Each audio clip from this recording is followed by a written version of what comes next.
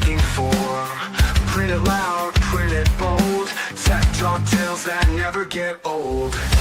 Chaos proof, but it's sublime. Those busting echoes through time. It's Dave's Dimension, where the lines collide. What's between blood? Take the ride, take the ride. It's Dave's Dimension, hold on. Hey guys, welcome back again to Stream for the Cure 2026, the early morning edition. Guys, if you guys are familiar with my channel, you know one of the things I'm always talking about is Stream for the Cure to help benefit Roswell Park Comprehensive Cancer Institute via the Ride for Roswell. And this year we're doing an 8-hour stream from 10 a.m. We're actually, 10:06 a.m. Eastern time until 6 p.m. Eastern. We may even go later depending on how people are rolling and hanging out, having a good time. Who knows what's going to happen?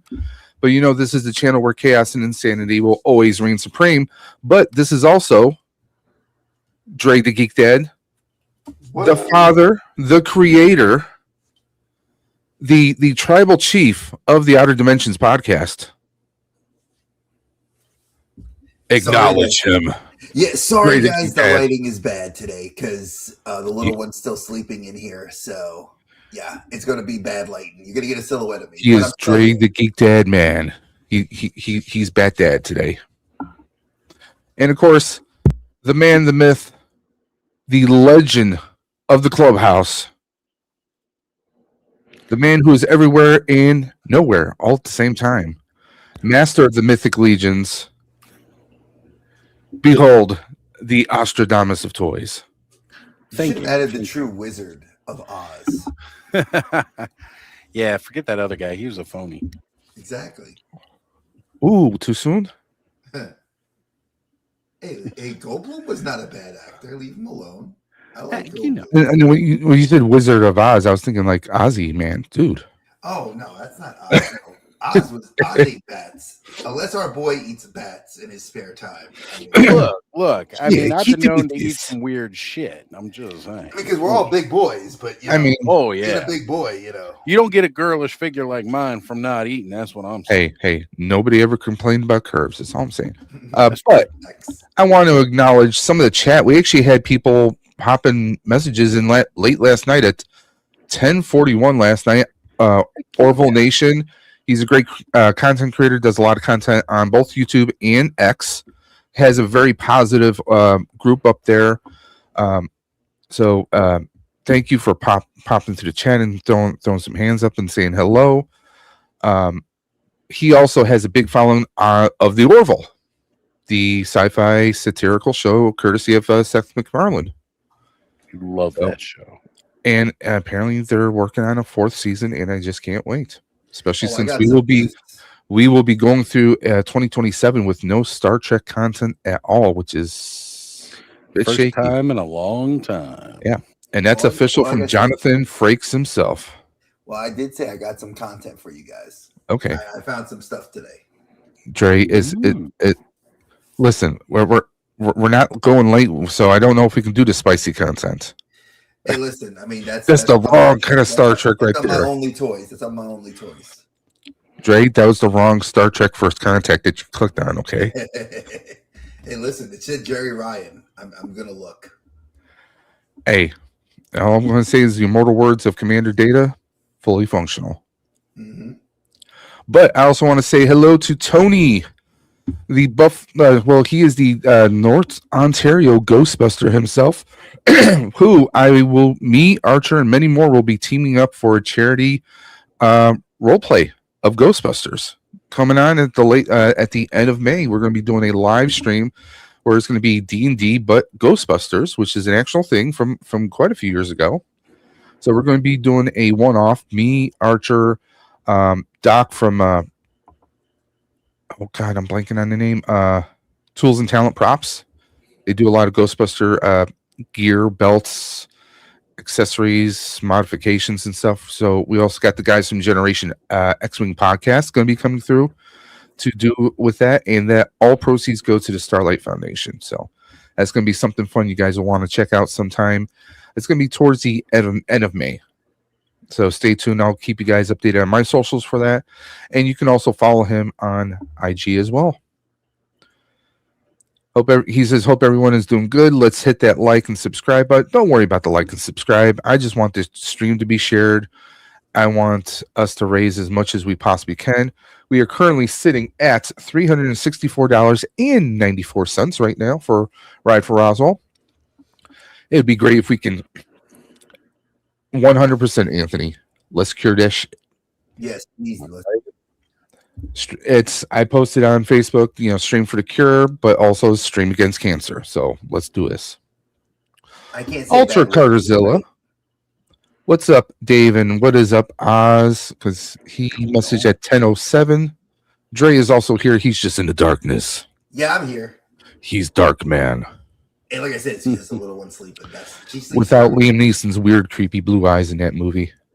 Oh, the one blue eye that was he had? creepy. Love that though. And the it's a great underbite and the underbite like a dog he had. Hey, way back when, man. Way back when. And plus, it's a Sam Raimi flick, so I mean you can't go wrong with that.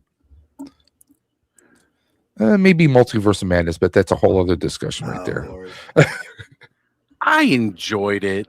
All right. It's fun. It's a good. You know what? You could tell it was a Sam Raimi film. Oh yeah.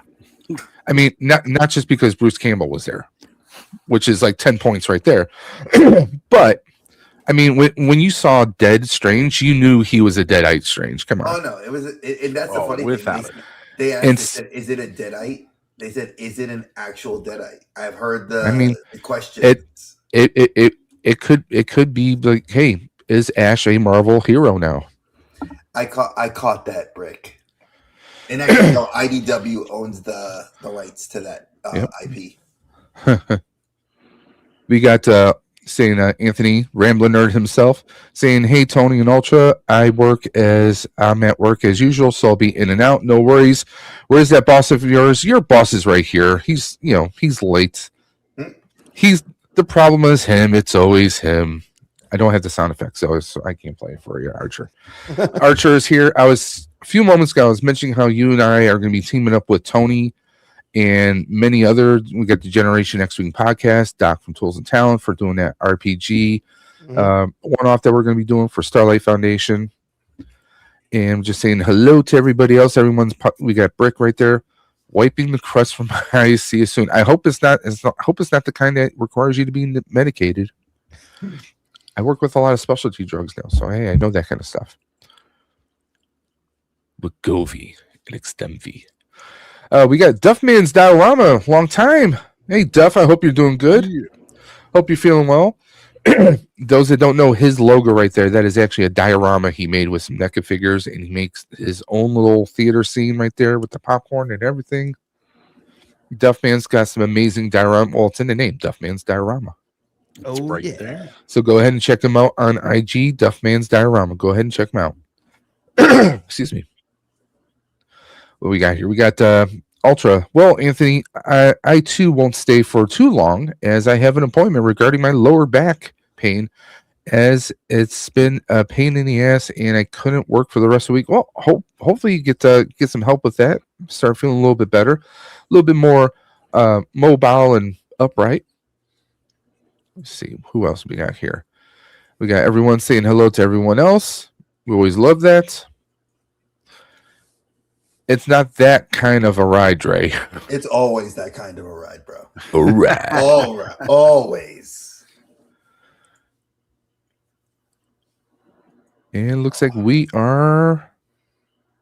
Holy shit, nerdy. The SOB has arrived. Yes. Hey, Archer. Yeah, you might want to turn your microphone on. No sound. No sound. No sound. Whoop, I heard. That's my bad. There we go. It's him. I was getting breakfast. It's him. The problem is him. It's always him. I know. I had to go get the wife and the kids. I got the wife and the kids. I had to go to McDonald's. Hey, I got my OJ right here. I'm taking a stab at it. Before we went live, I was hanging out with a couple of the Clubhouse guys doing what we like to call offline clubhouse cafe where every once in a while on a Saturday morning, you just feel like drinking coffee with your friends. So we got a permanent studio set up in StreamYard where we'll just send out the link and be like, hey, anybody up? Jump in, let's chit chat. So Nice. I've had my breakfast of nicotine and plenty of caffeine as well. That's always, I have to get that eventually. The caffeine will come. Now, usually I use Talk Studio, but I've been having some technical issues with them on and off. So until I find something else, I'm trying to figure things out. I was fortunate enough. I clicked on StreamYard just to see what things were going to be like financially. Oh, you can upgrade to advance for $1 for a 7-day trial. I'm like, okay, we're going to do that for Stream for the Cure, so we have no issues. Right. I could give $1 for 7 days and hit cancel real quick. Oh yes, exactly. That is the plan. Because I'm sorry, Day the 6, basic, like what? The advance is like 89 a month. No thanks. So the amount that I currently pay, it's that whatever their base kind of, like, it's like 44 something a month, or like 37. I pay that. Yeah. And in my infinite wisdom, they had this thing where I'm kind of grandfathered in on part of their older plans because I've had StreamYard for so long. So I was able to buy 4 additional seats for my original plan for just like $5 more. Oh. And then for $10 more than that, I was able to add another 5 seats. And what that means is I can actually have up to 10 people who can control the stream, which for a show like mine on Saturday nights, that definitely comes into play a lot. Handy, because I got to tell you, it was it's whether it's Cobb or Ed or someone, yeah, right. When you're doing it by yourself, being the only one that has controls, and still wanting to open up figures and do something other than control the chat and do all that. So like, I was like, all right, I'll pay $10. So now my StreamYard costs me $73.99 a month for everything, and it's like, this sucks. I get it. Was part of it is the owners, the new owners that came in. They kind of cranked it up, and it's the business end of things. I mean, we can hate it as much as we want, but if someone buys something, they want to generate profit right away, but they didn't have to crank it up so high. But and what it really is, it's for what they give us and what they're charging us. I'm paying for that user friendliness of it all, because there are plenty of other services that I could use for streaming. Oh yeah. But for me to do the Clubhouse show the way that I do that show, this is honestly just the best option overall. Because I've tried some of the other ones. I've checked them out, and I'm like, I don't like how this runs, or this isn't as smooth. So unfortunately, I'm stuck paying what I pay for StreamYard, but it allows me to have fun with everybody on Saturday nights every week. And that's what really matters. At the end of the day, of course, I agree with that. Yeah. Hold on. I saw your message to well, he's Matt. not joining yet. I just wanted to make sure that he has that link, because he's not here for about like another hour. So Matt, if you're watching, just scroll up. It's the message I sent you at about last night. It would be 7:17 p.m. Eastern. So if you're on the West Coast, that would be 10:17 p.m. Eastern. That would be 4. Yeah. 4. It's the weekend. You expect me to time zone right now? I can't. Man, it never turns off in the brain. But I wanted to. That's because you're insane in the membrane. Of course, I did want to bring something up for you, Dave, because it's something that hit my brain. And a coworker actually brought it up when I had mentioned. Did it hurt? No. But what the idea was, and it's an actual. Came from Bleeding Cool. It came from a couple other websites, and it was funny because my coworkers, I didn't realize how nerdy they really are. They are actually doing a reboot, possibly a movie. It sounds more like a reboot series, like mini series, possibly of one of your favorite shows, Grimm. Then the rumblings have been going on for the past 6 to 7 months now. Well, it's not just rumblings anymore. They actually are in talks. They got a director. They got a script. So they want to like bring back the original cast, do a continuation. No, it's going to be. It's supposed to be a newer group of characters with new mythologies to look into, but they want to link it, kind of like bridge the show to the new show and the old show. So they're going to do like kind of, I guess, a series of set it somewhere else. Episodes. Set it somewhere else. Yeah, and then the characters from the old show may like cameo in the new show. Okay. As a bridge to like show that there was like the original link between the two. Because the original series ended with the kids grown up and now, I don't think working along with their parents. So I mean, I could see something along that. So I mean, like I enjoyed the original. The original was great for me. It was a good show. That's why I know how much I loved it when I saw it at work on Friday. One of my coworkers had posted it, and I was like, "Oh, I gotta tell Dave." And actually, the cast, they were hitting up the cons last year too. So I'm not too surprised that maybe them making appearances, kind of like refreshing, keeping it fresh in everyone's minds. Plus, they even have a YouTube channel where they show clips from the series, so to try and keep things fresh. So I'm not surprised by that. That'll be interesting. It depends on.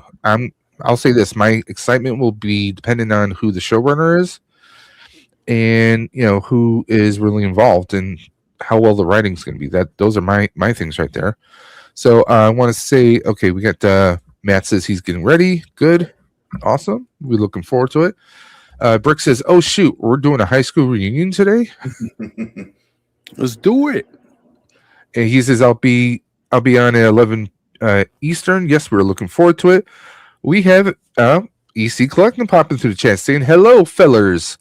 Hello. Hello, Colin. Hope you're doing well. We're doing Stream for the Cure today. One $10 donation. As you can see, I got the scroller at the bottom of the screen. One $10 donation to the Ride for Roswell.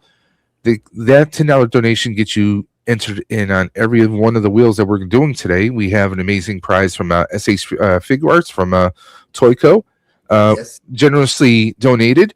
We also have a lot of 3D printed items I'm giving out. We're not just small little chintzy ones, but we got a whole plethora of lightsabers, and you can go ahead and check out my IG at Dave's_Dimension if you want nice photos of them. Go check them out. So we have a lot of things going on. We even have a desk size R2 that we're going to be giving away. Much like a certain other person who's on the screen right now, 3D printing is kind of becoming more and more of an obsession, but I'm not making full-blown swords like some people. It's become a personality. And speaking of which, Archer has begun building an RGB Real Ghostbusters Proton Pack. Yep. Yeah, I saw your post the other day. Coming back. Yeah, we're back. I loved it. I absolutely loved it. First video just went up live at 10, and it's just kind of like a how we got to this point type of video. But I've been working on it since last week, so next week's video will have like actual progress on it. So hopefully, hopefully you guys like it. There you go. Matt actually went to high school with Brick. Yeah. There you go. That's the reference to them having a high school reunion. There you go. Oh, question. The Grimm show, is that the one that was like the fairy tale? Yes. On ABC? No. You're thinking Once Upon a Time. Yeah. That's Once Upon a Time. Well, Grimm was like, it was more a cop. There was a cop named Nick who it turns out that his ancestry were Grimms, which are like, they were kind of like the slayers of all the folklore, all the everything that you saw in like the new Grimm fairy tales, all the baddies. But the baddies have evolved. They're just some of them regular people trying to keep their their what was it? I'm blanking on the name of what the pronunciation was. They're because when they would transform, they called it a Voga, but they were called there's like different races of everything. Anyway, yeah, each of the ones had their own different. Yeah, very much where our werewolf legends. Yeah, so some of them were bad, and some of them were just like blue bods. Was one of the races. Yeah, and Nick befriends one of them, and who's reluctant to be his friend at first, obviously because he's a Grimm, and Grimms were always like the baddies. They were like the like the Buffy Vampire Slayer of that Dynamic. world. Yeah. And it gets really out there, but it was actually really good because he's a cop, but he can't just tell people, hey, these are full-blown creatures, I got to keep it secret. And like he thought his real mother had died and all this other stuff, and gets left this camper with all this ancient research and material, and he's just kind of fumbling his way through. And it was CW. No, it was NBC. Yeah, that was NBC. Oh, It was on NBC for its whole run was on NBC. It was actually pretty good. You had what, ABC, which is channel 7 in New York and most other places, but ABC network. It's channel 7 here too. Yeah, they had what was it? Once Upon a Time. That was their like fairy tale show, which was not bad, but it was all more based in like Disney style lore and like those characters. Then you had Grimm. Grimm had started way before Once Upon a Time, and then you had Supernatural that was kind of like the grandfather of them all. Like Supernatural was on for I think at least 5 or 6 seasons prior to those, if I'm not mistaken, because that's when they were trying to get like that whole. They're like, hey, let's strike while the iron's hot. Yeah, and it was good. Like I think each of those shows had their own merits. Like they had their own fan bases. I think Once Upon a Time was definitely for the Disney adults, where you had more of the Grimm. I mean, let's be honest. Once Upon a Time was the rom-com chick fairy tale show, because I know the missus loved Once Upon a Time. She wants one of the cons we have coming up here. They're going to have the guy who played Hook on there. Oh, nice. So she's interested. I'm like, I get it. What's really weird is the Fan Expo up here, up in Canada, which is like 2 hours from me. They're going to have Alec Baldwin, which I thought was pretty freaking weird. And now, he's doing a run. And they added Mel Gibson. Yeah, which freaked me out. I'm like, so crazy. And me and her, we just looked at each other like, yeah, we're good without Mel, especially at his prices. And he's only going to be there one day. When a person's only there one day, the odds of them canceling increases exponentially. Let's be honest. I got Danny Glover coming to GalaxyCon, and I'm going to get a picture with Danny Glover. He's getting too old for that shit.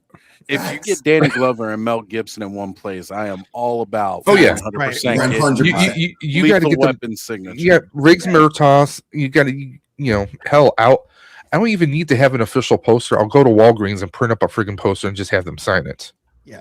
Well, I don't care. The Mel Gibson one has been controversial in all the comment sections of Fan Expo. Mm-hmm. But yeah, if they pulled that card and got Danny Glover, I think people would look past any kind of issues they have with Mel Gibson. As much as he's come under scrutiny, in more recent times, I still love watching. Lethal Weapon was like my cop action series. No doubt. I know a lot of people love Die Hard and everything else, but yeah, but I mean, like he was great at being a friggin' crazy ass cop. Well, I mean, let's be honest. He wasn't faking it the whole time. No, it's the comic relief, the partner dynamic. Yeah, it was. What carried that franchise. Not to mention, the director was phenomenal. Like you can't remake. Well, they did remake, right? Remember they had the the bad TV show. Yes, with Damon Wayans' son. Yes. I enjoyed that series, and I had to approach it one way from the beginning. First off, there's no way they're going to recreate what was on the big screen. Right. No. It's not going to happen. Right. So I'm not going to go into this expecting that. Yes. Secondly, it is for TV. Yes. So rated R hijinks are out the window. Yes. Yes, like no West German hotties that you're going to hook up with. I'm sorry. It's not going to happen. No, it was actually South Africa. Lethal Weapon 2. I'm sorry. Yeah, but you get what I'm saying, though. The show. Then they got rid of the main actor. They canceled him. No, the white guy. He got switched. He was starting shit there. He was starting shit on set and everything. Mm-hmm. So that was on him, and he screwed himself over. And then they bring in Stifler. And to his credit, he did what he could. Yeah, he did but what he he's could coming for that in- situation, and it's like yeah. you can't replace. You, I mean, would you replace one of them for the movies? No, it just wouldn't happen. You wouldn't make a sequel then. Right. It would have been like halfway through Lethal Weapon 2, Mel Or- Gibson dropped out of the film and they tried to replace Or you him just with recast the Exactly. person. You Or Russell recast someone Crowe. in the same role. You just recast them in a new in the role, and you just don't talk about, oh, you look a little different. No, you don't mention anything. You move forward, but they didn't do that. Right. They had No, they like, tried to hey, create well, a new character. well, now it's Sean Scott now, right? Because he dropped the William now. I think he's like rebranding himself, Right. Sean William Scott. Not bad. Guess But I it's mean, time you know, for him. it's Sean Scott is oh, Sean Scott, is that my realtor? You know, I don't know. It's just, but I mean, he did what he could. He did the best he could. But also by that point in time, Damon was kind of like phoning it in for the most part. Damon, And then also- eventually they canceled it. Well, Damon's in yeah. Sorry, go ahead. He's one of those actors that as a young actor, you know, you're coming out of the Waynes, like you are not the caliber of your uncles and your like, you know, and your dad. So he's already coming against that.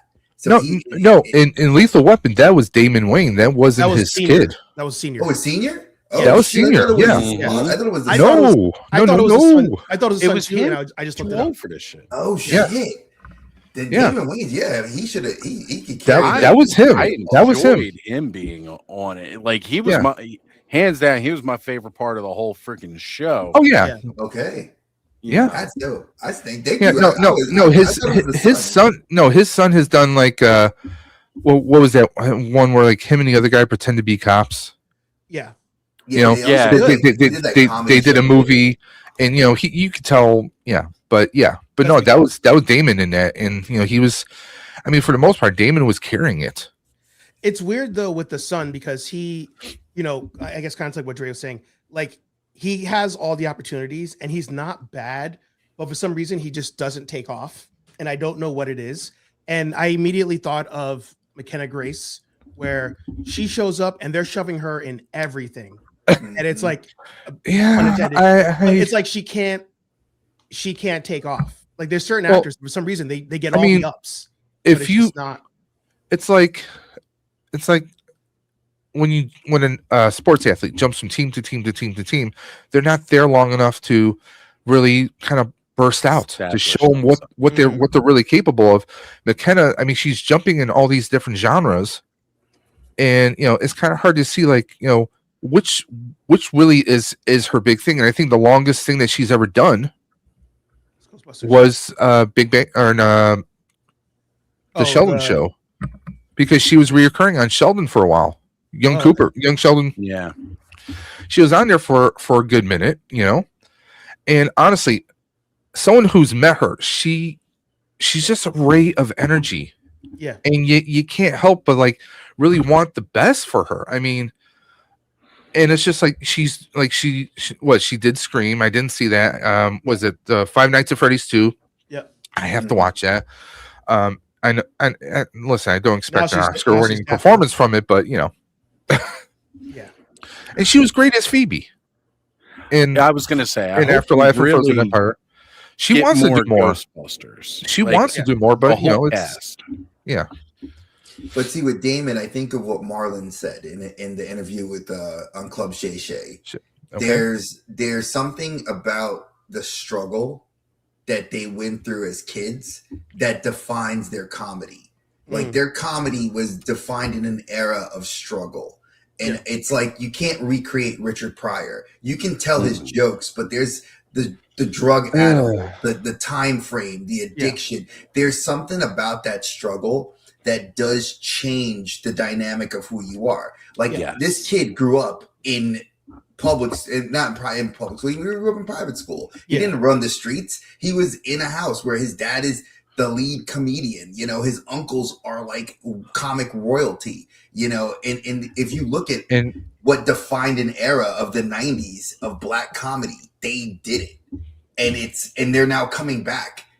You can't come out of that shadow until either sadly he passes, and then you find a way to find that inner turmoil and move forward. I'm so happy you said that because this crosses over into my new fandom that I love, which is the Real Housewives, all that stuff. I'm telling you guys, I tell everybody, I'm like, it's so much better than any kind of Marvel and DC stuff we're getting. But sorry, Archer. But hear me out.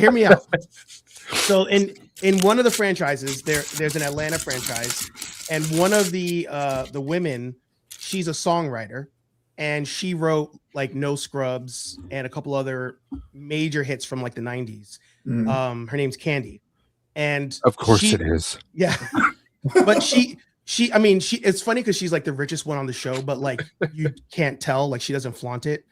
And you know, that's her thing, is like, you know, like coming up as a woman, like especially as a songwriter, writing like rap lyrics and stuff, like nobody took you seriously, like blah blah. And that created the character of who she is, you know, today. You fast forward, her daughter grew up and is on a spin-off show. And the daughter, they move her into her own apartment, like in New York City, like penthouse type apartment. And she opens the refrigerator and the ice box, and she's like, where does the ice come from? Like, what are these tray things?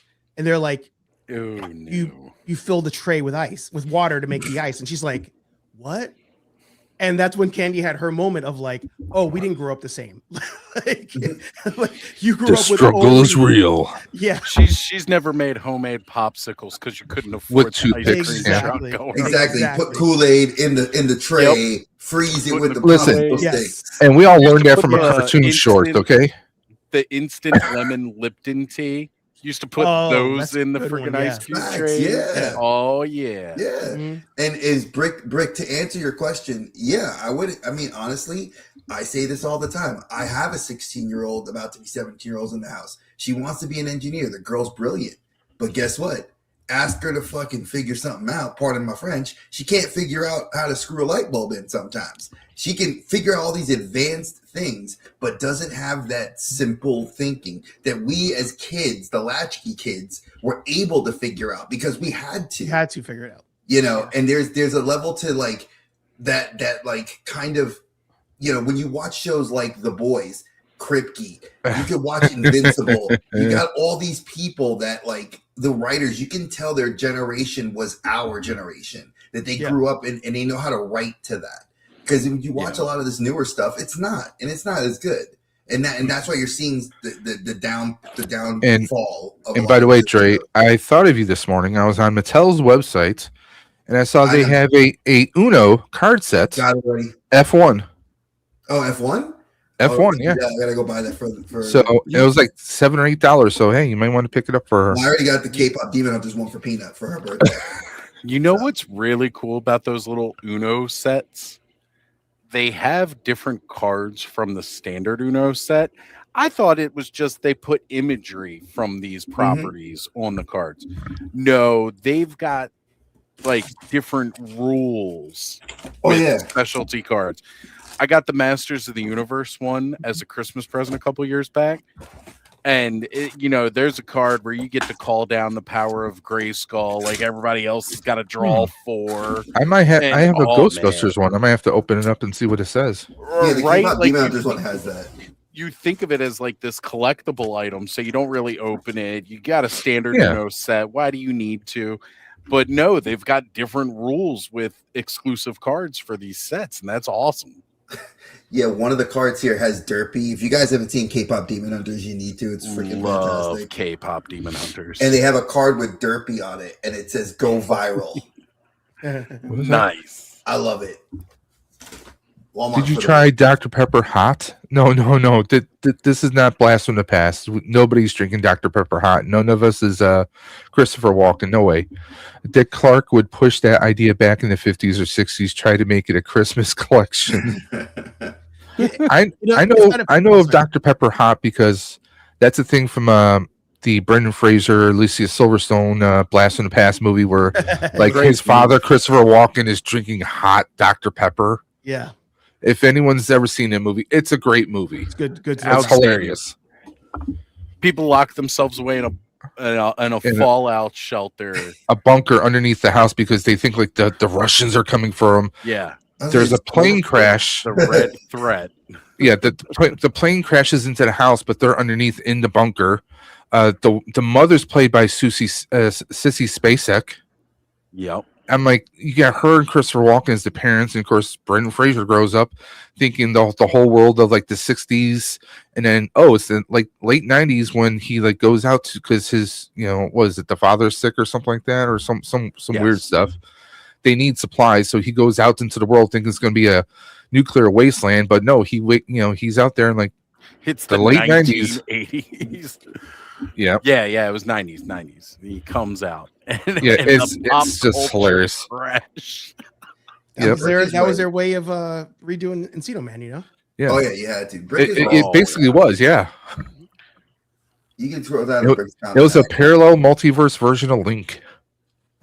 Thinking about K-pop and kind of like what we were talking about, like the weapon. It's like so many studios just keep passing on, even attempting a new franchise or an original idea.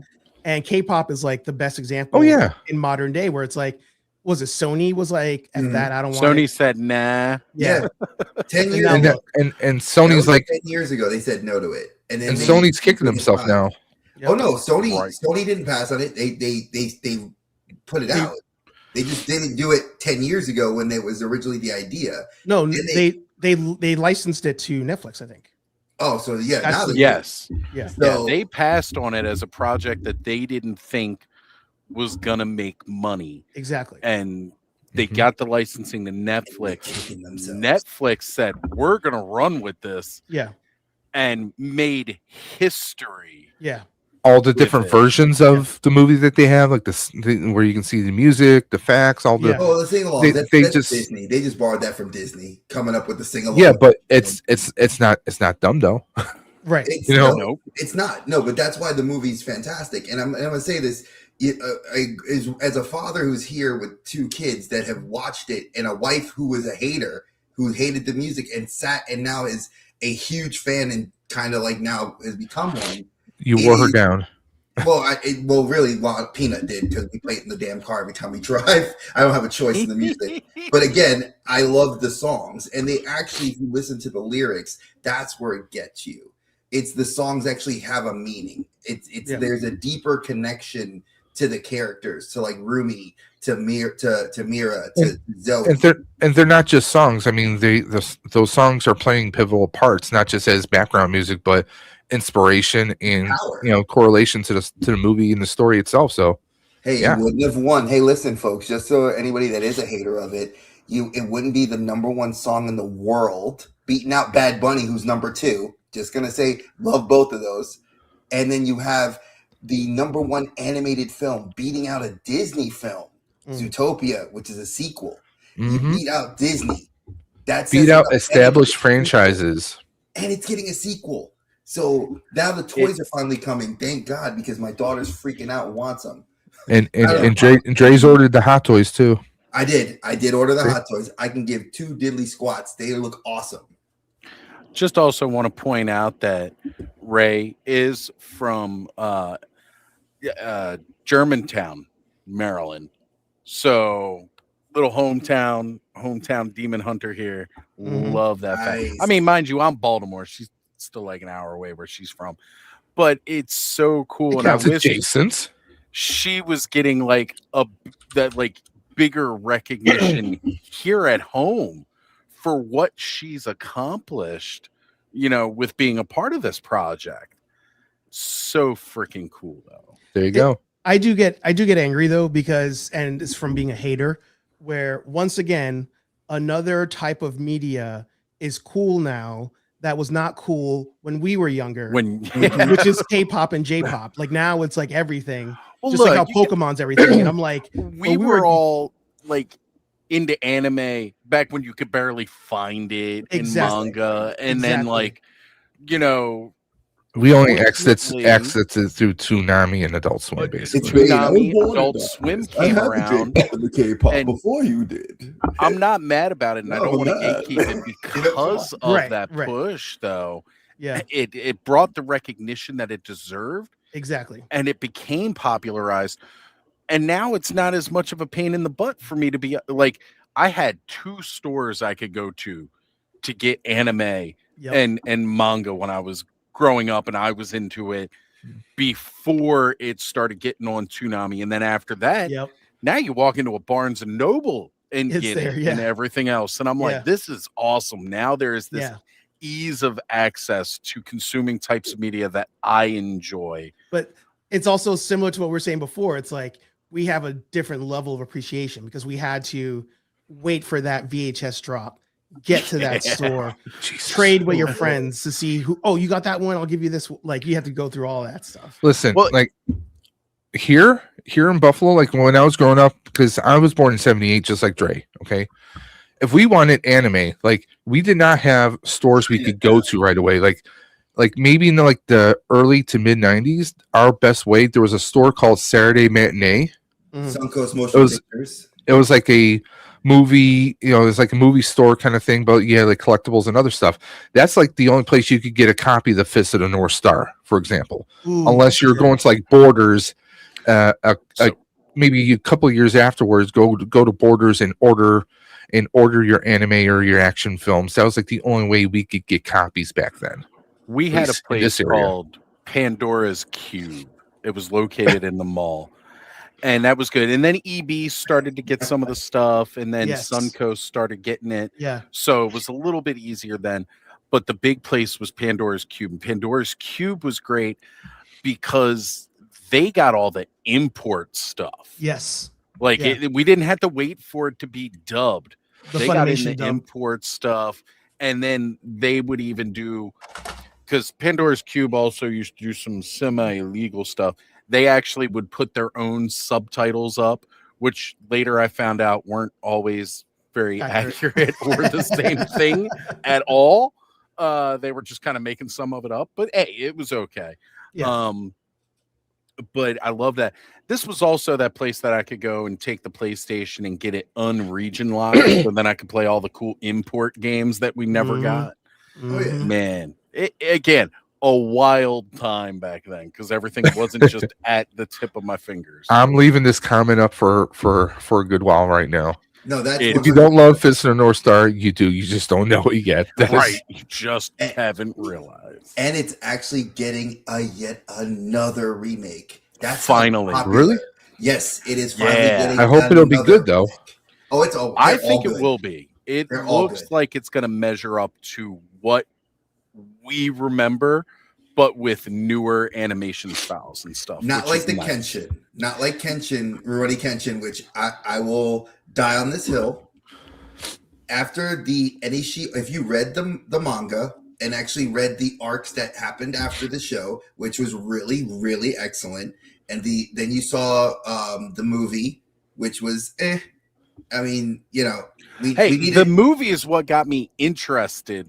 Wait, no, which movie? No, which movie are we talking about? I'm talking about the one about Samurai the X. No. I'm talking about the one that's the Enishi arc where Okay. her brother, his dead wife's brother comes back, and then she Okay. starts unleashing hell on like what they didn't even cover a tenth of it in the actual manga. Like the manga covered more than the show did. Well, it I always feel like does. yeah, and that's why when they did the remake, I was so hopeful because I loved all the characters. Saito, probably one of the coolest characters. I smoked cigarettes a long time ago, but he was one that made it just look so cool because he would walk around. I'm a cop, a modern cop with a samurai sword, and like he had that weird Shinsengumi mindset. It was such a great just character. And then you had Aoshi, twin swords. I mean, come on, man. You had cool stuff. And then they cover it like a little bit in the new show. We needed more of like going deeper. And I know Ranma's doing that on Netflix. They're trying to do that with Ranma, kind of like exploring the lore deeper like Rumiko did. But to me, bring these shows that are like, if you're going to bring these shows back, like Yu Yu Hakusho, Fist of the North Star, Kenshin, give me the deeper stuff that the manga shows. Like, I want that. The stuff that we didn't get here in America that I had to go seek out and read. That's the stuff I'm looking for. Like Full Metal Brotherhood essentially proved the fact yes. that you can redo something, get closer Chef's to kiss. source, and it be even bigger than the original. So I don't know why more don't do that. but they traumatized me twice with Hugh's death. I don't like that. Yeah, that's His always rough. You cannot traumatize me twice. Pun That not ruined me, man. But I did love that. Like, I actually have the 3-0 figure. Not only did we get traumatized by it twice in the anime, doing Brotherhood in the original, but then they hit you with it in the live action too. I was like, they're not going to touch that in the live. No, they did. Oh, no. They did. And the phone booth, it's almost like they took the image of the manga and was like, have the actor lay in the phone booth with his hand over his heart, with the picture in his pocket, the bullet hole in his chest. Like, I'm like, y'all are just messed up. Like, come on, man. Like, I needed that. Like, especially now being a girl dad, like, even more it chokes me up. Like, man, that was my guy. Like, by the way, I just want to pause the conversation for just a second. Anyone who might just now be tuning in, this is Stream for the Cure to help raise money for Roswell Park Comprehensive Cancer Institute. Now, if you guys are on the run, maybe you're watching this on your phone or something, if you notice, we do have a QR code in the upper right-hand corner. If you scan that with your mobile device, that will take you to the donation page for Ride for Roswell. All you have to do is just make one $10 donation. Take a screenshot of that donation, message it to me at Dave's_dimension on Instagram, and your name gets entered in on every wheel. Not one wheel, but every wheel. One $10 donation. That's like maybe 2 cups of coffee, if you're lucky. 2 Starbucks right there, maybe. And Archer's still muted for some reason. Sorry. As somebody who just came from Starbucks, that's definitely not 2 Starbucks. Yeah, it's Starbucks. not anymore. That's lower right? Look, there's a reason that's lower. Dunkin'. So Coffee tastes better and is more affordable. So it's Starbucks. It's like a Starbucks, and if you don't get it all fancy, you might be able to get like a slice of cake or a cake pop. You might. I don't like the way you got me thinking of marble cake right now. You go for a slice of marble cake right now, Jesus. Nah. Go Dunkin'. Get a better quality cup of coffee for cheaper. Better breakfast sandwich. Oh, definitely a better breakfast sandwich and cheaper. I'm gonna offend you because I'm in Massachusetts, the where there's Dunkin' every 5 feet, and I can't do it anymore. Hey, I got Dunkin' every 5 feet here, and I'm in love with it. I'm just mad that since COVID, none of them are back 24 hours yet. But have any of you ever had Tim Hortons?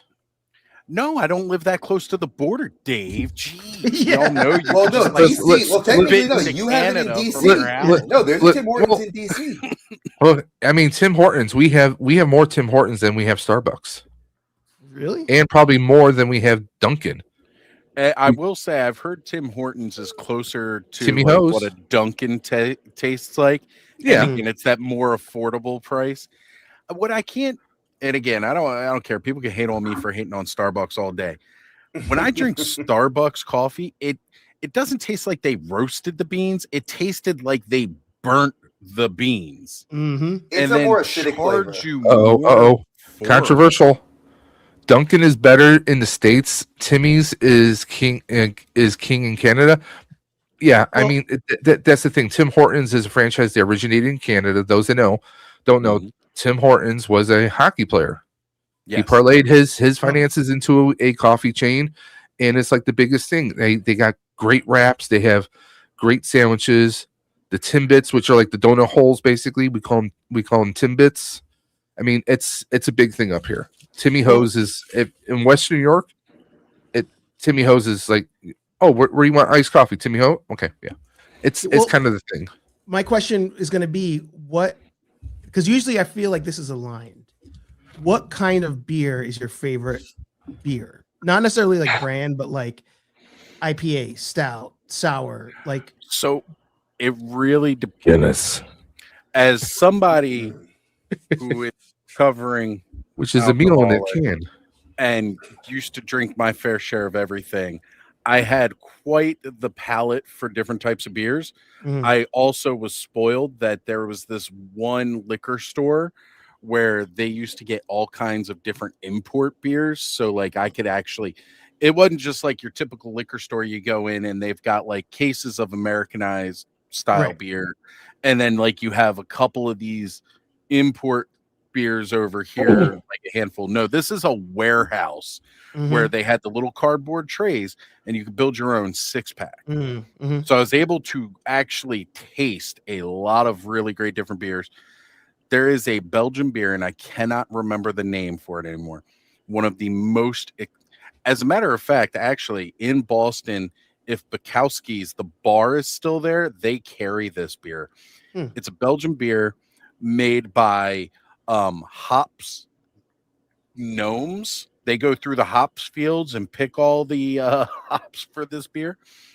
It's like $22 a bottle. Oh, Jeez. Amazing. Yeah. I would drink it every day if you could. But when it came to like my regular drinking beers, depending on the mood I was in, love a good IPA, even though it was very hoppy. But my overall was Guinness. But I wouldn't just drink it the normal way, like everybody just pops the bottle and drinks. So I was told at a much younger age that in Ireland, the way that Guinness tastes is different. So I wanted to know what that was. And somebody said, you just take a teaspoon of vanilla, put it in your Guinness, and you stir it and you drink it like that. And that is a close approximation as to what it tastes like. So I started doing that with my Guinness, and I tell you, it does change the flavor profile completely. It's not nearly as bitter. It's still just as thick, but Guinness was it for me. Loved Guinness. Because as a stout guy, I was like, okay, like if you're into the darker stuff, you probably don't mind a Starbucks that's roasted to hell. Versus if you like more of an IPA, you're fine with a lighter roast. You're fine with a Dunkin', that kind of thing.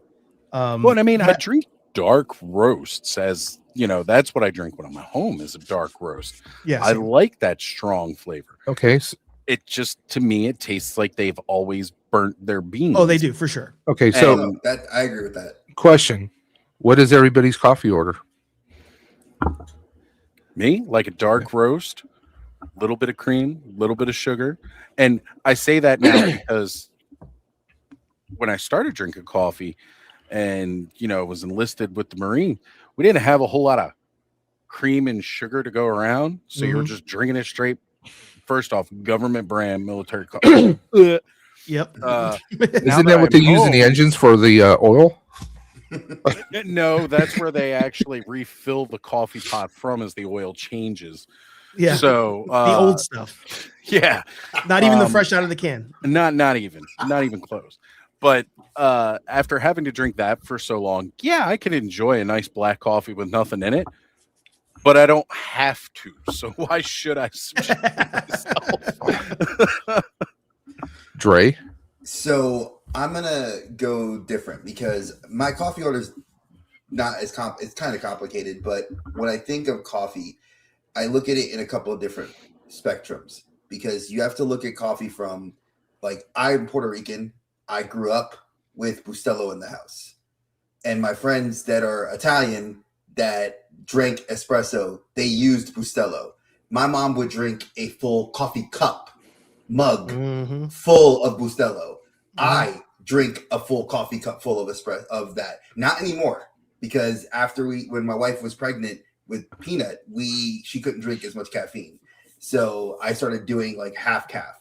Now I'm back to caffeine like normal, but I would say my Starbucks order is the ice brown sugar, oat milk, shaken espresso, 2 pumps of 0 sugar vanilla syrup. We got everybody piling into the chat now. Yeah, I told you this is the time. This is the time. Welcome, Matt. Thank you guys for coming in. Of course. We are talking coffee orders, so why don't you guys go? What's your go-to coffee order? I don't drink coffee. Okay. I'm not a coffee drinker too often myself. Once in a while, I'll get like a French vanilla cappuccino, but I'm pretty simple. Yeah, no, I'm either tea or a Red Bull. What kind of tea do you drink? Well, I mean, I'm your age, so it's like Earl Grey was the thing that stuck as a teenager and has not gone away. Earl Grey hot? Make the soul number one. Exactly, Earl Grey hot. I do like an Earl Grey. I drink mint tea.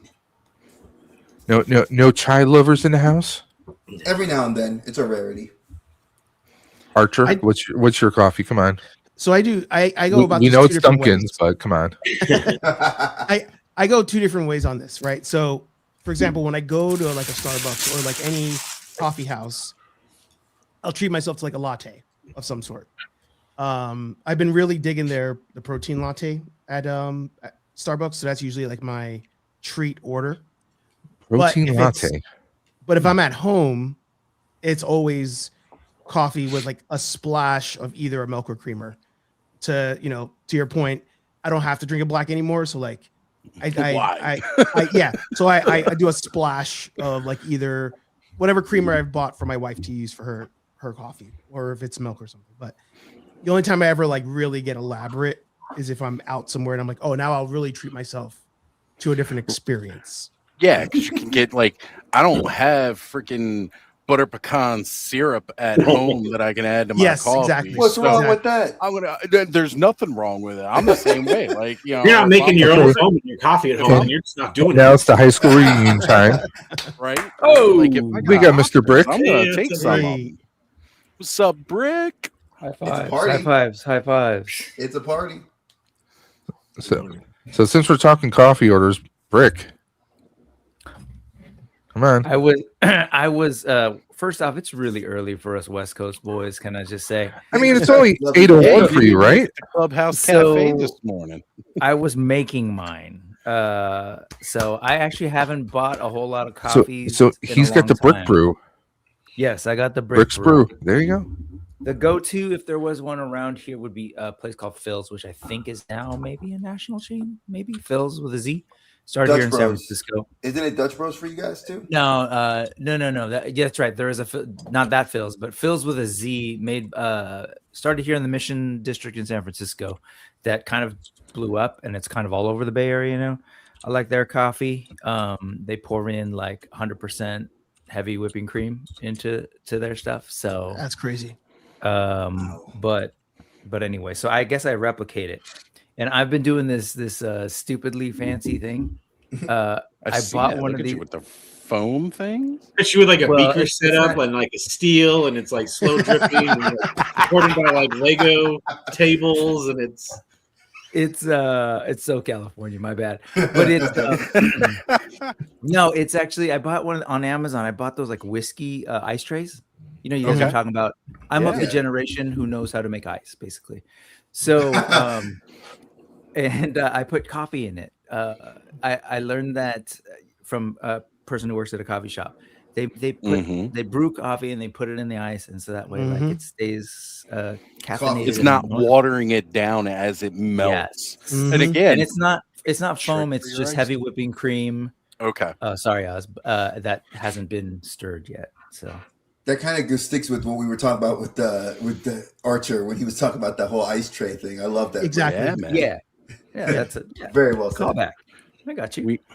We know how to make ice. That's the best way to put it, Brick. Yeah, I didn't get to go to the fridge and push a button. I actually had to go in there, wait several, and then sometimes you'd go put your finger in it and you want to almost slice your damn finger because the damn ice tray wasn't fully done. You'd be like, or your mom would get mad at you because you didn't refill the ice tray because Lord knows. I thought we were fancy because we had like 8 ice trays that dumped into an ice bucket in the freezer. Yeah. So like, as you emptied an ice tray, bet your ass you refilled it and put it back in. Or you got hit with the tray if you didn't, especially if it was the metal ones. Am I Not that plastic ones. Here? If I'm the oldest one here, I think my grandparents might have had the oldest ice tray. You and I are not that far apart. We're not that far apart. I'm 48 this year. Right. And to be the oldest. Shut up. Hey, history. I taught history, not math. Not far History, apart, not math. but still a little bit up there. A little bit. But the ice tray my grandparents my had. walker over here. I'm good. Don't play. I got one in the house. You know I got one. My arthritic ass.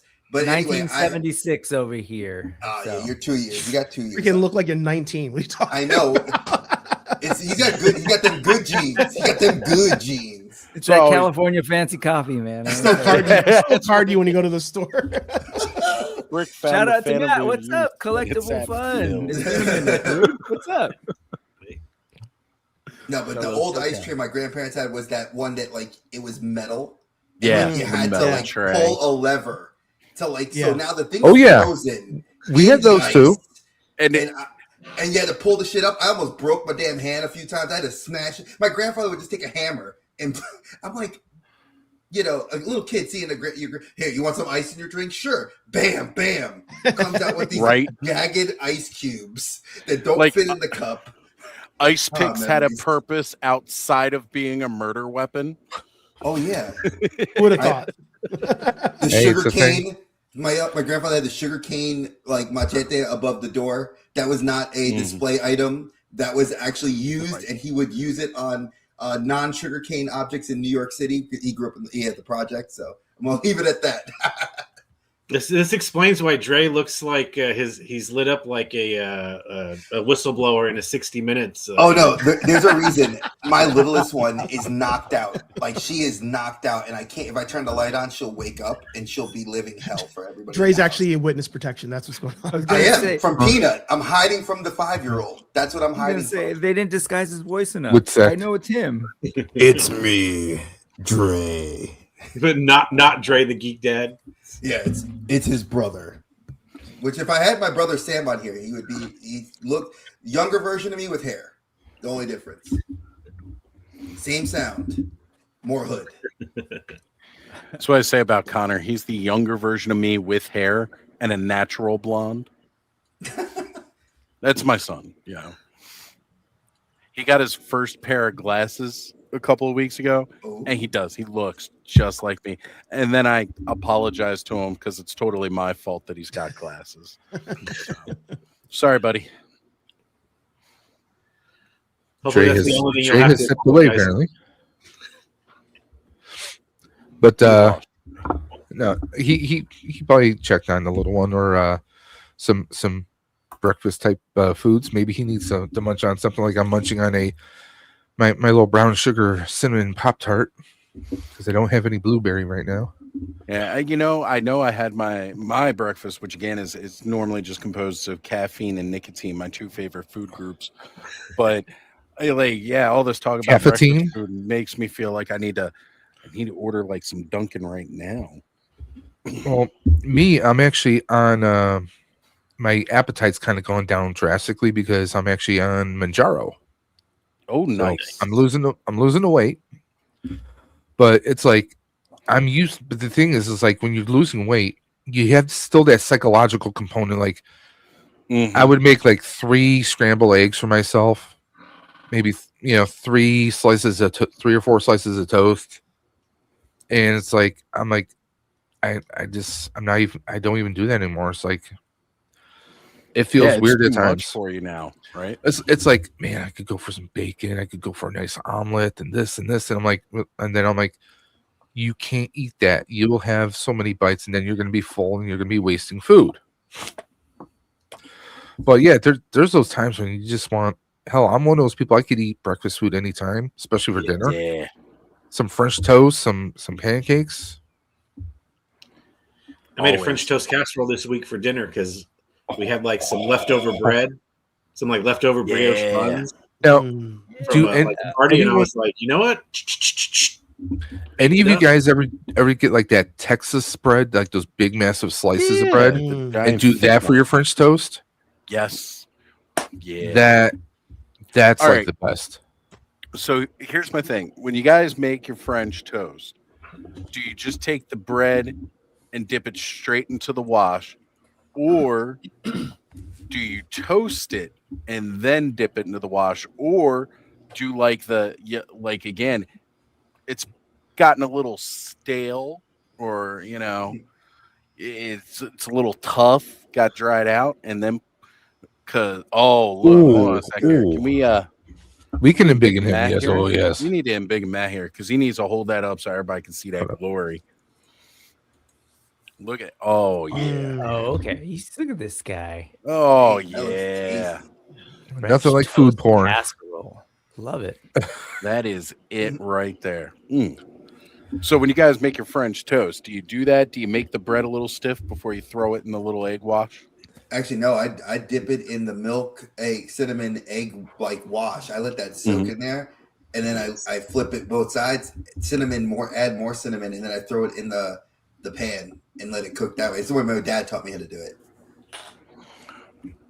Well, apparently that's like one of the big things with French toast. You're actually supposed to leave the bread sit out and get stiff or hard and stale.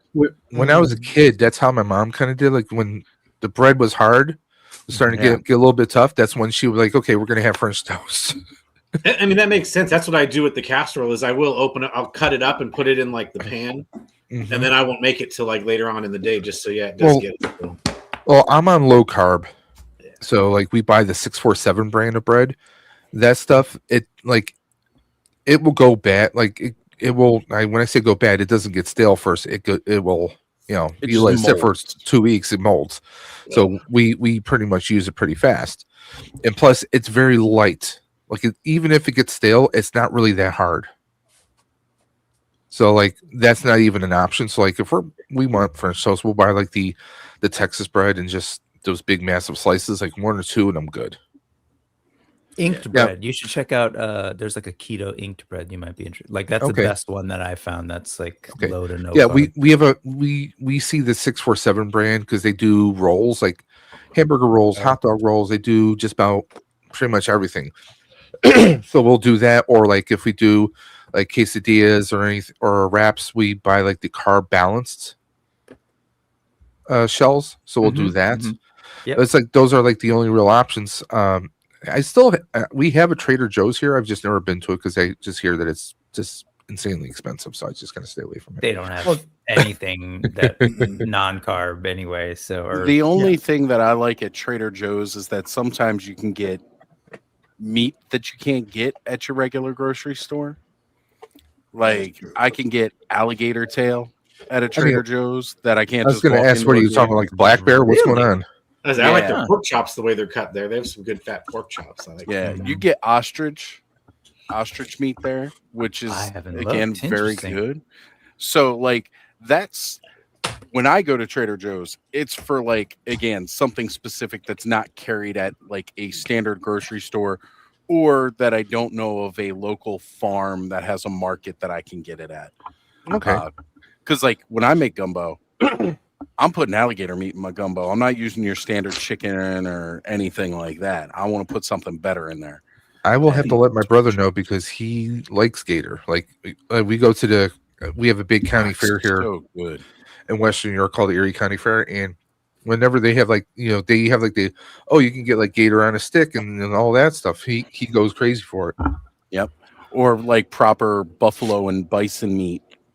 So much better than just standard beef. Hello there. Hello. We have a full house.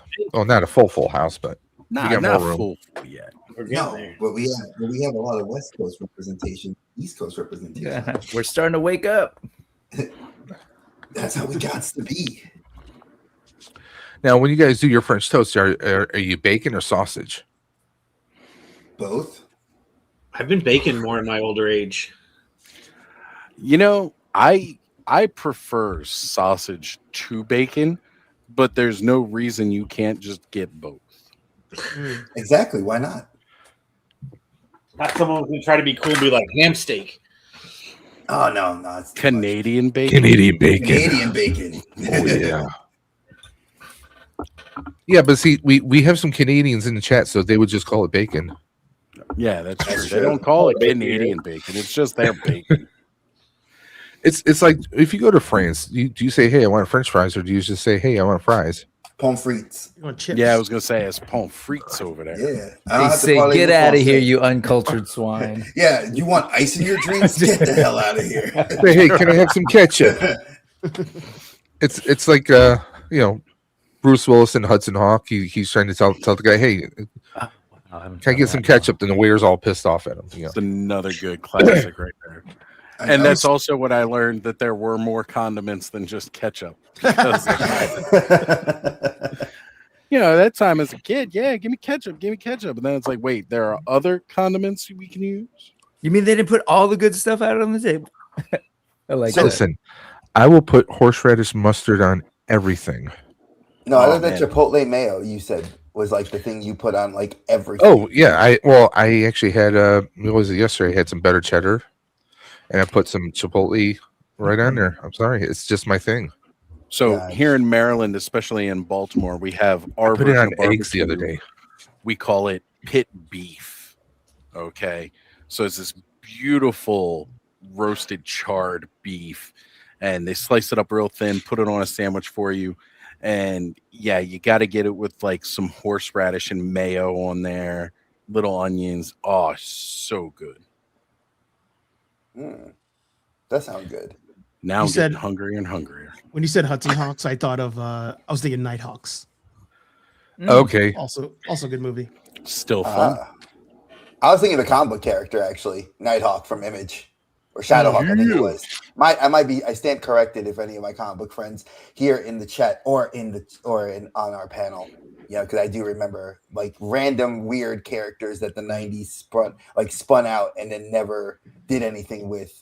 McFarlane is doing a version of that, a new version of that character. And when it came up, man, I had all these weird, like I have this bias against him. I hated that character for some reason.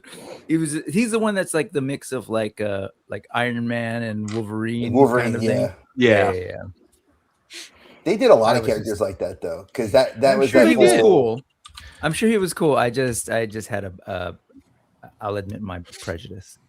So Well, I have you a know- question. I just thought you were going to talk about prejudice against McFarlane. I think we all can share we that. all have a prejudice. Sometimes you just don't like that guy.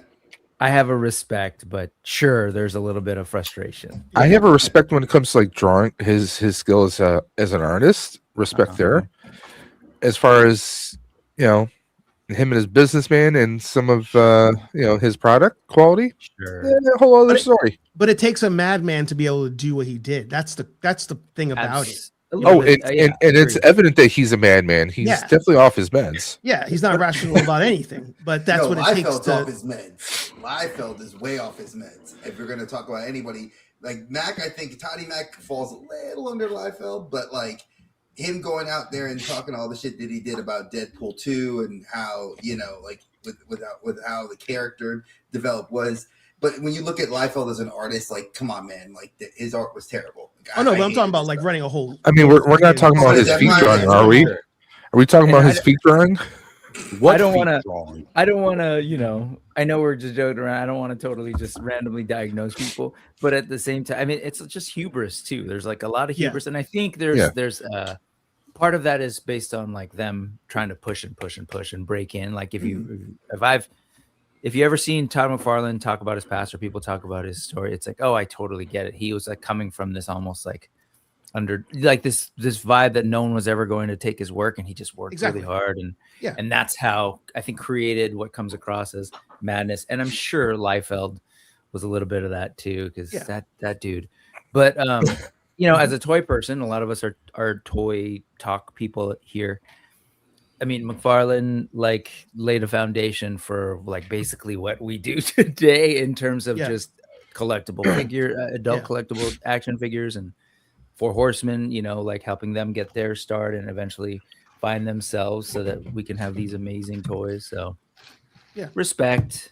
Still crazy. Sorry, again. Oh no, I agree with you That's 100%. That's that crazy word out there. I want to say hello to a few people in the chat. We got Steven Mercado. Thank you for coming through. We got Vine Jungle Figure Factory. Try to say that 10 times fast. Alan. Hope you're doing well, man.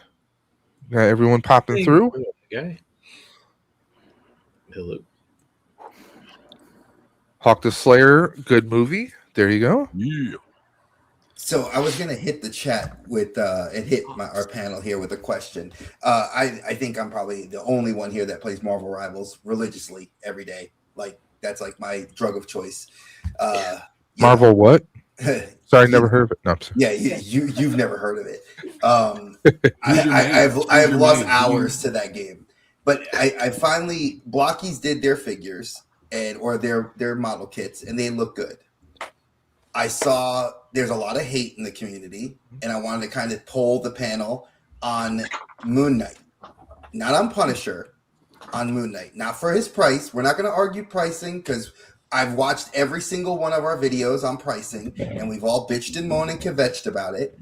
I want to know, Hasbro, do you guys think Hasbro screwed the pooch on something as simple as putting Moon Knight in his Marvel Rivals outfit, which is a more elaborate comic book themed costume, similar to the Rebel Tech? Should they have done a wired cape, which they could have done like they've done with their other Star Wars line, and charged the same price, $34? Do you think they should have done a wired cape? Anybody wants to? I'm going to shut up and see what anybody else has to say about that. I'll just get, because I don't know the source material as well. So what I will say is similar to what I said maybe 3 years ago. You know, I was like, going with pins at this point is stupid. Like, if you're doing pins at this point, like, you're an idiot. In 2026, if you're not doing wired capes, I feel like you're just freaking G'ing us. Like, I feel like there's no reason not to do a wired cape at this point. So I'll just say that. But looking at the picture, because I didn't get a good look at it before, 2 plastic capes is demonic. Like, I feel like doing that is just, and they rude. charge an It's extra a waste. $5. It's just rude. For it. It's a waste. Yeah. So that, I'll just say, you know, I don't know the look of the character if it matches, but no wired capes. I mean, But 2 plastic capes to me is just crazy. I mean, it's a lot of waste in my book. I mean, Dre knows this. I was crazy for a lot of the DC multiverse figures through McFarlane, and I hated how heavy and hard a lot of the capes were. Yeah. It would have been great if we had, especially with the Batman figures. Yeah. I mean, those or Superman, anything. I mean, to be able to kind of like we do with Mafex, it's great to be able to pose your cape in different ways. It's great to do it just for, to have a cape that has articulation. I mean, we've seen Hasbro do it with some of their figures. We have soft good capes for Storm and a few others, not too many, but still, it's something that's there, and it goes a long way, especially when you're cranking up the prices. Now, what? How much are you going to charge for a figure that's going to have 2 hard plastic capes? It's $40. Yeah, $40. And if you want, Dave, you can make me large for 1 second, so I can just show the game if I want. If you're able to. So this is his base game costume right here from actual footage. You can see that animation. Yeah, the animation for the cape, like, very beautiful. Give it time. I know CT Toys will do something nice with that, but this here, it should have been a wire cape. My opinion. Yeah. I was all hyped for it. I thought it was. I love that we're getting other characters in the design, like a Spider-Man, Luna Snow, Punisher, Venom, and Jeff. I think this figure here is the one that a lot of fans I've seen online are throwing hate. So that's why I wanted to see what anybody else had to say, because, again, I think he's a controversial character to begin with, and I think the look looks awesome, but should it have been a wire cape? Just to throw one more thing in there, and then I'll mute myself for like 10 minutes. When I've talked to the Hasbro team and even on various live streams, like, they very much are fans, and I've really backed off on my criticism over the last year from talking to them and being like, oh, they're not doing this to mess with us. Like, there's got to be a reason here. So I'm willing to give benefit of the doubt that somehow this ends up being a cheaper thing for them to make than a wired cape. I don't know how much extra stitching costs versus doing another injection mold of a singular cape. Like, I couldn't tell you those numbers. So there probably is a legit reason, but I feel like there's just certain things where they have to be like, this is not going to work. Like, it makes sense on paper. We got to cut costs on a different figure because they've done that before, but I just don't. In this case, I'm like, I don't get it. I seriously doubt they would have a stand with the cape. Alan's asking, does the plastic cape, does it help them stand? I'm going to say probably not. It doesn't. From this, I was going to say them plastic capes rarely. They usually add too much weight to the figure, and they end up tipping. Mm-hmm. And yes, Dre is in Witsec right now. I think I have a to bounce off of what Archer was saying, and this is something that I've put out there. I don't have any It's not completely based on BS, but and I will say, since we're looking at a white moon night, I'm not trying to white knight here for Hasbro at all. I barely give them any of my money these days. So ooh. Fun little tidbit. That though. one looks good. So go ahead. I work at the Comic Bug in Manhattan Beach. We have a couple of the voice actors from Marvel Rivals coming and doing a signing at our shop for voice actors for Psylocke, Winter Soldier, and Human Torch. Actually, Nice. Oh wow. yeah. I don't think I've seen the Human We were able Torch to for rival. free comic book day. They'll be signing at our shop. I'm gonna need Nice. to hit you up and talk to you about something. Because I might need a book. I might have to send you some money to get me a book. A couple of signatures. Maybe a book or 20. You know. What's the name of the shop? Alpha Takahashi. She'll be signing from 11 a.m. to 4 p.m. It's called the Nice. Comic Bug. I'm in California, by the way. Yeah, I'm in Bellflower. I'm in California too. By the way, I'm Eli. I haven't met anyone here before. Hey, Eli. Nice to meet you. Good to meet you guys. I work at a comic book store. I'm a toy collector. I'm a gamer. I'm a comic book collector. All that good stuff. I run Hero Panel Podcast. We film in the store. That's where we shoot. And I just want to say I'm happy to be here, and it's good to meet everybody. Their content is awesome. They're very funny. I enjoy their stuff a lot. I definitely subscribe to their YouTube channel. That's how I got to watch their stuff, and just their content, even short form, is amazing. And I'm not just gonna glaze anybody because I hate that shit. I'm real. I like to be, and everybody here that knows me well enough to know I keep it a buck.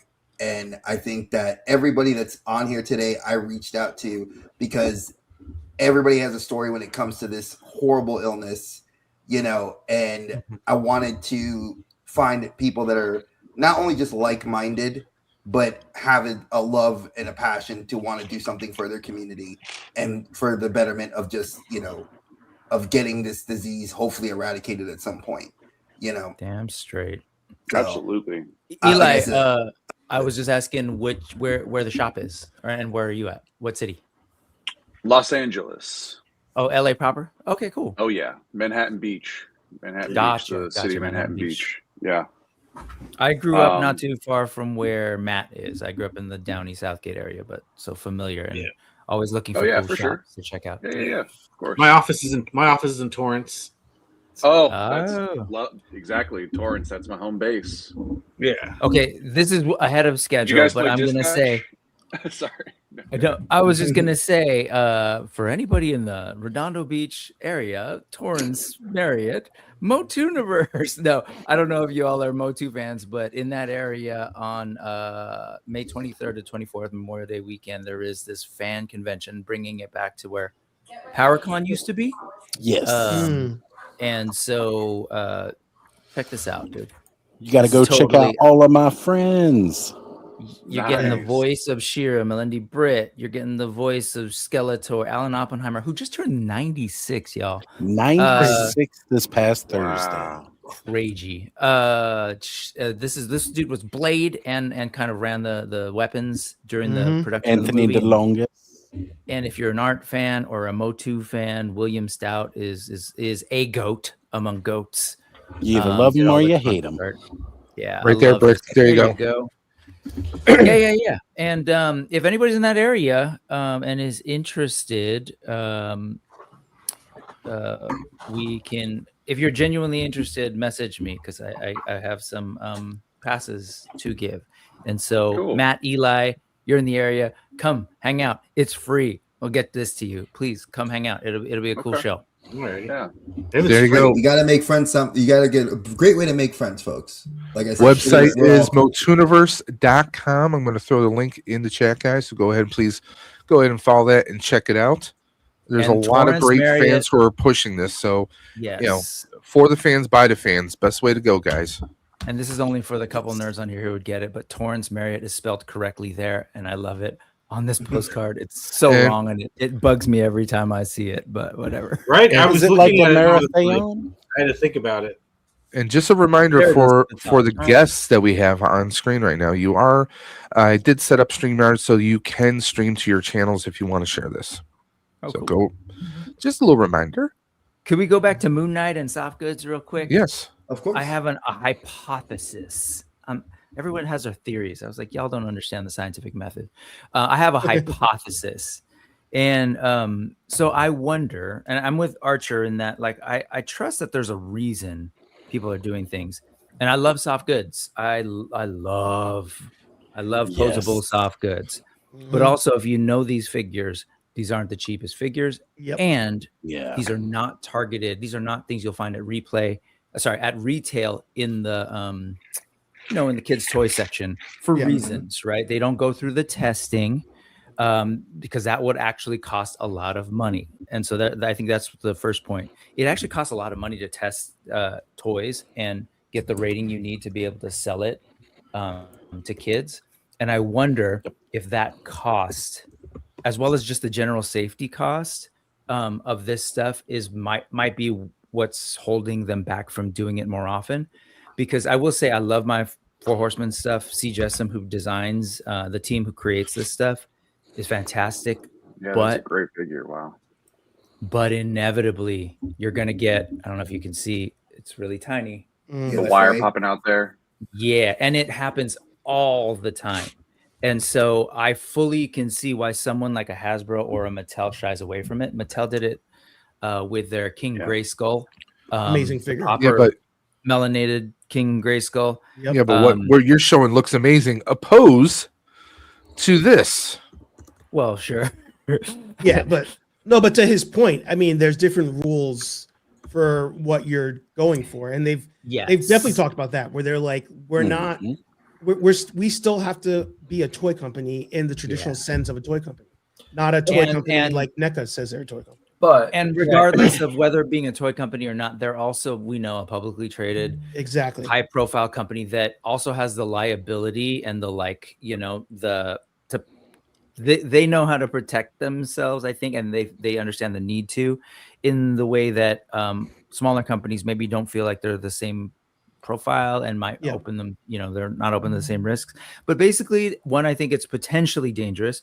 Now, folks are going to say, well, yeah, but Black Series, they've done it. And I totally get that. I don't know why that is, or if they're going to continue to do that, or how they're able to get away with it.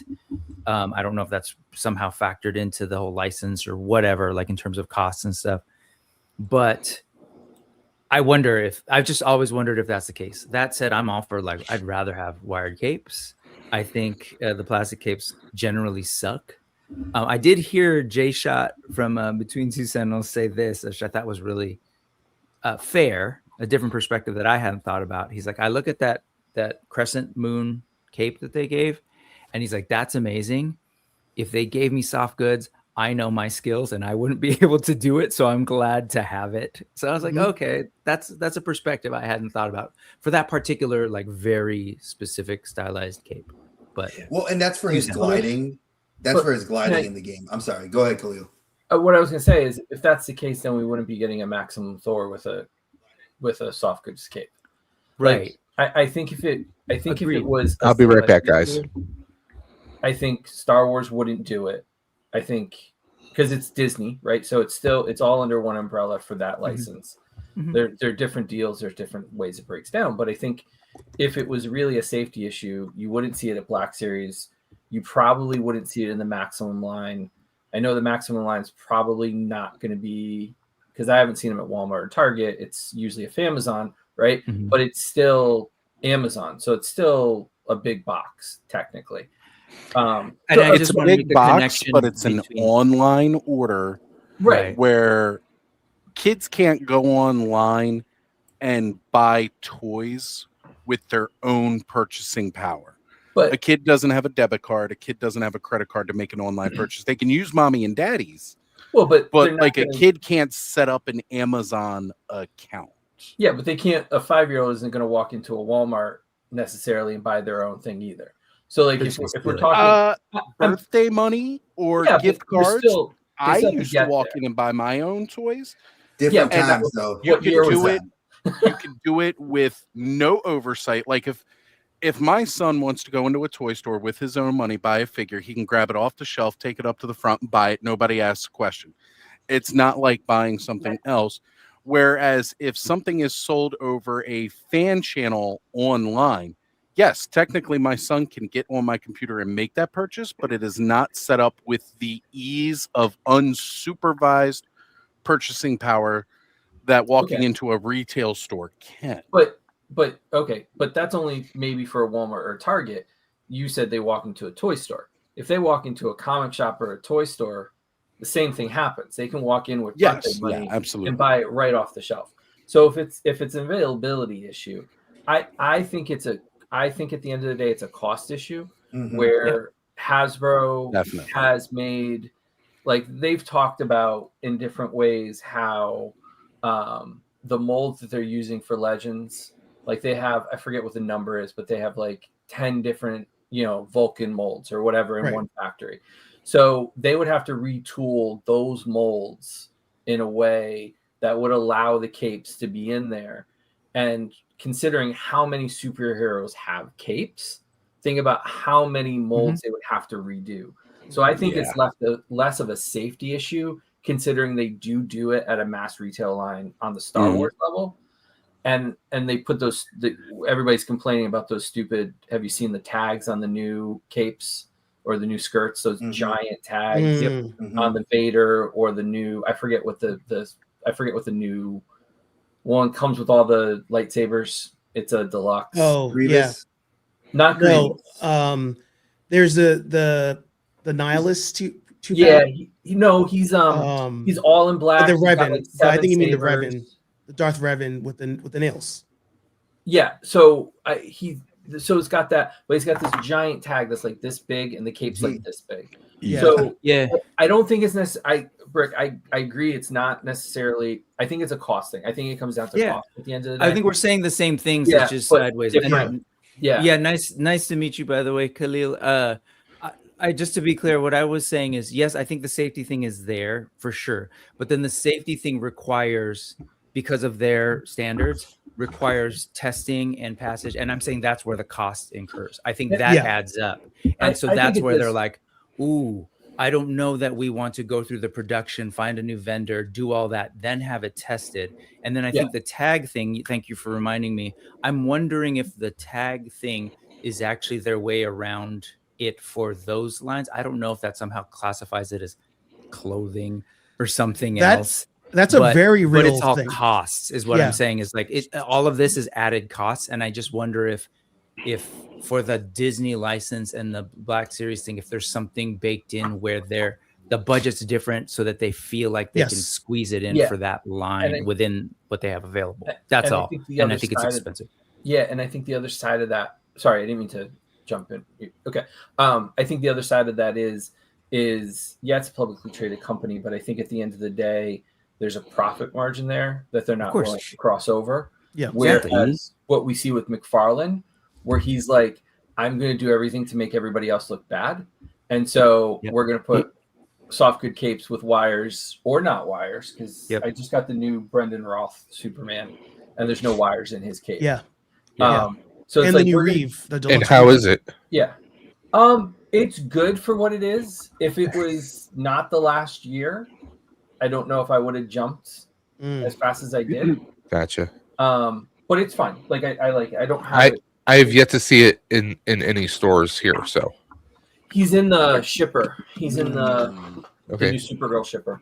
And I think McFarlane's just like, we're not going to put tags on the capes. Like they're proof that you can get it at retail in a certain way that Hasbro isn't willing to. And I mean, I can't say who, but I've been in stores with Hasbro employees, and they look at the boxes and go, there's no way they could make this toy for this price and make a profit. Well, same with Jada. It's like break even kind of math there for him of like, I'm going to go for volume rather than attention rather than profit. So what what about about the this? Jokerized repaint down the road? So what do you guys think of this though? Now I'm going to pivot off of this slightly, but tied to this. So Blockies, they have been really doing a lot. We've seen a lot. I've seen a lot of people that are not into Marvel buying a lot of the actual kits to do a lot of cool stuff with them. Do you think that the fact that Rivals, which has now been 2 years, this December will be 2 years that the game has been out, and do you think that Marvel, and I should say Hasbro, decided to take that jump because they see Blocky's putting out Penny, they put out Venom, like the Champion class, which actually is probably one of the best Venom figures I've seen in a long time. Blocky's Transformers are great too. I think they also know the game's not going anywhere, and it's successful. Yeah. It's it's not in its infancy anymore. It's obviously going to oh, look at that. There you go. He's not that good, so don't. Okay, I'm just going based now. You know why I say that, right? So wait for the sale on Amazon. I got you. No. Okay. I'm getting this. So if I put the backing on him, if I put all the tentacles on him, the hips can't hold him up. Like he just falls right over. So are you saying his hips lie? Okay. Yeah. And also he just falls apart as you kind of start to pose him out. Like it does not hold as well as some of their other figures. So now, can I ask you a question? Since you actually have that figure in hand, does it feel the value you paid for it versus what you think Marvel will charge for him, which will be $40? You mean Hasbro? Or sorry, Hasbro. I will charge him $40. I don't think my Hasbro one. I'm frustrated because every time I pose him, something falls off. I'm not sure I'm happy with I paid $26 for him. Gotcha. I would rather pay $40 for something that feels better and doesn't fall apart every time I move a joint. I agree. To be honest with you. No, because do you have the Spider-Man? Now, do you have the Spider-Man doesn't scale. That's what I heard. But I have the Deadpool. So, and how's that one? Deadpool's probably the best of them. My Wolverine falls apart regularly when I pose him out. Iron Man is chipping already. So there are issues. And I've heard that. That's why I just said for looks, because out of the video game, Venom looks, I think, very cool. Again, I'm an active big time. I own T-shirts. Like I love the IP. I was curious. And just to go back to the question you asked, I think Hasbro was working on these a year ago. Yeah. So I don't think necessarily they're jumping on it now. I think they jumped on it a year ago. I don't think it's necessarily a thing that Blocky's got him and is putting him out. I think just Blocky's beat him to the market. Basically. Yeah. Got you. Okay. And that was kind of where I was curious about because, they just, and I feel like it was shadow dropped because I didn't see anything about it in the toy news all over, which was not these. These I knew they were getting dropped because of we had the actual video. But then they announced, and I didn't see this in the announcement, and you guys can correct me if I'm wrong, the brand new day Spider-Man. They just dropped for pre-order. I saw them on Entertainment Earth through a freaking advertisement for Spider-Man and Savage Hulk. I didn't see those at all. Like I didn't see any video. I saw the latest line for the useless Marvel, the Build-A-Figure that no one cares about. And because I mean, honestly, I don't care about Alpha Flight, but Come Box. on now. How dare you? I know I'm sorry. I had to Excelsior, bastard. But I mean, I would have rather gotten a Robbie Reyes extra. Listen, I'm Latino. You don't make that many Latino superheroes. You gave me a Robbie Reyes. You failed the freaking HasLab. Put the damn head sculpt in with the figure, and that would have made this Puerto Rican very happy. But you failed me, and you just gave me the figure, which I'm glad I'm getting the damn figure. They failed the city. Because they failed, and I don't. And again, cool that we're getting the figure. Incomplete. Would love to have had that. But again, it's why did we not see a little bit more advertisement for again my favorite superhero, Spider-Man? Could have gotten a little bit more than just me seeing an ad. It was a convention. It was a convention reveal. Wait, are you talking about the blocky Spider-Man or the Marvel? No, the new Marvel Legends that they're doing for Brand New Day with They had a Comic-Con in Mexico and they're doing reveals, and that's where that came. Oh, okay. You said Entertainment Earth, or I was like, okay, so I guess those listings went out. So there's probably a Blocky's Brand New Day coming, just so you know. Yeah. Yeah, because Which I like debated I debated like, is that kind of a spoiler? But then I was like, maybe it's not really, because Bruce is in the Yeah. trailer. He's in the trailer, yeah. It's safe to assume, right? Probably. Well, there for it's been anybody said he's in that's it. so if anybody's been watching the releases for the trailer, people are saying that they think that when you see the hand, Spider-Man leaping at the whole hand in the city, there's other people there. they're supposed to be. They're saying other people are there, but they think that the other person is actually Savage Hulk. I thought it was Daredevil. Yeah. That's an interesting. I've heard so many rumors that Charlie Cox has no ties to this film. I want Daredevil. That's been said before. He said, "Yeah, I was going to say." I know. They always did. I know. And as a Spider-Man fan, my whole family we're all diehard Spider-Man fan. In this we got house. the hand in this movie. The Punisher's in it. It's like. I mean, if you got the hand, beard. I mean, he's already grown. Season 2 is right. I know. Just Punisher's getting his special. I mean, you can't. And then we're getting a time displaced Jean Grey. We're tying in a lot of things in this one film for Doomsday. So I'm excited. I'm glad you mentioned the timeline though about the figure, because it does take them a while to get something from Inception straight through. But I was going to mention Bobby Valla, because he's talked about a couple times how even though we're dealing with the same umbrella company, when you're dealing with Marvel versus Star Wars all going through Disney, he's like, it's still not the same approval system. Absolutely. It's still not the same licensing prices. It's still all those things are different. And like there could be something where you drop it for Star Wars and it's a Legends character, they don't care. But then if it's Vader, now there's way more rules, way higher price tag on it. And to Fanboy's point, that's where the shareholders can affect how soon we get something, what extras we get in it versus don't. Even though it's like 2 Star Wars boxes, or 2 Marvel boxes, what's in this box, the rules are different than what's in that box. Oh, absolutely. I don't disagree with that. I would also argue that you can only take Bobby Valla's word about Hasbro at with a grain of salt, because he's a disgruntled employee, former a very disgruntled. Yeah. But they also, there was videos for years about like how terrible Hasbro is, or how terrible they're doing financially, where I always say BS, because again, the stock price keeps going up. And they're shutting down operations in Rhode Island, moving up here to Boston. And, as people keep saying, oh, like they're on the ropes, they're blah, blah, blah. I'm like, and Archer's trying to hit them up for a job. So can't confirm or deny that, but it was one of those situations where I'm like, it ain't cheap to move to Boston from Rhode Island. Like, there's a reason why they were in Rhode Island in the first place. But now they're like, screw it, let's go up there. A lot of businesses are coming to Boston. Let's go for it.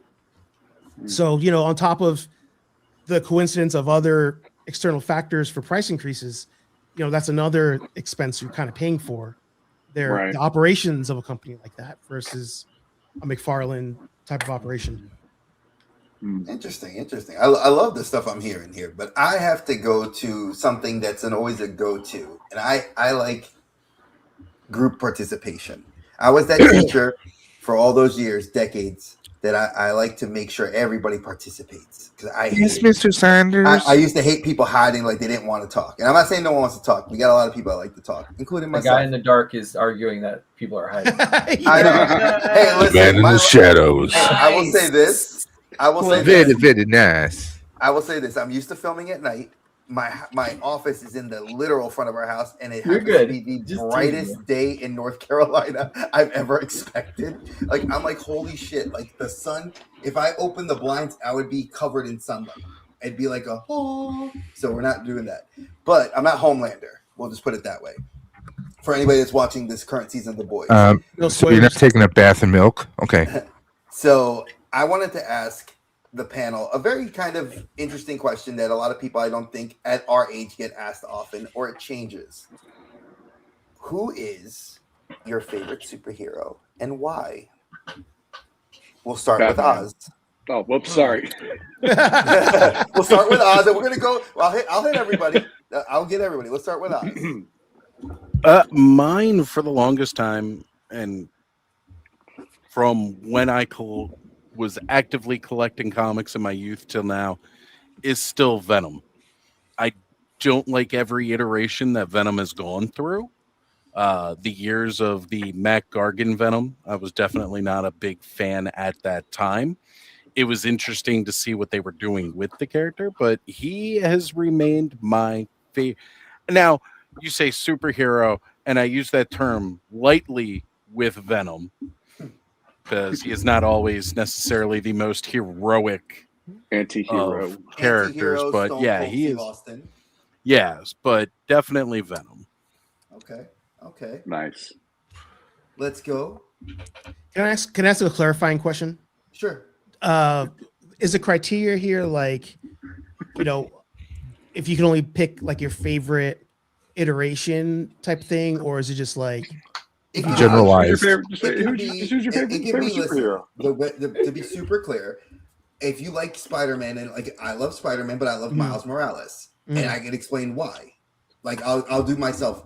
The reason I like Miles Morales is because for the first time since I'm in my adult life, I can see myself in a superhero. I can see myself in Peter Parker, but as a kid that grew up in a predominantly white neighborhood, not seeing myself represented was always a weird thing because I didn't notice it till I got called out.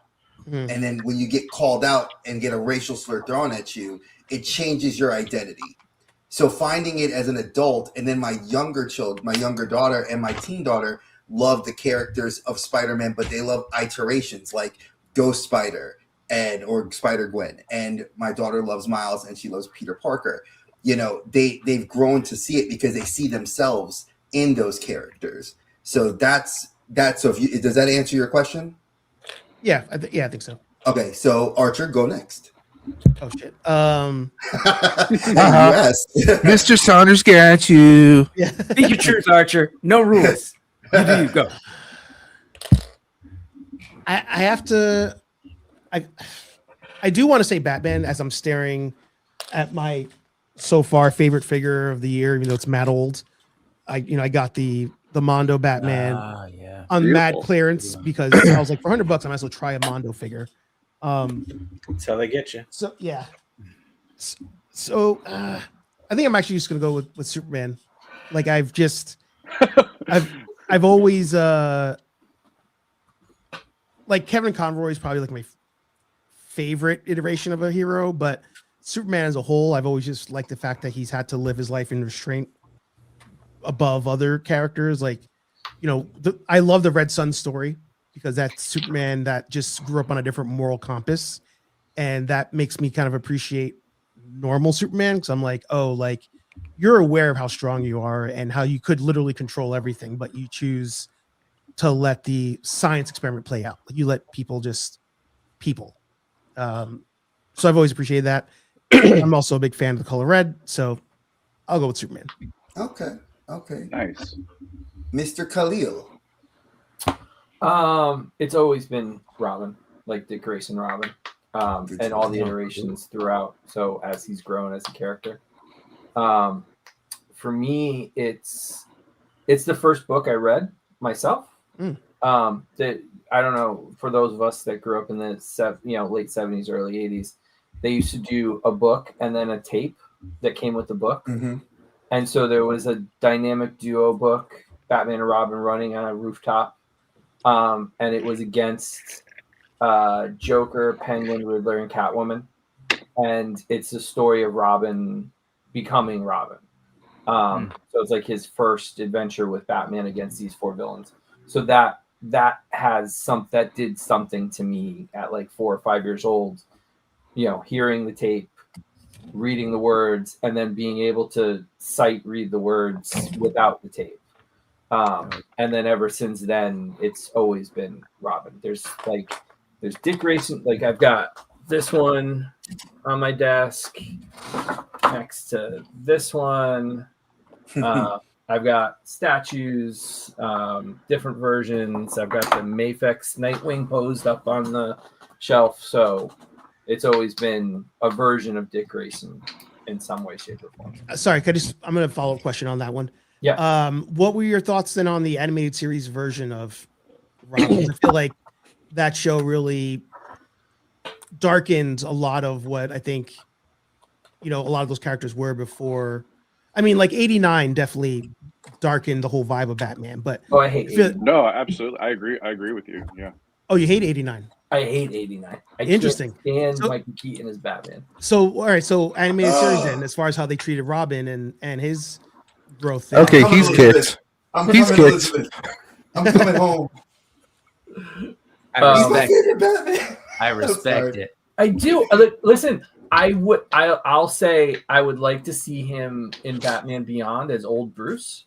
Mm-hmm. Yes. But I never bought Michael Keaton as like a big buff guy. Like I just did like it just didn't fit the aesthetic that I thought Bruce Wayne should be.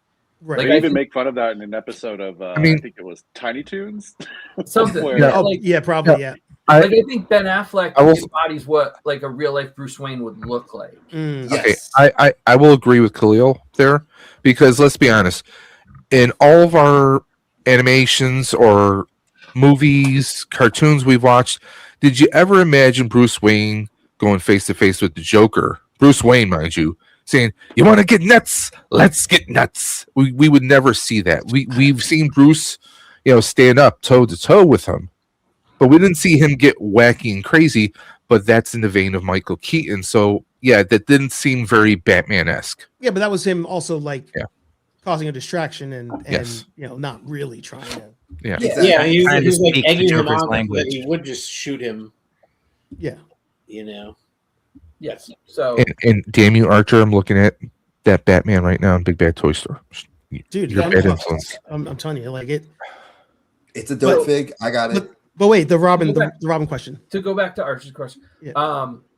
I like watching. I've always liked alternate universe, alternate takes on stories, like the what ifs. I always liked Sliders growing up, like those kind of shows that gave you a different look at how things could play out with like one change here and You're there. my new favorite guest now, since you mentioned Sliders.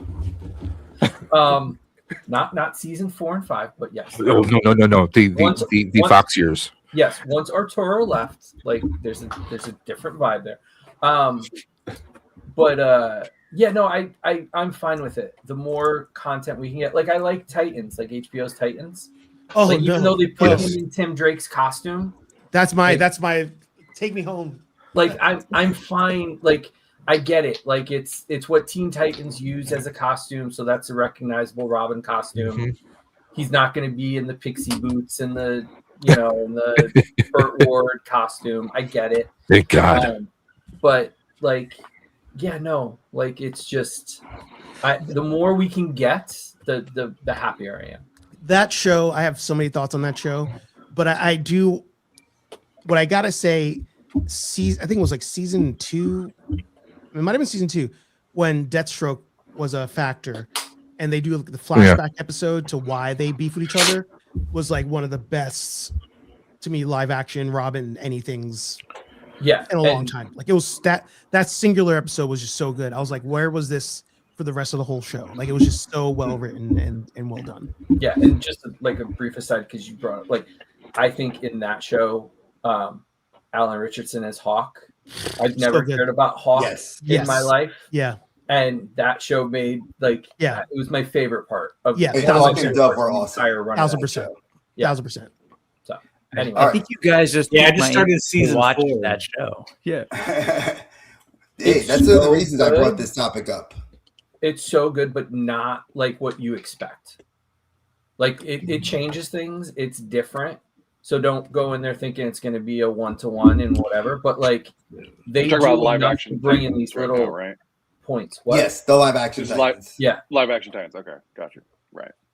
Like they merge timelines and everything kind of happens at the same time. Like you get the modern Titans with like Superboy and like you get the old school, come in here and there, and then you get like the 70s kind of team that kind of pops in and out. So it's a good amalgam of what Teen Titans is. So anyway, that was beautiful. Dre, you gave me way too much time. No, I love it. That this is the whole purpose. So, Mr. Smith, please. And we have another guest. Hey. What's going on? Hey. So, Mr. Smith, your favorite superhero and the reason why that superhero is your favorite. Yeah, Batman. Absolutely. Batman 100%. I think my first exposure to superheroes were Batman, Spider-Man, and I don't know if you guys would consider them superheroes. Would you all consider the Power Rangers superheroes? Yes, most definitely. Super Sentai. Hey, we got some Super Sentai people up in here. If you've watched any of our stuff, I am a diehard Super Sentai fan. So is Brick, and so is Dave. Absolutely, 110%. Kamen Rider would also count for that for anybody that loves it. Tokusatsu. I wanted to do a little show until I have my going to be doing an unboxing video soon. I have my Batman from the animated series from Mezco. Yeah. Nice. Ooh. Very excited about this guy here. Nice. Wire tape. Yeah. Hold up. Let me make you a little bit bigger. There we go. Make my monster grow. That's what she said. Oh, the blur is kind of blurring everything out a little bit, but nah, dude, that's still a dope figure. Yeah. Very, very nice. Very excited. I also have the Joker ready to go as well. But I don't know. The animated series was huge. Was very formative for me. I liked 89. I like Batman 89. That one kind of did it for me as well. But I think just the general cool factor of Batman's aesthetic, and then of course everything he stands for as a hero, just really speak to me as well. And I feel like I've always had a strong inclination towards justice, and in my own life, you know, I have my father was law enforcement, and you know, even though him and I have different viewpoints on things these days, I think I always had sort of like a draw to the character of Batman in the way that he you know, stood up for those who need help. You know, there's a city that's crying out poverty, crime, and just someone who's willing to go against the system, become a vigilante, and protect those people and stand for what's good, and ensure that justice is delivered. I think that just imprinted on me, and I've tried carrying that through my life a little bit in terms of like how I, you know, would interact with you know, certain social issues like that. So yeah, I would have to say it's Batman for me, you know, and everything that falls under the cape. Oh, of course. No, heavy is the head that wears the cowl. Let's be real, right? Because he dealt with a lot. I mean, he brought up topics of, you know, depression, you know, post PTSD, trauma of losing your parents at such a young age, growing up as an orphan. You know, there's a lot of things that we can, and eventually that is something Dave and I will do on our other channel, Outer Dimensions. We will go kind of into that kind of, you know, how characters that had trauma kind of overcome it, but they bring up that topic that we, as you know, when we were teenagers and kids reading these books, we're really kind of getting experiences to understand what that is. So very good choice. I love that.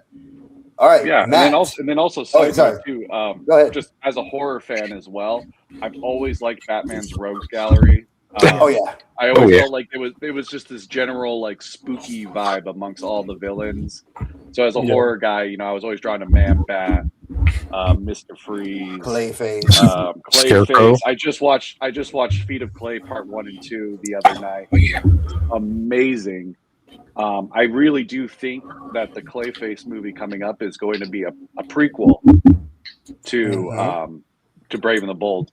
And I would not be surprised if Clayface takes upon the identity of our new Bruce Wayne from this new DCU at some point. Give us maybe our first introduction of seeing Bruce Wayne in that movie. I think they said it's going to be considered a prequel to Gunn's whole universe. Sure, totally. Yeah. I mean, at this point, you know, yeah. You know, I think people were a little confused on why Clayface was kind of like picked to be the introduction there, and I think it works out in the way where it's unexpected and because of Clayface's story, he has kind of like a way where he can interact with different characters in the underworld of Gotham City. So, yeah. Well said. Well, but before we continue, I just want to remind anyone who's just popping into the chat on any of our channels. This is a stream fundraiser to help fundraise Roswell Park Comprehensive Cancer Institute here in Buffalo, New York, via the Ride for Roswell initiative that they do every June. If you notice, we have a QR code pinned to the screen right now. You can scan that QR code and make a $10 donation directly to the Ride for Roswell Foundation. And that $10 gets you entered in on all the wheels that we're doing. We're doing some pretty awesome prizes today, giveaway. But the $10 goes to Ride for Roswell and benefit Roswell Park Comprehensive Cancer Institute. All you have to do is either scan that QR code or go to the video description below, make a donation, $10 donation, and then you send a screenshot of that donation to my IG at Daves_Dimension on Instagram. Send me that message showing me that screenshot. We confirm it. One $10 donation gets you entered in on all the prize wheels, and we're going to be doing the prize wheel very shortly. So again, every dollar, every dime, every cent goes to make a world of difference, guys. So please, we know cancer doesn't care, and it's up to us to step up and care and make that difference. That's why we're doing this stream. So sorry, I just got to say I need to jump off, but I will be listening. Okay. Appreciate you, brother. And you have the link if you want to pop back in. Yeah, and what I'll do, if you can, I'll just mute myself, turn the video off. Okay. But I won't close out. That way, it keeps going on my stream, and Sure. if people do come in, they know to come over to your main. Yeah, we can channel. still keep you in the green room. Yeah. Yeah. All right, cool. Appreciate Thanks, that. All right, brother. nice meeting all you guys. Talk to you soon. Yep. All right, now Matt, your favorite right. superhero and why? You know, I don't care. I've got like 25 of him, most of that top shelf, and then some more down here. It is Wolverine, and it's simply because he's the best at what he does, and what he does isn't very nice. I mean, Nice. You know, I'm kind of like that kind of like person where like I'm gonna leave me alone, keep my sidewalk clean kind of thing. But there is a point where, you know, if you do see something, you know, at some point you do kind of have to step in, you know, that. So I'm kind of the leave me alone, but God damn it, you know, then you still willing to get involved if you need to, you know what I mean? There is a line. So Well, I just like that, you know. He's that short guy. You know, he's that short guy that has Napoleon syndrome. Like, I'm gonna be angry, but he means well. He gives you the shirt off his back. He'll defend you. He's a solid character, and I 100% agree with that. Like, I love that. Was there a reason besides that? Like, besides like how like you got into liking him? You know, like besides like your personality, was it like there's something that gelled with the character in the comics? Because the X-Men are such a diverse team. You know, why Wolverine? Yeah. You know, I think I was more into the Wolverine maybe comics early on, right? And then X-Men, but I liked him. And then the cartoon kind of just solidified, you know, because they kind of focus a lot on him in the cartoon. Yeah. And so that kind of, you know, solidified that for me. Like, he was always one of my favorites. So, yeah. Can I ask you a question, Matt? Sure. Yeah. Do you think that there was also something about, and I guess this is for all of us, really, just that, like when you see a character for the first time and you were just drawn to their visual aesthetic, like something about Wolverine, his mask, you know, even when he's unmasked, like his hair, the costume, the colors, like, you know, that first impression when you see him, like, was that something that you were drawn to? Like, you saw him and you were just like, that motherfucker's cool. You know yeah, what I mean? probably, you know, the metal bones, the metal claws. There is something, and I don't know, Brick may speak to this even a little more about our school colors, but I am kind of like blues and yellows, you know, blue and gold. Yeah. Like that is something. Like, I have some of my custom Mythic Legions that I do, and I don't know how but they're all painted blue and gold, you know. So I think that is this color I prefer, as opposed to his, you know, brown, you know, his browner look. So there is probably something to that where, you know, he does have a good look, you know. Yeah. How do you feel about the Hugh Jackman portrayals of him over the years? I've always been a fan of how that worked out. You know, I mean, I'm a fan of the 2000 movies. You know, those movies. I know some people hate on them these days, but I mean, I thought for what we got back then, like they're awesome. Like they still. I'll work and I'll throw on. You know, I was watching. Which one was I watching? The X2 the other day. You know, I just had it on. So good. And it's still, still good. Man, that attack on the mansion, that whole sequence is. Oh yeah.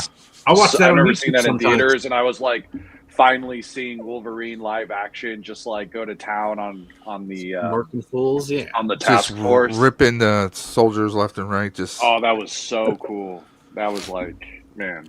Actually, my wife is my hero. She just brought me a Cubano.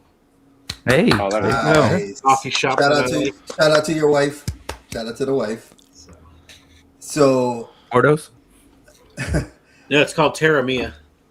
Terra Mia. Okay. All right. Ahbi is the new one. Your favorite superhero and why? To my fellow North Carolinian brother.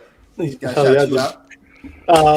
So I have always leaned towards the villains, honestly. So I would say my favorite villain was the Joker. Hands down. Just being very late, I would say. I would not like super late, but just for the comic nerddom, because I mean, I didn't have that in Europe when I was growing up, but moving to the States, that's when I kind of saw it mostly. And I immediately went to Batman, and the whole rivalry of Batman and Joker, and that really caught my attention.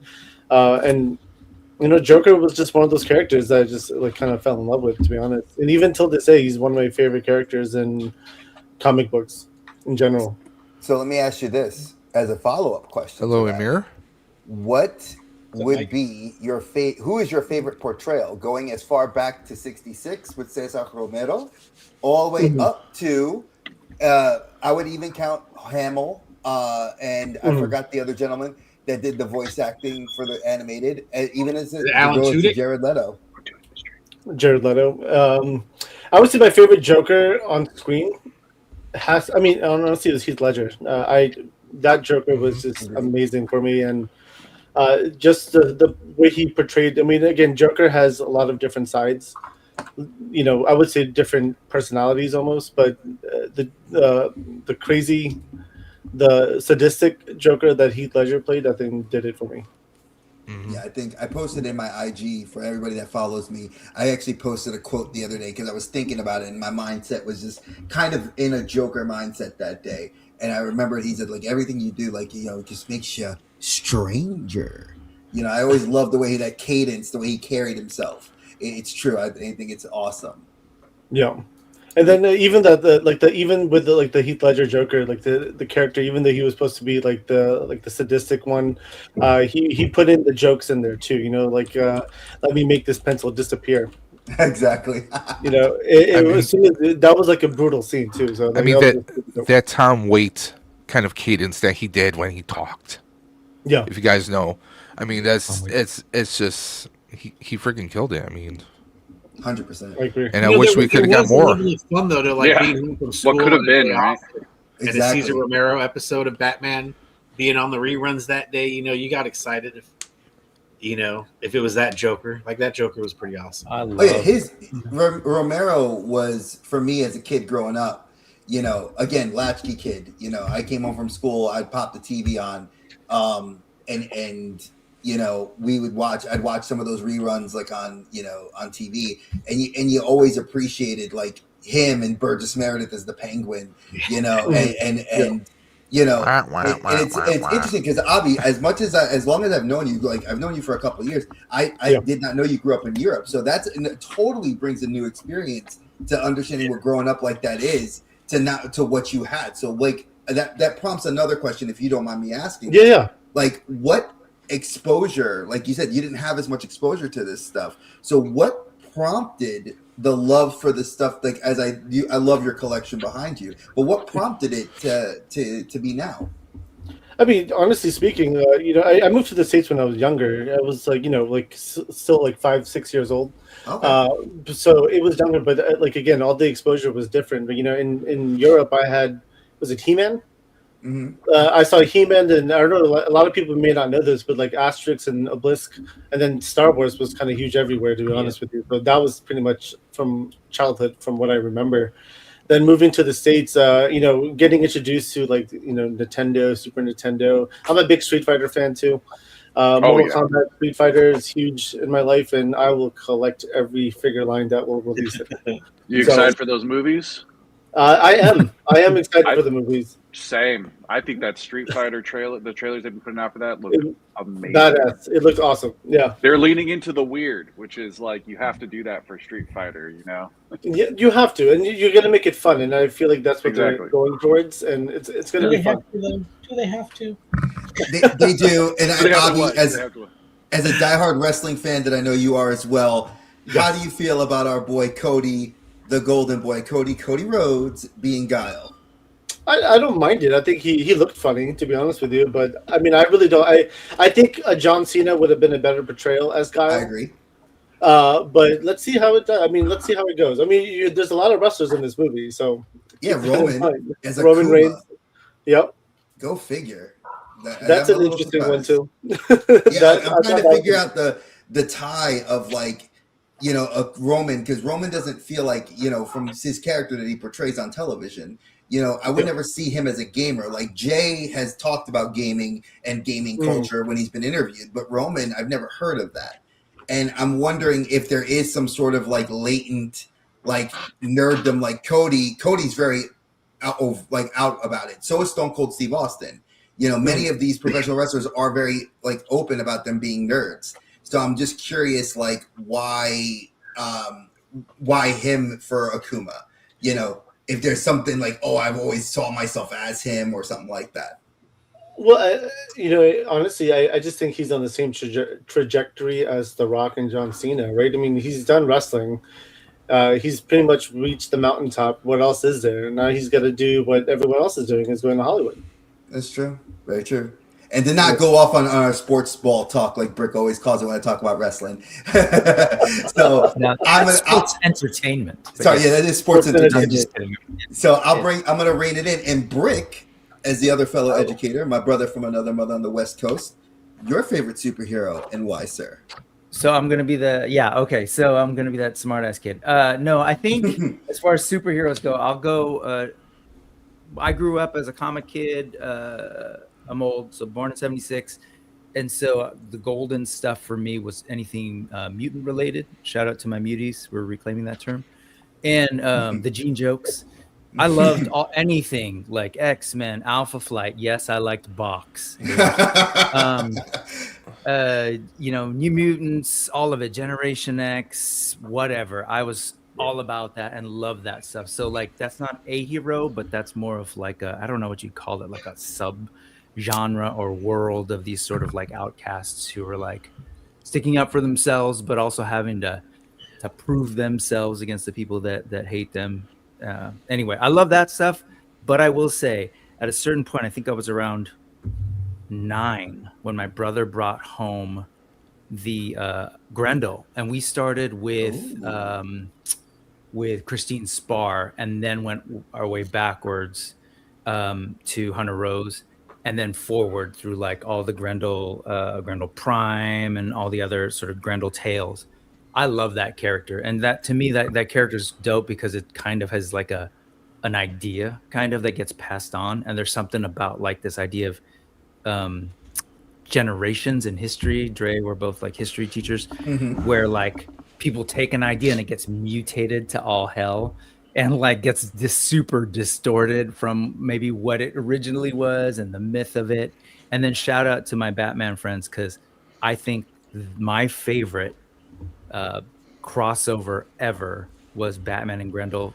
Happened multiple times, but they were always, at least especially for the Grendel side, and it could kind of work for the Batman side, like it worked within the main canon as well, because of the way they wrote it. And I love Grendel, so I'm glad to see like recently we're getting action figures, like good action figures, little expensive action figures without soft good escapes or anything that any of the things that people pass off as driving up the price. But Shout out Loose Collector. I do have another question for you. It's as a tie into this. So as you brought up, and I know you personally like a little bit better than most. I would say that because of your music influence, would you say that Generation X, because of its time period, right, slotted in like the mid 90s, was kind of like the punk rock because of its art style and kind of edgy storytelling?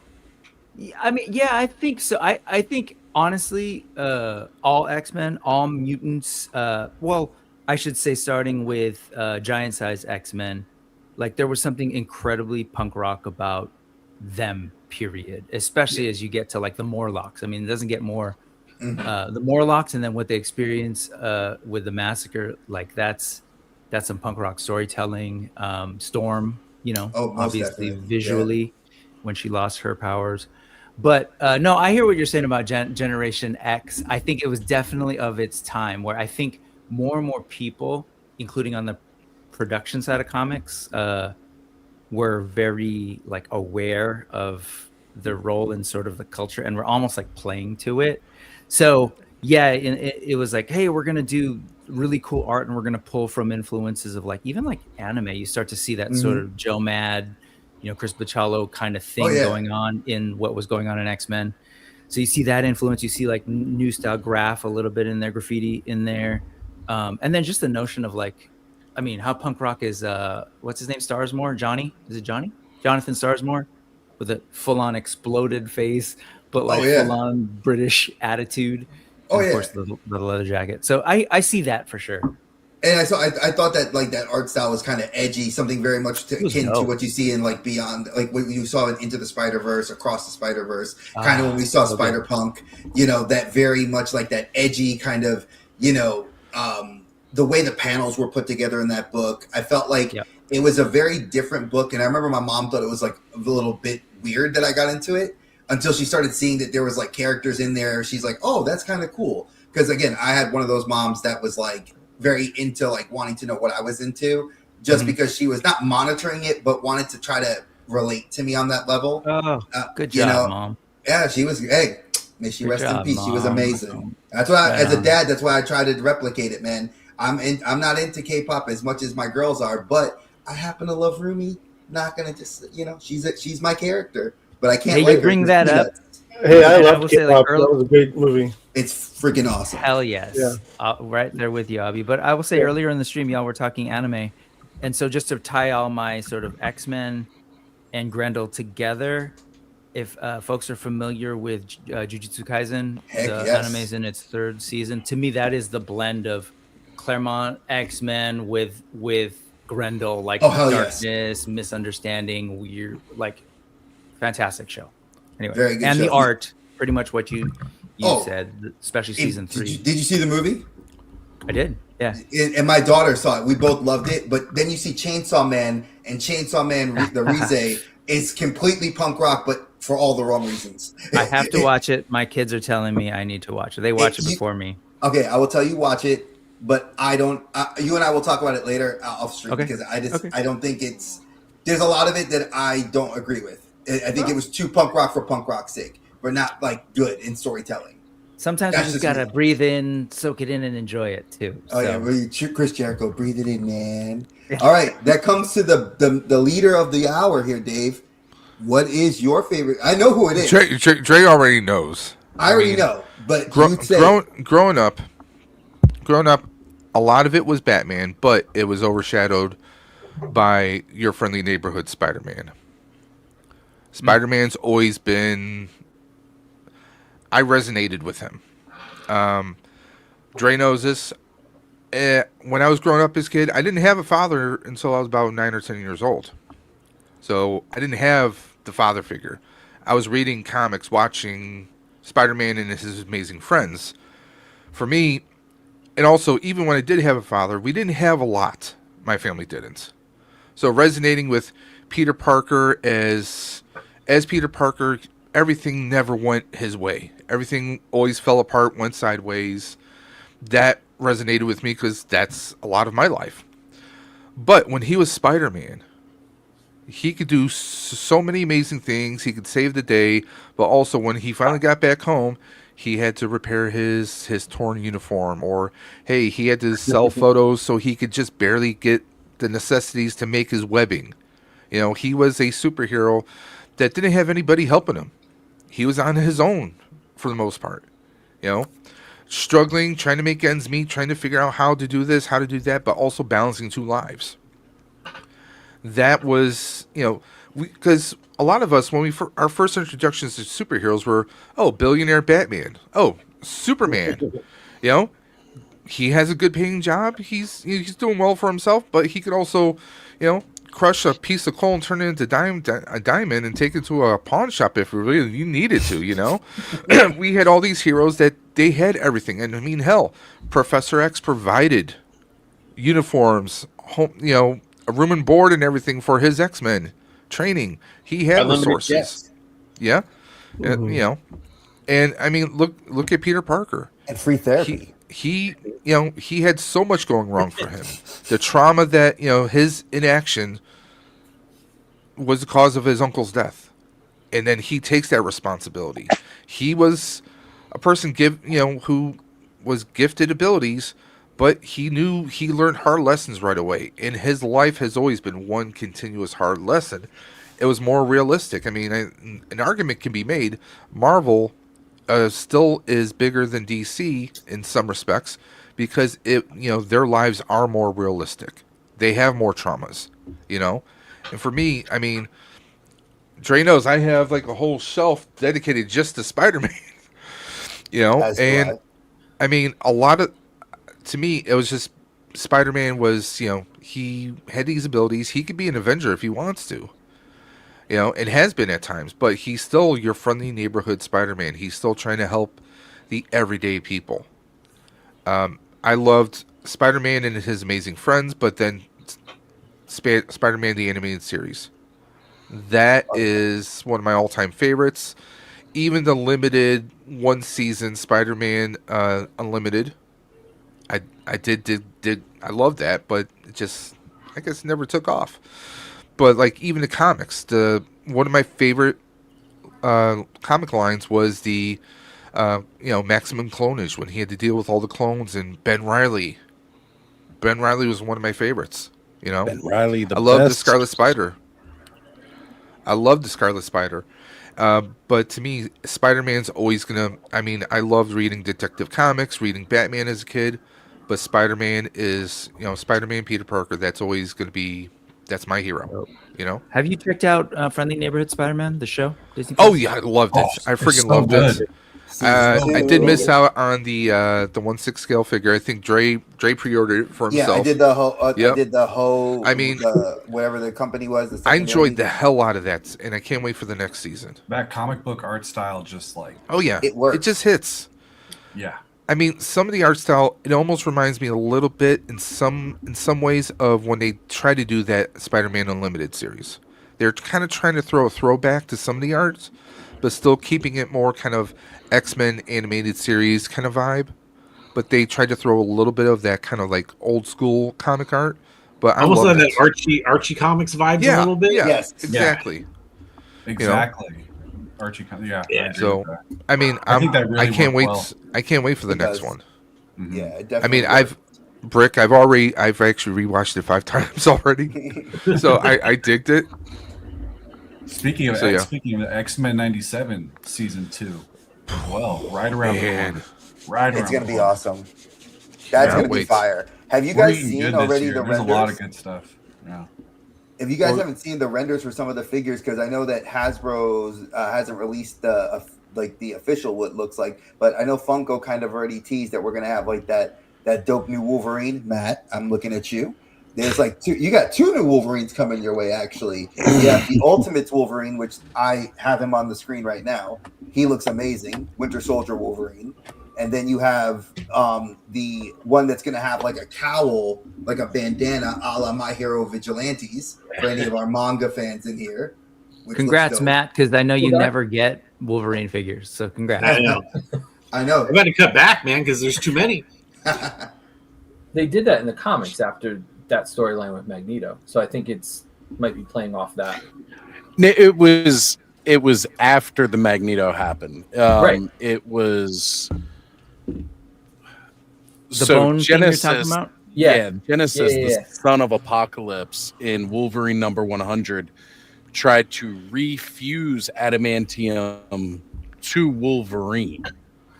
And unfortunately, his body rejected it this time, and he exploded with adamantium, and it ripped his body to shreds, made him a very more feral Wolverine, the famous no-nose Wolverine. Yeah.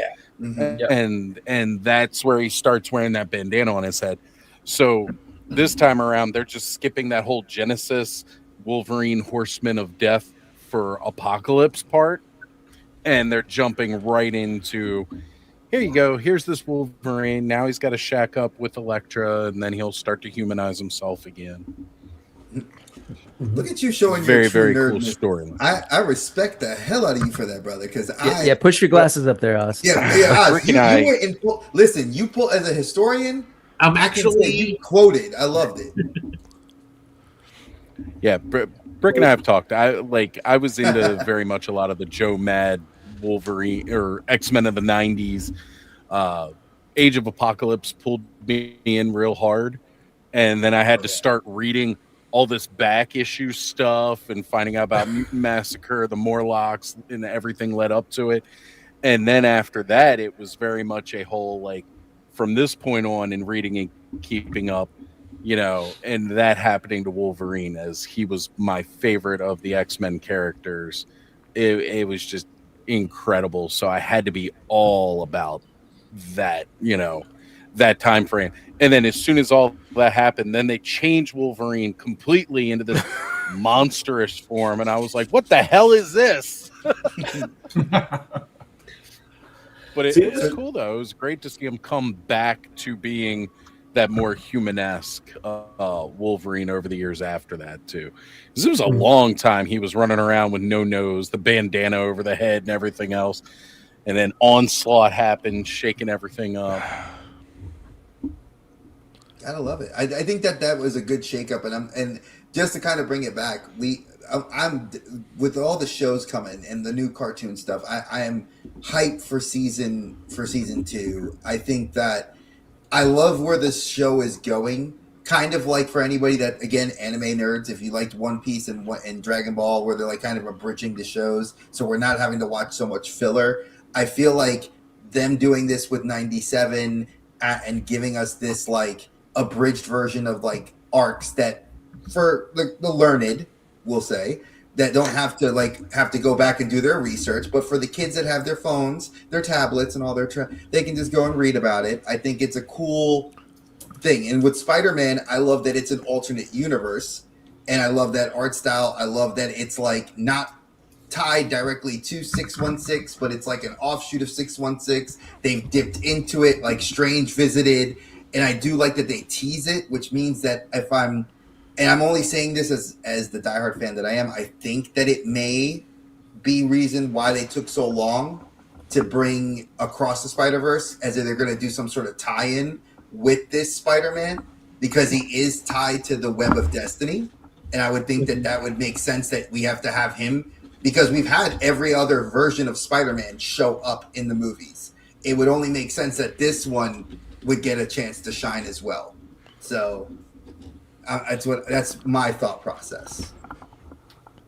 Okay, at this time we are going to do one of our first wheels. Let's rock and roll. Ooh, okay. Now, we have a handful of people on here, and a couple of people who are on screen actually are on here as well. What's the prize?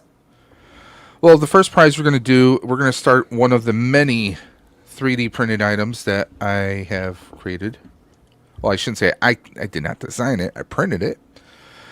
And let's be honest, everyone loves Star Wars. Well, mostly everyone. So, but let me take this is our wheel right now. Obviously, Ride for Roswell right there. We have all the names.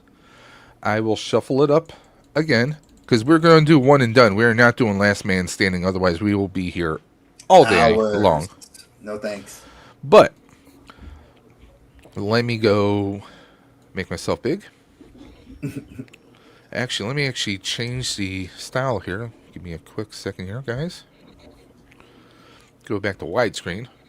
So we have Old Maul's saber, which obviously is based off of the Inquisitor's damaged saber. This is not a functional prop. You cannot. There's no electronics in here. This is all 3D printed PLA. This is not even painted. This is silk PLA, so it gives a nice metallic feel. And you get a very cool little stand right here that you can rest the saber on. This is more as a display prop than anything else, much like all the other sabers. And, of course, the R2-D2 will be given away later today. So one lucky person will get this. And they have the option of either having me ship it assembled or have it disassembled, and you'll have your own 3D printed tool to assemble it with. And you will have a email with all the instructions on how to assemble it should you want to assemble your own lightsaber. Cool. So that's just a little something we got going on. So spin that wheel. And people can still get on the wheel for the next prizes. Scan that QR code and go donate. Yep. One $10 donation gets you entered in on all the wheels that we're doing today. Every single wheel. One $10 donation. That's not much. That's not even a large pizza right there, guys. That's an extra value meal at McDonald's. Listen, this is cheaper than McDonald's. What are you talking about? No, inflation. Fries, a burger, something to drink. Come on now. Yeah, here in California, that's not even a McDonald's meal. Yeah, my heart goes out to you guys for your gas prices. I mean, I can sympathize. Our sales tax is 8.75 here in New York. Yeah, that's close. That's a nice start. And we are going to stop. What's up, Alberto? So we have Generation X-Wing on here. We have Matt. We have Quinn. We have Archer. We have Ghostbuster Tony, who is Tony in our chat. I know he's going to be in and out. We also have Jamie of Generation X-Wing on here as well. So we have quite a few people. We even have the Oz himself. So we'll see who will win this. Now, these giveaways are only open to the United States and Canada and the United States, because let's face it, shipping overseas would no way.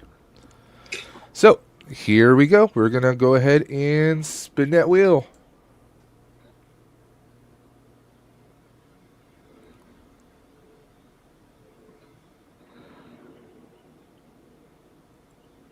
Generation X-Wing has won the lightsaber, which is kind of fitting because their content is Ghostbusters and Star Wars. Many of them are part of the 501st, so yeah, this will be set aside for them, and we will reset the wheel. Hey, Dave. I'm gonna send you a message because I will say this, that part of my company, I work for, obviously a lot of people don't know, I'm a retired teacher now, but I work for Progressive Insurance, and we actually, my company, on behalf of the company, they donated $200 to the Ride for Roswell directly, which I think was awesome. Big thanks to them. Yeah, I got the email. They shout out Flo. Yeah, shout out Flo. Even though I can't escape, I feel like I never can escape anywhere. I'll drive somewhere, I'll see a damn Progressive advertisement. Drives me nuts. Even when I go to the movies, I'm sitting there at the movie on my day off, and it's like Progressive. I'm like, shit, get away from me. But I digress. I wanted to give a shout out to my job and my coworkers, because I know some of them are going to be popping in and out watching. And for those of you that chose to support this, it is an awesome cause. And, far be it from me to ever talk negatively about anything, but I think it's cool that a company as big as Progressive does so much great philanthropic work. And this is one of those opportunities where I can say personally, I'm getting to see it firsthand, and I get to be a part of it. So thank you to them. Big shout out to them, and big shout out to my team, because I know that they had a hand in parts of it. So thank you. That's awesome.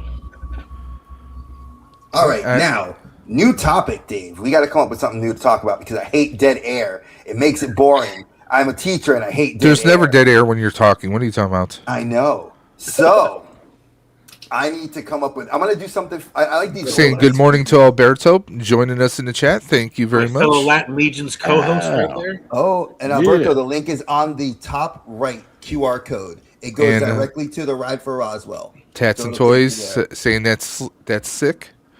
We have more lightsabers. We have some Obi-Wan Kenobi lightsabers. Nice. We have some Anakin lightsabers, both Vader and Anakin. And we also have the Cal Kestis Fallen Order lightsaber.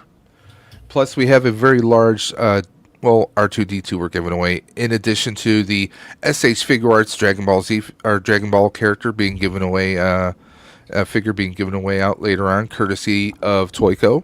Shout out to Toyco. You are a West Coast boy. He is on Facebook. If you are on Facebook, he has a great Facebook group that he does pre-orders through. I am a longtime fan of his and friend. He does Hot Toys now. He's doing a lot of third-party stuff. Definitely, folks, check him out. He's an awesome, just great around person, and just love the stuff. If you are looking for cool shit, he's the guy to talk to.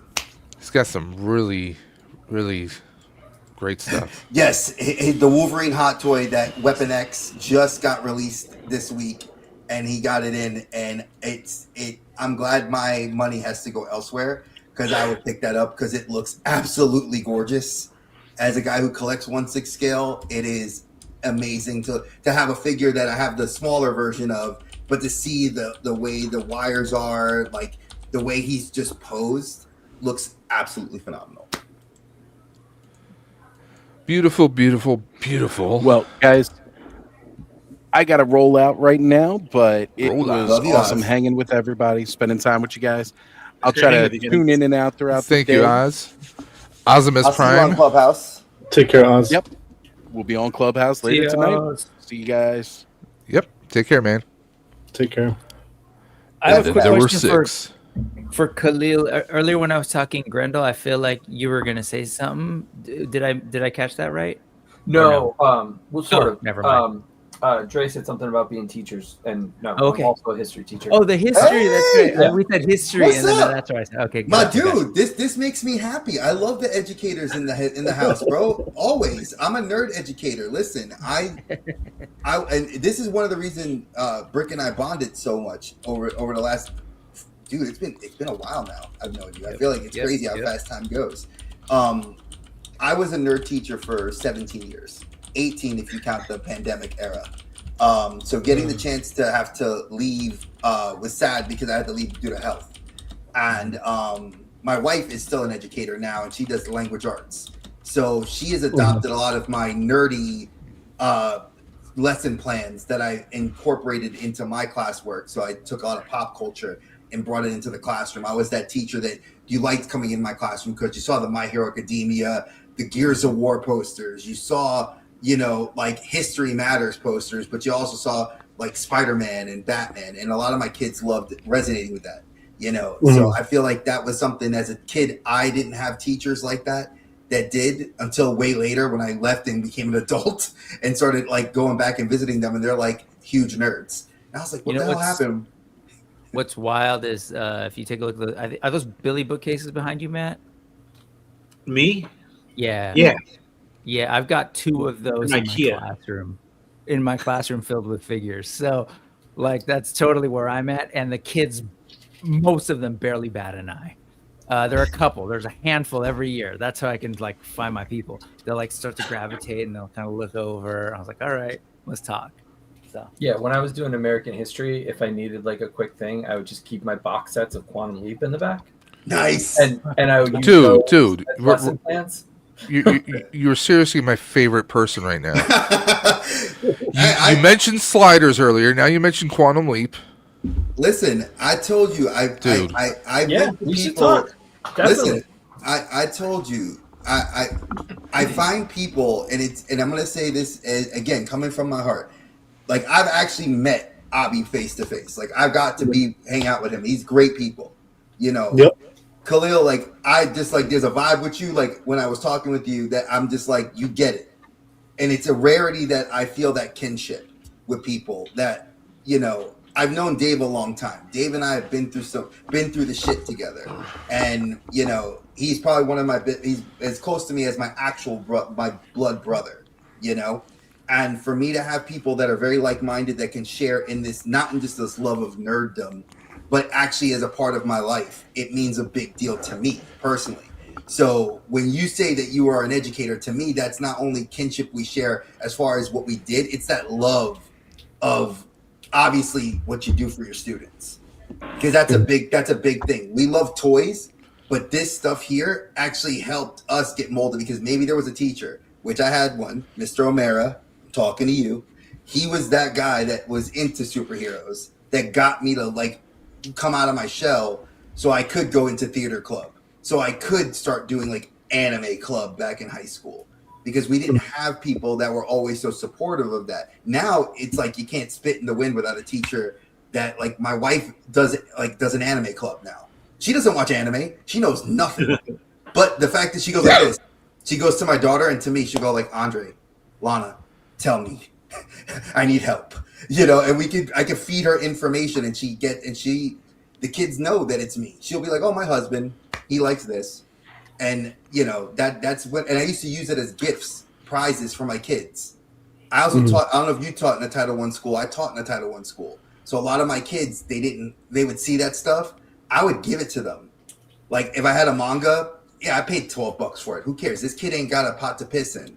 This kid is learning and found some kinship with me. So a lot of these things is where I feel like we share that kinship with each other. Like, you know, it's not a matter of just like, oh, I'll look out for you. Like Ahbi has helped hook me up with shit in the past. You know, so is Ish. Big shout out to Ish. You know, a mutual friend of Ahbi's and mine. You know, like there's a lot of good people that we find in this. And it's weird that we find it through the internet and then we eventually meet. That's one of the best parts about this, I think, as a whole. So, you know, big shout out to everybody on this panel, people that will be coming on this panel, and people that have already been on. So it's funny. Two things. One, one of my favorite days was handing a Fei Long over to a kid, a Jada Fei Long, we were having conversations. Like I said, it's few and far between a kid shows interest, but then a kid mentions like a line that they're interested in that, like, you know, it's like, oh man, I've been looking for that. I can never find the Jadas in my Target. And I was like, here, dude, take the Fei Long. But also, like, it's funny you said, what'd you say? Like, you can't find something about spitting. Like, I can't nowadays. If you can't spit, you can spit in the wind. And there's teachers that are into the stuff, but what they do is it becomes, I feel, like a social media thing. Like, oh, look what I do in the classroom versus someone like sure. what we do. Some of them qualify it. Good for them for even doing it. But I'll just say that when I came back to the school I'm at right now, I was really surprised that in one of my early meetings, it was at a dude's house. Like, it was a team of teachers meeting at this guy's house, and I couldn't believe that my teaching colleague actually had more Lego than I did.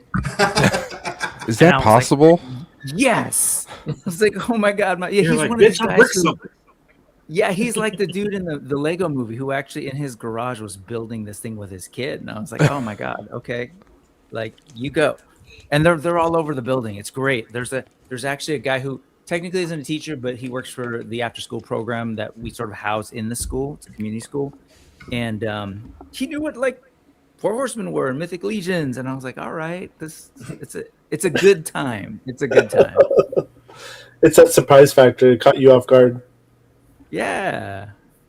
100%. So I have a question to the remaining people, and this will be something I'm going to kind of build on this. So everybody that joins, you will be asked your favorite superhero, but I want to ask this to the group currently here. I know a lot of us were not even anywhere near I guess we were technically in the end of the first quarter of the year or the first third of the year. You know, what do you guys think of your favorite toy that you've gotten so far? Like, what is that favorite toy you have? And we'll start with anybody that feels ready. Just kind of throw it out there, and then we'll kind of go around.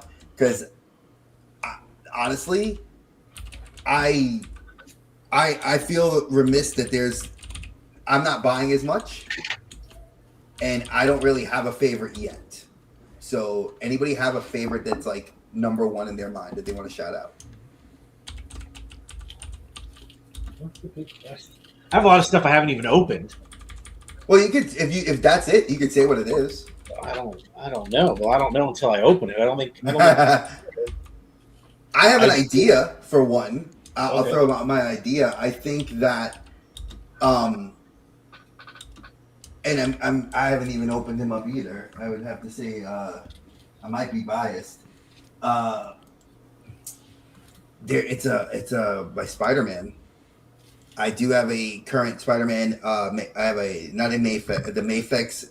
Well, no, he was last year. That was last year. Man, I don't think any this year. Then I don't have one for this year. Then. Yeah, one figure. Oh, go ahead. I had to have this handy. I do like my infinite legions that came in.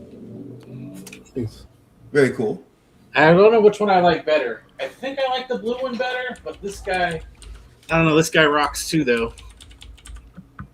How beautiful is that brain head, though? That pink brain head is gorgeous. They're bulky, but they're like, you can pose them, you can mess them. You got even a little toe action there, just enough just to make them look cool. I mean, these are great for just having handy and posing around. Different heads. And then you even have the little head that comes with it. So that I don't really collect the Gylos, but I mean, I did get the mini version, so you get a little head on that guy. I mean, so yeah, right now these are the ones I'm messing with the most that I've got this year. Other stuff I've opened, just gone up on the shelf. So we had Jeremy Gerard on our show last night as a guest, and we briefly talked about infinite legions. You know. Oh yeah, Cuddle, that was the. I mean, I know I need to go watch the replay, but tease us, make us want to go jump over there. He did. We did ask him what the mid-year release might be, and he did tease us. And apparently, a buddy of mine who's big into Mythic Legions called me this morning, and he was like, "Dude, you got Jeremy to drop a teaser on your show, and he doesn't even do that on like the Mythic shows at all." So the fact that you were able to do that, I was like, "Listen, that's cool." Yeah. That's cool. The mid-year release being Figura or something? No, just a Mythic Legions drop. Oh, okay, cool. Yeah. That's awesome.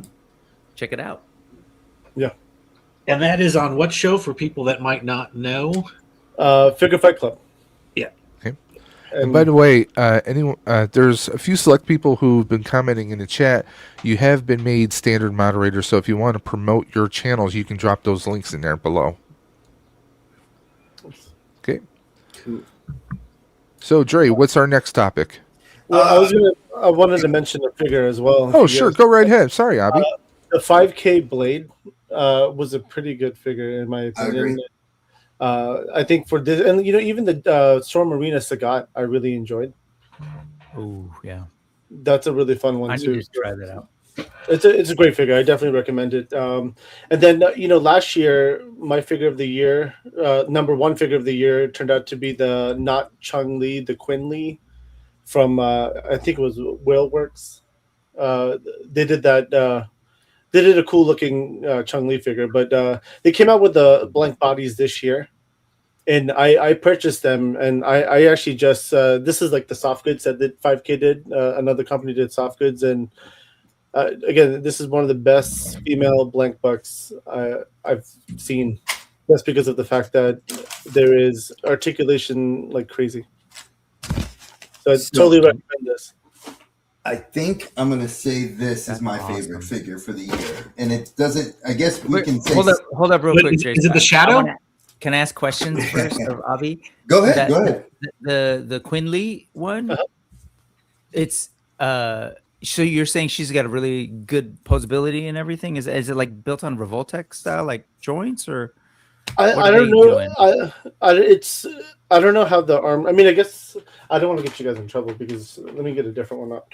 But so I mean, that's right. Yeah.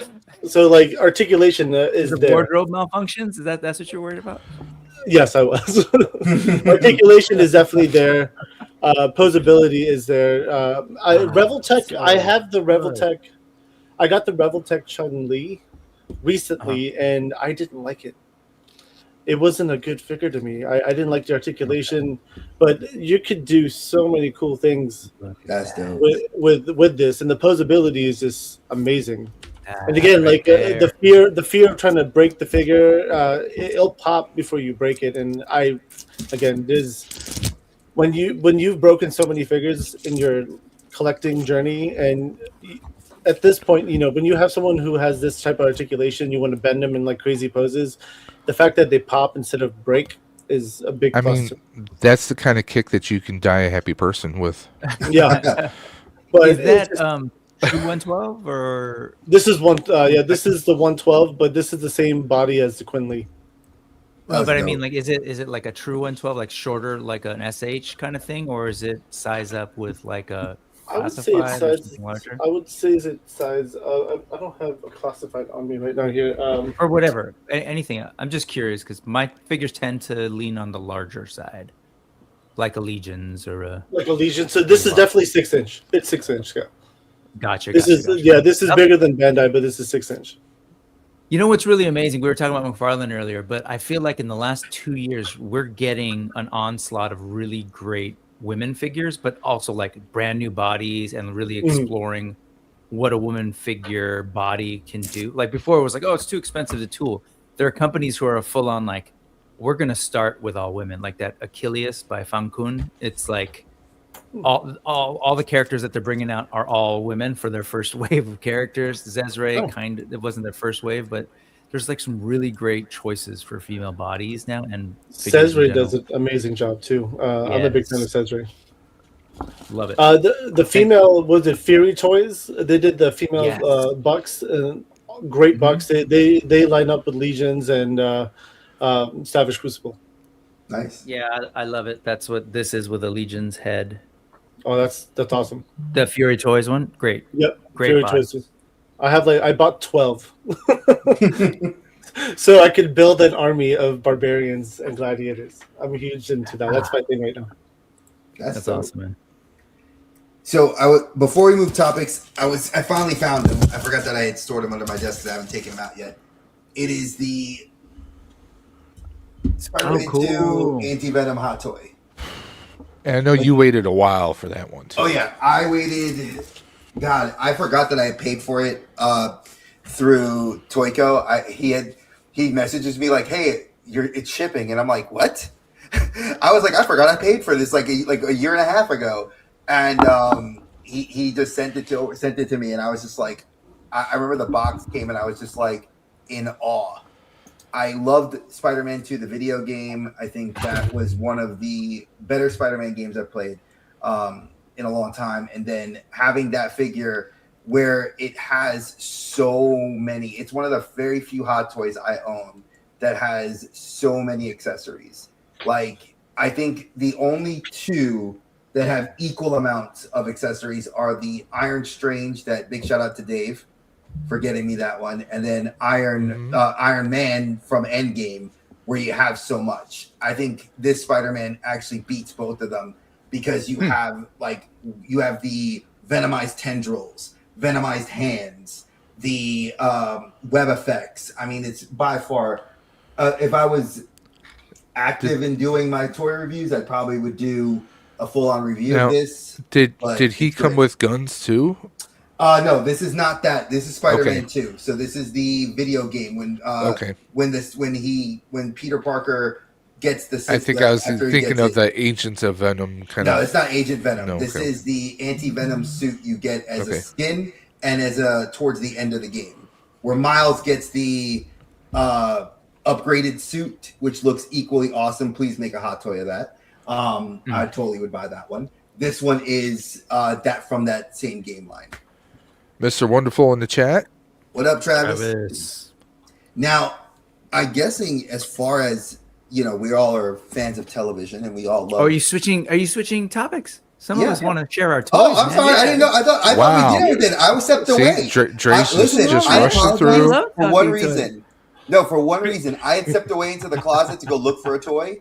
I thought that's where it was. So I thought you guys had talked about that while I was over there and looking around. So go ahead. Please share your toys. Khalil, what you got? So I feel like lately I've been beating this dead horse, but Bandai, one of the guys at Bandai was showing off some of the new stuff. So I started doing the fantasy figures. What is that? So it's... Hold up. Let's make them big. Yeah, please. Here we go. So their fantasy line This is just the stripped down one. Let me see if I got another one. Yeah, and you can add like armor and stuff. Yeah. They look dope. Is that like through the division of Bandai that does like the complicits? Yes. Yes, So I it's think like it's 5-minute fantasy or something like that. That's what it's 30-minute called. fantasy. 30-minute missions? Sorry. No, so I'm they're much slower than the 30-minute Japanese. fantasies, but they're Okay. like the next iteration of Okay. like the 30-minute missions. So they're all like robotic ones. I keep Okay. fucking not losing them. So they're like robot bodies, and I was like, oh, I can use these for like Danger Room, but then I just Yeah. started building them out, and so, and I've got this one. It's one of my favorites. And now you have like 76 of them? Exactly, because that's how toy collectors work, right? So it's a dragon one. That looks I awesome. like that. I definitely So- like Put that. your figures against Ahbi's Fury Toys women and just have like two army battles. That's a video game right there, man. Come on, what are you talking about? So these have been like fun. Like it's been fun to do them. Yeah, they're like 6-inch. Yeah, like So they're pretty big. Like they're not like tiny. This is next to like a transformer. So like they're a pretty good size. And I've been just keep picking up all the different variations. I'm just thinking like a little bit of airbrush can go a long way on some of these.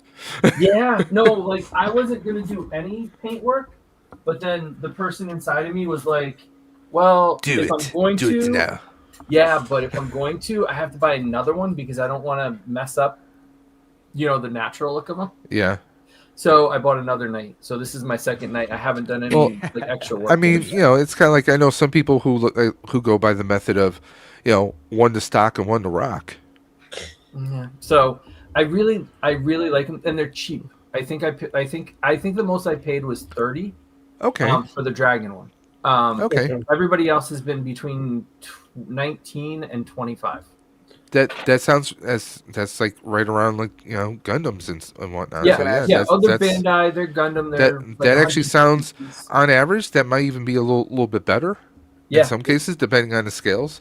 Now, do they only do just that one scale, or are they going to introduce like other scales? So I don't know yet because I didn't realize it was the mistake I made was I thought this was like an established line.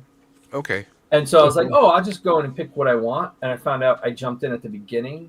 So they've got like even cooler stuff coming this summer. Oh, down the pipeline. Okay. Yeah. And like they've got two like fighters in different like Asian style.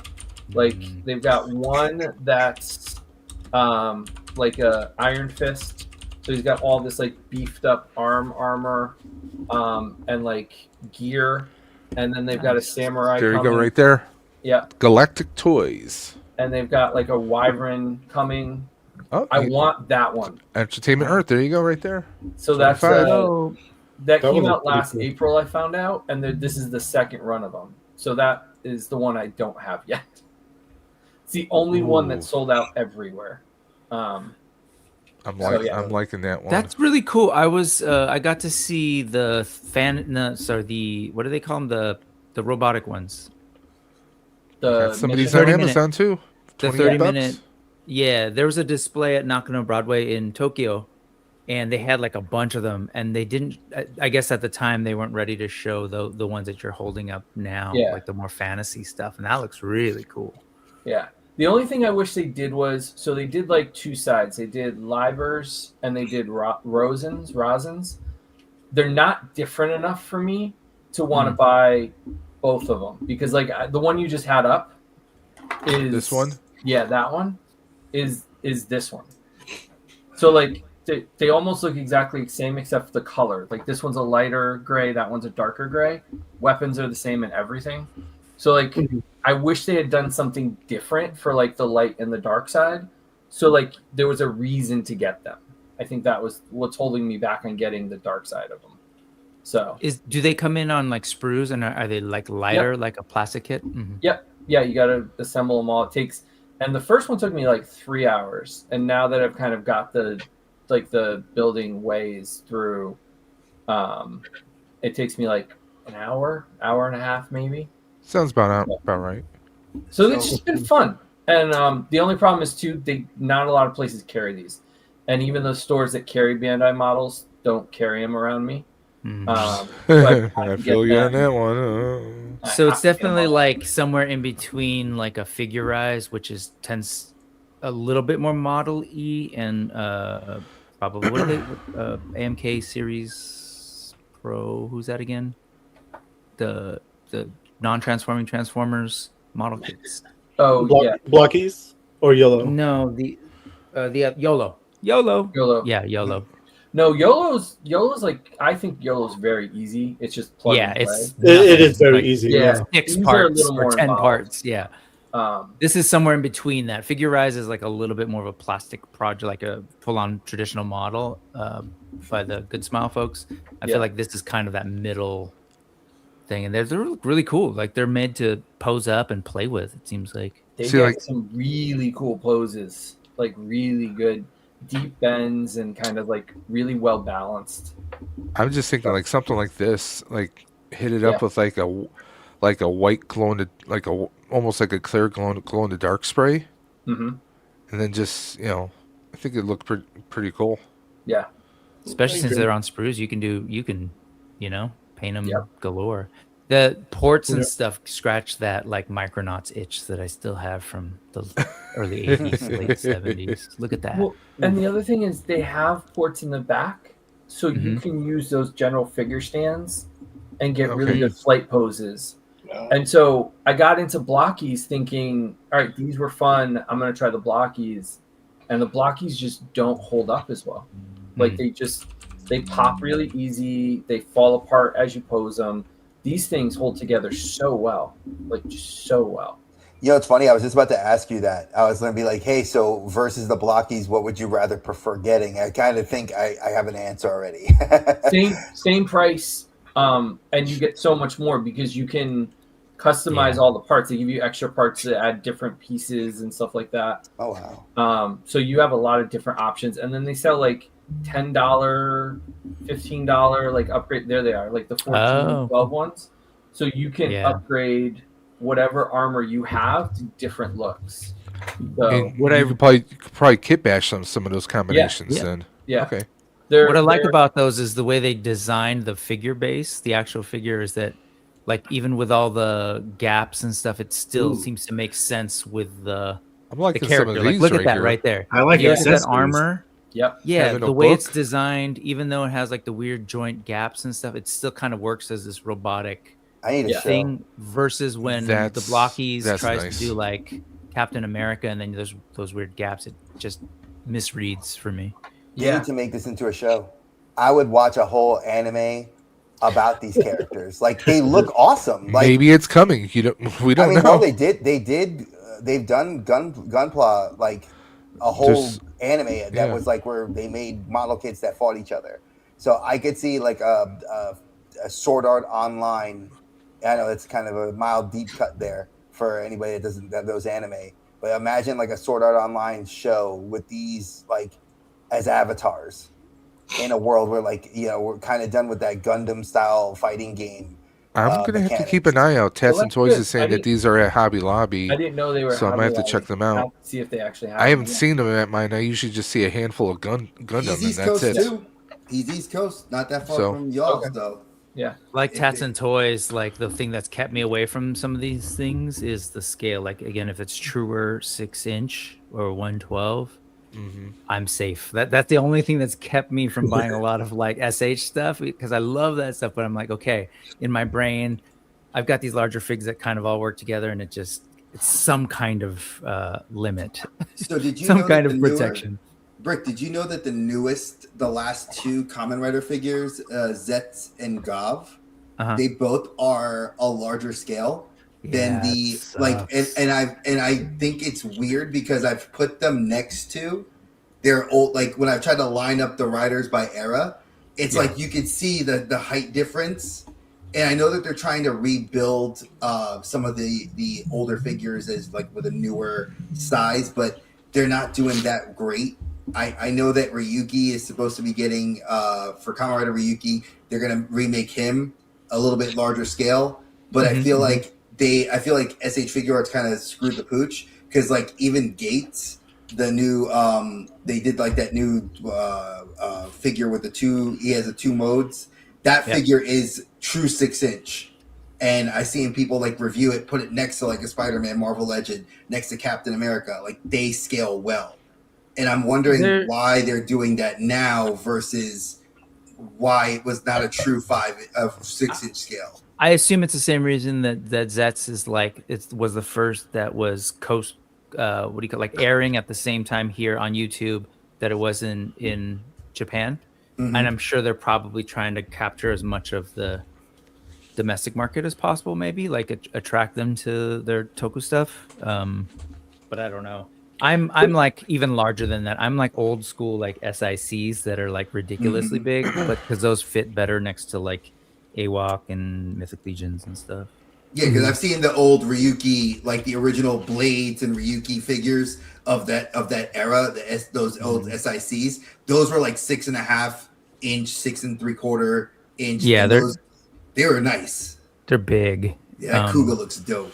And they don't move at all. They move for shit, but they're beautiful. And if you go to Japan, like they're so old, no one wants them. So you can find used ones or cheaper ones. So it works for me visually on the shelf to get like that to scratch that Kamen Rider itch. Yeah. So. Nice. So that's mine. Yeah. Oh, look that. Oh, I can. Share. It's share time. I'm gonna. So there's way too many good toys. Like, so I'm just gonna throw up stuff that I love. A good big figure. So my Bigfoot and my bear. I can't pick a favorite. Sorry, these are great. I thought they came together. I can't pick a favorite. 2 in 1 again. Well, that looks dope. That is awesome.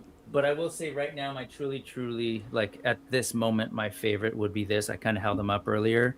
This is that Burning Souls line by it's Dark Crown Toys, who does these out of China. They do them in 1/6, but they scale down to 1/12, and they're doing this thing with like magnetic feet and magnetic splayed hands, so you can do stupid things like this that you'll never actually do unless you happen to fix the garage and have some leftover galvanized steel in your I tried to put mine on the fridge. It didn't work. It kept sliding down. Oh, mine's on my fridge. Mine's on my fridge. Yeah, mine kept sliding off, and I was like, damn it. So it has this cool like portal one too that has these like magnetic things too. So here, let me hold them up. Ooh, magnets. Is that 5K Toys? It was on 5K. I don't know if it's still available, but cool little portal. Just really cool look. It's like a mix of like cyberpunk, dark gothic, Japanese, kind of something. Actually, a lot of Chinese martial arts going on in here too, like wushu, but like Japanese swords. And Remember stuff. Raiden from Metal Gear, not Solid, Metal Gear Raiden? He looks like, if you look at the side profile without the Oni mask, he looks just like Raiden. That was the dude you had to go plug in the controller in the other side. Was that right? Yep. Yeah, that was stupid. But yeah, this is right now. I love this figure, and it doesn't even have like a waist thing, unless Ahbi, I'm missing it. It doesn't, because I haven't like looked under there, but it doesn't have a waist like ball or cut, right? I only played with it when I opened it, and it's been back in the box. But I need to open it again because it's a great looking figure. I'm I got pretty the sure it deluxe does one, not. so. Same here, and Articulation is awesome on it though. Yeah, it doesn't have that, and I don't miss it at all, just because of all the other things that are going on. It's really beautiful. This mid cut is great. And then can I shield for a second? Of course. Do you have a shield license? Did you fill out the paperwork? I do, actually. I work with Animal Warriors of the Kingdom, and so these aren't out yet, but they will be this year, and they are delayed. Damn. So I know people are waiting. But these are what's that wolf one right there? So this is the Void. So real quick, the blue and black ones, these are test shots, and that's like a painted head. But these are test shots of them, and then these are sort of the most recent set of factory samples. So these are actually shot out of the mold, not exactly the plastics that we use, but it's the closest we have right now to the figures, and they pose beautifully. That I have wolf them because is friggin' sick, and I know at least 5 different people who would just lose their minds over that. yeah, man, this robotic arm on a sort of double, like this whole thing is on a ball, and then there's this ball here, and these switch out to different attachments, which I can't grab at the moment. This is the Void from Animal Warriors of the Kingdom, Spiro Toys. I have them because we were at WonderCon showing them here on the West Coast, and then I'm going to take them to the West Coast Mythic Meetup on May 2nd, and then back down to Motooniverse on Memorial Day to kind of share where we're at in production. We wish we could make them faster. These are like I wish I could. Are they top heavy at all, or are they pretty balanced? I mean, like, can you pose them? They are top heavy, but you can stand them. Meaning, yes, I mean, that was like a big thing of like really trying to balance them. I wish. I mean, what you should probably put them on a stand on your shelf. Okay, gotcha. Because I mean, here, like, go back a couple years to like DC Multiverse. So many of them were like when McFarlane was trying to do the Justice League animated figures. Like, their legs are so thin and the bodies were so much bigger that you couldn't even with a stand. It was hell just to make them stand up. So, and it's got all the beautiful articulation from Sound the like first a good characters. Ratchet click right there. So. Yeah, all the AWOCs have that, and then this in particular scares people. At Legion's Con, we had the prototypes, and a couple folks were playing with them, and I remember, I think it was Robo thought he broke it because of this, but it's just that's satisfying though. It's scary, but it's satisfying. But if you know anything about these figs and the way the base body poses up, let me find a standard figure. The way these pose up with that butterfly in particular, I freaking love the butterflies on these guys because I can really get that expressive, like, deal going on, and there's a ball joint on there. So the new big ones. There's a gorilla body that came out in the sort of second wave. I love it. And again, I work with the company, but it doesn't move very well. But with these, we've sort of course corrected, and I love what's going on with this butterfly joint, and it's really cool. And Brick, I mean, if you want to drop links to the company's website, please feel free to do so in the chat. Sure, I will, but any money should go to that corner. But yes. We appreciate Ride for Roswell, but definitely, I mean, we're like you said, we're all toy collectors, so I mean, that seems like an amazing line. I love this line, and any opportunity I can to kind of talk about it. There's like a 2 thing going on here too. So his hair is long, but like we broke it up into 2 different pieces so that you can still move him around. More head movement. Yeah. Nice. I'm waiting on the bulldog. I got the bulldog ordered. Here's the bulldog. Oh, really? You holding that on us? People like these are real. I deal with the Kickstarter comments, and I know there are people who are really upset because it's taken so long. It's like been 2 years. One, if you've been familiar with production and the way it's gone, a lot of my lines are 2 years plus right now. Yeah. But I get it. People were like, "Hey, you said this in the beginning," which was the mistake. They definitely were ambitious when they initially when we did the Kickstarter. We said I think it was like end of the year 24. It's like, but anyway, he's fantastic. He's very Arnold coded. He's a lot more Arnold than I had realized once I saw him at WonderCon. Like the cigar, he's got in here he's got like a shotgun, and anyway, he's cool. Grimes. Yeah, so that's a dope name. I haven't pre-ordered as well. And you guys just did the Toylanta one, right? Yes. So that same weekend, actually, when we had these on the West Coast, Jason, the creator of these, was in Georgia doing Toylanta, and they did we showed a. I keep using they for a couple reasons, but the Toylanta exclusive was Moshi Zero, which was sort of a. Could we shrink me? Yeah. We could. That one is like a Thundercats kind of tribute figure. So folks are, like why did that get to come out? So one that was Toylanta Brett's exclusive. Like they paid for that. They paid for the production on that. And That's been in the works for a while, and it's actually using all existing parts. Yeah. So for the factory to like take the order directly from them and be like, okay, we're gonna just plug in the steel that we've used. We know the plastics, boom, and they just churn those guys out. But yeah, that one technically is a Good Journey LLC's like project, and I don't even have one. Jason doesn't even have. I think he might have taken one home from the show. What's but up, Brandon? It was so funny because it was like when they revealed it. I think it was Carlos from the Badass Reviews. All three of us, me, Jason, Adam, were like, wait, that's public now? Oh, like we had zero idea because it totally is more of a Toylanta thing, which was kind of cool. So what was the name of the wolf? I gotta get the going. wolf one? The Void. Okay, Matt. Thank you for coming on. Matt, love you, brother. I gotta take. Always good to see you, Matt. We gotta hang out soon. Yeah, I'll hit you up. I'll see what I have going on that weekend for the Motuverse. And Cool. I'll hit you I'm up. assuming you're not driving up for Mythic Meetup. No, I know it's my goddaughter's first communion that weekend. So nice. Otherwise, I would try, but yeah. So I'll see if I can work it out for the Motuverse. Dope. And do you want me to leave this on? It's on my channel too. Yeah, you Dave. can. Yeah. I'll just have you in the green room area. Alrighty. And if you got, I don't know if I'm gonna get back for brunch by 3, but if you guys are still on, I'll hop in. Oh, it will. If we are, you come Not a on problem. through, bro. Yeah. Hey. Alrighty, guys, it was great. What's up, Ed? What's See you, up, Matt. Take care, Matt. It's Well, just take me off screen. Yep. I got you.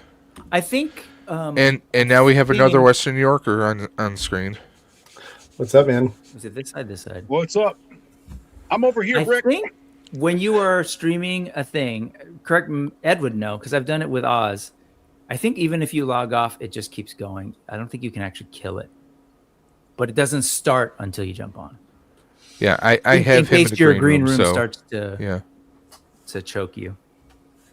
Yes. No, I was crafty. Somehow I clicked on StreamYard. They're like, "Oh, you can go to advanced for $1 for 7 days." I'm like, "Okay, I'll sign up for a couple days and just disable it." For $1. I mean, you missed the AWOC ad, Ed. I earned my keep. You earned your keep. now, Brett, what's the name of the wolf figure? I didn't catch it. The wolf is the Void. The Void. Okay. He is a part of the first story arc. There was a comic book that was out and distributed through Diamond.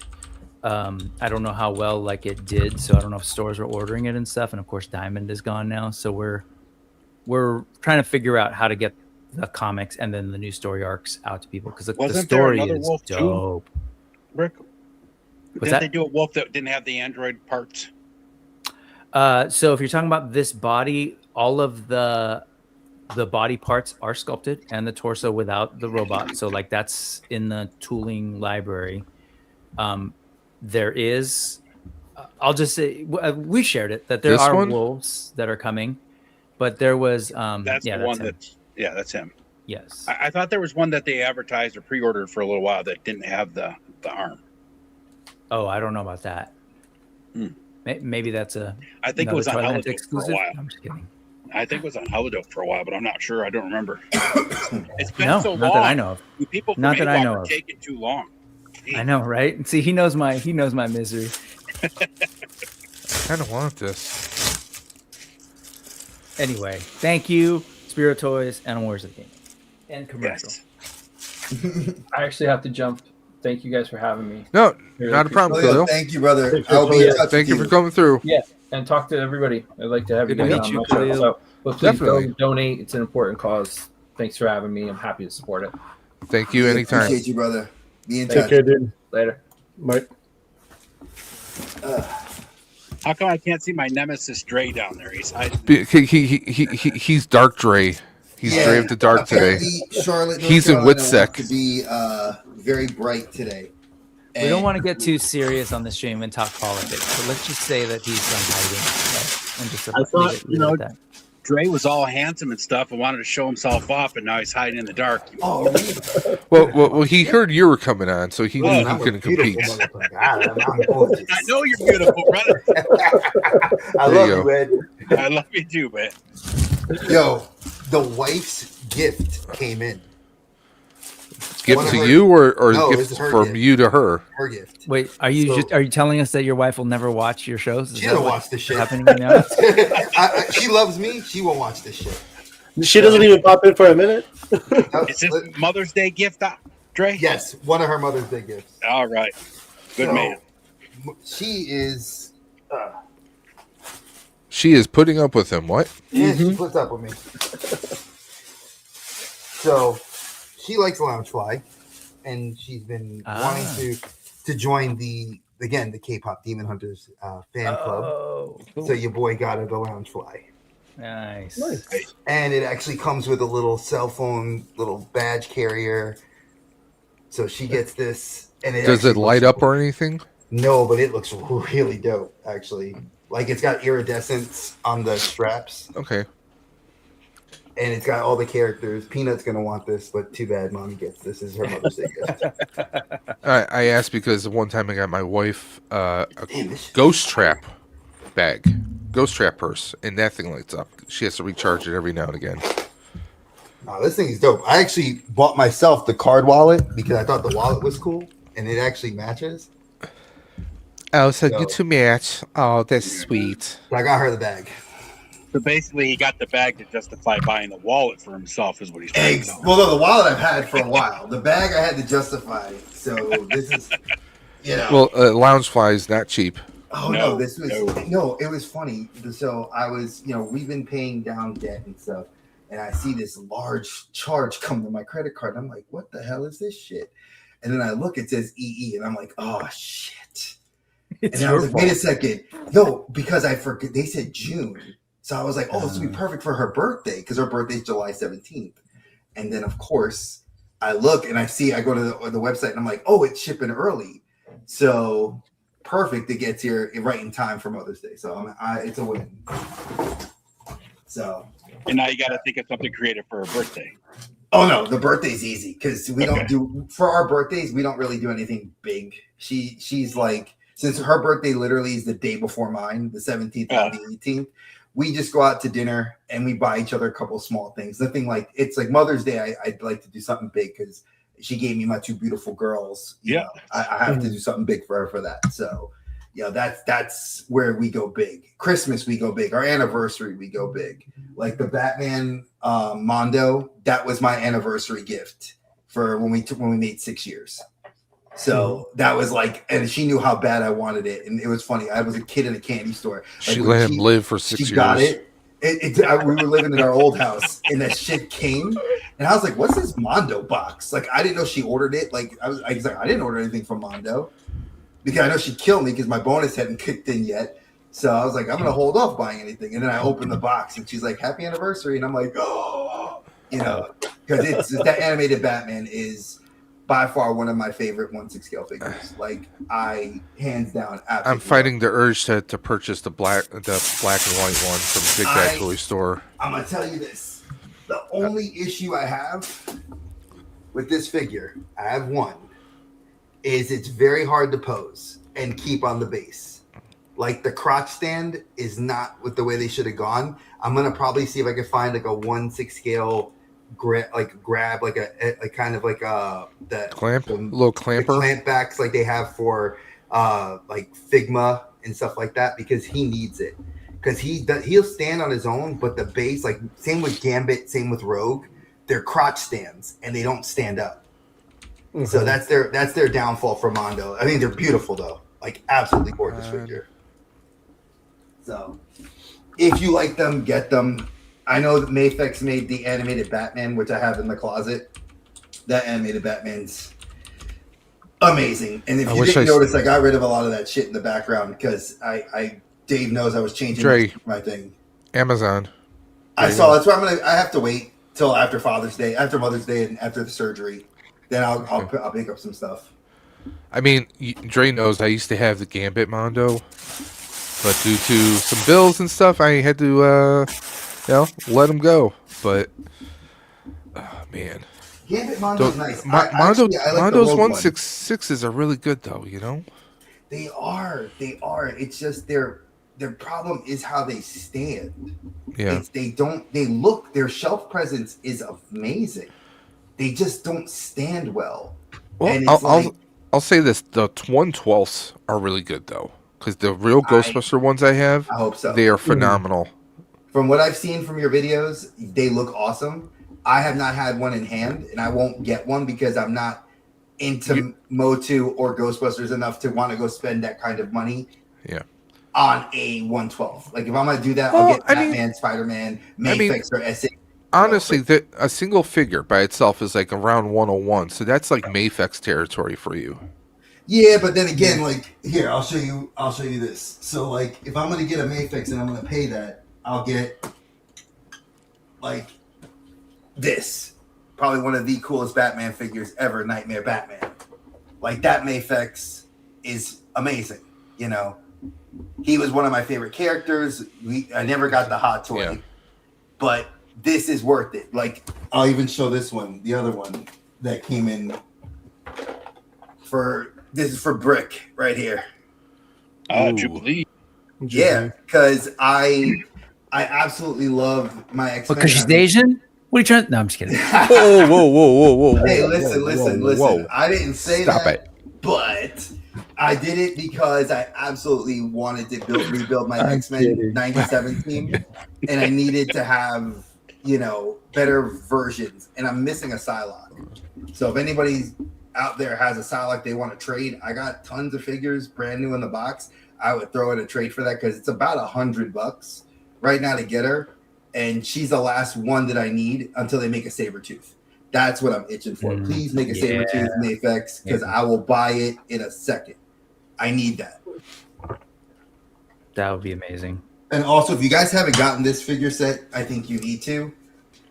You guys need to get the Astonishing one. Oh. I think this figure here, not the Colossus, but the Kitty Pryde, I think she is by far the best Kitty Pryde. They've only made like, I think 3 of her ever. And this one's head sculpt looks awesome. And the Colossus is not a bad fig. I know people are complaining about it. Yeah, it's not the Colossus that came with the Juggernaut from what everybody says, which is that 75th anniversary. They say that's the best Colossus. I argue saying that the Age of Apocalypse one, I think truly has that size and imposing nature that Colossus should have.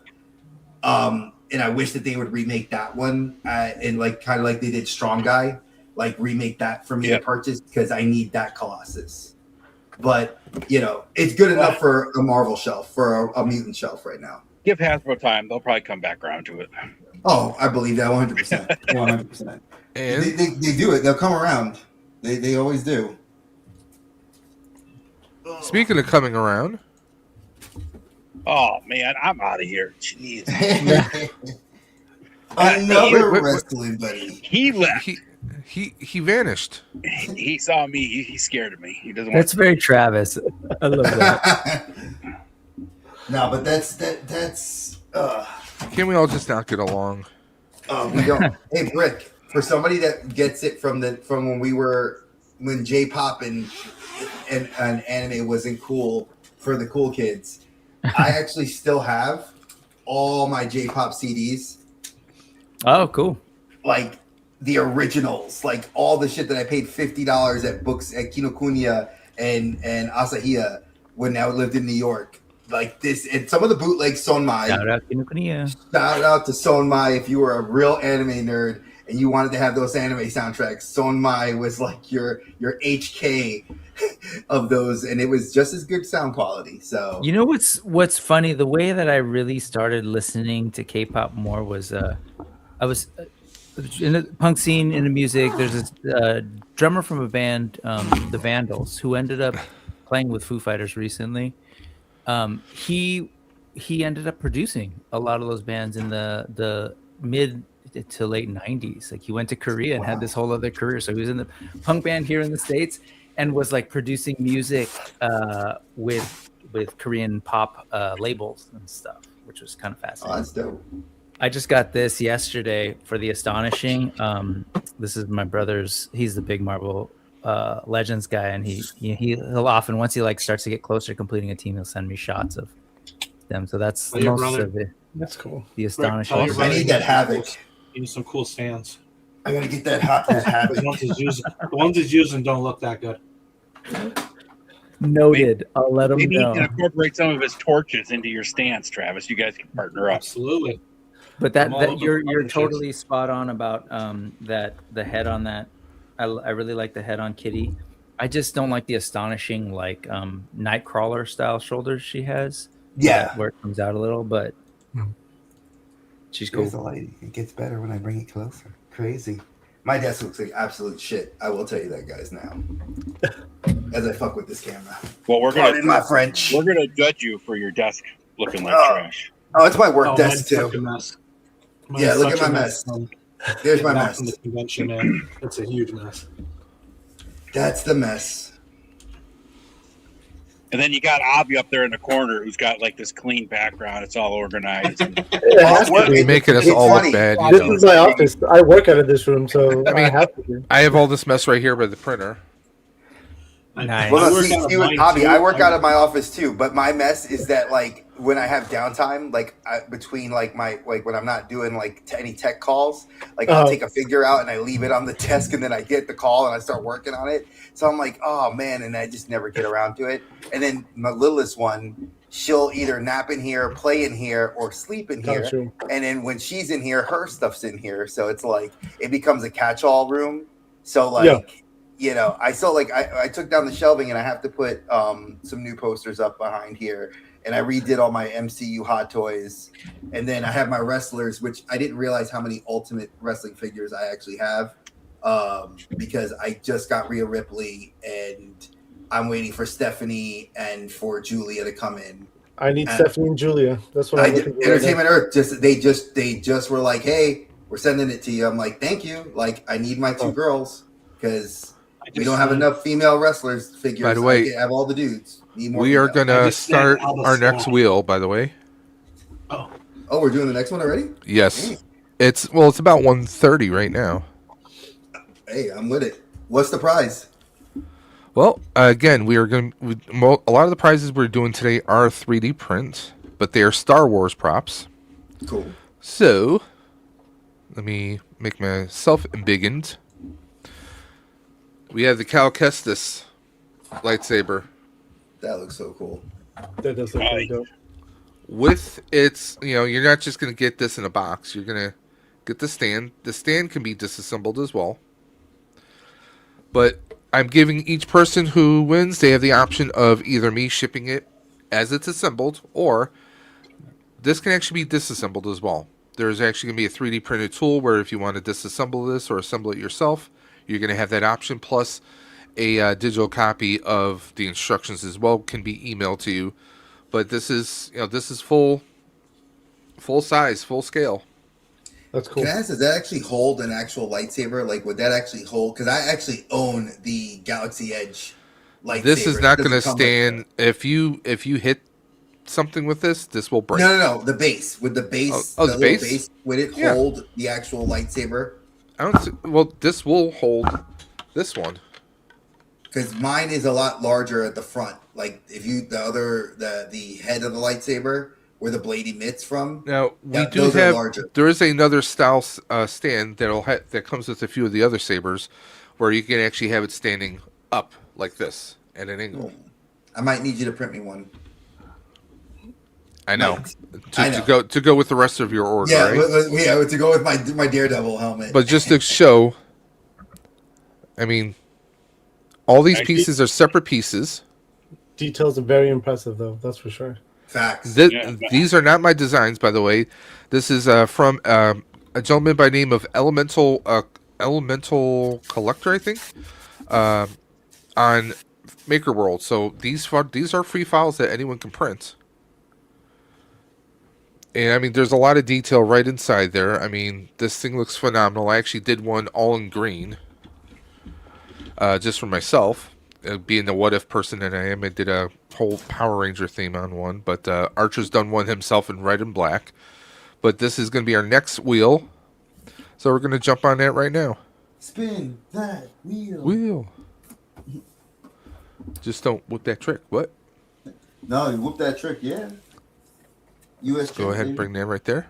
The lemon pepper steppers. So we're going to go ahead and give it a 1, 2, 3, 4, 5, 6, 7, 8, 9, 10. shuffle up the deal. This is not an elimination wheel for anyone who is just joining us right now. This is a one and done. We have much more prizes to give out. I want to say hello to Hexastack jumping in the chat right there. Thank you for popping through. And let me just take this off for 1 quick second. And once again, there are a few select people who, when you're in the chat, you might just find yourself holding a wrench. And if you have a wrench, you can go ahead and share your channel links or any links you might have to any stores or anything you might have online. So there you go. So we're going to go ahead and do this wheel right here.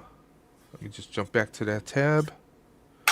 Again, if anyone's interested in any of the other giveaways we are doing, it's a cat attack.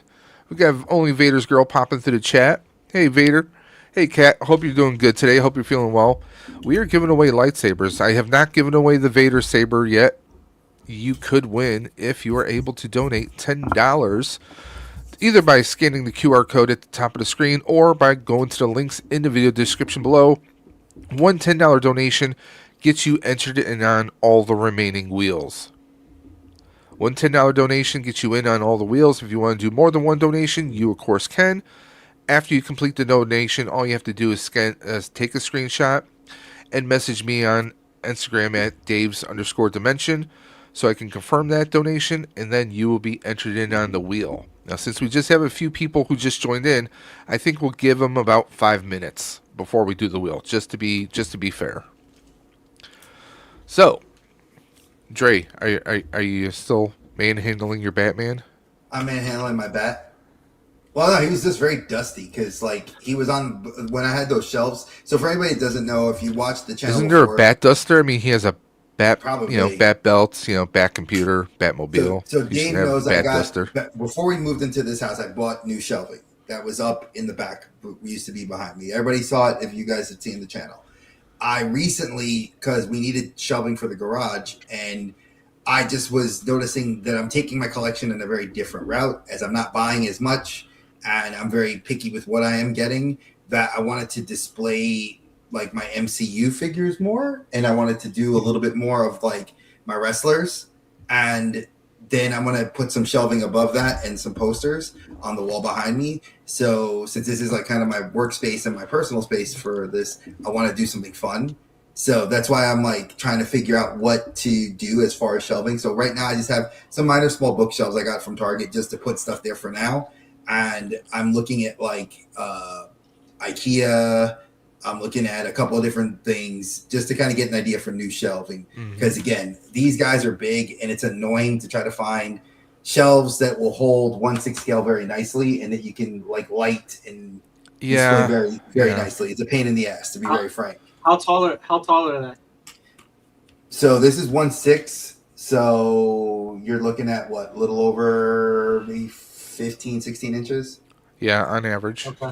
On average. So and heaven forbid you want in some kind of a like action pose is going to be I can't need put a him, little bit more. Exactly. Like I can't pose him like the way they do on the box, which is like him shooting the grappling hook. Yeah. And like a dynamic pose. You can't do that unless I get like that grippy claw for his waist, and that I can actually like have, because I have the 1/12 version of him that I can do that with. The Mafex you can do that with. The cape is cloth. It's like Mondo. I know you're not going to make a cloth cape because you're trying to do cell shading, but it could have been a little bit easier. Like a wired one, so you can do the pose like as he's You know, again, I'm not complaining because this has a special place in my heart. My wife bought it for me, so, and she wants to get me Catwoman because she's like, you need to get Catwoman, his girlfriend. I'm like, well, I mean, yeah, I guess. I'm not gonna say no. Here's my donation, Dave. Can you see it? Yo, Ed, that is the best. We got to clip that. That, folks, if you're on the stream, screw sending the email. Just put it on the camera. That's you know how long that takes?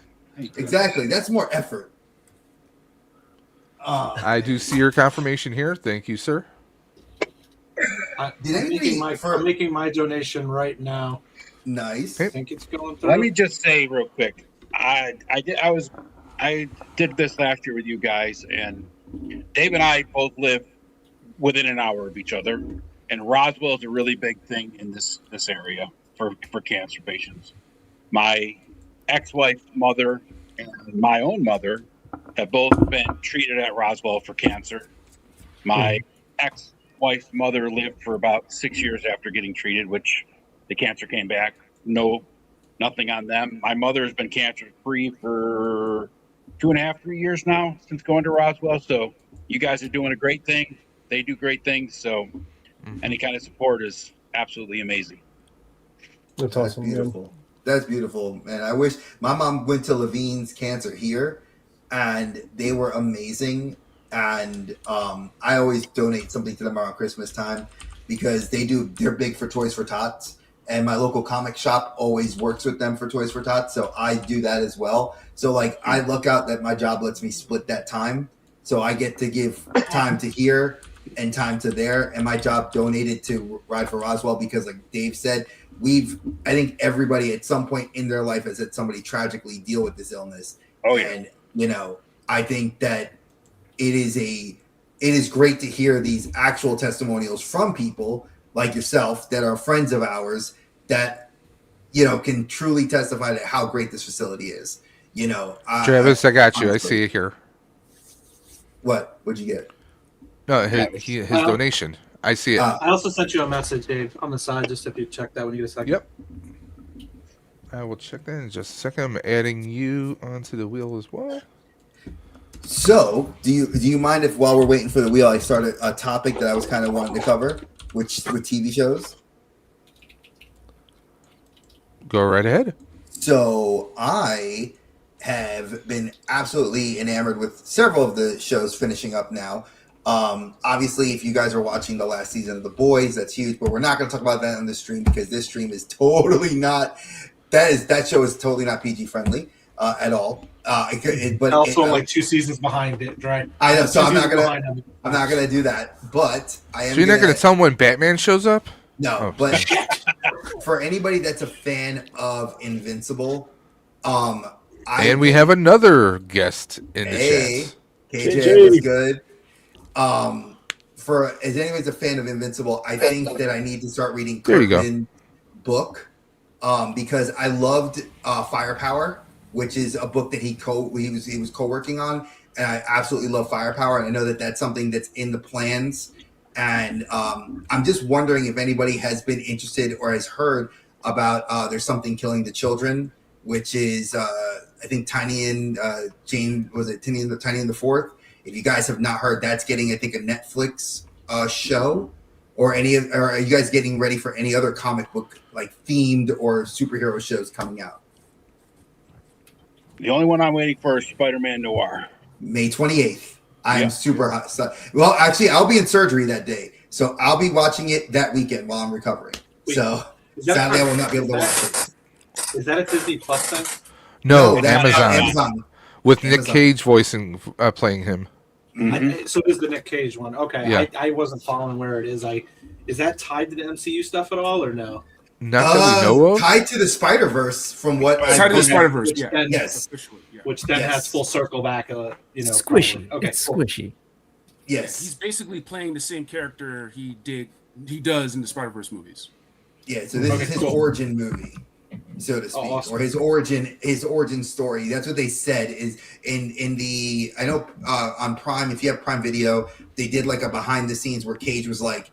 He talked about his experience when he did Across the Spider-Verse, Into the Spider-Verse, and Beyond, and that he did kind of drop a teaser from what people have been saying, rumors on the internet, that this show is gonna kind of loosely mention or have an Easter egg for how it's tied to Miles, and that's stuff like he's gonna mention something about that, or they're gonna show something. I think that I think that's why they're delaying the movie even longer. Was not just for the reshoots and everything else, but I think it was because we have other Spider-Man canon events happening at the same time. So we have like Brand New Day, we have Your Friendly Neighborhood Season 2, and anybody that's a diehard Spider fan, I'm waiting for these things and foaming at the mouth. But if they do have like even an Easter egg tie-in to what we're getting, because we are getting a 2099 solo series, we are getting a Spider-Gwen solo series, we're getting a Spider-Punk live action series. Hell yes, I'm all for it. I'm like looking forward to seeing all those. Ooh, that'd be great if like it ends with them opening up the portal and him falling through or something and meeting the others. That would be hilarious if like him just landing in there from the end of the 30s. series is him, falling through. Hey, why not? Yeah. Well, and I also do like the retelling of the villains, like they're doing like Tombstone, kind of like in a 30s version of Tombstone. Like they're not like, changing genders. They're not doing anything like that, which I don't care. You could do that. To me, I don't really give a shit about that sort of stuff. But I like the fact that they're doing Tombstone as Tombstone. Like he's a black gangster, and he's like, they're doing like Electro, and they're doing Electro as a heavyset guy. Kind of an interesting spin on how they're doing that. Like they're gonna have like. What do you say? Electro can't be a heavyset guy? Come on. Oh hey, I love it. No body shaming. No body Forget shaming. about it. Oh please! After what Rhea Ripley just went through with body shaming with Jade Cargill, I am far from it to body shame anybody. So okay, so we are going to do our wheel now. Like, I would hate to see any of you in a pair of tight spandex. Okay, I'm just saying. Hey, I got my spandex right here, man. I got my dancer's belt floating around. Listen, I got my dancer's belt. Around, Dad. Before you start the wheel, can I just say that I know nothing, like very little about modern wrestling, but I sure as hell know who Jade Cargill is. Okay, oh my God! Facts. Who doesn't know about Instagram model? I mean, I'll lean more towards Stephanie. Oh yeah, La Primera. All day, every day. And Rhea. Oh, Rhea all day. Oh, Brick. I got that for Peanut. Oh, nice. Okay, Or Let's the not Easter spin a Bunny wheel here, wallet. Trey. Quit promoting your shit. Yeah. I'm not promoting this. It was a blanket that my Again, baby. guys, we are going to do our wheel. We are giving away the Cal Kestis 3D printed lightsaber. Who's gonna win it? Actually, the maker is Elemental Brick, not to be confused with Brick something. It's a completely different kind of brick. Until they combine forces, then it's elemental brick something. That would be awesome. Or something elemental brick. There you go. Yeah. But this is going to be a one and done. We are not doing the last person standing. And yes, I always think of that every time. KJ knew exactly what I was thinking of. Wheel of morality, turn. What is the lesson that we will learn? Let's learn. Yeah. All right, let's see who's Good going to win luck. a cool lightsaber. Good luck, And everybody. it will be it looks Ghostbuster Tony in North Ontario. So let me Congrats. just write that down. And thank you for donating. Yeah, thank you, brother. We appreciate you. And Enjoy I will your be lightsaber. participating in his fundraiser at the end of May. Nice. We are doing a fundraiser for a Starlight Foundation. It will be a Ghostbusters playthrough, kind of a D&D version of Ghostbusters, which is an actual platform. We will be doing that at the end of May with Generation X-Wing Podcast, Dave's Dimension, of course, Nerd Affiliated, Archer, he's going to be there, and also Doc from Tools and Talent. They do a whole line of accessories and upgrades for Ghostbuster cosplayers. So we were doing that for the Starlight Foundation. Okay, let me just put this in here. And Dave, we have to now, since we have our three new guests, we have to do the questions now. I have to give them their questions. So we will start with Ed, since you came in first. I want to know, who is your favorite superhero, and why do you like that superhero? And Ed, you can't say Josh Allen. I'm sorry. Marv Levy. Favorite superhero or just comic book character? No, superhero. I'm gonna, like I said to Archer, it can be anybody that you deem a superhero. They don't have to be a fictitious character. They can be a real character. I'll even go that far. No. I'll stay in the comic run for sure. But Right, I would have to say the Punisher is always been one of my favorite characters. Nice. And why? Probably because of what he stands for and the code that he lives by. You know, I mean, does he kill people? Sure, but he's only killing the bad guys. He's got a code of who he can take out and who he won't kill out, and he's always taking care of the people that can't take care of themselves. So The little guy. I like that. Very well said. Very well said. Okay. So, Trav, your favorite superhero and why? My favorite superhero is Winter Soldier. And what I like about him is that basically, he kind of goes full circle, especially within the MCU. He, has the trauma. He kind of is a bad guy, but he kind of comes full circle in the redemption. And I feel like most people can relate to being someone's superhero or someone's supervillain and kind of go through that full circle redemption story. I feel everybody's redeemable in some way. So I think it's a really cool character. It's a little bit deeper than just fancy colors and all that stuff. And his arm is bad. Yeah, everyone has the capacity for good still. You just hit me right in the feels with that. Like I have Bucky as my MCU Bucky over there. Like that's my hot toy. And I bought it for the exact same reason. Like his trauma is real. Like the love for his best friend, that he will go toe to toe and beat the dog hell out of him, but he loves him and will make sure he's by his side through thick and thin. And then his own redemption in Thunderbolts to like redeem himself and find his place out of time. I mean, that's a deep ooh. Yeah, I'm a big Bucky fan. I love it. I just have always been a huge fan of his. Love it. All right, now KJ, my brother, it's your turn. Your favorite superhero and why? I'll make this quick, man. Let me take it all the way back to the 90s. All right, let me take it back to the 90s with you. When you were a black kid growing up, a blurred, you didn't really have much to pick. You had Winston Sedmore. Shout out to Joy LaForge. Shout out to Lando Calrissian. Shout out to my Joes, Roadblock, Alpine, you name it, Doc. But here's the thing. If you were going to the movies, man, it was slim pickings. Man, look, shout out to Meteor Man. Shaq, Steel, he did his best, man. He did his best. Spawn, Michael J. White. Spawn does not age well. Animated series, yes. Live action, no.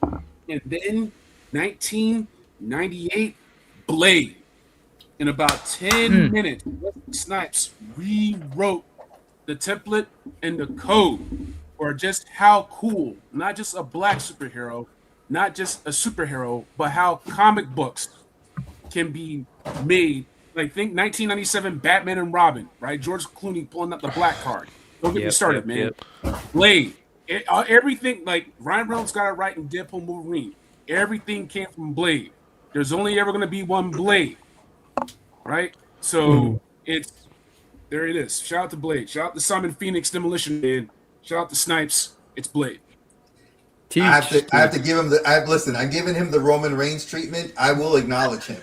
I will truly acknowledge him. Tatz and Toys. It's my boy Tyrone. All right. Now, same question for you, brother. You welcome in. Now, the same question. Your favorite superhero and why? You're muted. You're muted. You're mute. You're still muted. You're muted. You double muted. You might have to reselect your microphone. Hey, Travis, why don't you show them how to fix that, since you have that problem every time we stream? Dude, every time I come to StreamYard, it messes up on me, man. I was lucky today. All right, run it back.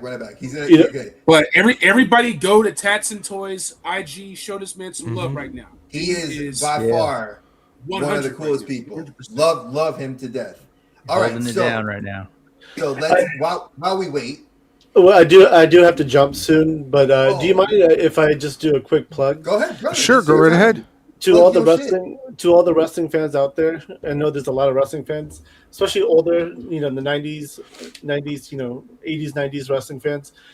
Tomorrow night we're debuting our new wrestling talk show, and we have Marcus Buff Bagwell as our first guest. Oh, way!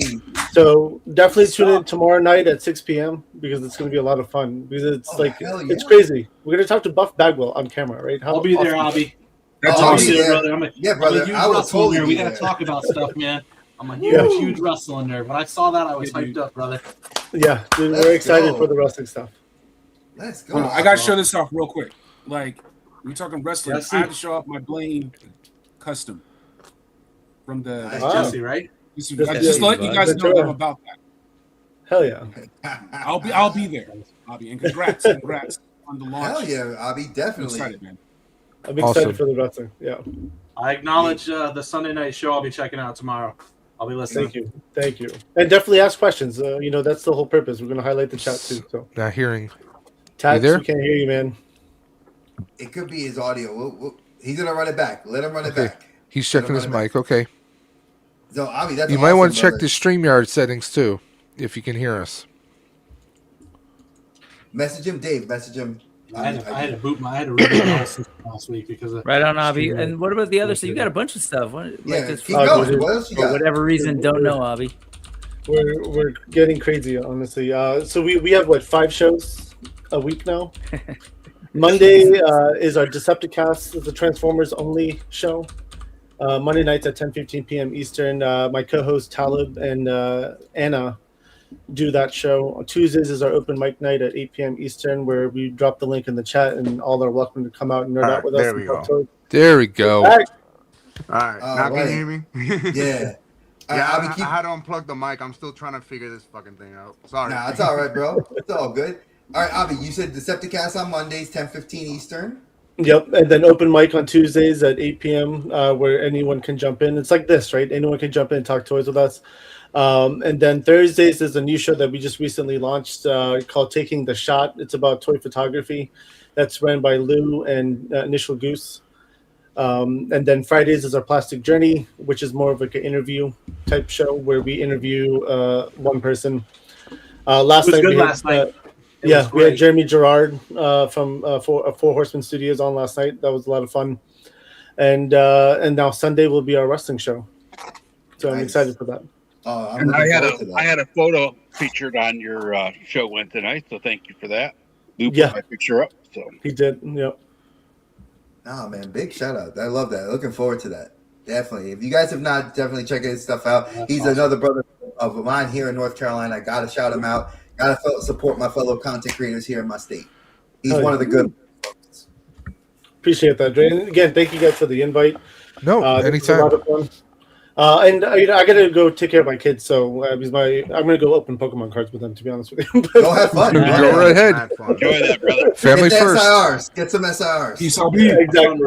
Take care, guys, and I'll be watching in the background too. So I appreciate you. Awesome. Appreciate you. Right on, man. See you. All right, Tyrone. The question that I ask everybody that we're going to start you with: your favorite superhero, and why do you love them? And why is it Mr. Wonderful? I'm just kidding. Just kidding. It doesn't have to be like Marvel comic book related. Whatever universe you want. Luffy, because don't fuck with his friends. It's true. Nice. That's true. I wish I had him. He's in the closet. I have like 3 different S8 figure arts of him. Gear 5. I have Egghead Island, the newest one that came out, and I have like the romance arc. So I love those figures, especially Luffy's good.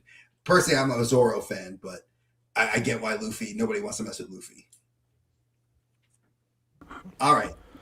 Luffy's great, man. I love everything he sort of represents and stands for, and I love watching his journey. It's cool. Shout out to One Piece, the live action, for giving. We lost him. I think his camera went buggy. But shout out to One Piece live action and Netflix for Oda coming through and doing a live action show that needed to be kind of told to an American audience, but still honoring the source material. Like Yu Yu Hakusho didn't do that enough for me. As much as I love Yu Yu, and there is I am a diehard Yu Yu Hakusho fan. I wish the show, if it does come back, they retool it slightly.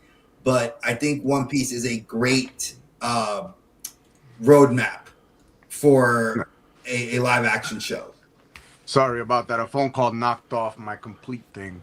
Oh, it's okay, bro. No, you're good. You're good. So I do want to say one thing before we continue. We have officially passed. We are at 5:42 right now. Let's go. So thank you guys for everything. Anyone you've been brought into the chat or you've brought into the stream, that's $542 that goes towards cancer research. So thank you guys tremendously. And Dre, keep on going. So I'm just saying that it was Tyrone. He was cut off sadly because of his call. So you said that Luffy, obviously, he's very honorable to his friends. I was just kind of complimenting the One Piece live action that it does such a great job. Not only is the cast which people would consider woke, which I could go kick rocks for saying woke. Yeah. It's for having a cast of people that are of what Oda wanted them racially to be. Mhm. I think it's chef's kiss to everything that a manga live action should be. That's why it's successful, because they Hell yeah. nailed it. They straight nailed it. Season 2 was even better. That's what I heard. I haven't watched season 2 yet. I'm waiting for when I got my downtime. That chopper episode kicks you in the feels. With the whale too, I heard that Mhm. hits everybody. Yep. And whoof, like just oh man. But we also have another question to ask everybody, and we'll start. I know. Don't Wait, worry, Ahbi. real You quick, can get it. before you jump away from Luffy. go ahead. So at WonderCon, I got to hang out and check in. That's kind of become the fun annual check-in with Ted Biaselli, who's a producer on that show, and like nice. Wednesday and stuff. And I got to meet him doing like some streaming stuff around Revelation. But nothing to see here. No, but I was asking him, like, dude, how far are you gonna go? And he was like, if I had my choice, we would go as far as we can. But he brought up something that I for some reason didn't think about. But he's like, you're complete. I'm like, yeah, I'm totally complete. He's like, you know how expensive this show would be. And I was like, oh yes, of course. Like it gets pretty wild, especially as you go for like if you think it's wild with stretching hands and multiple hands. Once we hit that Gear 5, it gets even bigger. Or even Gear 4, right? Yep. Like just like Yeah, it's big expensive dude. to do. So that totally made sense to me. And so I guess when they're doing it, they have to think about kind of like ending each season on a way that could feel like closure. But if he had his choice, he'd go all the way. But for real, that's an expensive show to do, man. I heard Chopper's in the picture, so you know it got expensive. Yeah. But yeah, we got Chopper, which is actually built my ships. best friend's wife. I don't know if folks realize they like built full-on practical boats and stuff. Which for didn't this thing, and then Universal boats on rigs. California? Because one of my boys that lives in California had said this to me, that the Universal fan experience that y'all are getting on there, it supposedly they're getting something from, and I don't know if this is 100% true, because he told me that their Universal Studios is actually getting like a show, and they're bringing in props. And I heard part of it was that they were trying to bring like, you know, the ship into into studios so people can That would actually see. be smart on Netflix to try and recoup some money, because yeah, for sure, from Universal crew. Because I know that Japan, they did in Universal Studios in Japan, they did a whole the stunt show where like they actually, and then Americans here got in a version of that stunt show where they had like everybody, and the chopper, somebody postally said that it was a doll. They took like a chopper like stuffy and they had him on the boat. I thought that was hilarious. That's hilarious.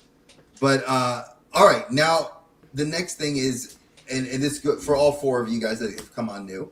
What is, and individually you guys can put if you have it available.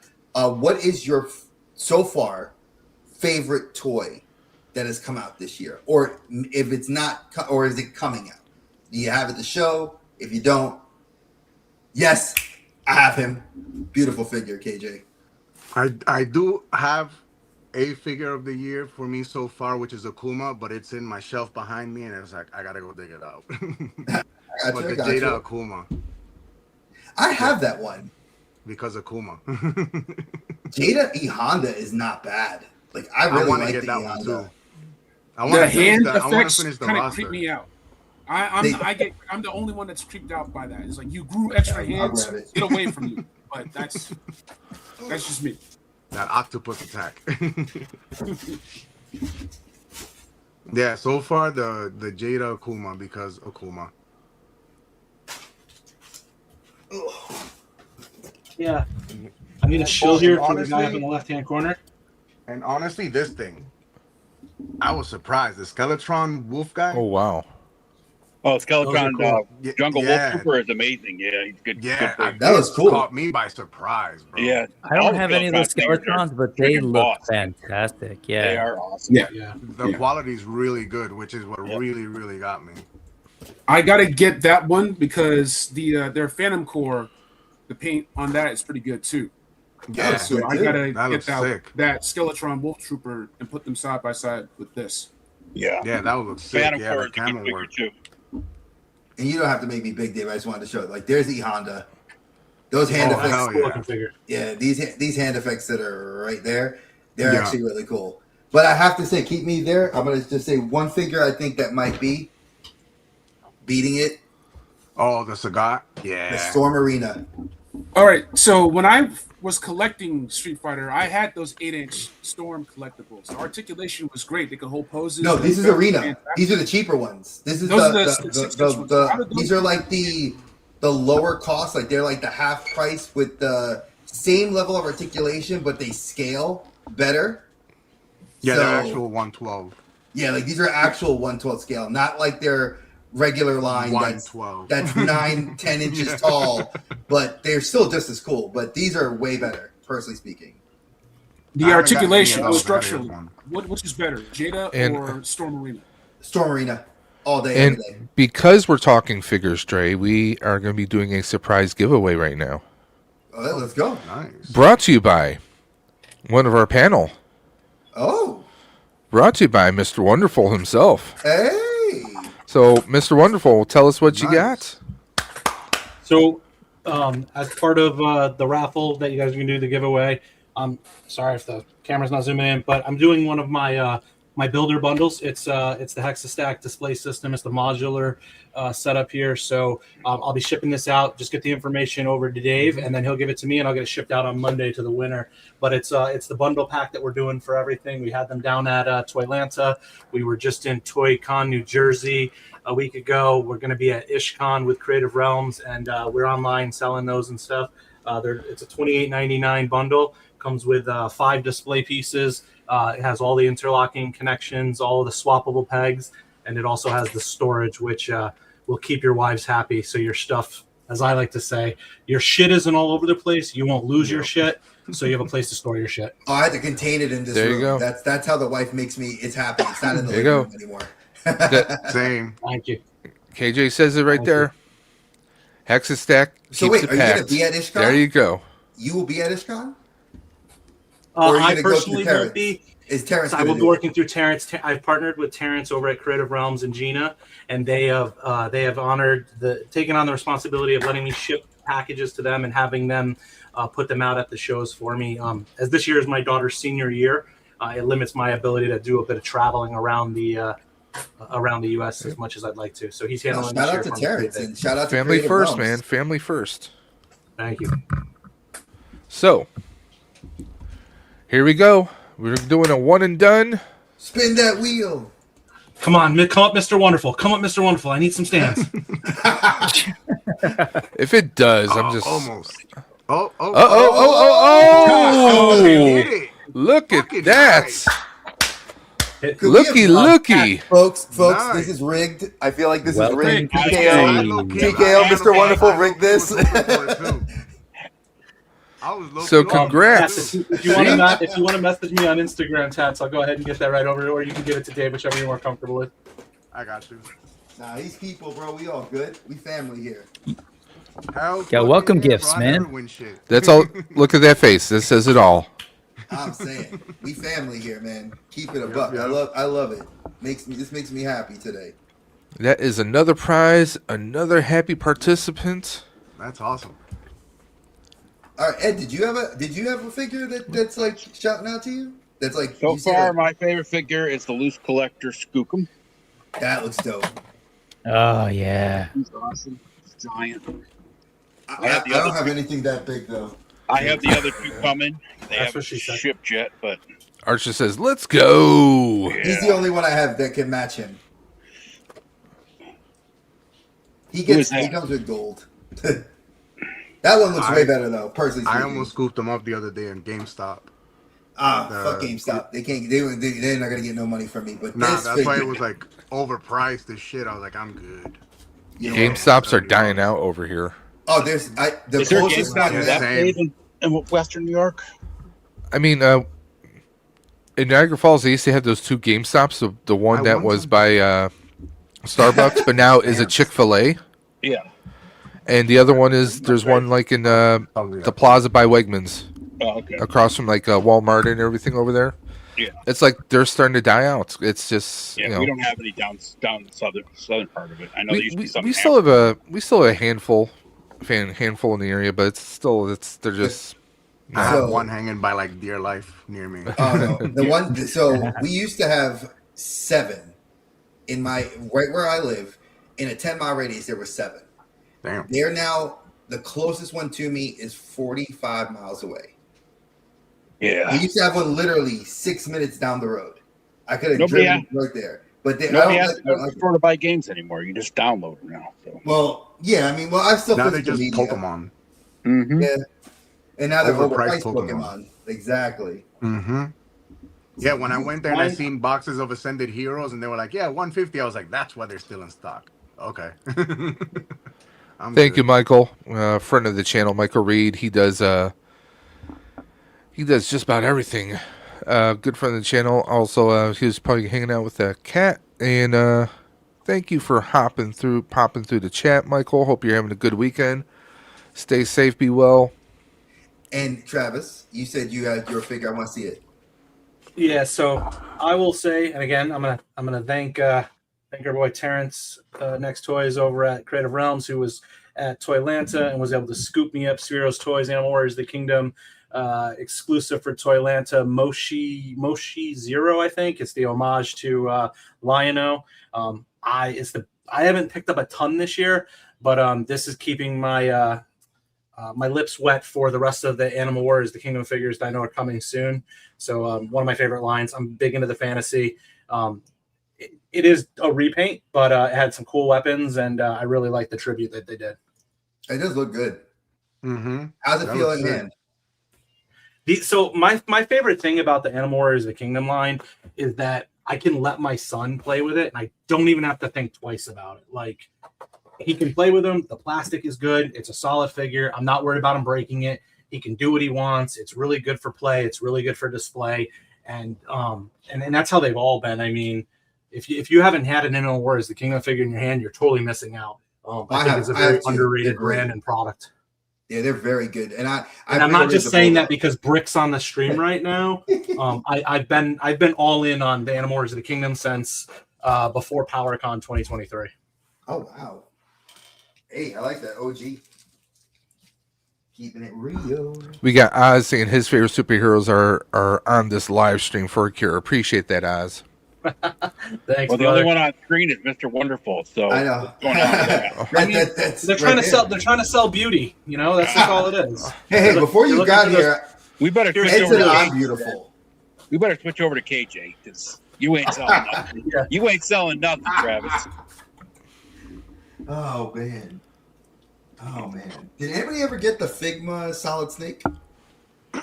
No. The only thing I have is the You Guyver. gotta be picky nowadays. You really do. Oh no, I agree. Yeah, trust me. Me and Dre talking about being very How's that selective scale? with figures now. It's good. It's good. Yeah. Yeah. If you like military figures, and I know a lot of these guys do, that's why I mentioned like the Solid Snake. Now again, Figma is true 112, right? Yes, That's why I asked. Yeah. Yeah, Figma's true 112. SH Figuarts, as Brick and I had said earlier, if it is any of the newer tokusatsu stuff, it is 100% true 112 scale. If it is anything from about 5 years ago, it's not. It is 5.75. Yeah. Like, it's barely like they barely scale well, and it's a problem because again, like Dave used to be a very big fan and collect the Power Rangers when they were done by Hasbro. And I had a Power Ranger figure next to a SH Figuarts Kamen Rider. Oh my goodness, that's why I love you. Oh, wait, you have Joker. You have Joker. Yeah. That is one of my favorites right there. Yeah. From Double. Oh my God. Yeah, I got Zetz over here. I have him in the box. He's fire. Oh, you got Momotaros. Super legit. Oh, Deno. He's hitting me right in the. Hey, here's the thing. Those figures he's showing off, those are not cheap, baby. No, they're not, folks. I could keep going. I got the belts in the closet. these are I got the my older riders. Yeah. Oh, and look at classic villains. Folks, this is what makes you when you can see other people's collections and I get to live vicariously through my friends, it makes me happy. This show was a lot better than I expected. Oh, it was a lot better than I expected. The Revice was good. But if you like, actually the newest show, Zets kind of was a sleeper for me. I don't like the beginning of it, but now it's like getting to the point where they legit started killing people in the show. Like like they killed off like 3 of the characters. The new writers have stepped in. It's a very different show compared to what people that are interested in Power Rangers or Kamen Rider outside of Japan. So on YouTube you can go to Tokushoutsu. Yeah, I'm gonna check it out. And then I got for like 01 because that was my favorite one. I got all. Yep. Shout out to Dave. He picked up for me at Comic-Con the 01. When he went, he got me the New York City Comic-Con exclusive. I absolutely one of my favorite of that. Yeah. I think the way they did the paint on that one was fantastic. And I may be going back there this year. We'll see if that happens. I think that's. Oh, and then I have the 1/6 scale like 3-0 Shin Kamen Rider. Oh. Shout out to another 1/6 scale collector. I love it. I dipped my toes. Oh no, I think everybody here and I'll say this as a wrestling fan and I'll say this as a toy collector. Yeah. I have ebbed and flowed with my collecting of wrestling figures. Like there was a time that I bought every Ultimate, every Elite. I had all those figures and then I purged them because the little one came. Apparently, Brick's phone died on him, so it's okay. If he wants to come back, he got the thing. Let him come. He's missing the writer talk. Oh, he's gonna come. We'll bring it back. We'll bring it back. But then I got back into it recently because I got the ring over there, and I have like all my stuff there that's like kind of discombobulated. Yeah. But I love the fact that it like there's an ebb and a flow for why I collect certain things, and I've noticed that with my friends. Like. Mm-hmm.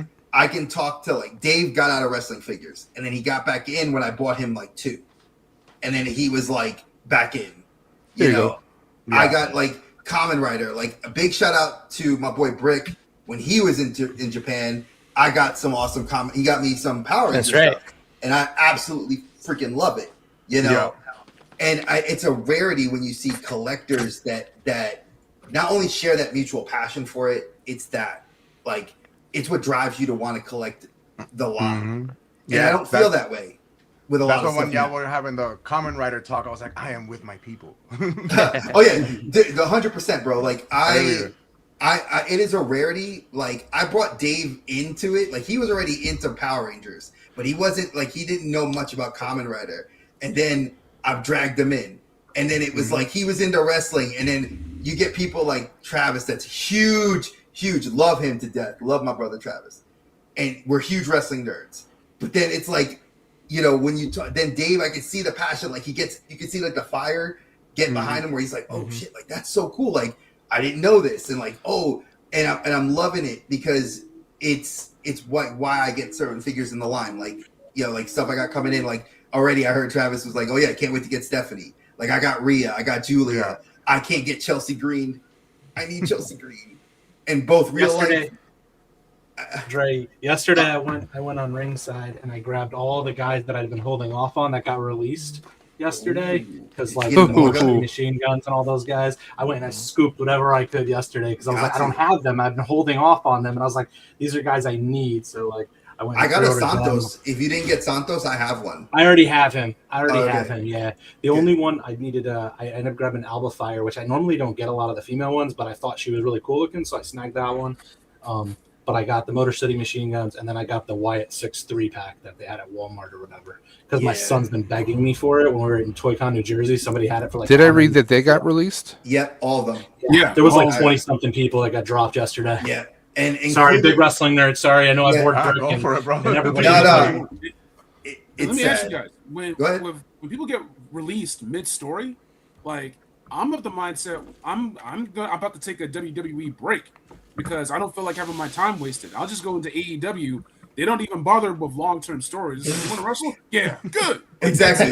What's long-term storytelling? Darby Allin gets a title belt. Just throw the belt on him. No story behind it. Okay, he went to climb Mount Everest. That's okay. He survived. Let's just the throw point a belt is, if you're gonna break away from Kyrie Zane, you're gonna break away from the YX6 and the Lantern and all that stuff. Why should I even bother watching? I'll just watch the clips of the main events for Raw and SmackDown on YouTube. Save myself 6 hours a week if that's what they're gonna do. Honestly, I can't tell you how many Liberty Mutual and Twisted Tea ads and all this stuff. Sirius Wireless, whatever. Cricket Wireless. Cricket Wireless. That I sat through just so they could cut these guys. I was watching Alistair and Selena. I was watching all these people. Yeah. Secret Harvest. All that's a hard thing. It's sad. What's the point? It's sad right now. Watching all those stories. Well, let's just put this out there, because anybody that doesn't know that, like I said, we got several big wrestling fans in here, and I much echo the same sentiment you do, KJ. Like, why? Like, Kyrie was getting set up for a babyface run, and I was invested for weeks in this story of EO and having a Joshi versus Joshi from Stardom. Like, I know their backstory. Like, I can't wait. I would let them fly, and then you fire her. But the firing, from what Zelina Vega said yesterday when she went on Twitch, was TKO. TKO made the call, not Triple H, not the head of creative, not Hunter, not anybody there. It was all TKO. So apparently TKO went in and they was it Ari Emanuel? He just got a salary increase. The Rock TKO doesn't know what they're doing. Yeah, the Rock just got $600,000 money back in his pocket. Nope. Yeah, and then they were like, "Oh, well, we're gonna cut one of the best tag teams on the planet that's gonna go to AEW and destroy the division. You're gonna get the Wyatt Six if they do go to AEW. I don't think so. That would be something. I think that whole thing falls apart. I think it all falls apart, and I think Bo's done wrestling. I think he moves on with life, and I just think a lot of it's going to be done. But Alistair, TKO knows how to run UFC. They don't know how to run a wrestling program, a promotion. Yeah, the Wyatts They're did what trying they to run needed it to the as a same tribute to business Bray. model. Like they did, but they didn't get tribute. Alexa in there. Like, there was a lot of angles that they could have covered and they didn't. And I kind of feel that they let us down as fans. Again, it's a story, right? We look at wrestling as a story. And like you said, why would I invest myself into the company if you're cutting some major story arcs? Like, Aleister Black was supposed to be in the main event with Cody and Randy, and you fired him. You just got him back less than 8 months ago. The guy's going to go back to Tony after the 3 months hiatus that he's going to be taking a paid vacation, and he's going to go back and they're going to rebuild him again, hopefully. House of Black. Let the House of Black come back. Let Malachi come back. Let him and Brody King have a fight. I think that would be fire. Yeah. Like, go all out. Like, the AEW has great wrestling talent. Ospreay is probably one of their best on their roster. And if you give me a guy that can go, I mean, he's starting to show his age with his wear and a tear in his body. I know he's selling a lot of injuries, but Darby, I don't like him as champion. I think you need to put like Brody King. I would put MJF back. Samoa Joe just came back from injury. You got a lot of guys that could be slotted in for that, push. But, overall, it's hard to invest, but there's other options. We have New Japan, AAA. Lucha Underground is coming back. For anybody that's really going to get a deep cut. If you watch Netflix, that was some of the craziest professional wrestling, if you want to call it that. And we're gonna get that. So big shout out to our boy Mega J, who does El Dragoon, and I want to shout him out. So let's actually bring this back to toys, because Mega J, when he comes on, TKO is poison, and it's horrible for him. But they don't know how to they don't know how to run the business the way that the professional wrestling needs to be. And I don't want Vince back. Let me establish that. I don't want Vince back. I want Triple H to actually run creative. Like Cody said yesterday in his promo, he said, for all the people that have tried, you're 0-3. Count your money, mind your business, and stay out of it. That was the most perfect thing anybody could come on a microphone and say to a group of people, like a company that doesn't know what the hell they're doing. Stay out of what you don't know. I don't know how to make a toy. I'm not going to go tell somebody that makes a toy how to make a toy. Oh, that's cool. Unless it's a wired cape, then he has a lot to say. I do have a lot to say about that. That's 100% I do. But that's, again, my bias for why it should have came that way. But again, people will find mods. But that's why we have the community we have. We have guys and girls that go out there and they make wired capes. And they'll sell a mod for the figure. Yep. Oh, are you talking about for El Dragoon doing fabric? No. Marvel Rivals, the Marvel Rivals Moon Knight. How I complained that you're charging $39. Again, we're not going to argue pricing and tariffs and all that stuff. We're not going to argue that shit. What we will argue is that you gave two capes for one figure where you could have. And I agree. I can't pose like that. But how many times as a guy who plays Rivals every day do I float with Moon Knight looking like he's Superman? I don't. I do more like his grappling hook where I could probably have like a wind effect where it looks better, or I throw the crescent arcs. To me, that would make more sense to give me a cloak that I could mold with his body to look better for posability. If I may, Go this ahead. is an argument for posing wire. Posing wire is cheap. Soft goods are worth it. Even if you're not good at posing, if it looks good enough, it'll make you get good at posing. Yep. So I go to GPS a lot. You can also. Oh. Are you guys losing me? KJ, you troned. KJ. Oh, okay. Big back. toy figure Can you industry hear me? is blocking him. Yeah, we can hear you now. Oh, nice. Okay, good. So I would say go third party, but tell your favorites, like, hey, this would be great to get soft goods. They listen on Instagram, they listen on Facebook and whatnot. They'd be like, man, this Marvel Rivals Moon Knight would be a lot better if this had soft goods with a wired cape. Like, tell them that so they'll actually do it. Yep. See, that's one of the best things about the independent toy companies is they're using a lot of that, and you have the access to them. Like AWOC, Savage, Four Horsemen. Those three big ones come to mind. They do that. They do the soft goods, and I know the cost is there in the figures, but I mean, I was never a soft goods person, but like I was even telling someone recently that's got a line coming out, and like this, Hasbro and Mattel, they won't do fabric. They don't do fabric. They do like rubber stuff for this. I was like, you have to do fabric if you're going to do it. You got to. I know it's a little bit more costly, but consumers will buy that over it. And then literally a couple days later, I saw a new announcement for one of the figures I was using as an example of the rubber, accessory, and they went fabric this time.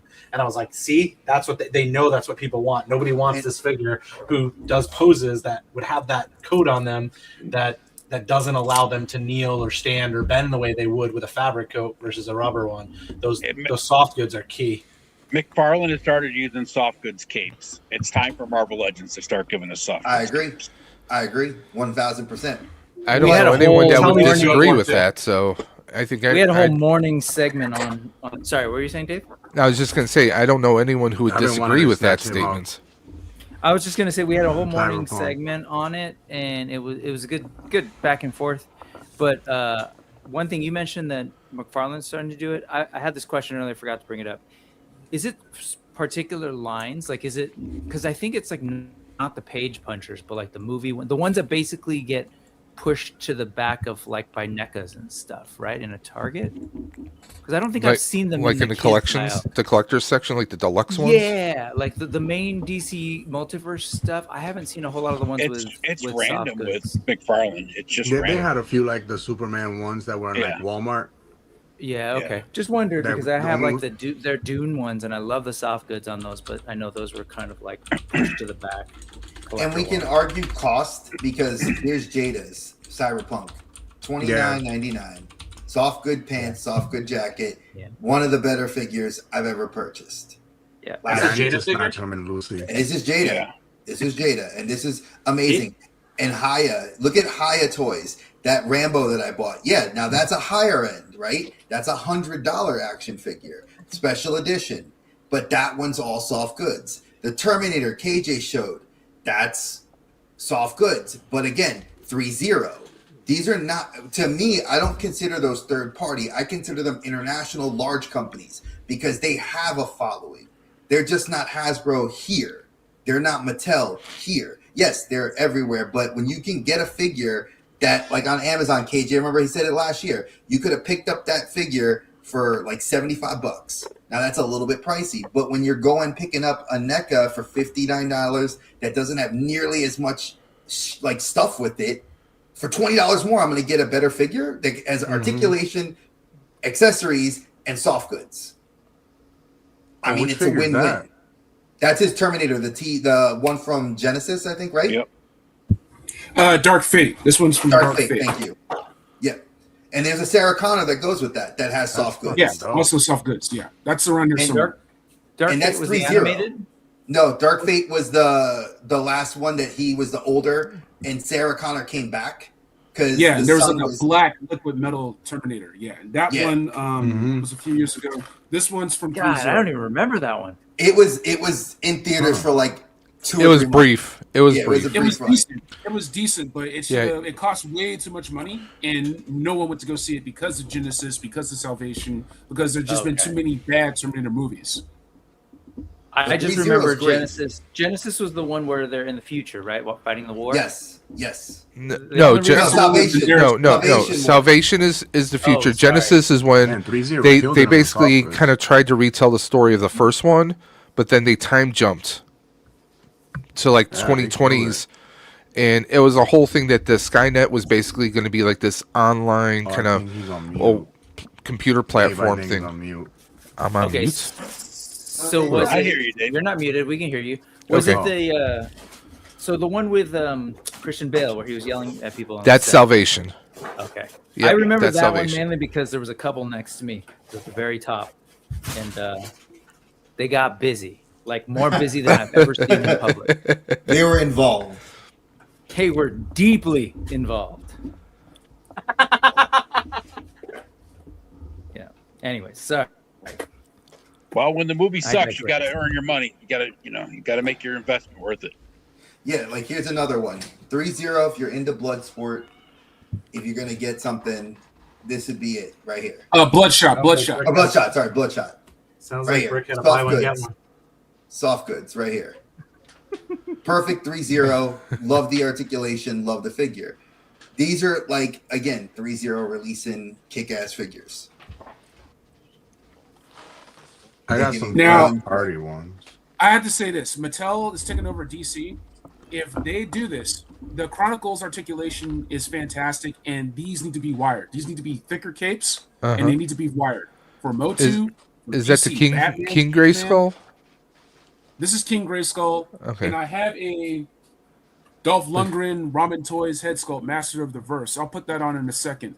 But the point is, the capes need to be thicker and wired. Batman, Superman, Martian Manhunter. If Mattel's going to do this, we'll pay. It's an adult collector line anyway. It's a premium collector line. Add on the extra $2, $3. It's going to be worth it. Do it. Make these wired. Do it, please. Do it now. You can hear me. KJ, that's a Mattel figure, right? Yes. It is one of the best. This is better than Hasbro articulation, better than Black Series, better than Legends, better than Classified. This is in comparison to. So I've seen it. It's smaller than like the Masterverse, so it's a little smaller than like your Savage Crucible and that like 7-inch kind of figure frame, right? It's yes, more but like there are traditional drop-down, 6, right? There are drop down hips, so you can make it comparable to Masterverse. So, for example, hold on a second. Here's Chronicles, and here's Masterverse. Right. Yeah. So, Dave, can you embiggen my screen, please? Yes, sir. All right, so it's comparable. This one is a little bit taller, but only by so much. So it's not bad at all. If I take the drop down hips here in Chronicles, right? These can drop down. It goes from 6.75 to 7. Okay. Just for the drop down hips. So it's just tall. It's not as beefy, but you have the diaphragm joint. This Masterverse has diaphragm joint as well. Chronicles is better. Holds its poses better. The sculpts are better. The plastic feels better. Like it makes if you ever had to overpay for Masterverse for the movie Blade or movie Beastman or New Eternia or whatever, you're gonna feel silly once you get a Chronicles figure in your hand, right? Okay. Chronicles Skeletor sold out last night for Club Grayskull members in 8 minutes. Like, Trapjaw, Men at Arms, Chronicles. If this is how good Mattel's new articulation is going to be, I am extremely excited for Mattel DC collector line. It's going to make everyone look dumb. So that's what I wanted to ask with regards to the Masterverse one. With Mattel doing that, I kind of not Masterverse. You have the Chronicles and the Masterverse, right? That's the ones you have. Yeah, yeah. Okay, so the Masterverse, when I par those up with my like WWE Mattel Elites, like it's very on par with that. Would you say the Chronicles is close enough to those? I don't know if you have any of the Ultimates or the Elites or anything. Well, I do have. So I feel like it's going to be closer, Travis. That's what I was thinking. That's what I was thinking. From what I've seen on the videos and photos, they seem like they're really close. Yeah. Okay, so the wrestlers are a little bit bulkier. Or what head sculpt is that on Jesse? This is this comes with the Chronicles one, and this is the Jesse Ventura Ultimate Edition head sculpt. So oh, that's the Ultimate one. Okay. Yeah. Great custom, KJ. Yeah, that's awesome. No, it's a lot of fun. That's what I was curious because what I've seen is as a WWE collector from Mattel for the last 16 years or whatever it's been. I have hundreds of wrestling figures. So like with them coming in and getting the DC line, having gotten in the Masterverse line, I feel like the wrestling figures line up really closely to the Masterverse. So I wasn't sure, with the new Chronicles line, how that paired with those two. I haven't really seen. People aren't comparing them, right? Like because they're not I mean, you can, but I think videos really is the thief of Have you? Okay, I haven't seen any, Rick. I'll send them. So I'd say just go ahead and just put them right up next to each other. Whether it's WWE, whether it's Mattel, this is the other Master of the Verse. One, right? So the skin tones are a little bit different. I think the eyes look better though on that head on your finger. Yeah, I think that looks more Dolph Lundgren. Yeah, I think they did different. Didn't they do them like different for? There's a Masterverse version. There's an Origins version. I think he did. Like, there's an Origins version and the skin tones. So the skin tones are different. So this will be a different. Bodies. Yeah, this is going to be a better match for like the Revolutions, He-Man, or this Chronicles. Oh, He-Man lost his head. Just being quick. I just have to do it super quick. Yeah. I'll put on some sticky tack on it later, but this is sort of like a better. That looks good. Yeah. Yeah.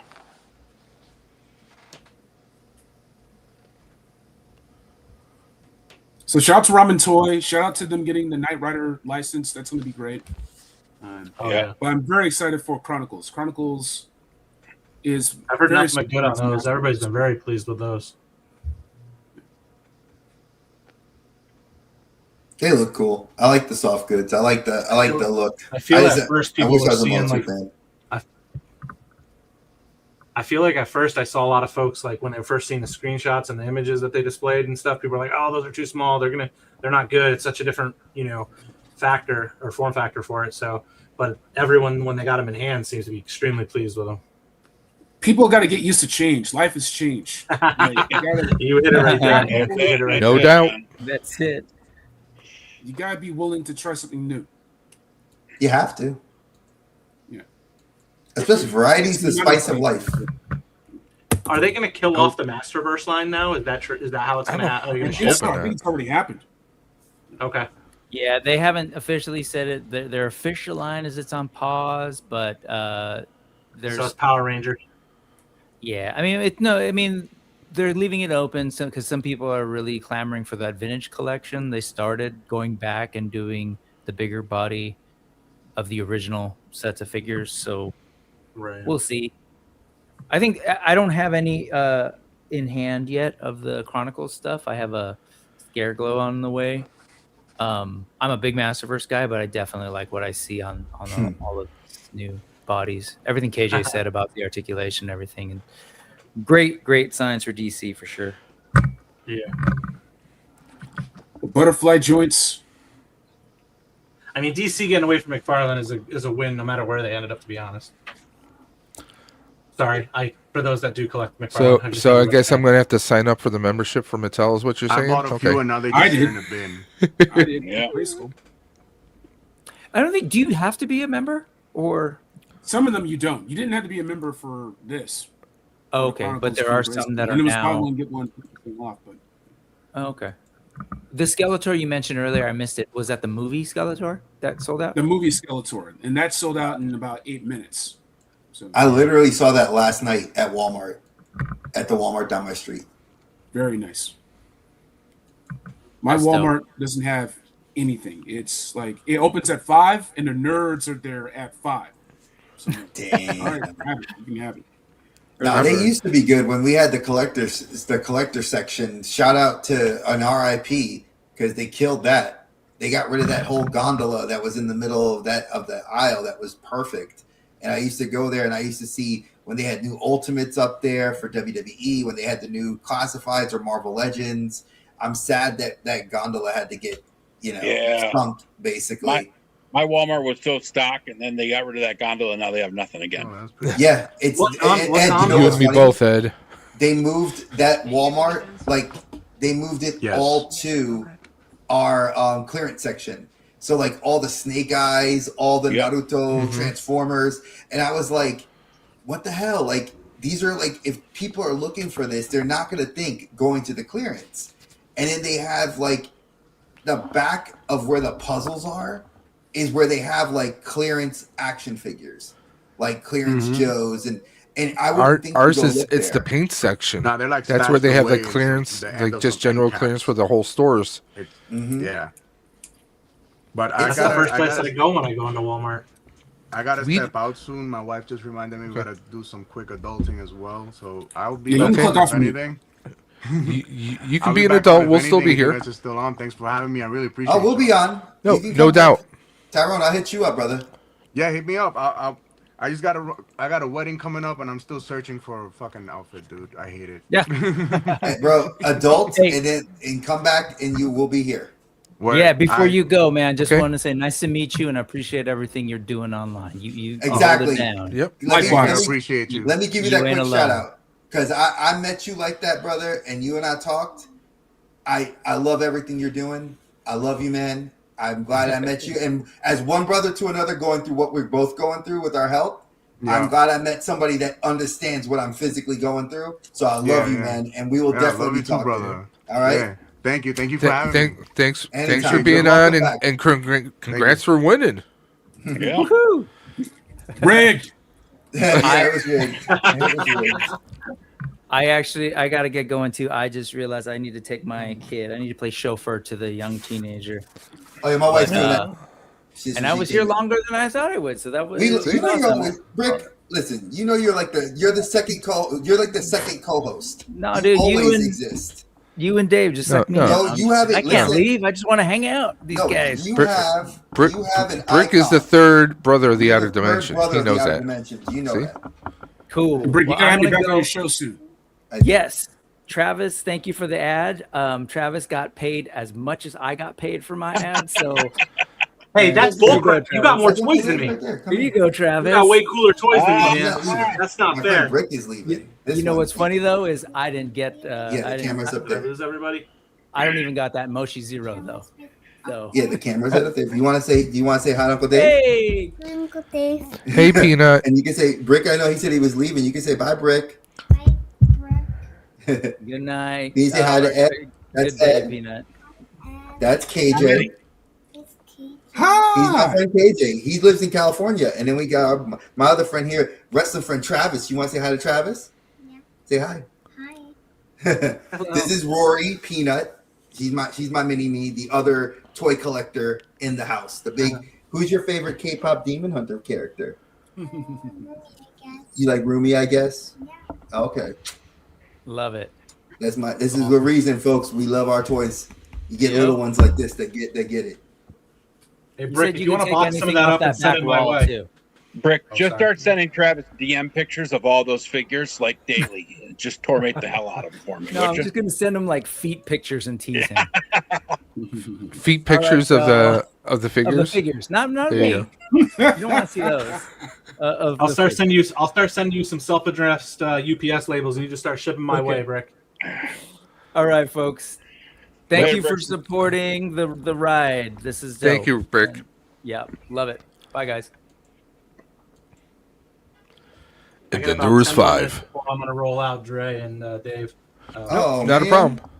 Love you, brother. Listen, no, I gotta get with you to talk because Dave and I were talking. We want to do that we gotta do that wrestling movie stream. So Yeah. I'm working with you. We gotta work on scheduling that. I will be planning that all post my surgery. So it'll be early. Okay. It'll be like in mid to late June, early July. That's fine. All right, 'cause I know you have this stuff with the kids, so I want to make sure. I it's got the post all that. graduation stuff. If I get noticed, man, it's easier, definitely. So lock down the date, and we'll be good. All right, brother. Okay. I will be in touch with you about that. Absolutely. I'm still Thank here you for being a part of this. Hey, thank you for letting me donate the Hexastack box. Yeah. And I mean, for those that don't know my story, right? I have a son who's 22, and he had cancer when he was 3. So he's fully healthy 18 years later, but he had leukemia. So when anybody kind of wiggles that cancer word around me and they're doing something to help with it, I'm all about it. Any chance I can do to support is it's a huge thing to me. And I love how the plastic passion that we all share allows us all to come together and drive the force forward to help these people, help folks that are dealing with such a struggle, because we're all impacted. I don't know what the stats are today, but I know in 2006 when my son got hit with cancer, it was like 1 in 3 people are impacted by cancer every day. So there's 5 of us on here, right? So let's just keep pushing forward, so none of us have to face that at some point, right? That's my goal. So any way I can help, brother. Thank you for including me, Dave. No, always, man. Always appreciate it. And thank you for doing the offering to give out one of your awesome packs right there. So appreciate that. Absolutely. Yeah, because I've been doing Stream for the Cure, I think 5 years on YouTube. We've been doing Ride for Roswell. My wife's been doing it for over 10 years. She has had family members. My mom had skin cancer. She didn't die from it. She had other issues, but she had a form of skin cancer. It altered her, not just physically but mentally. When she passed, we hardly had any photos of her. Because she had a form of skin cancer that would blend her cheek or her nose. She'd go to Roswell for laser treatment. They would do skin grafts behind her ear, but it messed her up in such a way that she hated photos, Sure. So, I mean, there's that. When my father passed, we found out that he was hiding cancer from us. There's a lot of people who think it's, that it's a one-way ticket. It isn't. I have a family member who is, she has cancer, but she's living. She's at the point where, through treatment, she can live her everyday life. That's what Roswell does. I mean, they treat you like a person and not a number. So that's why we do this. No, that's awesome, dude. It's good stuff, You guys hear me? Dave. And I'll tell you what, man. I met you and your wife finally at Nichols CityCon last year. You guys are awesome. I love your wife. You, of course, are awesome. Yeah. You guys are doing good stuff. And more than just this, right? I mean, you guys are out there all the time doing stuff. So yeah, Ed knows this, and obviously Dre knows this. I actually do a charity cosplay in a group here in Buffalo, where we do fundraising for Toys for Tots and other charities throughout the year, including Starlight Foundation and many others. So, we stay busy pretty much year round. So, always down to help out with anything, and especially when it comes to Roswell, because June is our busy month. Because we do an event in New York City with the actual Hook and Ladder 8 Firehouse. We do Nichols CityCon, and that same weekend is also the weekend of Ride for Roswell. So that Saturday, I'm planning to do the 44-mile route. And then the next day, working the con. And I'm working the con on that Friday. So it's going to be just a busy weekend that weekend. you won't be walking through the con. Holy cow. We'll see. Be limping along. But, it's, like we always say, every dollar, every nickel, every dime counts. And, everyone's affected, whether you physically had it, someone in your family has, or someone who's been affected by it in some shape or form. We have a family member who's going through their third time around battling cancer. It boggles the mind, but it happens with people. Cancer doesn't care what age you are, what race. I mean, you could be the picture of health, and it can come knocking. Yep. And especially with us currently on the panel, all men here, it's important for us to get checked out. When our doctor says, "Hey, it's time. I want you to get checked out." It's not the old bend over and glove maneuver anymore. It's you get knocked out, you don't feel a thing, and get yourself checked out before something happens. That's the one important thing. Early finding it is even if early. you don't feel bad, if you don't feel any issues of any kind, still get checked out. Because there are people who will miss you if you don't. He's not wrong. Absolutely. Nope. And if you have it in your family, go sooner. I'm fortunate with my situation. I've got at least 3 more years before I have to take that process, and not one I would be excited for by any sense of the meaning. Well, I just went. I should have got it done about 2 years ago. I pushed it off. I finally said, screw it. I should go ahead and get this done. And honestly, the worst part is drinking the prep stuff to make sure you are properly evacuated. Wait, who got on you? Because I know somebody had that process. Somebody had that process and said to you, yes, they did. Please get it done. Yes, you did. And also, my doctor was pushing me. He's like, "Hey, you're at that age. You need to go ahead and get it. I'm 47." And the worst thing was doing the prep. And problem was, I was not fully evacuated, so I had to wait another week. But they knock you out. You wake up, you're a little groggy, didn't feel anything. They say, "Oh, well, we saw this, and yeah, you're good for the next however many years." So you're like, it's really nothing for the most part. Did your wife take her ice cream afterwards? No, she did not. Oh, my wife took me to breakfast afterwards because I was starving. Afterwards, I said, "Babe, I know when I got done after mine, I was starving. That's why." No, when I got home, I did make myself a bunch of scrambled eggs and toast and bacon, and I drank a whole bottle of orange juice. I was like, yeah, because you didn't feel like it was going to go like this, like a river runs so through you. So what happened was, because I wasn't fully evacuated, they tried doing it the next day, and they're like, "Oh, we see that you're on this specialty medication." Yeah. I wasn't told to not take it. They're like, "Well, you took it, so we'll have to try this again the next week." So I went through like 2 rounds of prep. You were just teasing yourself. Yeah. You were just teasing yourself, Dave. I mean, I lost a couple pounds because of that, but it's not the kind of way you should be losing the weight. And yes, Brick is out here teasing me with his only feet pictures. Of the Toybox Toys, Animal Warriors of the Kingdom. His only figs page. No, only feet. Only feet. All I'm getting is feet. Feet of AWOL. Are they his feet? It's now the I hope A-box. not. It's the Animal Feet of the Kingdom pictures for Brick. Yes, it's the Animal Warriors of the Kingdom feet. He's sending me their feet. And Tony, speaking here, you can get some blood panels done too when it comes to some forms of cancer too. Yep. But I think he thinks he's antagonizing me with these pictures, but what he doesn't realize is I'm taking these pictures, pumping them to AI, having AI determine the millimeter sizes so I can make sure they fit in my foot pegs. That's all he's doing. He doesn't realize he's giving me a head start on my Hexa stack. Well, maybe that's what his plan was, to help you with your Hexa stack for the AWOCs. Yeah, that's what I'll let him tell him. Yeah. Not to tease the guy who wants his next wave of AWOCs. Well, now that it's about 3 o'clock, I think we will do another giveaway. All right, I'm gonna hang out for the giveaway. Then I gotta go. Yep. Okay. Give me just a second. But before you do the giveaway, I just got a question. Dre, were those the only questions you had? Like our favorite toy this year, and then the favorite superhero? Was those the two? Because we did like coffee orders and stuff like that because it was early this morning. So people were like, and a lot of people were like, "I don't drink coffee; they drink tea." So, I mean, the question we could ask that for you as well, like, because I feel like it's kind of a good get to know you question. What's your coffee order? I drink coffee like a psychopath, black and so nothing. Do I. Oh, you drink? I only drink that when I'm desperate. Celsius, interesting. Okay, KJ. Yeah. Coffee or tea? Oh, I drink coffee. I had coffee this morning. Nice. What's your coffee order?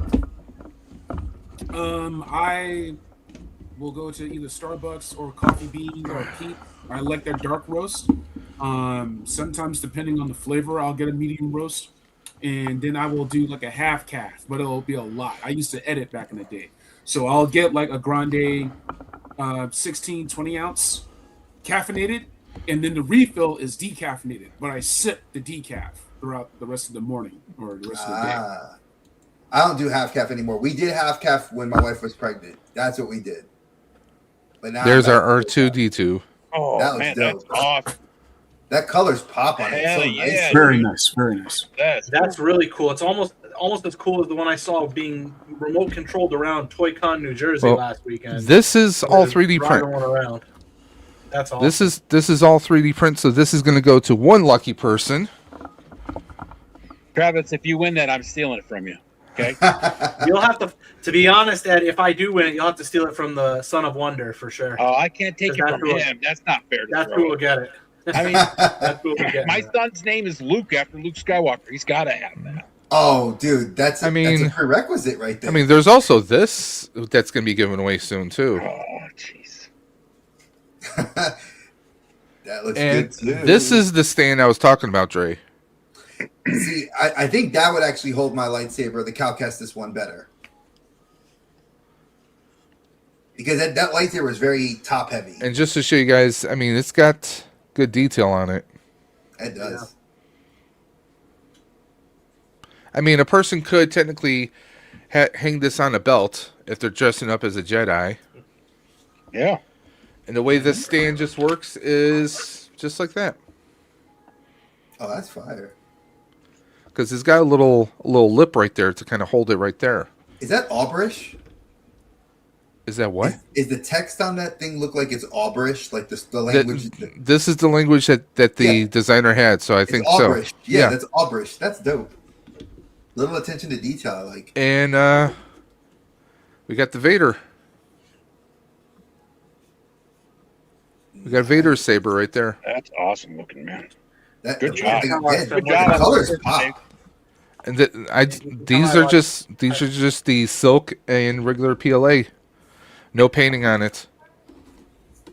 Yeah. You can tell. So those are going to be given away a little bit later.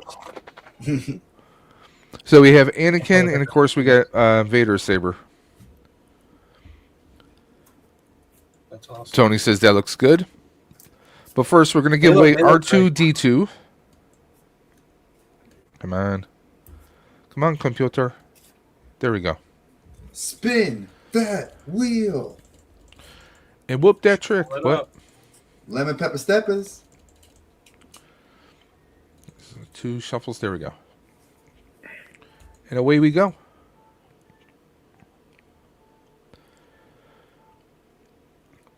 And the winner is... Oh, Let me message him again. Rigged. He gets himself an R2D2 now. Let me message him again. Hashtag Rigged. There we go. He's probably gonna be like, "What? I won again?" That's 2 in a row technically. I don't know if you're shuffling that deck right, pal.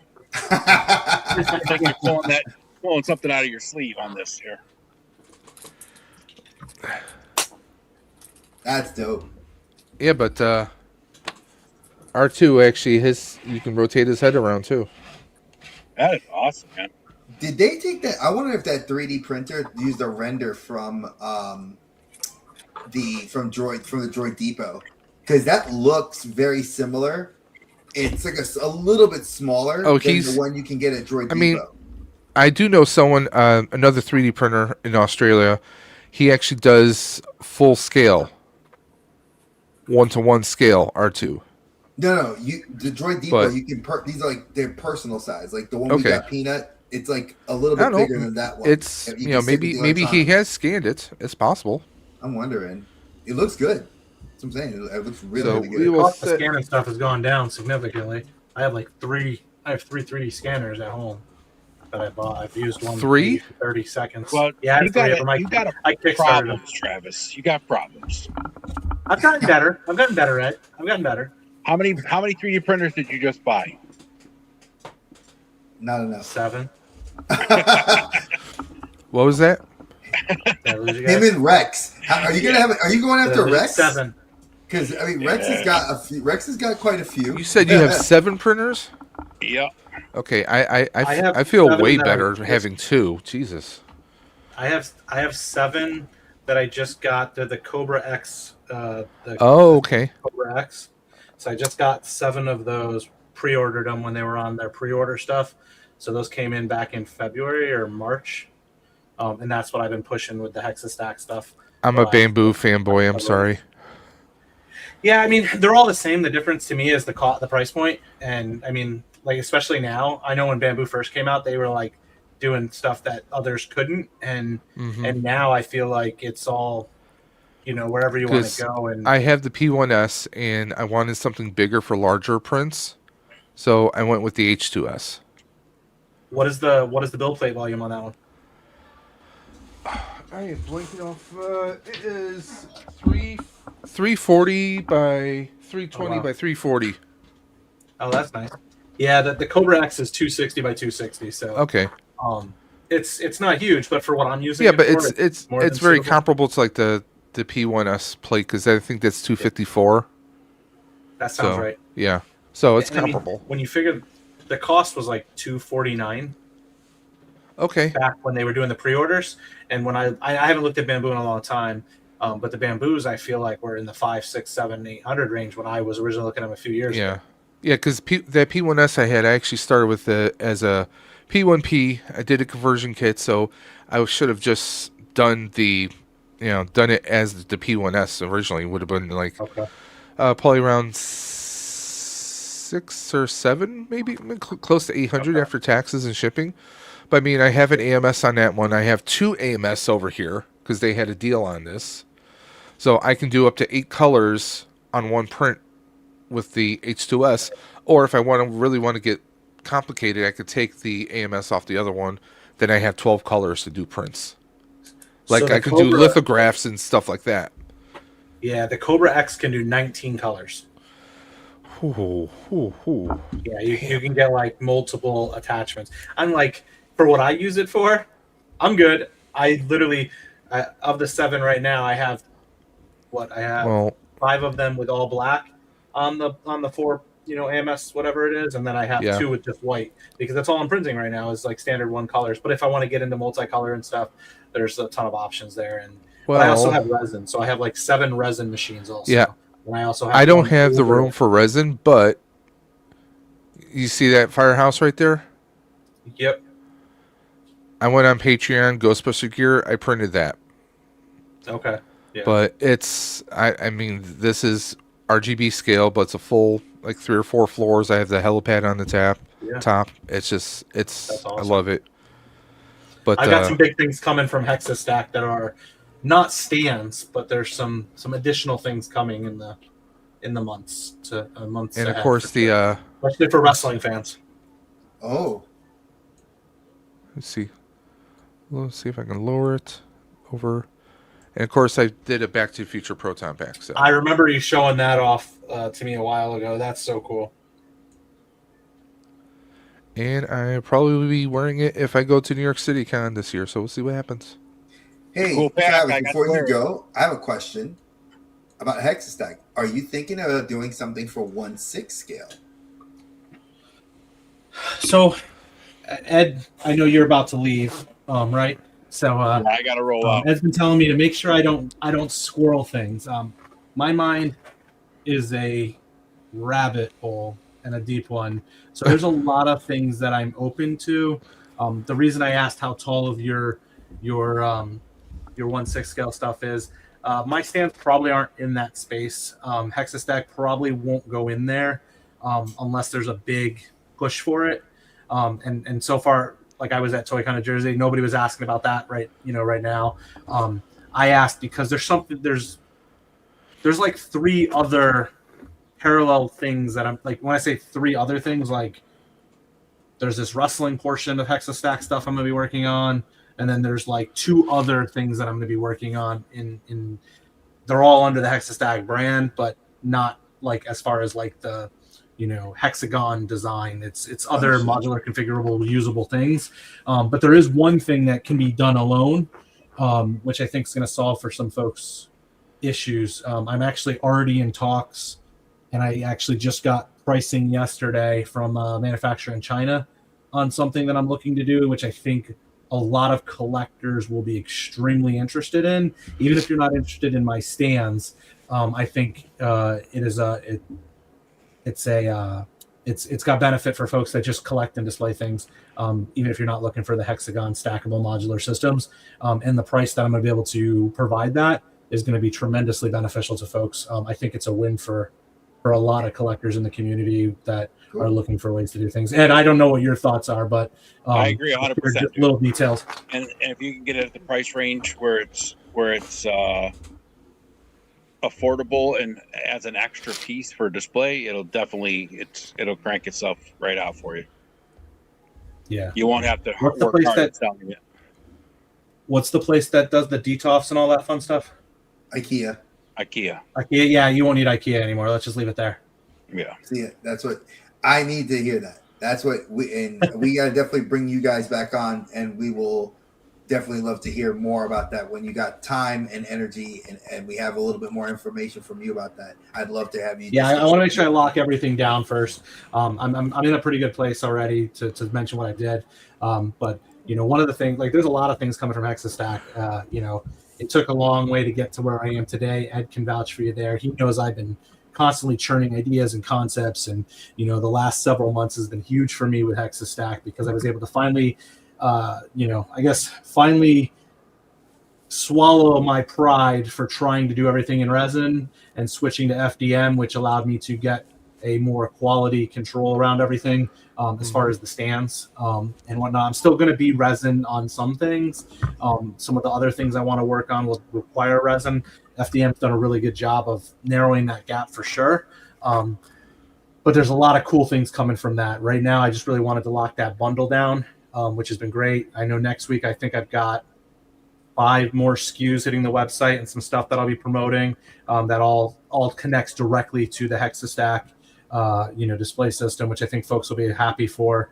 But there's some other really cool things that I'm working on. One thing that came out of ToyCon New Jersey is a toy store actually reached out to me. They came up to my booth. They're like, hey, we have open box action figures in our store, and we got to take little Ziploc bags and put all their accessories in it. We got to label them, and then we got to put the figure out, and they always fall over. Would you consider selling us to outfit our store with your stands with the storage, so you could put the storage and the accessories right in it? And I was like, sure, let's talk. We can talk wholesale and things. And then the owner of the store came over and was like, hey, would you let us sell these in our store? So like, I'm on the verge of having nice boxes in a New Jersey toy store. Nice. I have a meeting on Monday with one of these companies. And there's also, going to these conventions. It happened at PowerCon, and it's happened at any toy store I shop at, or toy show I stop at, is that, ideas start to kind of like tinker around in the mind. And, when I was at ToyCon New Jersey, there was somebody else doing some stuff that's a little different than me. One of the things I've been struggling with until you get to injection molding, doing flight stands is a little difficult. I do have something figured out for my stuff, but there's also some partnership aspects that I'm working with other creators on bringing into the configurable Hexastack line, which I'm hoping to be announcing in the near future. Let's go. I'm proud of you, man. Anyway, it's been a journey, but my ride is coming, so I'll be leaving in 2 minutes. So I wanted to say thanks to Dre and Dave. Yep. Appreciate Thank you you guys for coming on, Ed. We love you, brother. Thank we you love for you doing guys. what you're doing. Good stuff. You guys out in the chat and the rest of the world, keep up the donations. And if you haven't donated yet, it's a good cause. So we're all affected by this in one way or another. So you guys rock. Travis, I'll see you around. KJ, always good to see you, brother. Always. Take care, Ed. Bye. Bye. Take it easy, brother. I'm gonna roll off myself here. Okay. My wife's probably gonna kill me. I'm about 45 minutes later than I told her I would be. But we'll settle up there. Better to ask for forgiveness, right? Absolutely. So I appreciate you. Right now we're at 5:53, so thank you for everything. absolutely. And like I said, thank you for putting this on. Thank you for letting me be a part of it. Not a problem. This touches very close to my family. It's a tremendous thing you guys are doing. I love, like I said, where you can bring plastic passion to, something bigger than what we like to do, and you bridge that gap and allow us to tell our wives and families, hey, there's not just a bunch of basement dwellers. I'm in one. Playing with these toys, right? We're actually people who care beyond just our little. I say our little, but our spouses would probably tell us our horribly large, atrocious hobby. But it's a way for us to give back and really celebrate something and push forward to a positive message and a positive outcome, hopefully. So thank you again, guys. I appreciate all of you. To those that have donated, thank you. I challenge everyone to donate who donated already to donate $10 more and help us get to the finish line. For Dave, I know what is the goal, Dave? Well, I set my goal this year for 1,000. So we still have a few months. So we're halfway there. But thank you for everything. You have yourself a great day, and hopefully, your wife doesn't kill you. And we see your picture on a milk carton or something. Catch you later. If she kills me, she won't put it on a milk carton. You guys will never hear or see from me again. Okay. Take it easy, she'll be the new brother. CEO of Hexastax or something. Yeah. You take care now. Bye. Yeah, you too. Okay. So, what will we do next? Well, I have always got topics. We haven't covered TV shows. We haven't covered movies. We covered anime. We did Riders. We talked wrestling. We've really haven't talked anything kind of like new. Like, I know a lot of people have bought new stuff, and then people that are still in the chat that you're watching, we love you guys for that. Is there something new coming out? Action figure release, whether it be from third party, whether it be 1/12 scale, 1/6 scale, 1/18 scale, because there are Joy Toy and Haya fans that like that scale for Warhammer. What is anybody looking forward to? Because I know they've been announcing, like Hasbro's been talking about their stuff. Motu's got a lot of stuff with the movie. We just got the brand new Day figures released for Spider-Man. They just talked about Lego for our Lego people here. They just announced that there's 3 Spider-Man sets, and one of them is actually alive. Like, he's about, I want to say, at least maybe 2.5 feet tall. Spider-Man, like, swinging in the brand new Day costume as a Lego set, like, that you build. I thought that looked cool. I mean, again, I have patience for I've seen Lego has an Iron Man out there. I would like to have that one. Is that new or like how old is that? Is that or is it old? Probably within the last 8 to 10 months, maybe within the last year, more or less. Cool. Because I have a Lego bust of Iron Man that's about like this. They have obviously they've had the Spider-Man head. I have that one over on my shelf. I can see them doing a scale of that, but actually, like in an action pose, that's a bit different. And you said it's 2 feet. It looks from what I see in the picture, which I saw last night, they announced 3 Lego sets.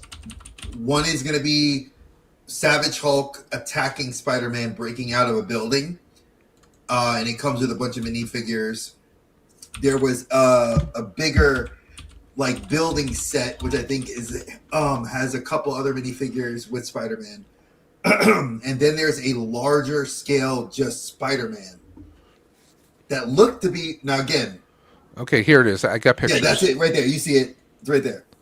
Now, I don't know if that figure is one of those, like, the Lego figures that they do, which are like the Bionicle style with the ball joint that you can pose. I don't know if it's like that, but it looked cool. Hold up. See, the one I was thinking of is this one. See, they have an Iron Man like this. Oh, wow. Okay? They have an Iron Man like this. So, that one... See, no... let's go... Where was I? So, that's that one there. But see, this could be the same scale of the Iron Man. So, I could see where they could do that. It looks dope. Again, I'm not a big Lego head. Now, see, all this right here is not going to be printed on the pieces, though. These are going to be, I can tell you, 100% these are going to be decals you're going to have to put onto that that armored vehicle. That armored vehicle does look sick, though.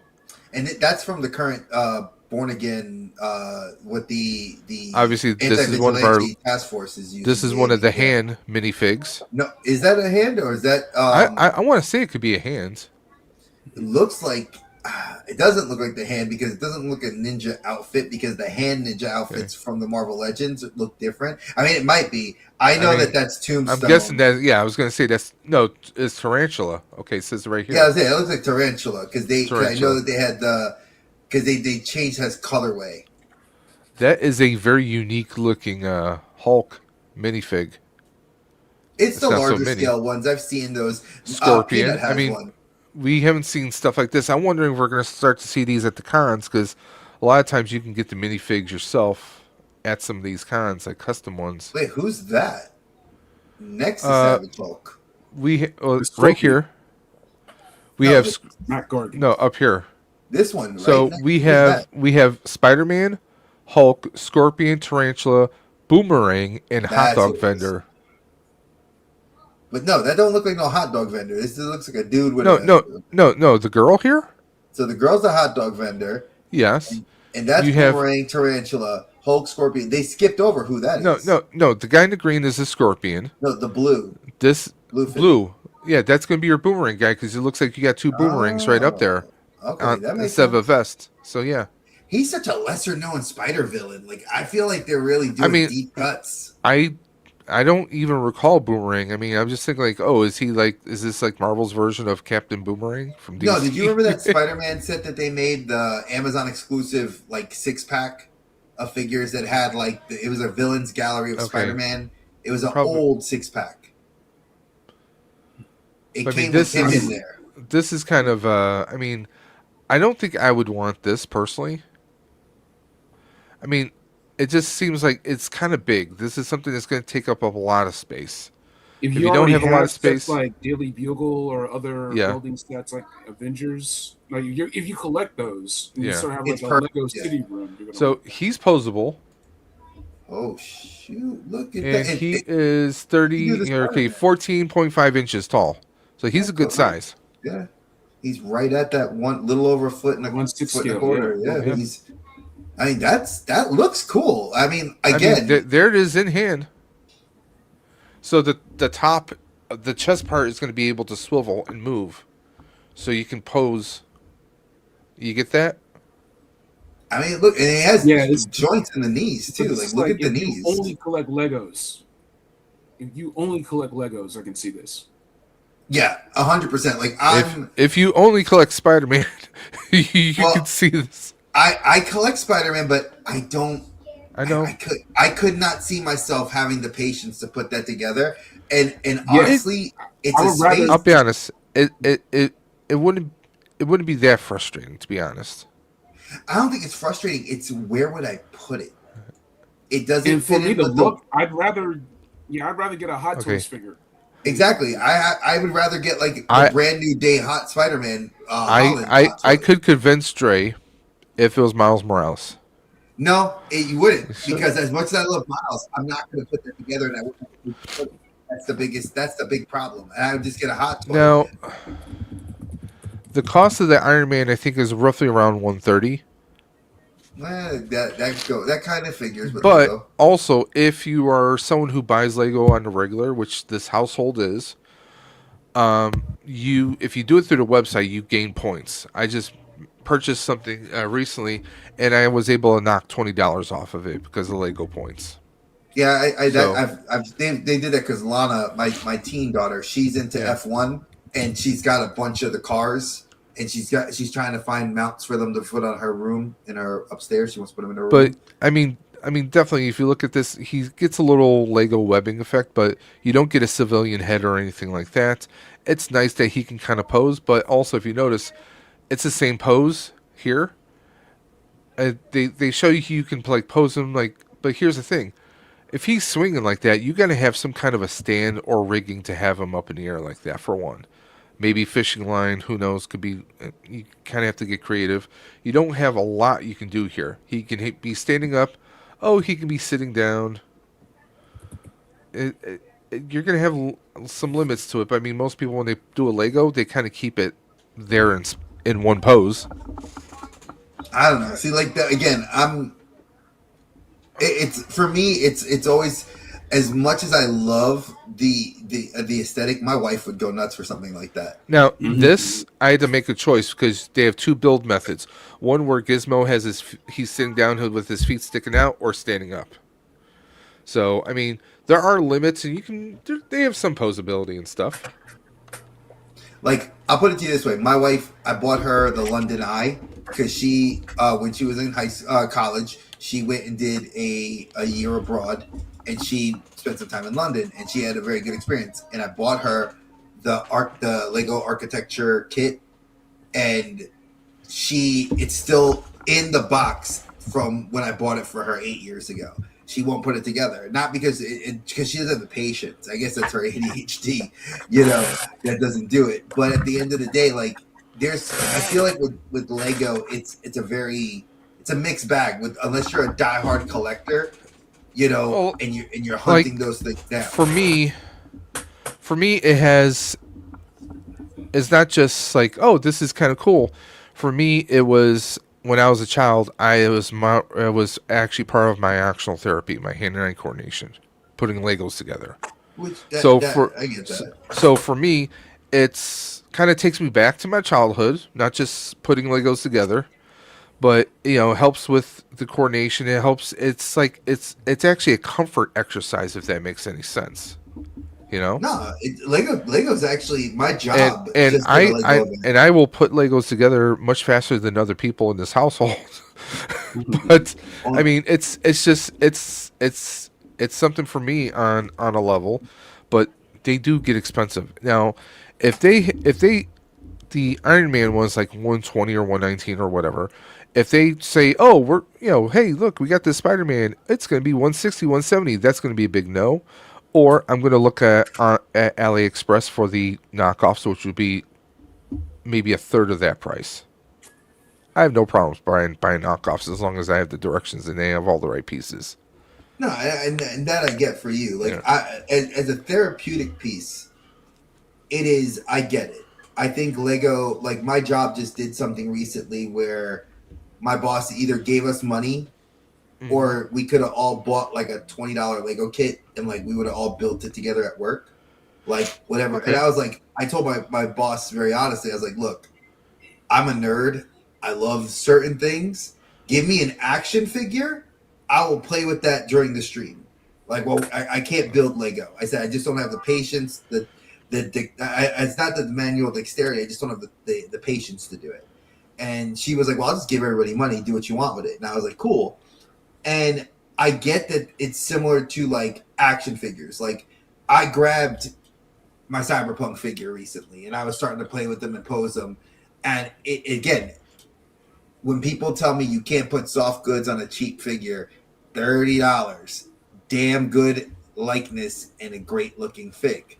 When you tell me you can't do it, then you get these. Then you get these that are like $90 figures that do it and do it well as in the same idea at the same time. So I don't want to hear the BS arguments of you can't do soft goods. I get that there's a lot of cost and everything else affected to it, but I hate when they say, oh, because look, no tags in the clothes. It looks identical to the show. I mean, do I think he's better than the female counterpart? Yes, because her jacket is a pain to keep up. It keeps rolling down on the shoulders. It doesn't look as better made than the jacket and the pants. And I have seen people mod this where they try to like strip the pants down and the jacket and put it on other figures. I would say, since they put me so I've seen people mod like take these jackets off and they let them like bare, and I think that's fine. And they bought other soft goods. I will say this: if you're buying a figure like this for the price that you want to mess around with, by all means. But if you're gonna spend the same price, which I paid, I think like she was $4 more, I think. but the jacket, like if you try to move the arms up, it's she's got great everything else. Like you can pose her really cool. It's this jacket is just I almost want to just strip her out of the jacket and just leave her. And I know that there's a whole market for figures that have like this thing has weathering on it. Like look at that. Like there's bullet holes in there. They tapered it and look like it's tattered. They make it look old. It's got this cool thing. Like it meshes well with the body of the figure. It poses well. It's not even a wire in there. It's just got like a permanent flay out. So these are things that, like I say, when you pay for it, and Dave knows I say this very religiously. KJ has heard me say this several times. Spend your money on what you want. I don't want to keep picking up a Marvel Legend that's going to, cost $34 when I can spend double the money and get this. It's a matter of waiting because how many good, like Haya Toys, let's use Haya for example. All right.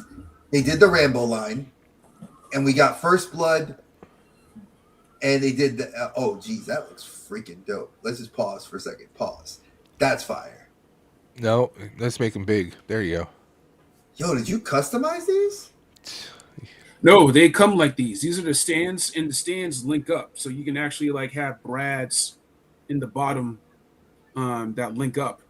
But yeah, I will kill to get the Cobra Trooper and the Cobra Viper 6-inch scale. Even if Hasbro won't make them 6-inch scale, if Haya Toys, because they do Contra, they have Rambo, Judge Dredd, RoboCop, I believe Alien, Star Trek Predators, skills. Creed, right? If they were to do, I don't think Hasbro will let them do them, but if they were to do 6-inch, their own 6-inch scale Joe toys like Mezco, Super 7 at the 7-inch, I would love to get that Storm Shadow, the Storm Shadow with the tattoo Yakuza sleeve. I would love to get all these 6-inch scale, but I'll make do with these. These are fantastic, and they got more. Range Viper, Alley Viper, Crimson Viper, Destro. I'm getting all those. I'm getting them all. So, and for those that don't know that scene what KJ's posing there, those are the 1/18th scale Cobra Haya figures. So these are they come packaged like their original counterparts you would have seen in a store or you would see now, but they're 1/18th scale. So they're your 3 3/4 inch figures for those that are they're slightly larger. They're about like 4 inches, 4 1/4. They're 4 inch. They're 4 inch. Yeah, they're 4 inch. So and they're highly detailed. 18 vehicles you cheat. They're comparable to like the old GI Joe scales, right? Yeah. So if you have like the retro collection that was popular in 2019, 2020, right? They're about that size. Which isn't that far off if you're looking for a figure. And the cool thing is you can use Haya's and Joy Toys 1/18th vehicle stuff. Now the only thing I will say, and KJ could attest to this because I know if he's into Haya as deep as I've been, their 1/18th vehicles are not cheap. If you guys are looking at costs, they're the Alien. What was it? The Aliens. Yeah, APC armor. The APC that was like 500 at one time, and now it's about 290, 300, give or take. And that thing fits with like chairs that move and everything. It is a beautiful, beautiful vehicle. It is amazing. You get what you you're gonna pay for. You get like AJ said. You get what you pay for. You get what you pay for. The Joy Toy Party Wagon for their Ninja Turtles line is still 130, 140. But there was a time you could have gotten the Playmates Party Wagon for like 30 or 40 bucks. So it's relative. It's like there's some things like I wanted the Swamp Skier lasagna, but for me it was overpriced. So I skipped it and it burns. But it's almost like Hasbro made me skip it. No, I love what you said. Your post on IG about it was so well said from the collector perspective because you and I are very good friends and I agree with you on a lot of things when you talk about this stuff. Again, like that figure 2-pack could have been significantly cheaper because again, if you're trying to finish, if you are a completionist for Joe, yeah, you'll spend the $56.99 to get that. But why? Why couldn't that be $39.99? It's a figure in a vehicle. It's not, and the vehicle is not as big as, you know, any of the other larger G.I. Joe vehicles. And it blows my mind. But they know that the collectors want it. True, but they know the price point using is what's fandom.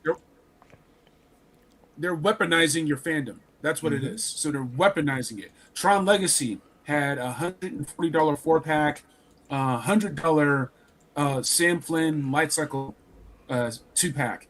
And it's like, you just lower the price. You are going to sell more. You are going to make more money.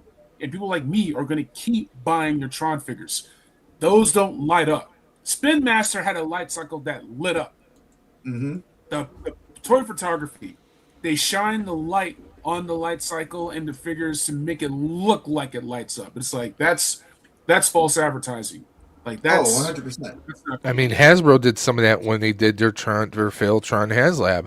I 3D printed a Tron cycle, and I printed a display that actually lit up. There are files for that out there, and people just don't look. They're just not aware of it. And you get all these companies who are like, hey, we're charging this, we're charging that. Like, no, there's stuff that people can make, or they're going to find other companies to get it for.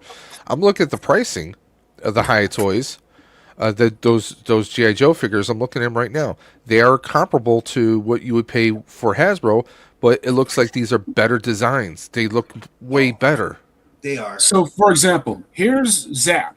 And Zap was $27.99. Some places $29.99. Amazon, like, they added the $2 extra bucks. GameStop and whatnot. It's like, there's no reason for this not to still be $24.99. $24.99. They liquidate half of this stuff. You go Ross hunting, Marshalls, DD's, whatever, Ollie's. They had these retro cards $4.99, $5.99. Now it's more like $9.99. Some of them are like $13.99 because collectors keep ruining the fun. And Ross is like, oh, we can make more money, right? But it's like, if this was $24.99, this probably would have been sold out by now. But like, I got the figures I want, man. But I'm not troop building Zap. I'm not troop building. I have a couple of the Crimson Guards, but that's it. It only takes 2 to troop build. But if the price was right, I'd go nuts. And I think that ultimately it comes down to 3 things. I've always felt there's 3 big things we can look as adult collectors. I'm not going to say because when I was younger, if I had an unlimited wallet, when I didn't have as many responsibilities, kids, a wife, you know, other bills, I had, my wallet was a lot easier to go buy higher things that I wanted. Now that I actually, you know, I'm a lot more responsible with my money as far as my wife looks at it. She considers that, which is a plus for me. You know, almost 9 years in, I finally made a dent to show her that, like, I do this right. But I think money is going to be first and foremost where your budget looks. 2 is going to be space. It is space. We all know that it's a luxury we don't have unless you have a big house or a big, like, area to display. And the problem is not all of us do. And then the third factor is going to be reissuing or rebranding of a reissue. Those Hiya toys, when I first saw them, they look fantastic. I personally, they don't appeal to me. If I was a 1/18 scale collector, 1000%, and I was considering going that route about 5 years ago, maybe 6 years ago, and I would have done it. And then I opted out because one of my friends bought me a Alien, and he got me the Wolf Predator Hiya Toys 1/18 scale. And I was like, these are dope. And then he started buying me other ones. And then I started trading with friends, and I started getting more. And then I started saying, oh God, I have too much stuff. I can't go down this, because that 1/18 scale really is a scale that it's like 1/6. If you get into 1/6, you eventually start realizing you buy less of the 1/12 and more of the 1/6, you know? And those have been the 3 big factors for me. You know, it is, do I really need it? Do I really want it? Do I have the space for it? And, you know, can I live without it? You know, because they don't get me with FOMO anymore. Like, I don't feel that like, oh my God, I missed out. Like, same. You know, And again, you and I both collect a lot of the same stuff. Hence why we get along really well, because you and I buy a lot of the higher end stuff that we pick and choose. You know. So I wanted to show you guys, and I've honestly started capping off a lot of my collections until Comic-Con. I'm pretty sure Globulus is going to be the classified exclusive. Oh yeah. So I'm started taking like a 3-month cooldown for budget reasons and other things. And plus, it makes me play with my toys. It makes me spend more time with them. So I love Batman. Love the Nightfall series. I got the Mofex. Nice. Now pick one, and I will open one live for the stream. Nightfall. Batman. Other one's known as Azrael. The Azrael. You need to open up the Azrael. All right, but once again, I had the Bane. I had the Bane. I sold it. All right, so Azrael. Yes, that's one I'm actually wanting to get my hands on. Now here's the thing: when it comes to the higher end stuff, you can just do more. And I think when Hasbro starts charging $27.99, $29.99, you're actually getting ripped off because you're getting what's essentially a basic figure with the minimum amount of accessories. And you can do less with that figure, but you still paid a core price of $25 to $30. And yeah, this is triple easily, maybe even quadruple. But watch how much more I can do with this because of the head sculpts, because of the hands, because of the accessories. I basically have 3 or 4 figures in one. Can I ask you a question, KJ? Because I think you get this with this.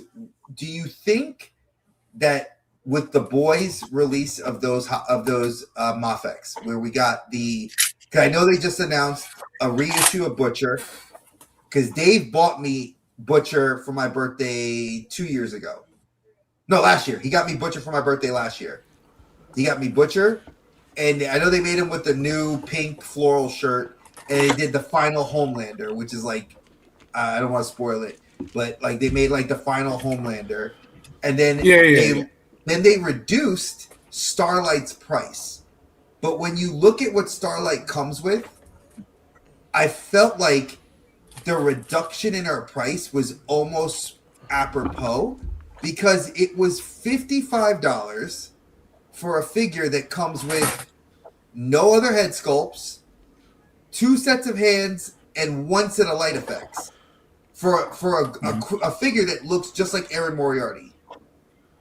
I think that's a fair price. Now, I know the Mandalorian, they're going to release it, and we're going to probably get a Din Djarin Mofex with that if they allow that. But imagine when they make that version where the helmet comes off and he's going to be like $150 because they'll have him come with Grogu. But do you think that was a fair pricing, like reduction in price for her figure versus like, I'm trying to think of like another, like, I don't want to say Jubilee because she actually comes with other faceplates. Trying to think who's a Mafex that this recently came out that had like nothing in the set. Yeah. I think it's a fair price because it's all about what's relative, right, and what you're willing to pay for. Let me talk about head sculpts for a second. Go ahead. So for example, this is a Pedro Pascal head sculpt I got years ago from an Instagrammer. I'm blanking on right now, but this was like the level of quality I was willing to pay for to add to a Black Series. Or I still have an SHF Mandalorian figure, like one of the first ones that came out with the best card look from Bandai. So some of these head sculpts, they're not cheap. The Spider-Punk Unmasked head sculpt from Beltran Brothers, that wasn't cheap either. But you can get that and really get closer to the look you're looking for than say Hasbro or Mattel. With Mofex, these Mofex head sculpts are going to be a lot better than Hasbro or Mattel, and that's kind of what you're paying for as well. Like you're paying for a quality sculpt, quality effects, and whatnot. And just with the Aaron Moriarty likeness, I would say you're better off getting that than say a NECA version of Starlight. Oh God, the NECA version looks terrible. I've seen it. Yeah, exactly. But because it's cheap. So when you get something a cheap look and you're being asked to pay $30 or more, you know, and that right exactly that's the excellent Pierce Brosnan, the best one I've ever seen. Yeah, if you want to do like an old man Bond, you could do that, you know. Oh, dude, I thought about that too but I hate the Mafex's neck joint because it's got to go into that. It's like that specialized peg joint, so you can't. You'd have to do some major. Yeah, you got to do some major customization. But you got to find like the right net pegs, and you can buy net pegs separate, but it won't be cheap. But once again, here's the unmasked Azrael head sculpt from Mafex. That looks. Can I just say something? You're not going to get that from McFarlane. You know? Can I tell you something? Yeah. Why does that look like the Ben Reilly Spider-Man head sculpt I have right here on the floor? I know. Put it up. Let's see. I want you to maybe not the hair, but the face. I could. Bro, the see that face as a Ben looks Reilly. identical. Here, make me big in a second, Dave, because I'm gonna pop this up. Can you do it where it's like the 3 vertical slides, so you can put it back to back? You know what I'm talking about? Yeah, like that. Okay. Here we go. I had this recently because I was actually playing with it the other day. I feel like the Usos, how they keep having to hold up their one for super long. Exactly. Can you put it closer to camera, Dre? Look at that. Like, it's almost like a similar jawline. Almost. Very cartoony. Very The blonde cartoony. is the Like, same color. maybe it's a similar mold from the factory because, like, when you look at that, like, it almost, like, the way the nose looks, the way they painted the lips on it, like, the eye color obviously slightly different. The hair obviously different, but not by much. That's crazy. And these are both comic book accurate. Comic book accurate figures. These are cool. That was funny to see that. Thank you, KJ. I had you humored me, sir, because I was like, they look too similar. Too similar. Very similar. Yeah. Well, really quick, I just want to show off. If you get extra hands, you get to do cool things. Like, look at this. If this was McFarlane, I would probably. I'm telling you, I would have to buy a second Azrael figure to get this stuff. You see what I'm saying? But see, that looks fire. Like, look at that. Like, don't see. You wouldn't even get that. Like, you know what Toddy Mac would do? He would charge $20 for a separate accessory pack that has all this. Yeah, and it gets irritating. So they give you as little as possible, charge you as much as possible, and because you're a fan and they know that you want this stuff, people pay it. So you gotta speak with your wallet. You really do. We really, you know what? That's the interesting thing. Though. We always pay with we always look and buy with our wallet, and we, you know, like. Oh god, that looks awesome. See, look at Batarangs that with the effect on it. Like the effects. Revoltech better do me right for that Terry McGinnis. That's all I'm gonna say. Because I pre-ordered that one from Toyco, and oh, look at that grappling hook. See, I'm excited about this. I'm kind of mad that I didn't get the Terry McGinnis Batmobile when McFarlane did that. Yeah. Because now that Revoltech would have been perfect.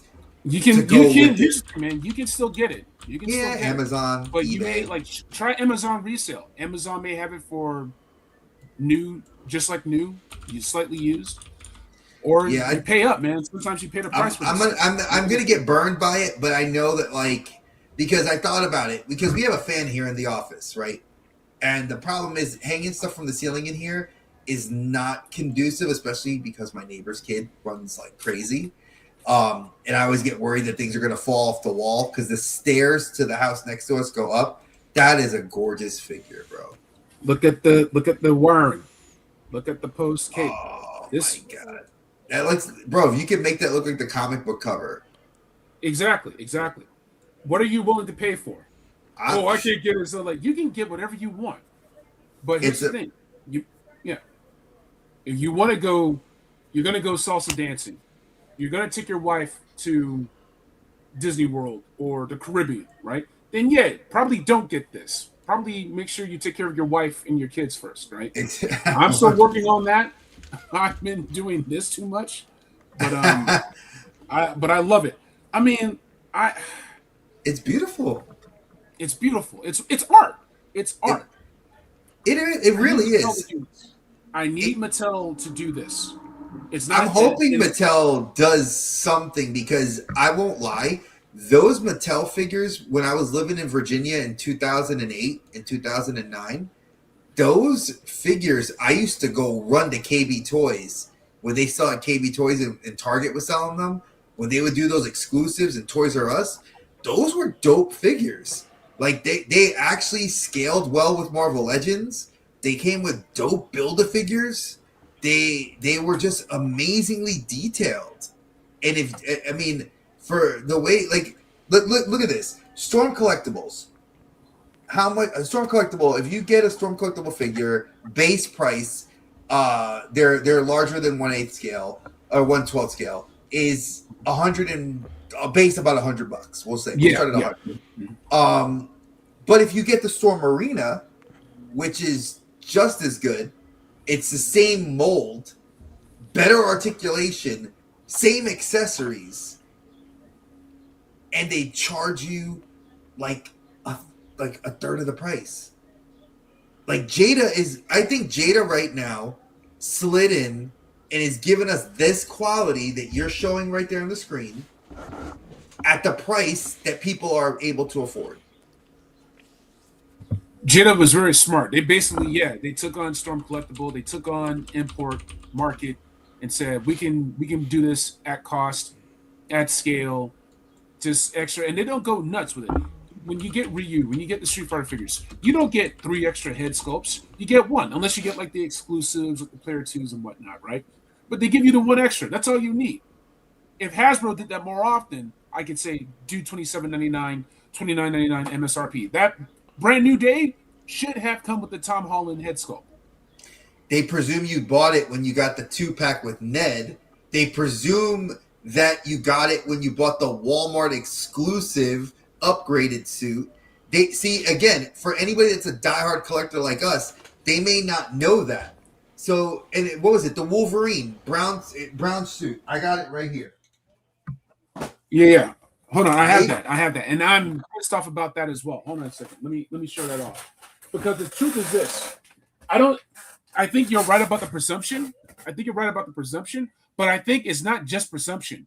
In addition to that, they want to make you go out and get it.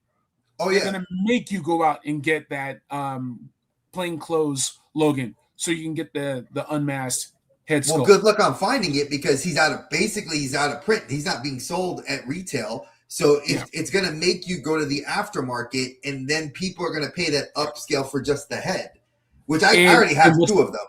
So it's all good. If you stay in the culture and like the news of it, basically, when they announced that they were doing a brown suit Wolverine, that's when I bought that Logan and the head pull. That's when I bought the plain clothes unmasked Hugh Jackman. I bought that figure just to put on this figure months in advance, but you shouldn't have to do that. Didn't Hasbro say that too? They commented with this. They were like, "Oh, it's not going to come with the head sculpt. It's going to come with just the neck joint," and that's what got people mad. That's dirty, because they said, "Oh, you screwed us. You couldn't put a look. You couldn't take this and just put that down here and put a head sculpt in there." Yeah. So when you play games like that, you force people to buy 2 figures. You force them to buy a figure in advance.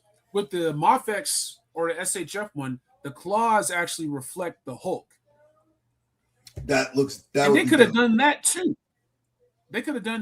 I almost bought that Mofex version just for that effect, but I can't spend money like that. I had to be, and I am not the most responsible fellow. I'm responsible enough not to buy $100 figure for 1 effect. Oh no, I won't lie. I have pulled the trigger on some figures back in the day when, again, like you said, when it was when if I had it, I did it. But now it's like I'll use him as an example. Falcon. I absolutely love this hot toy. Probably it's the crown jewel in my hot toys of the MCU. Not only is it representative of a lot because I love Sam Wilson, I love what he stands for, and you and I both have gone back and forth about how great it is, that we have representation. Yes, I love it. I have the Brave New World one coming, and I have no idea where the hell I'm going to put him, because it's like, do I sell him? I don't want to, but what do I do with having? I can't have two caps with a freaking 2-foot wingspan on the same shelf. So again, look at the problems I'm complaining about. Like, I don't know where to put the other one I'm going to have.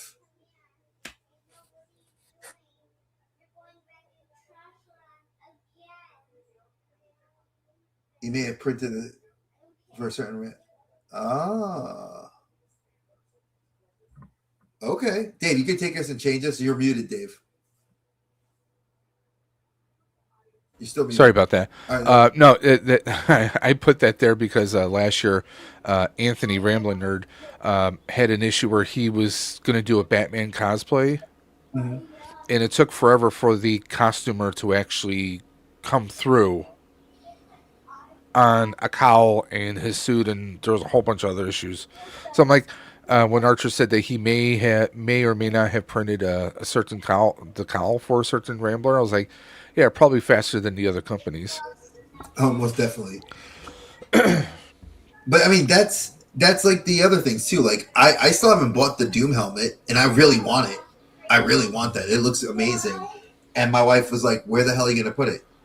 I was like, "Well, I can move." I was like, "I can move Mjolnir," and she's like, "Where the hell are you gonna put that? You love Mjolnir," and I do. I absolutely love. I want Stormbreaker, and I'm mad jealous that big shout out to Khalil Kastorskorner. I saw that Stormbreaker in your corner. There's a couple of Grail pieces that I would love to put in my collection, and I'm sadly gonna have to wait because just adulting in life. And if Dave doesn't mind, I want to actually talk about something. Can we change the screens for a second? So I mentioned that Tatz and Toys and I are both going through something very similar. Obviously, we're talking about the Stream for a Cure, and it's cancer, and cancer sucks. What I have is something called achalasia. It's not very well known. Google it. My wife jokes that it sounds like a club, achalasia. I told you it sounds like Aaliyah's character in Queen of the Damned. Exactly, yeah. Akashla, I think her name was. So yeah, Akasha or something like that. But for me, it's why I said like I'm enjoying my talking now because I will be not talking for a few weeks. And your wife can't wait for that. Oh yeah, my wife is already excited about that. Not excited about the after of dealing with me after the fact, but for anybody that doesn't know, it's a problem with the swallowing. You can't swallow your food, and the food stays in your throat, and it prevents your esophagus from actually closing because the muscle that opens to your stomach doesn't work. So I know that it's a lot of people were like saying, "Oh man, you're gonna like, why are you pulling back?" That's one of the major reasons why, because I have to help. Like my insurance is covering it, but I got to pay for surgery. And when you got to do that, like, I've never been one, and Dave knows that I don't put my hands out for anything. Times are so tough for everybody that, we budget for budgeting, That's why I had to pull back on a lot of this, because I have Peanut's birthday coming up, Mother's Day coming up. I got tons of other stuff that is more important to me than my collectibles. That's why I said, like the KJ, it's FOMO. I don't care about it. If I need it eventually, I will get it. By the grace of goodness of certain things, if I need it, it'll come in my collection. If not, I don't mind, because I'm paring down the space anyway to have better collectible figures and stuff I want. And some things, sadly, one of those three things I mentioned was with like Dandadan. For anybody that's a fan of anime, Dandadan, the manga just finished and people are hating on it. But the Okurun, one of the figures SH Figure Arts released, there was no ab crunch. The figure has very poor articulation, but it doesn't pose how they do it on the box. So Rebel Tech said, hold my beer. And they made a version of Okurun, and he looks amazing. And it costs, I think, like $10 more. Comes with better accessories, and he'll be out soon. Rebel Tech also announced like I said, folks, Batman Beyond, which looks amazing for anybody that grew up loving Terry McGinnis. And if you shopped at KB Toys, they had the DC Mattel KB exclusive Terry McGinnis head sculpt on a Batman Beyond figure, 6-inch scale. And then Rebel Tech is now making that one. And we're getting it. I think it's May of next year we get that figure. 2027. And then we get a bunch of other stuff. Like Rebel Tech's pumping out lunch. They just did that Rebel Tech Street Fighter Ryu that looks fire. They just did the Cable release. Cable just got released a few weeks ago. I don't know how I feel about that one. I think it looks very comic booky, but then again, Rebel Tech does those figures really well when it comes to comic book characters. Like I think like Deadpool, Rebel Tech doesn't look nearly as good as the DC figures. Like when you look at like Deathstroke, I would even go with Suicide Squad, Harley Quinn from the Isekai. She looks great. Batman, Ninja looks good. There's certain ones I feel like the DC molds look better than, but this Cable looked pretty cool. Like he had the eye light up, not like an actual light up, but like an effect on the eye. KJ, have you seen that one?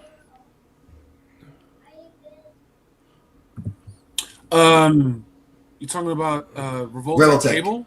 Yeah, the one that comes with like the looks like it comes with a Buster Sword, like from Cloud. Yeah. I've seen that. It looks super dope. It is very tempting. Yes. Yes, he's on my list of potential. Have either of you seen the M. Bison Street Fighter 6 Storm collectible? No. I have. That shit is amazing, and the only reason I want it is not for the figure, it's for the horse. Mm-hmm.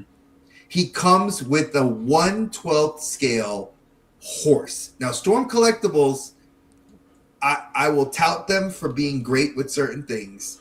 The Bison figure looks great, too. I'm not going to lie. He does look cool. But for the price point, I think it's like $200. You get the figure, effects, and the horse with horse effects and a base. Not a bad price. Granted, Hot Toy, for a couple bucks more, you get a Hot Toy. Pay a couple bucks more, you get a Mondo. But, I mean, is there really competition in the market for, like, that level of Street Fighter figure? Probably not. You know, like Dave said, like, with Mondo. Well, go ahead, Paige. I'm sorry. I don't want to cut you off. Go ahead. No, go ahead. No, please. So when you, like, with the market being what it is, Mondo, Dave was touting the 1/12 scale Mondo figures. They look fantastic. I've never put them in my hand. But when I go, it's funny because he tells me you won't spend $100 on a Mondo, but you would go spend $100 on a Mafex, on a SH Figuarts, on a Storm Collectibles. I guess I am that. I guess, would I be considered a hypocrite? Possibly. By the way, did you still want that Batman Beyond Batmobile? Because on Amazon it's like 73. I'm seeing That's 73. not bad. I have I'll put the to link in private chat. Yeah, yes, or message me it on IG, so I could save it on my phone, because Father's Day will roll around and I could always tell my mother-in-law to get it for me. Be like, oh, you can get me, because she'll give me an Amazon gift card. I'll just tell her, give me an Amazon gift card. That's what she'll do. I appreciate you. But yeah, like, I mean, and I'll pose that to both you, like to Dave. Dave doesn't buy Mafexes. I don't think you bought a single Mafex. You bought one for me. I bought have the Superman. No, you bought the Superman one. I have both Cyborg Superman and Eradicator. But are you going to finish the rest of that line? I want Eventually. to, yes. Eventually. I know they have black suits. They have black suit Superman on the solar suit on for like 70 something right now on Amazon. Yeah, I saw. He looks dope. And I want Superboy as well. And yeah, he comes. Because no, I have Steel, Cyborg, and Eradicator. So I have 3. No, I'm saying, but you don't buy, like, if you. I don't buy them on the regular. No. Exactly. If you had a preference, and when KJ comes back, we'll ask him this question. If he had a preference, what would you get? Would you get if Ghostbusters Mondo 1/12 scale is the thing and the price point's cool? would you still push those or something as Superman, which means a lot to you? See, it's apples and oranges, and let me explain. He's got the Superboy and Eradicator. Yep. Now, as far as Cam. Do you have Cyborg Superman there too? Yes, he does. Yeah, he actually showed That's in storage. I do have it. Okay. See? If I had known we were going to be talking about that, I would have had that in storage. So hold on. I feel like those memes, like the guy who's like holding up all the dollar bills next to his ear. Cool. So all I do is say this, right? Because I love what I love. I get what I get. I don't believe in FOMO. I'll get what I want when I can. But get what you want. But go slow. I got these one at a time. I didn't get these all at once. It took me a long time to get all these, and I do have the Cyborg in storage. Yeah, because I have Cyborg. Each one of these.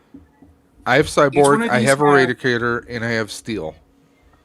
But each one of these have extra hands, extra head sculpts. By the time you get an extra head sculpt, you're really getting a second figure in one, right? Not to mention different effects, the stands, soft goods, right? So you're getting a value. You're getting overcharged when you get like a McFarlane toy. This one was like $30, and it's not quite a Jack Nicholson likeness, right? But where's the extra head sculpts? Why isn't this soft goods? Thank goodness we got there was a time you wouldn't even get like the weapons and whatnot thanks to Warner Brothers, and that's changed. This was $35 plus tax if you're lucky. Some people were spending $40, $50, $60 because they couldn't get it from Amazon or Best Buy or GameStop or Entertainment Earth or whatever. It was just selling out. So you get what you pay for. If you're willing to go the extra mile, you will get more. You will get more if you know where to look and what you actually want. A lot of people are overpaying for the basic minimum version of that figure. They're overpaying. So I have a question. I want to pose this. We'll come back to the topic because I like what you just brought up. So let's play this question. Let's play devil's advocate. And I agree with you. I feel like there's a lot of I don't want to say toy tubers. Let's say toy influencers. I'll cover the broad spectrum, right? That will complain, oh, I love. Now, you can get some of those figures because they've been out for a while for about a third less than what they cost originally. Steel, you can get them for about $80 now. The solar suit's on sale for about $75, $80. Yeah, 74 right now on Amazon. Yeah, so they're about $40 less than their original retail value, right? So you could say if you wait, you can get the opportunity. But I know it's bothering me when I hear that there's these toy tubers that'll be like, oh man, I'm going to go to Ross because I could go get SH Figure Arts. But then you complain that there's not enough selection in your stores. But then you're not buying them when they're regular full price as we do. And again, who am I to dig in anyone's pockets, right? But again, if you're a toy influencer and you want to be in the know, you know, wouldn't it behoove you to, if you budget your money right, to buy the figures when they release? That way you have them. Instead of complaining that, oh man, I'm picking up those the Jada Toys, what was it, Frankenberry. They're $10 now at a Ross if I went, but you didn't pay the $40 or $30 when they were brand new. And you're mad that they're not in retail, but then you're wondering why they're shrinking toy sections down. Because of us. The men and women like us that go in, that's what's causing that. And when people are like, oh, go to Ross. Again, I'm not shitting on Ross.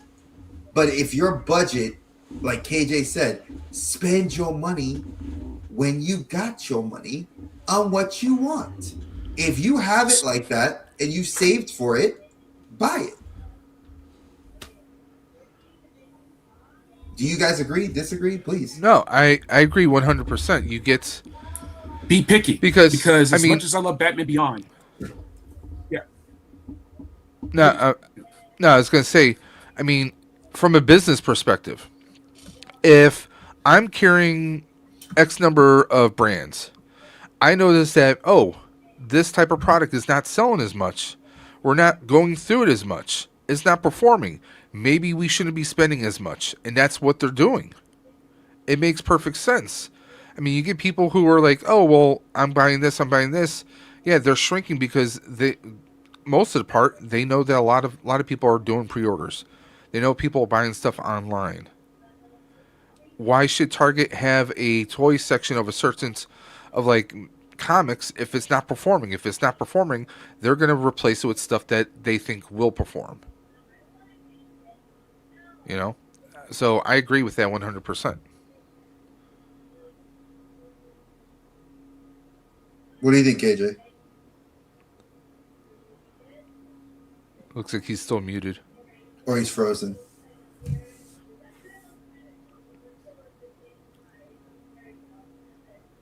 I think he might be troning a little. Hey, okay. So whenever you're ready, bro, give us your opinion on that. All right, I'll be right back. Sure. I love that. I was like, oops.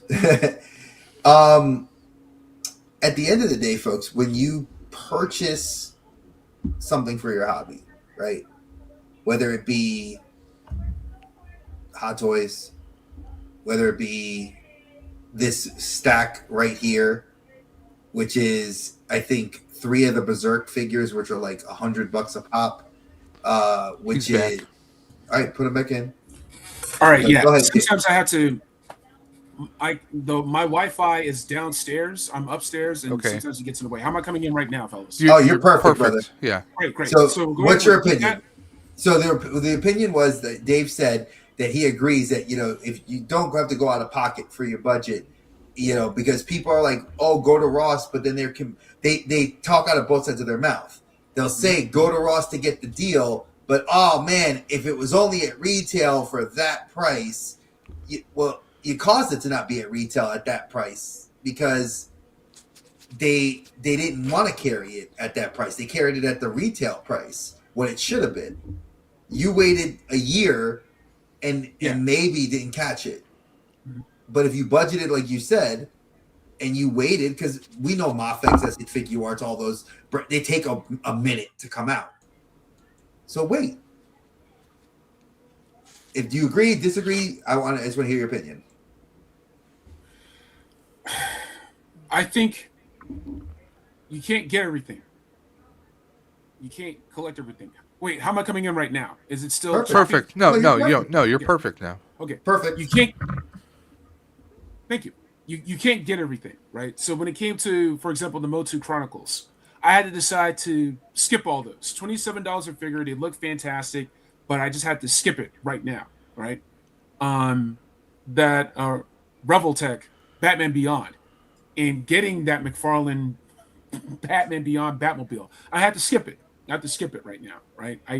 I get what I want the most, and then I skip the rest. I have Joy Toy, but because I got Joy Toy, I had to make other decisions and skip other things. I have the Mafex Batman Nightfall, and you saw my Death and Return of Superman collection, but I had to skip other things. I wanted those more, so I got it.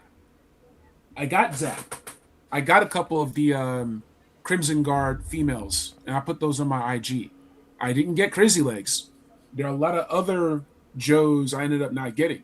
I got Sundown. I got Don Marino. I didn't get Airtight. I didn't get Hydra Viper. I'm picky. I'm choosy. I have to be. I can't get everything. But I want it now, so I'll pay full price for it now. I'm not going to wait a year. There's some people that do that. But for me, the way I see it, if the price is more important than the product, then it's not about the product. It's not about the figure. It's not about your fandom. It's not about your love of the brand or the universe or the storytelling or the characters or the art behind it. It's really, you just need something to do with your money. And my advice to you is, if it's that bad and you had to stretch it that thin, find something else. There's probably something else you can put that money towards that'll be more fun. Oh yeah, I've seen it too many times, and it's like, it's part of the reason why I had told Oz this backstage earlier this morning, and I mentioned it to Dave. I've kind of, for me, feel like I'm out of place in the toy community in a lot of ways because I don't actively purchase a lot of stuff anymore.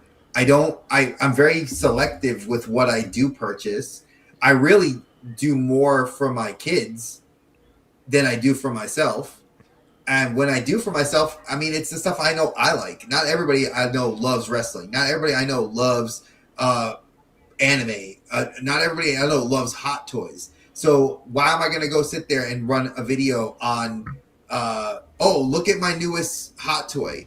In a market where, and it was something that Castor had said that I really grew to love his channel and his IG and what he was talking about was, I don't want to be an influencer to influence, like no influencer influences me anymore. 8 years ago, 9 years ago, 10 years ago, yes, when ToyTube was still really, really new, and the guys that were now blown up and have got or retired, and they were doing stuff, yeah, I was always like, oh man, I gotta get that Funko Pop, or oh man, I gotta run to the store to go get that figure, fight to get the rare Shinsuke Nakamura, you know, or hunt this down. But now I don't care to because one, half those stores don't exist anymore, and the ones that do are very hard to get into because the market has exploded, and we've ruined it in a lot of ways. I can't, like, if my teen daughter wanted to get into Pokemon a few years ago, we couldn't. COVID ruined it because you couldn't buy cards. You can't go. I can't go into a Target now and buy a box of cards to open with my daughter. I can't, unless I want to pay $200. And I'm sorry, we could use $200 for groceries. You know, I can't go buy Peanut Pokemon cards, and she's now able to read. My 5-year-old can read and would like to learn. I can't do that because the hobby got ruined. Yeah. And that sucks because adults ruined it. Not us. Not us, like us. The diehard. Right. But the adults that were like, I can make money and revenue off of the greed of wanting it. And then it became speculative capitalism instead of love of the hobby. I'll be back. I can still hear you guys, but I'll be right back. All right. And you know, Dave, think about it when you with Ghostbusters. Remember I told you a long time ago, I said, could Hasbro ever really not sell you on anything Ghostbusters? And you were like, no, it depends. Yeah, I've passed on some stuff that was Ghostbusters that they've been putting out. They did an updated version of the original Ghostbusters, the original movie Ghostbusters called The Rooftop Scene. I passed on it because all it was slightly different paints, supposedly updated sculpts. It wasn't enough for me to drop like another 100 plus. So for the Hasbro figures, it wasn't enough for me to say, yeah, I'll do that. No, I passed on it. I mean, like with the Mondo figures, these are for like I told you before, it's apples and oranges when it comes to like Mafex and Mondo because Mondo has the license for the real Ghostbuster action figures right now. Mm-hmm. Okay, or it's being leased to them through Hasbro.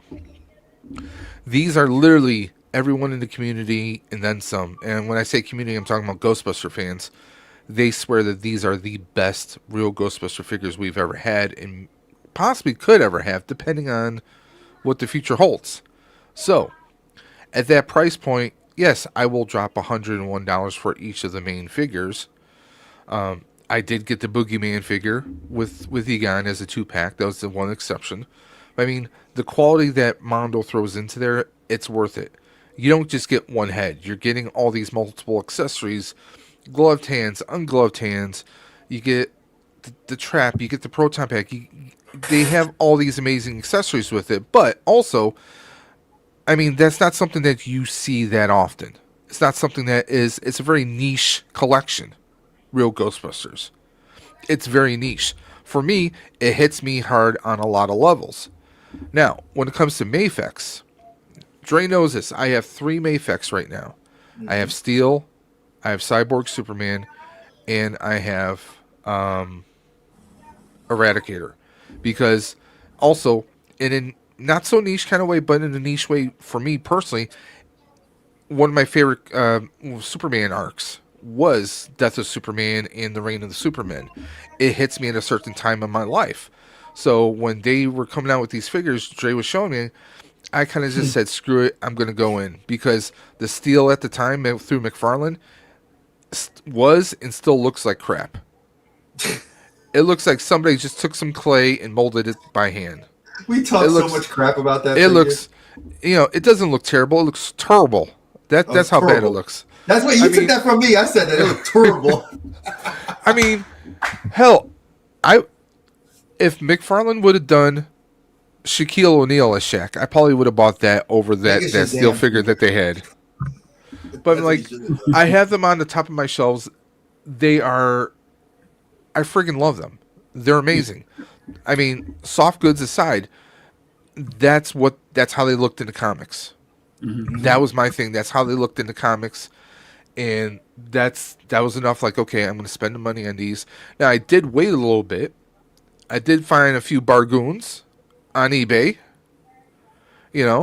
I got what, steel for like 86 or something like that, maybe after tax. Because you missed him by a week on Amazon. Yeah, but I mean, I would have paid a lot more on Amazon too, so it kind of worked out. Sometimes playing a long game, it can work out, but a lot of times you're left without. You're like, hey, I'm gonna hang on that. Sorry about that. Pardon the interruption. No. I'm going to send you guys a link on IG. It's called Camel. 3 Camel. It's a price tracker. You set your price. When it pings, you can move. I get stuff. I hardly ever pay full price for anything. But I'll send you guys a link in IG, each of you. Sure. I appreciate that. I remember didn't you use that one to get your Terminator figure? Yes, I did. Because I remember you mentioned that. That's it. I remember because you said that's what you were like. I'm not paying 100, and then it went down to like 70 or like 60 something. And by the way, Hellspawn is running late. He's in traffic. I told him not to worry about it. Yeah, no, he was at his son's game, so that's all. Yeah. Dave, would you mind showing this on screen? The thing. I just want to show you guys. You can also download a Chrome extension. Hold on. My StreamYard's getting a little buggy here. Give me a second. Are you trying to share something? No, well, I sent it to you in IG. Okay. I have IG on a tab here. And I can also put it in private chat. So there, you can go on private chat. You can do it that way. Hold on. Follow link. There we go. I'm pulling it up right now. So you can set price watches. You can set a price tracker, price drops, and it's anything. It's games, consoles, figures, shoes. Oh goodness, I save a lot of money on getting sneakers. I wear a size 15. I'm big lob for real, so I have to like. You and me both. Yeah, I'm a 15 to a 15 wide usually. There you go. Like Nikes. I mean, yeah. So trust me, the struggle's real on that one. Size 14. I feel you. Hey, appreciate it, Tony. Appreciate that, Tony. So, for example, go ahead and just as an example, let's go do the Mofex Cyclops Age of Apocalypse. Love the head sculpt on that figure. Yeah. If I can spell this correctly.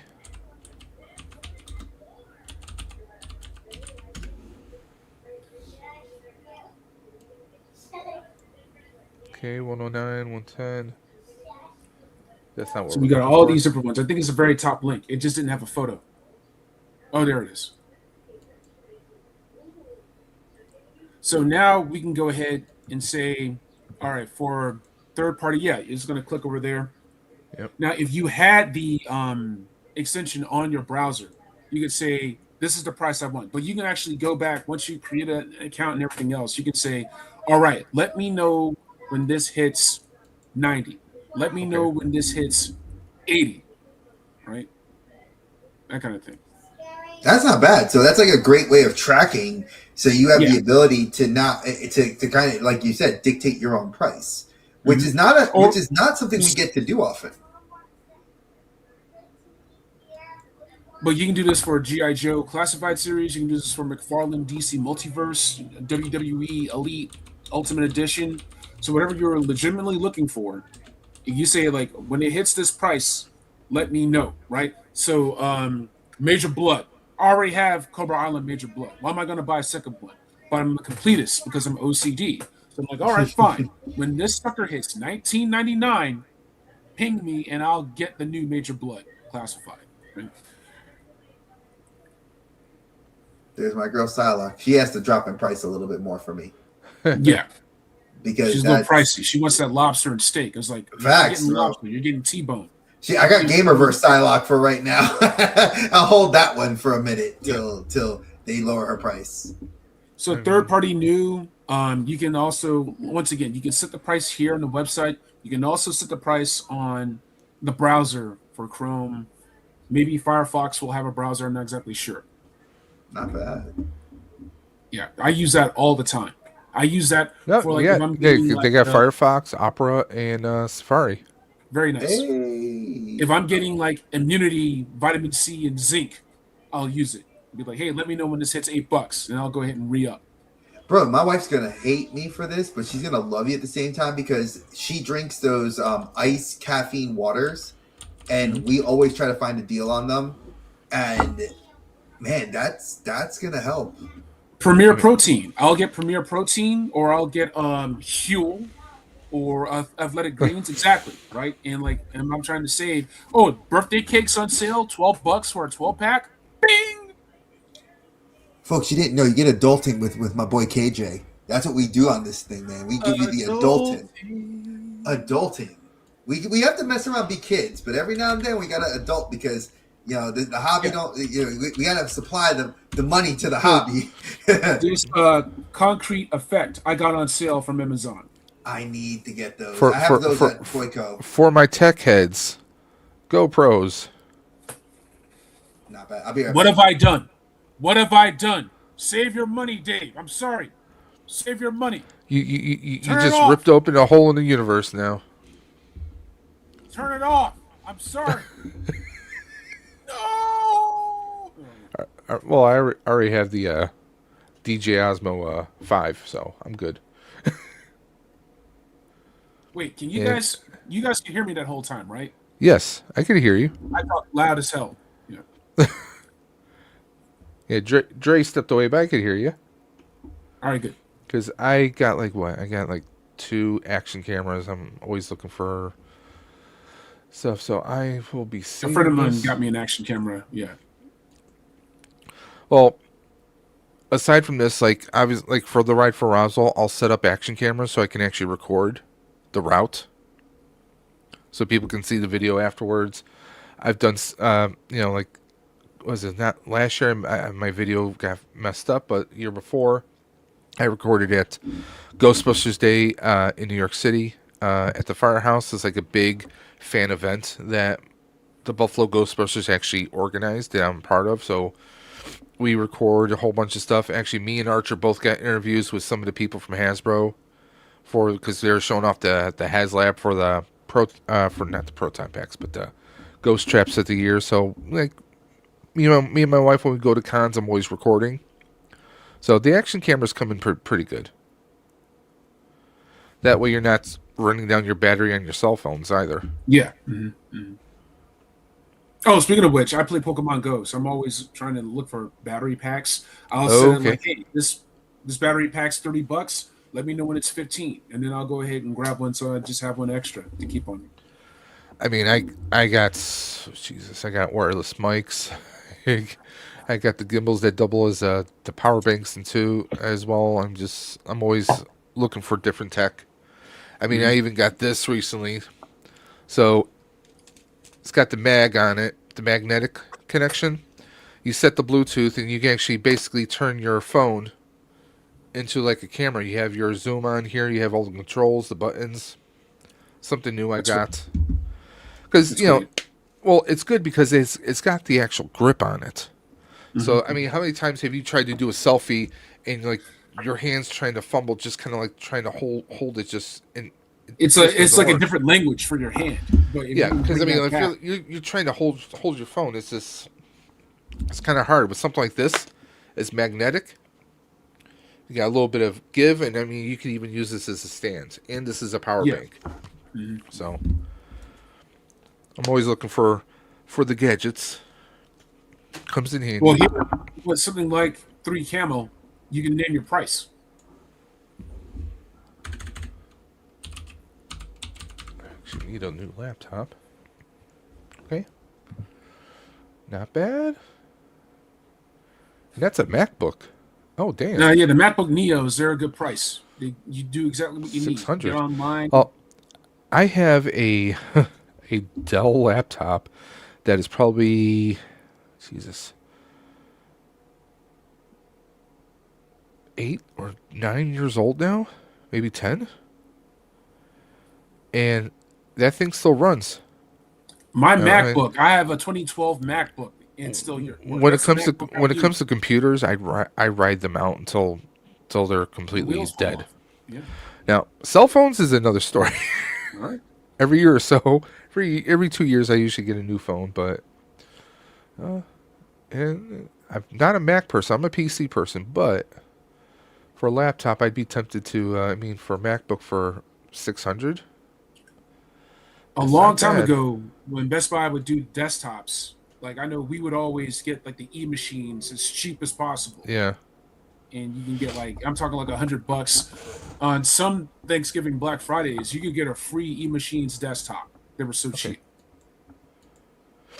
No. RIP e-machines. Oh yeah. My current computer, I built that one, so I bought all the parts separately and built it. Put it together myself. So I'm one of those people. I'm a PC person, but I like to get. Oh, there we go. Got Mr. Colbane Games.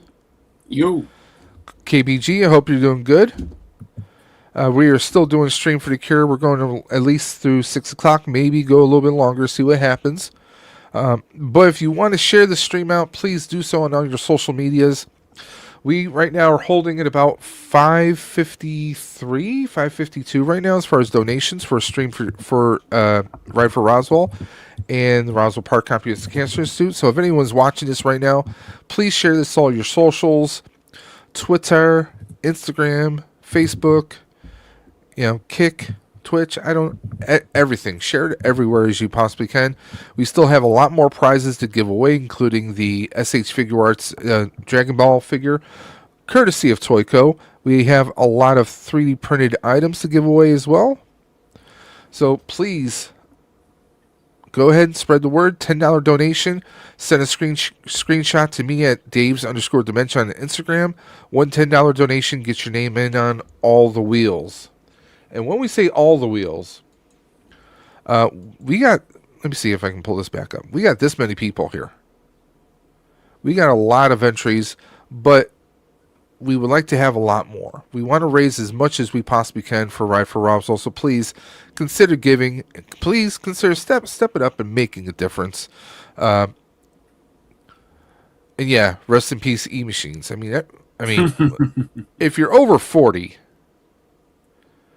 you remember e-machines. If you're under 40, you might not remember them. Yeah. I remember when basically every IBM laptop was a ThinkPad. Almost every single one of them. E-machines, hell, my first computer technically was a Packard Bell. Shows you how old I am. And that's when we rocked the old AOL CDs.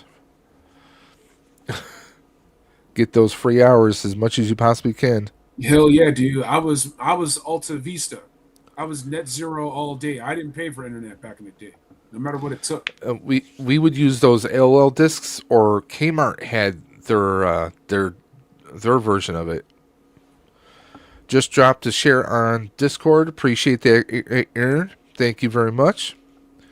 Every little bit helps. And I think we're going to be doing another giveaway. I think we're going to give away another 3D printed lightsaber in a couple minutes here. We still have the Anakin lightsaber to give away. And of course, that does come with its own stand. And also we got the Vader. I think we might do the Vader first. Okay, Jay, just so you know, if your Mayfexes are feeling like they need a new home, I'm a brother right here on the East Coast that will gladly home them for you if you ever feel the need to want to get rid of 1 or 2 or 5. Just letting you know, for science sake. Right, exactly. For science. Oh, actually, no. I was gonna offer you a trade because I do have something that I don't want, and I think you may like it way more and can find more to do with it than it's sitting in my collection. So We'll talk on the side. We'll talk on the side about you with that. Their secrets have secrets. No, I'm kidding. So yeah, we're going to give away. I think we're going to do the Vader saber next, and we'll see who the lucky winner will be. Once again, all you have to do to one to support the stream is a single $10 donation to the Ride for Roswell, which you can either scan the QR code on the screen or jump into the video description below. You'll see the link right there. You can donate directly to the Ride for Roswell. If you want to be in on the giveaways, you need to screenshot that donation, send it to me at Daves_Dimension on Instagram. Please include your screen name, your real first and last name, and that screenshot, and you'll be entered in on all the remaining wheels. We still have more prizes to give away. And even, if you just want to donate and you don't want to be in on it, then you can just donate. Okay? But for every $10 you donate, your name gets entered in on that wheel. So if you want to drop $30, that means your name is on the wheel 3 times. It's kind of a no-brainer. It should be. So guys, I think Hey, KBG. But anyway, gents, got to get back to work on a few things. Just wanted to drop in, say hey, and good luck. Appreciate that, Aaron. You have yourself a great one. Be safe, be well. Take care, brother. Good, thank you. And hopefully Jen doesn't break your legs. So we are going to get ready. We're going to shuffle up and deal. I'm going to check the Ride for Roswell site once again to see if we have any new donations. Dave almost had me say spin that wheel, but we went to the wrong place. Another place, another time.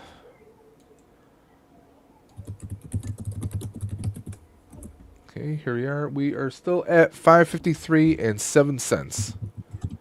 Because with some people, when they donated, I think if they're doing it through PayPal or other stuff, or if we had quite a few people from Canada donate, the exchange kind of creates that little funky difference. So that's why there's like 7 cents there. Or you're like me, and I'll only donate 7 cents. Hey, that is a thing. But Dre, I mean, I did pull up a lot of tabs. Like we had Motu Universe.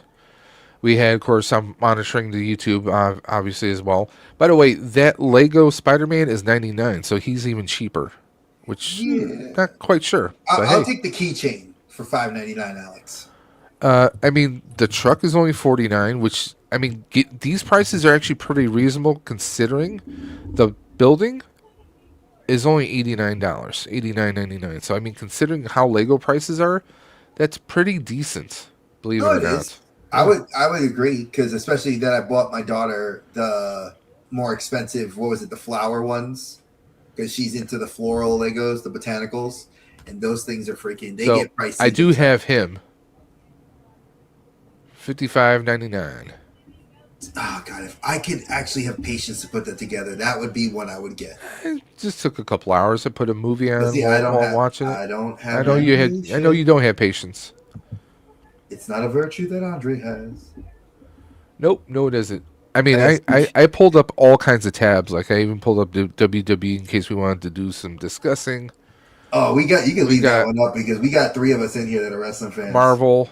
I love that figure. I even have Mythic Legions pulled up just in case, Yeah, that one looks cool. Oh, yeah. That looks cool. I just got this in from. He looks cool, but I'm like, what'd you get from Nerdzoic? Oh, that looks cool. I got the Viking felt. Nice. I even pulled up Dre's favorite website, Sideshow. We're not going to Sideshow. I got a bunch of shit on pre-order there that my wife already saw the bill and was like, "Aye." I mean, is she still your wife? Yeah. Luckily for me, yes. And I did find that amazing Yamaguchi Revoltech Batman Beyond, but is it Revoltech or Revoltech? It's Revoltech. It's Rebel Tech. It depends on how you pronounce it. It's Amazing Yamaguchi. That's what everybody calls it. Like it used to be another name completely before Rebel Tech took over the branding. Because if you had the figures like the Neon Genesis Evangelion ones that they made, when they did the girl figure lines that and then they started doing the Queen's Blade line, then they did. Then it jumped to Rebel Tech when they started making the mecha suits. That figure looks cool, but again, to me, as big as a He-Man fan as I was as a kid growing up, I had the bed sheets, the curtains, and everything. I just $95.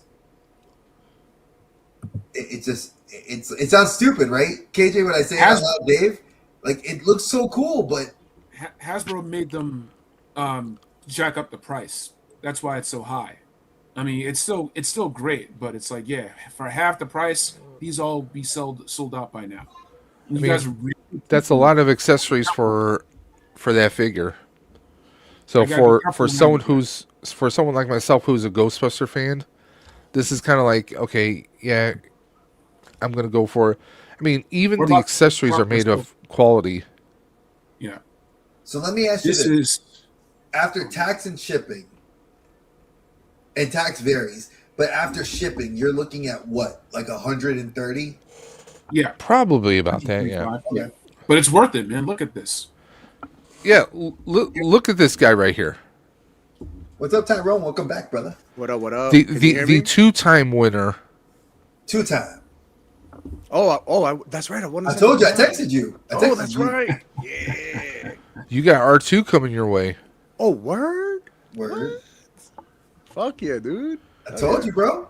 Bro, I never win anything. You're a winner today. Right. Right. Wink. Wink. I mean, did you even see what R2 looks like? No, okay. I was busy looking for a shirt that I never found. Oh man! But I did find Balrog, dude. Oh wait! Shit! I won that, dude. Yeah. This is yours. What? Hell yeah, dude! That's fucking sick. Holy shit! Love it. That's awesome, man. This is all 3D printed, so yeah. This will be coming to you. You message me on IG, send me your address, give me like a couple weeks to get this shipped out. Yeah, do your thing, brother. I just can't believe I won that. That's awesome.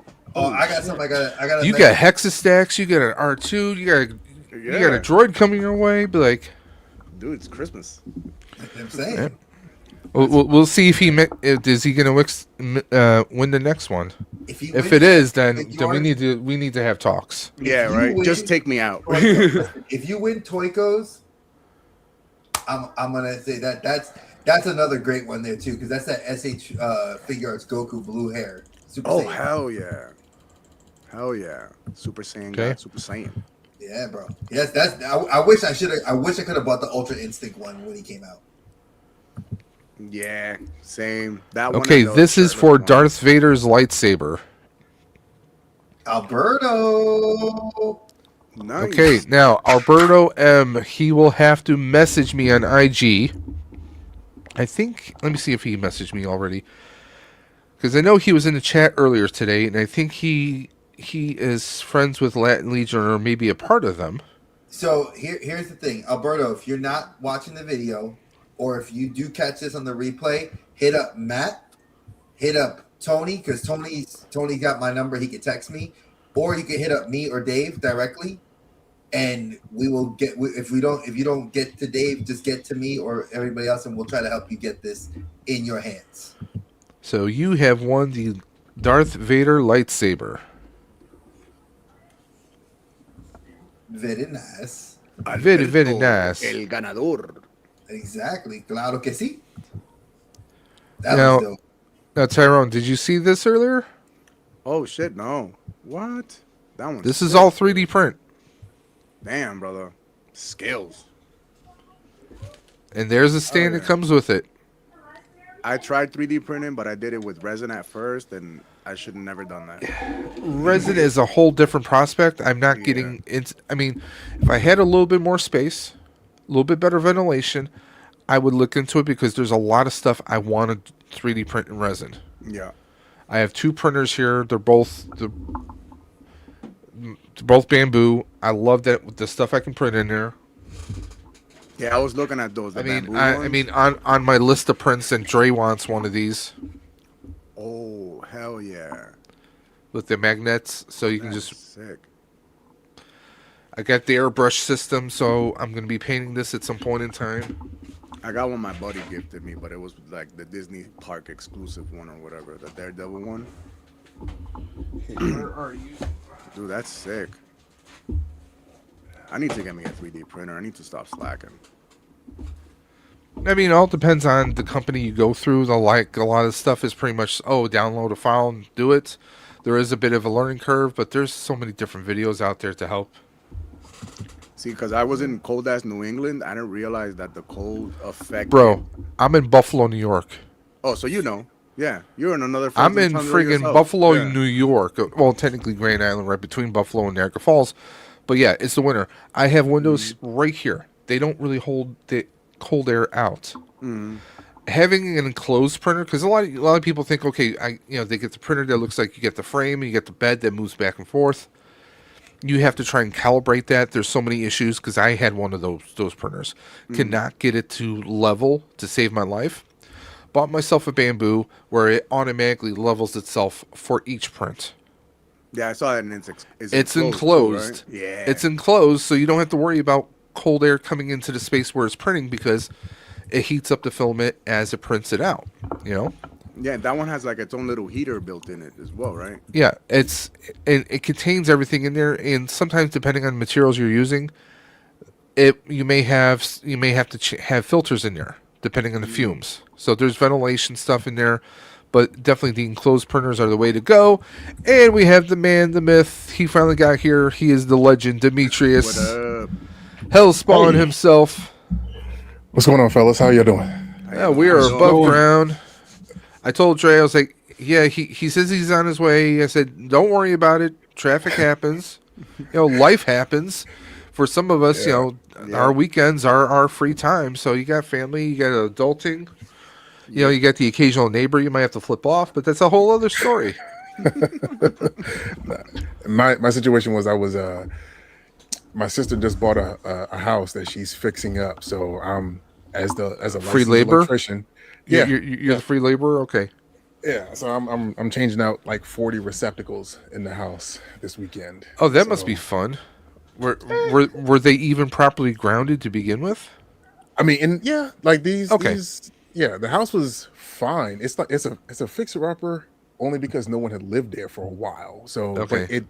It's fine. So it's just a matter of okay, well, I got time to listen to. I asked that because I have a brother who is an electrician, and years ago, the house we were all living in, the upstairs outlets were not properly grounded. Believe it or not, and it also caused interference with Wi-Fi too. Yeah, all that stuff. So that's always fun because the downstairs, all the outlets were properly grounded, but the upstairs was not for some reason. In like 4 or 5 rooms in the second floor, does not make sense. Why would you ground the first floor but not the second? But it was a weird. It depends on who was working in the house, whether it be subcontractors, whether it be people. Yeah, you never know. It's crazy. Could have been the homeowner himself. The homeowner himself is like, hey, I might as well do it. That happened. All right. Let me see what everyone's got in their background. Right. How you doing? KJ, Tatz and Toys. Nice to meet you. Dre, how you doing? How you doing? Hey, good stuff. Because whenever I get in on meetings and such, people are like, "What's going on with your background? Is that like virtual?" I'm like, "No, it's here. It's real."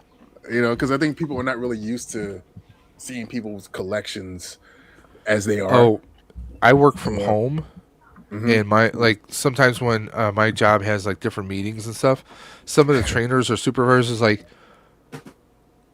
"Wow, is I'm like, yeah, that's that's my collectibles. I'll take the camera and move it around so they can see it. Yeah, it's a great icebreaker. Yeah. No, it definitely is. I had a trainer say, "Hey, could you take your virtual background off so I can actually see your collection? I want to see what you have now." So, So, Demetrius, we have to ask you some questions because we have to welcome you, and the welcome questions are the following: your favorite superhero? Who's your daddy? What does he do? I was waiting for Dave to do that at some point. I'm glad he did it finally. Who's your favorite superhero, and why is that superhero so influential to you? Okay, well, the only superhero that I have tattooed on me in various places is Spawn. Okay. So my parents are from Florida, Central Florida, and growing up in the Maryland, DC, Virginia area, basically Maryland, we spent a lot of time on the road going back and forth to Florida because they were building up, their little situation that they had going on there. My parents own 28 properties down in Florida, so they started out in the early 90s with the Herbalife money that they made in the 80s, because when the cocaine was pure. So that was when they were doing that. So they were building up their little mini empire there, and we spent so much time on the road that we would stop at thrift stores and flea markets, and that's where I got introduced to Marvel Comics, to the point where I was reading a lot of What If, 30 cents, books and all that stuff. And in 1996, I got my first Spawn action figure, which was a Ninja Spawn, and actually it's up there right there. But I got it, and I was wondering who was this Spawn thing, this character or whatever, and I got immersed into the comics around the same time as when the movie was coming out in 1997. So in that time that was 7th grade. Not yet. 1997 was 7th grade. I was reading Faust. For language arts language arts, my English class. And when I realized that Spawn was a Faust story, where you had a main character went to hell, wanted to come back for his wife, I kind of just immediately attached myself to that, because there was this one girl that I was really into in the 7th grade, and I just wanted to go to hell and back for her. I was really dramatic as a kid, and and the fact that he was black, it just made an immediate connection to me. So I've been rocking with Spawn ever since 1996.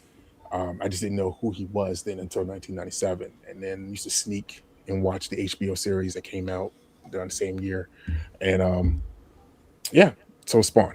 Nice. And I know this because I follow you. Like I said, I've been following your content for a long time, and I knew that about you. But I love hearing the story and how you share it, because I can tell how deep a connection you have with the character. It's like me with Miles and Spider-Man. I feel that deep connection. So it's definitely, I love hearing that, bro.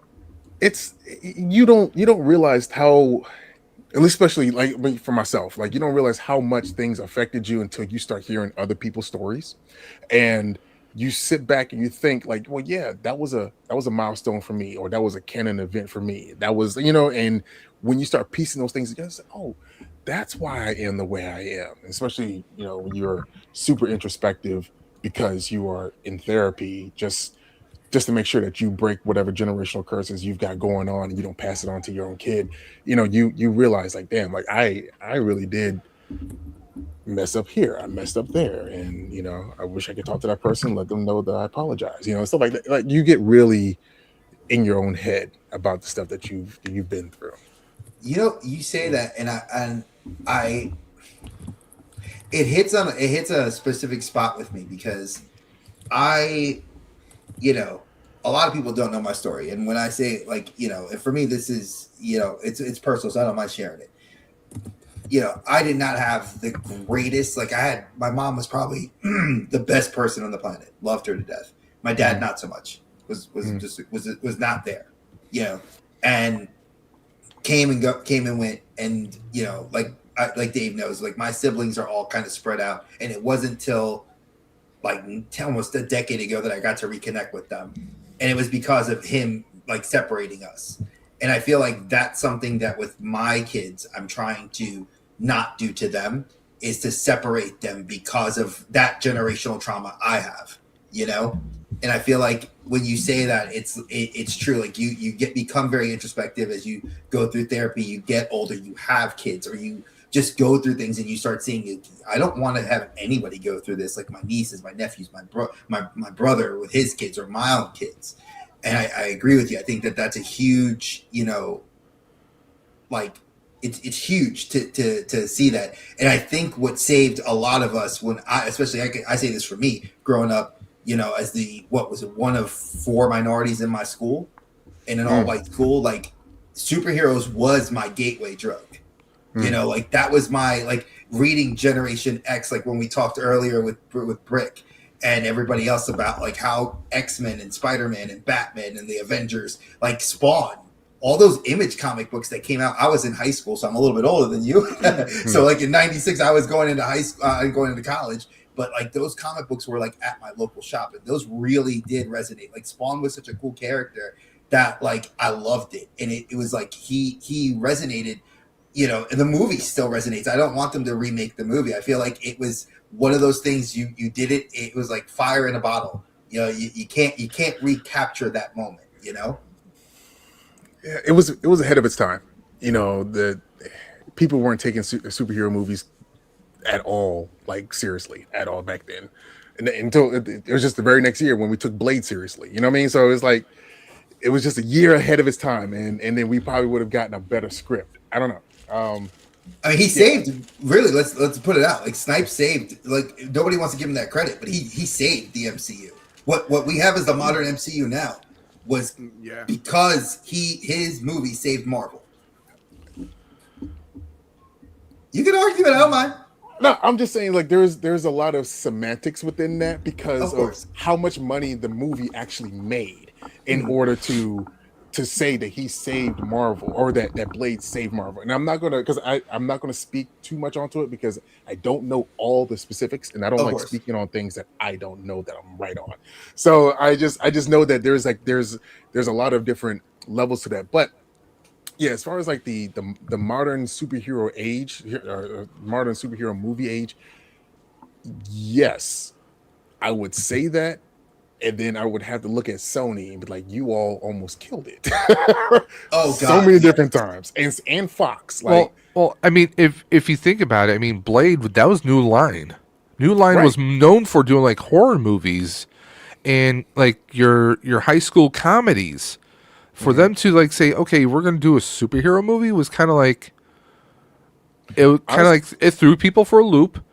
And Wesley had his own production company. If I remember, the name was Amin Ra Productions. I mean, like it was a vampire movie like we hadn't seen before. A different take on the whole vampire mythology, somewhat. And it was to me it's still one of my favorites. I mean, like to what Dre's speaking on. Some people say Iron Man, but we wouldn't have had that if we didn't have Blade. Right. I'll say that. Yes, that is definitely true.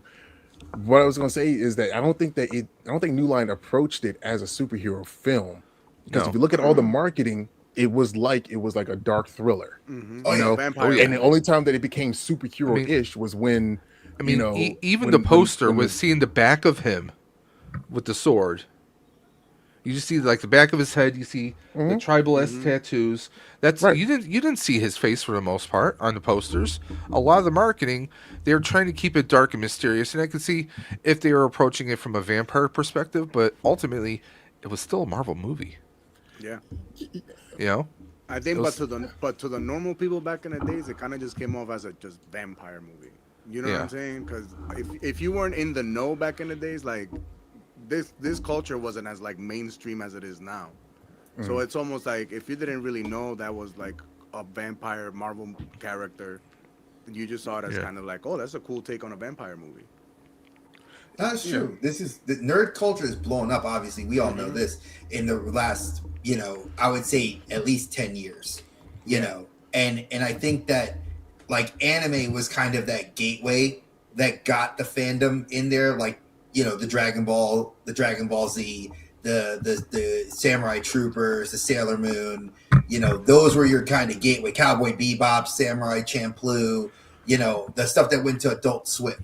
And then you have us now where you have like Rooster Fighter, you got Don the Don and everything else, and like One Piece live action and several other great things. I would push back against you on that because yes, I completely hear you when you say Ronin Warriors, Sailor Moon, Dragon Ball Z, but there was a certain type of culture of animation in those early 90s that you had Mighty Max, Action Man. Check it out, dial it in, amp it up. You know what I mean? Right.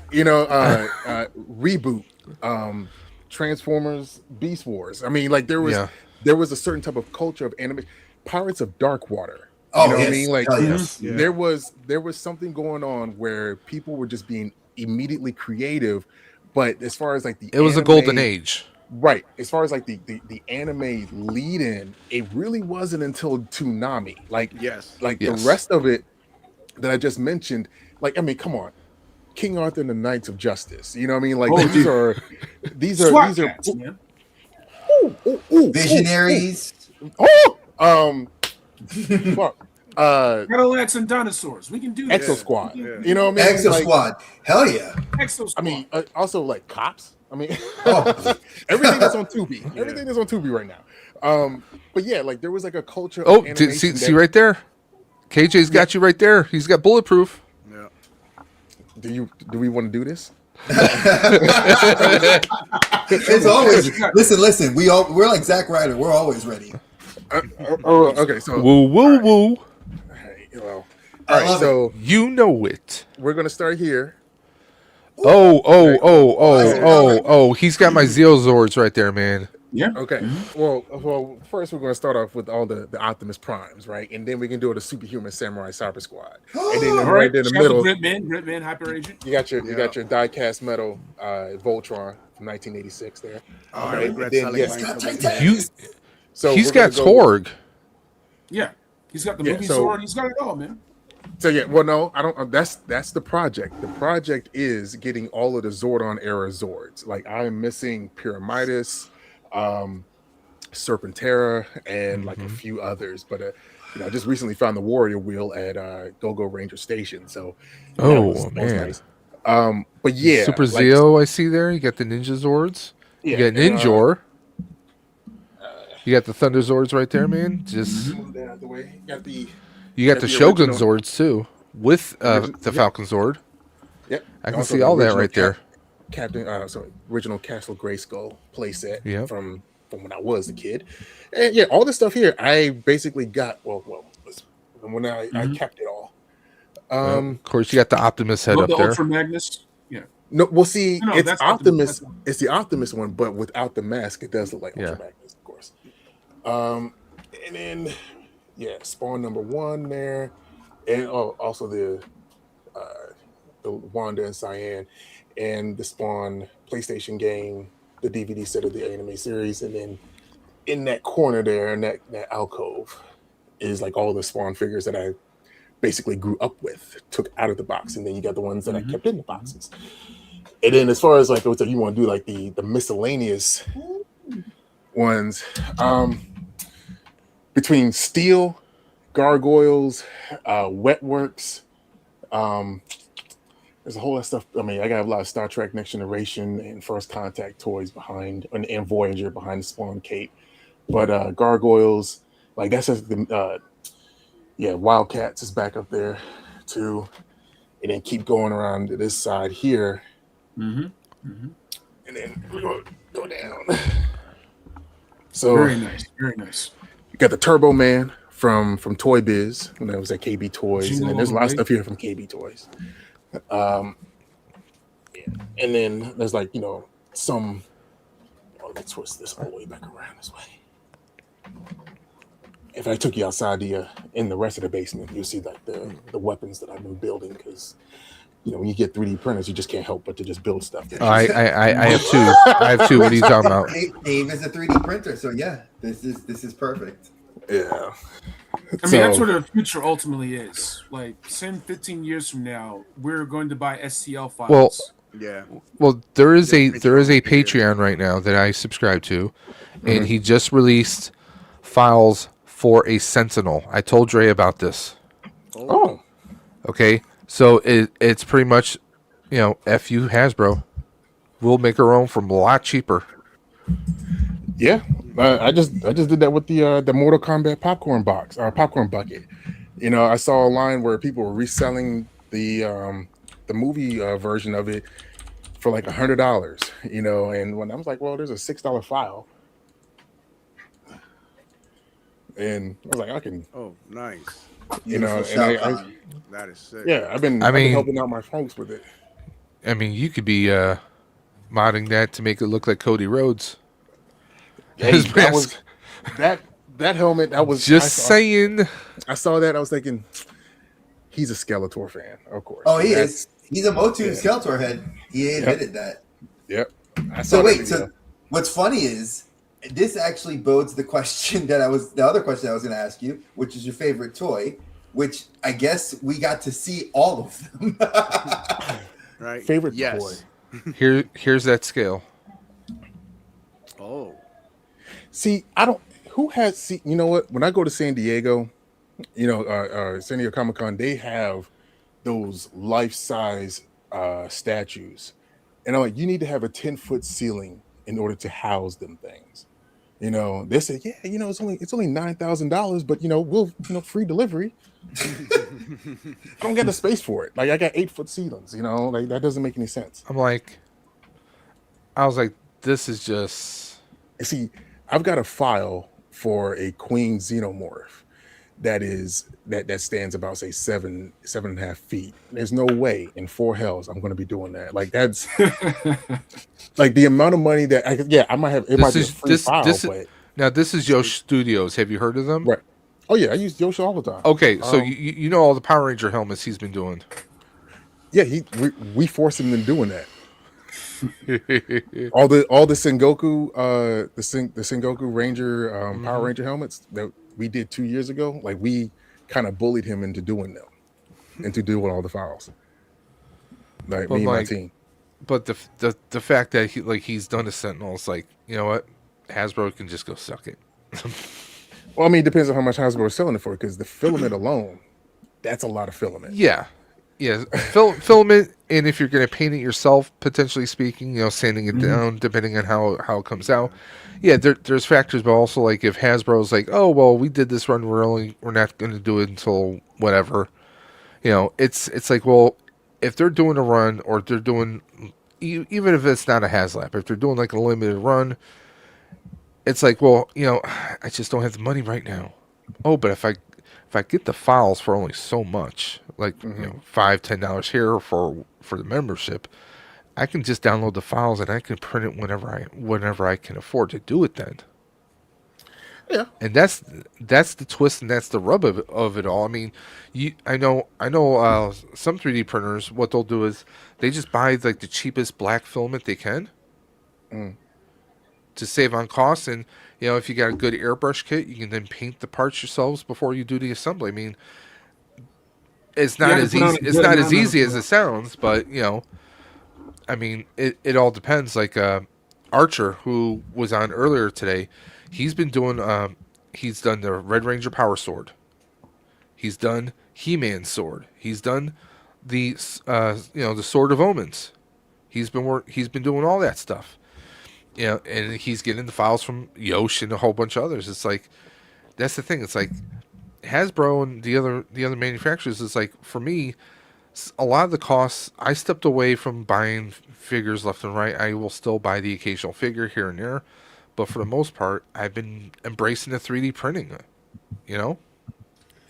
For some of us, it's a spool film. Your average film is going to run between $15 to $22 on average. For your average filaments?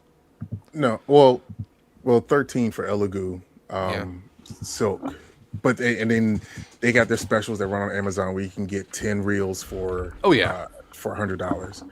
So it's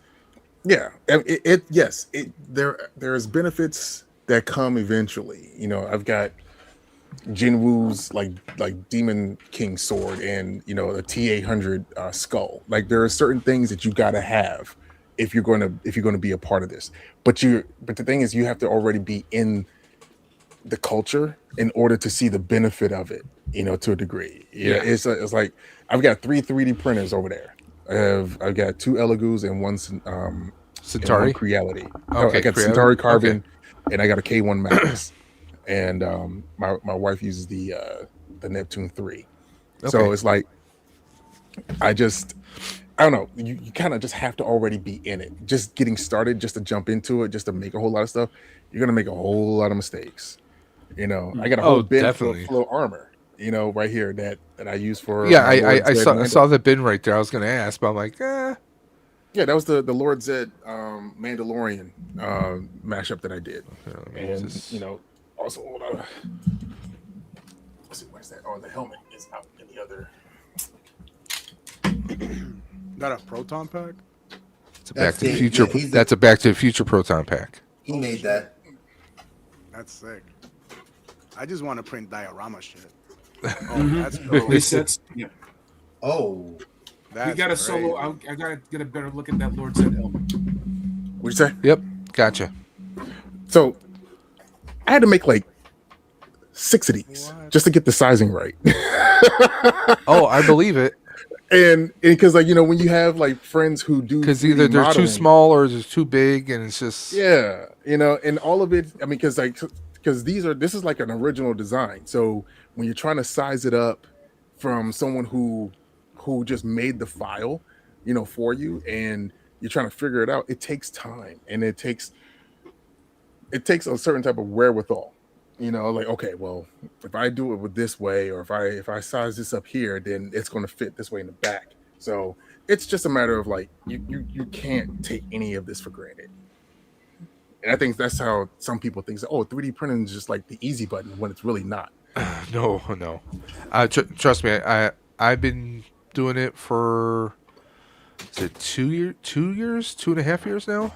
Because my first one was was a Ender 3 Max, and I could not level it to save my life. But then 2 years ago, my wife was like, "Oh, one of my coworkers has this printer. He thinks it would be perfect for you."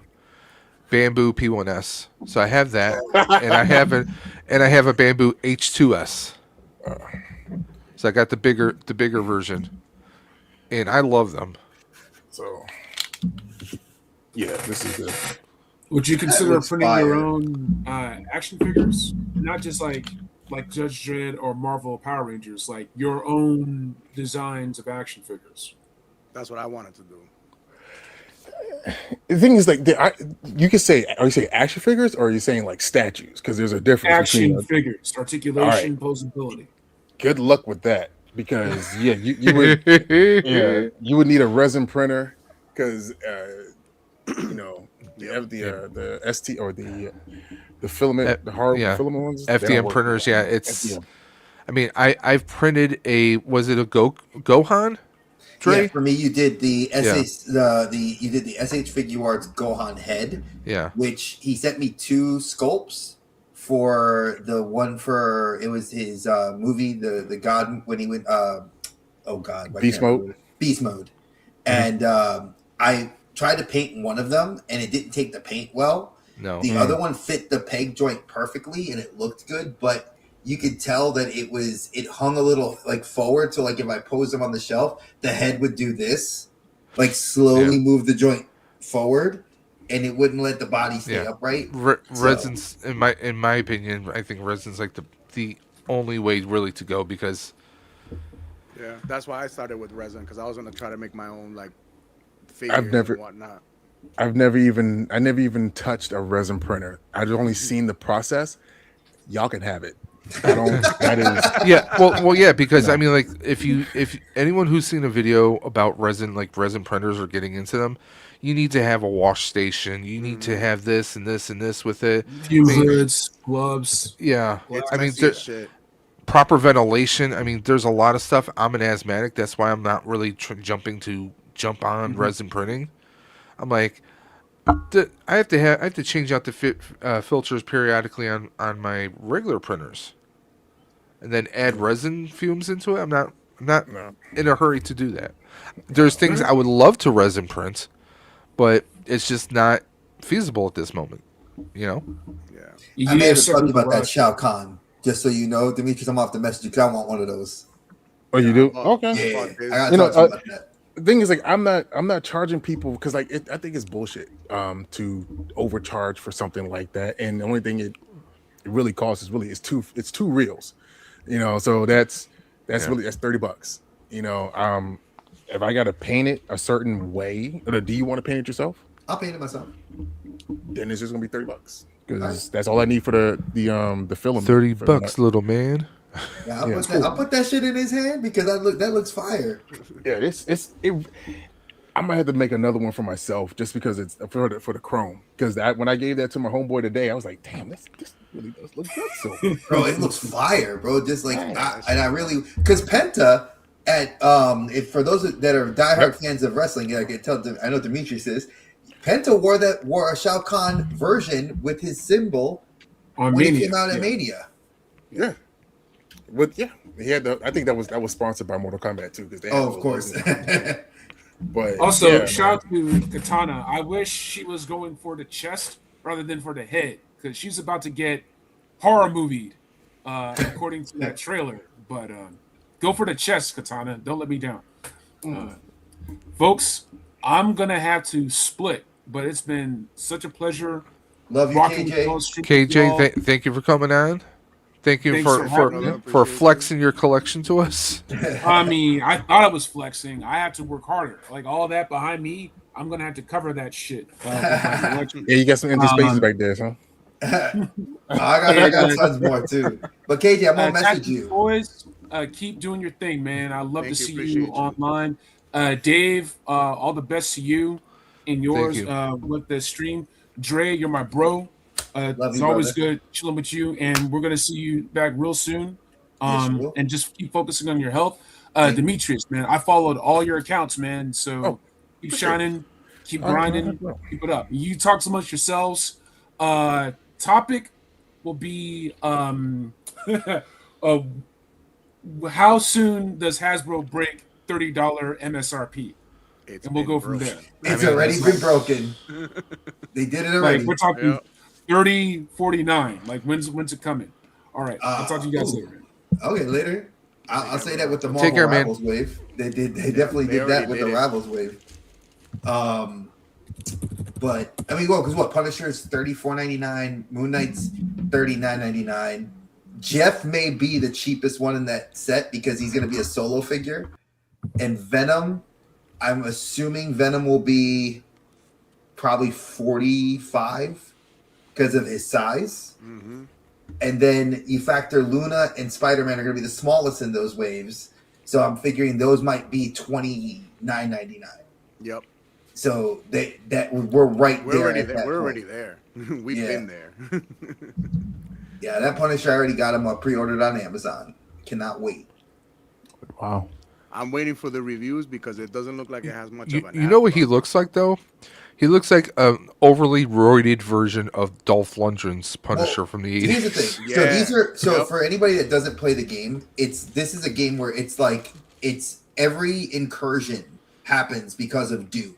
There's two Dooms basically playing chess with the MCU, with like the universe. So every character is pulled from different universes. So and they have these dialogues in game while you're waiting in lobbies with to go and play the game, where you'll have them interact with each other and make comments like Black Widow is 150 years old because of the timeline where she was frozen and woke up later instead of Cap.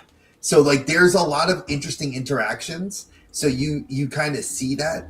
We're not going to talk about this because I did want this for the Jessica Jones, but the Daredevil, I need a better torso crunch because it's trash. Yeah. Love Daredevil, but trash figure. I can make it work, but yeah, I agree that the torso. That's what she said. No, I mean again, looks great, but I'm waiting for Mafex. I'm waiting for SH Figure Arts to just be like, hey, we're going to give you this figure. You know, I mean, this is what we should have got during the Netflix era. That's all I'm saying. Well, this figure's supposed to be a retool of the older mold that they had from I mean, I wanna think it's a say better face. It's a better head sculpt, but the one that they did was comic book one, not Netflix. So they're using a similar mold, I heard, and it's a different head sculpt. That's what I heard. I'll give a little criticism. The face, the smile right there is a little weird, a little creepy. Well, We don't she's a see little her creepy. like that though. I mean, did you not watch the last episode? She's definitely creepy mom. I've watched half of that episode. I haven't finished it yet. Okay, so definitely creepy mom vibe, but I still love her. I mean, I'll call her mommy, but well, she can beat you up and throw you around. I'll die happy. How you doing? Right, I'll take it. No, but that.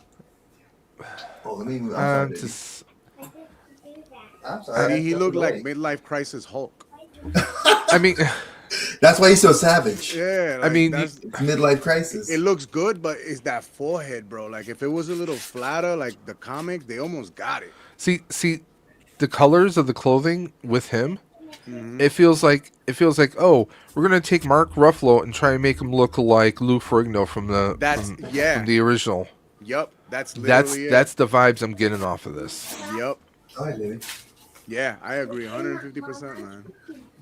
Have y'all spoke on the Cyclops visor that's supposed to be released? You know, we didn't talk about that.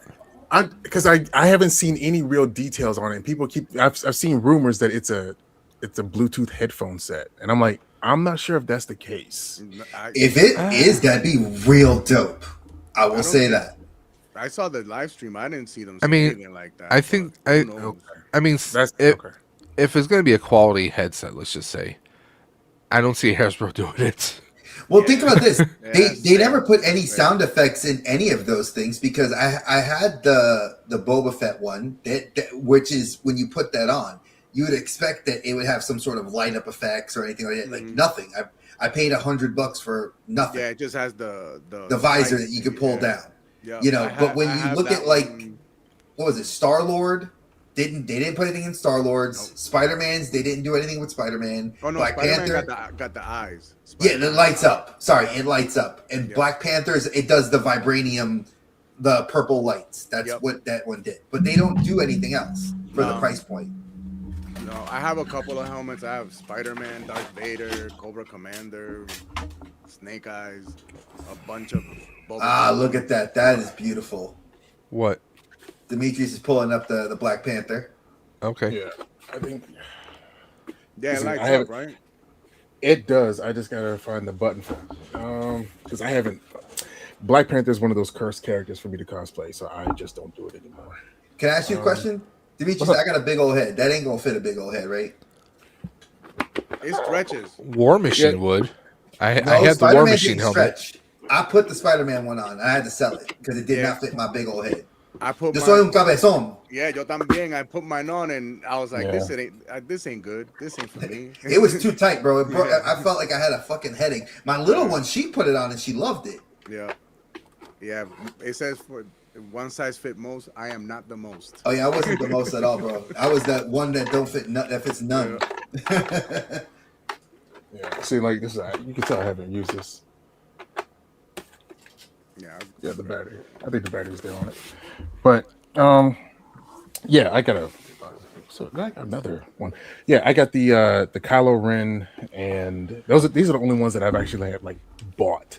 And I think also this Red Ranger helmet, and that's just because like I'm not even a fan of the Red Ranger, but I gotta have the Red Ranger helmet because my mom. I mean, it's.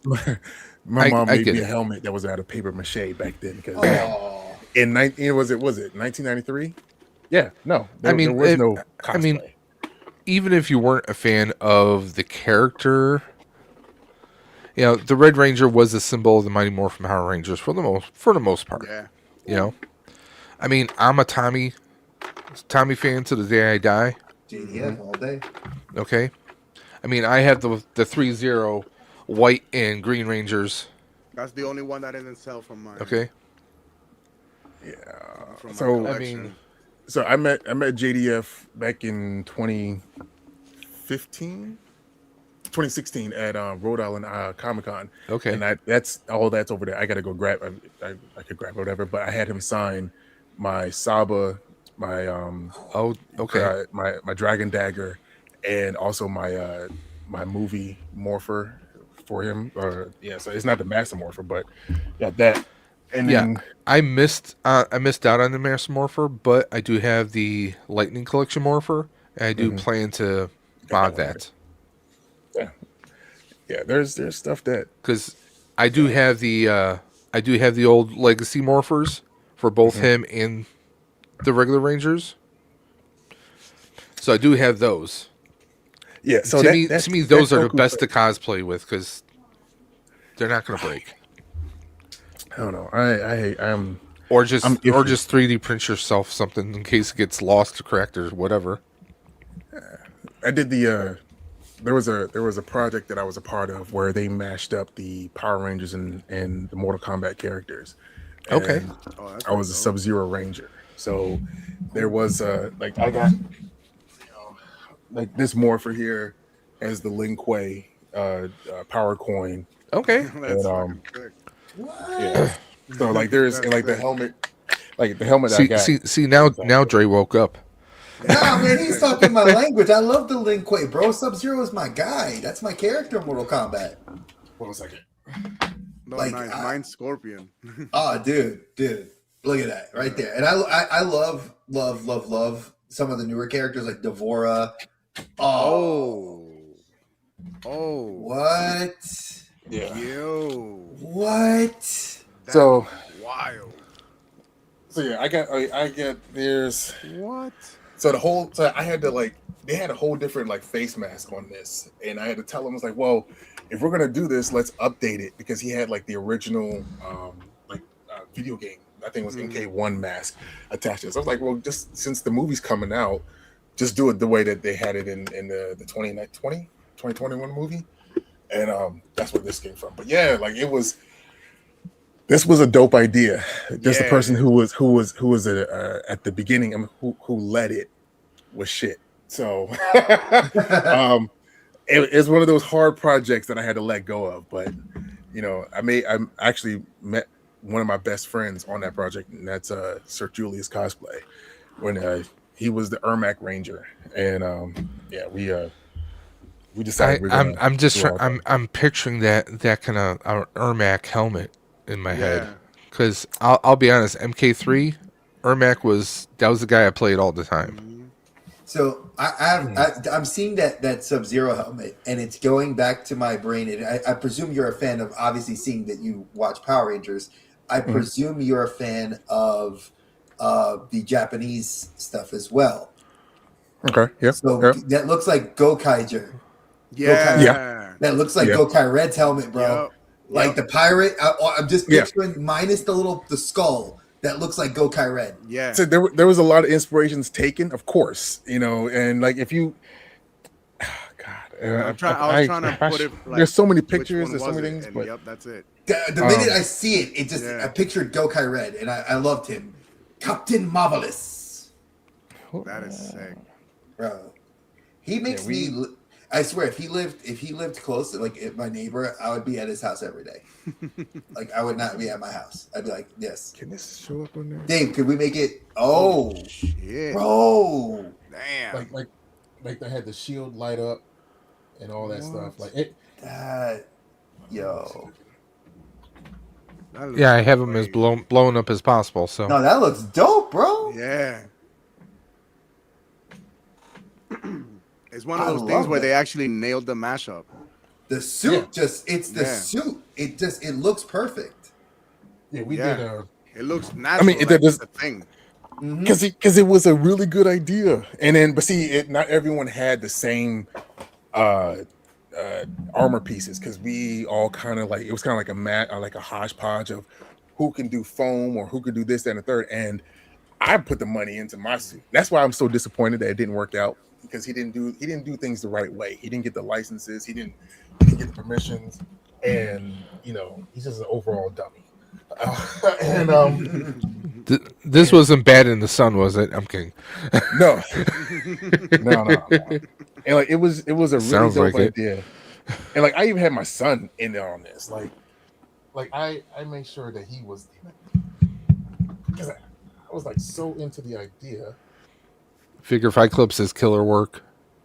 Yeah, that looks sick. That looks amazing, bro. Yeah, man. Oh, He even got a man. suit, too. Yeah. Oh, bro, that's adorable, bro. Come on now.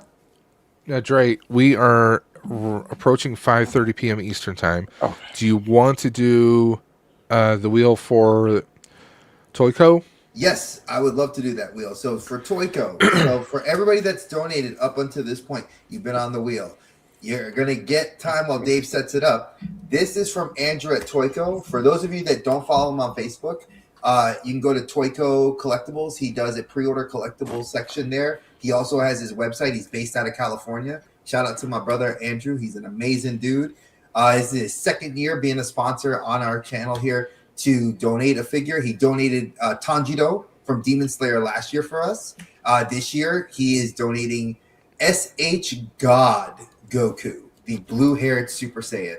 It looks awesome. If you have not ever gotten this Goku in your collection, it is a good build. It is, I would say, it's as good as the current Gokus. For a lot of fans that were looking to have that body type, it's perfect. So I would grab it. If you are the lucky one to earn it, you will pass that information to Dave, and Dave and I will then get it to Andrew, and Andrew will ship it to you directly. Toyco Collectibles, there you go.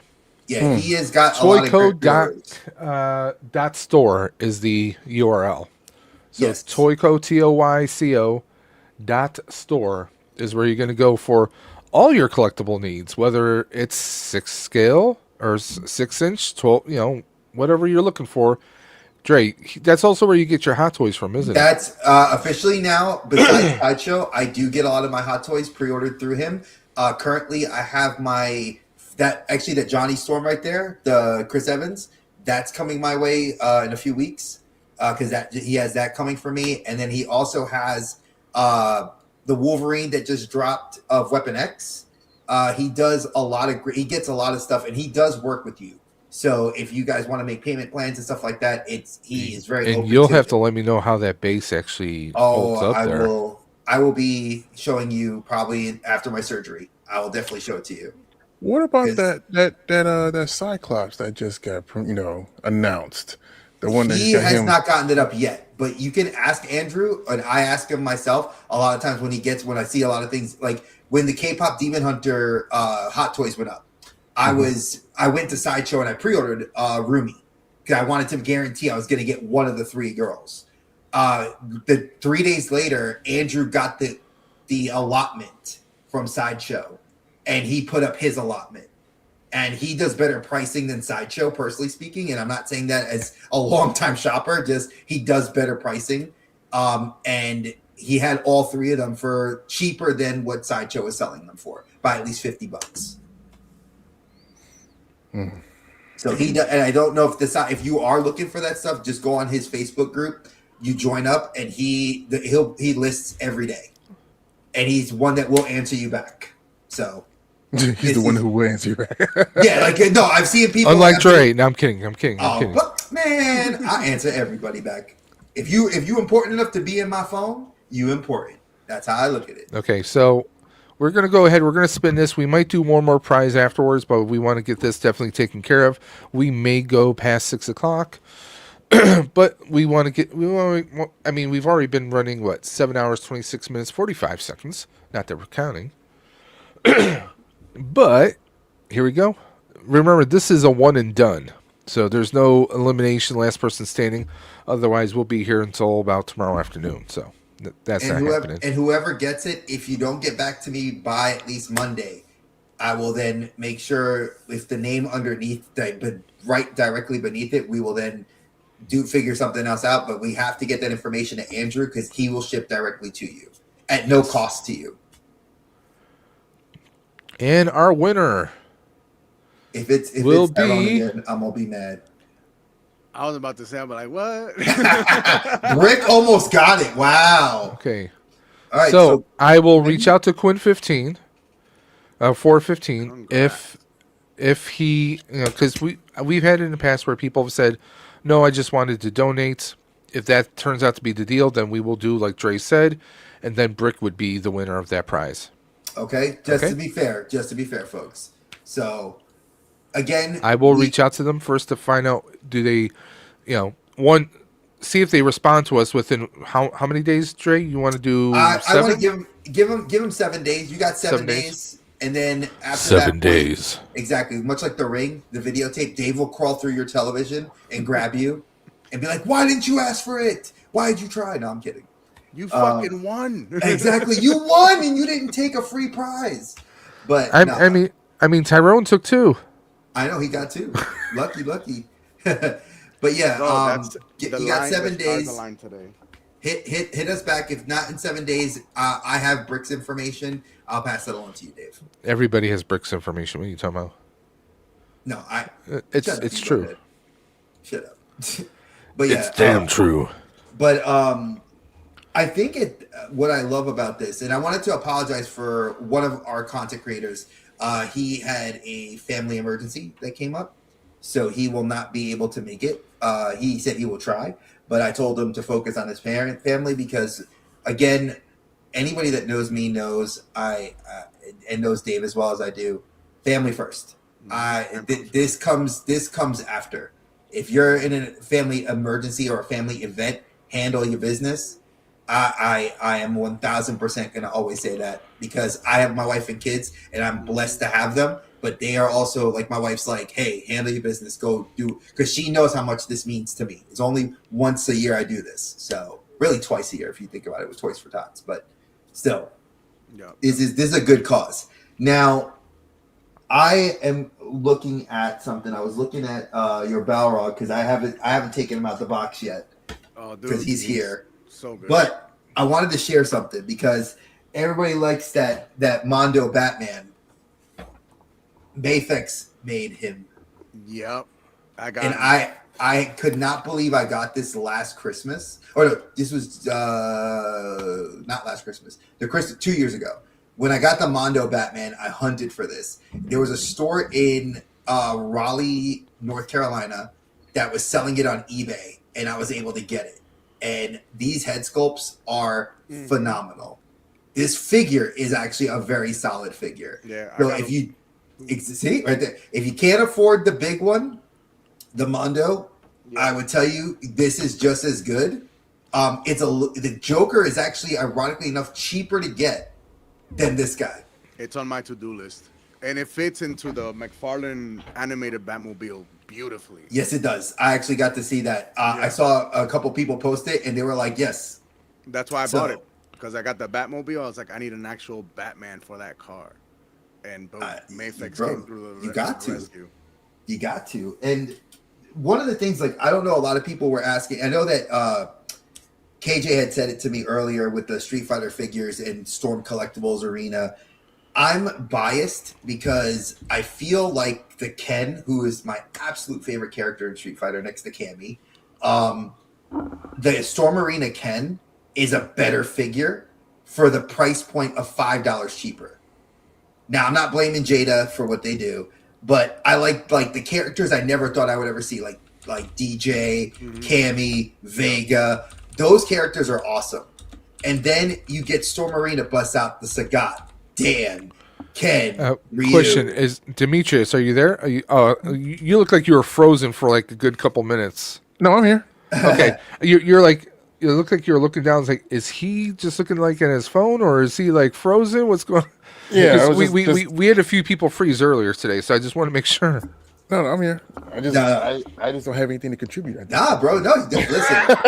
Unlike, I was a former educator for such a long time. My belief is, unless I needed to call on you as a kid, sometimes you gotta let people fly, and that's how it is. But I want to take advantage of this, Demetrius, since a lot of people, like, I've been blessed to read, watch your content and listen to it, and I vibe with a lot of what you talk about. Why don't you take an opportunity to talk about what you do and why you do it and what's something that you love about your content? Because I feel like I want other people to know why I went and I sought you out, because I feel like you and I have a very similar mindset in a lot of things. There's a lot of things that you do in your content that I love that you speak about. So I'd love to hear you talk about that on this. Give you a platform and talk about it. Oh, thank you, appreciate it. I was just here to support. Well, I'm supporting you, but you're supporting us, so I got to support you back. It's equal love, brother. Stronger together. Back. Well, Demetrius, every stream that I like, anytime I do anything live, I always tell people in the chat, throw your links up. If I'm taking time to do a stream, then you're here. You're spending time with us. You can go and promote yourself. It's all about supporting each other. So yep, stronger together. So okay, where to start? Started cosplaying back in 2017 because I went through a divorce and I needed another hobby other than bodybuilding, and because that is a whole culture that requires a certain type of support system that that you get used to and get accustomed to, and like you need to change when all that changes. So I've had a lot of the stuff here, like I've got like Abinsur's Green Lantern. Like I've just had different props and such just over the years. I just went to the we go to conventions. We have a Mega J in the chat now. What up, Mega What's going on? Hey, boys. And yeah, so I just started cosplaying just to have something to do, and I didn't know there was a whole community. I was just having a good time, and I had been thinking about doing a He-Man cosplay since I was 4, because that's the era that I came up in, and that's the first thing that comes to mind is like, well, I'm going to have to train for that. I don't know if I want to do that, but I'm already halfway there. Let me just go ahead and do that. And that was in October of 2018, and that was at Baltimore Comic-Con, and I was given a platform after that. I had like a small Instagram following or whatever, and then someone called the Gamer, GAYMER on Reddit, posted my photos on Reddit, and then people just came looking for me, and I think within 2 to 3 weeks I had about 15,000 followers. And I'm like, what am I doing with this? And someone else hit me up and was like, well, what are you going to do with this platform? And then that's when I started thinking about, well, the proliferation of minorities within mainstream media, because we don't have a lot of representation. And then when we do have it, it's always skewed in a certain, way. And then when we do get it, it's like crumbs. We get, sprinklings of what we might want to see and what we might want to embody or whatnot, like maybe like once or twice a year. So that's when I started like becoming more of an advocate for like Black Heroes Matter and other entities that were just really, really pro-Black. Then I started making friends with the convention owners, whether it be from J1 Con or Blurred Con, Ekback, Kimfest, and I just got accustomed to just hearing their stories about what their struggles were. And this was right around when the pandemic happened, and I started seeing a lot of us start to just be perpetually online because we were in the house all the time, right? And so when you see a whole lot of new stories and a whole lot of new people start to pop up on like TikTok, you start to see a lot of our content be stolen, by creators that were larger, but they didn't look like us, but yet they were doing what we were doing, and then gaining more followers and more notoriety for basically copying what they saw from Black folks. And then you start to see a lot more of the online racism towards Black cosplayers, where as soon as you see a Black One Piece character or a Black One Piece cosplayer, someone has to say, oh, it's got full body hockey. You know what I mean? Like or armament hockey. It's like been really disgusting.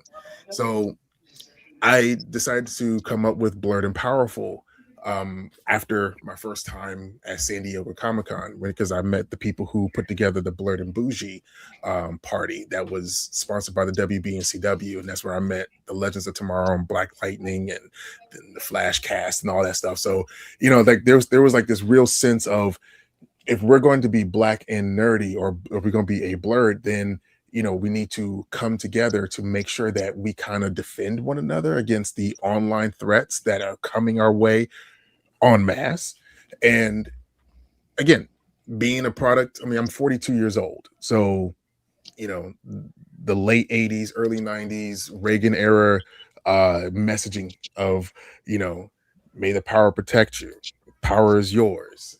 I have the power. All that stuff just continued to just be drilled into our heads. And then it manifested itself into my brand, which is Blurred and Powerful, where not only are we advocates of the mental and emotional well-being of Black nerds, but we're also advocates of Black owned comic book conventions, trying to get them more notoriety, more sponsorships, and eventually when there is a lot more money able to be put into this organization, I want to be able to do what Fan Expo or even like WonderCon does, which is have different pockets in the regions or different regions in the country, actually helping the Black conventions disperse, manage, handle sponsorships, celebrities, be that resource, that bridge in order to help everyone out.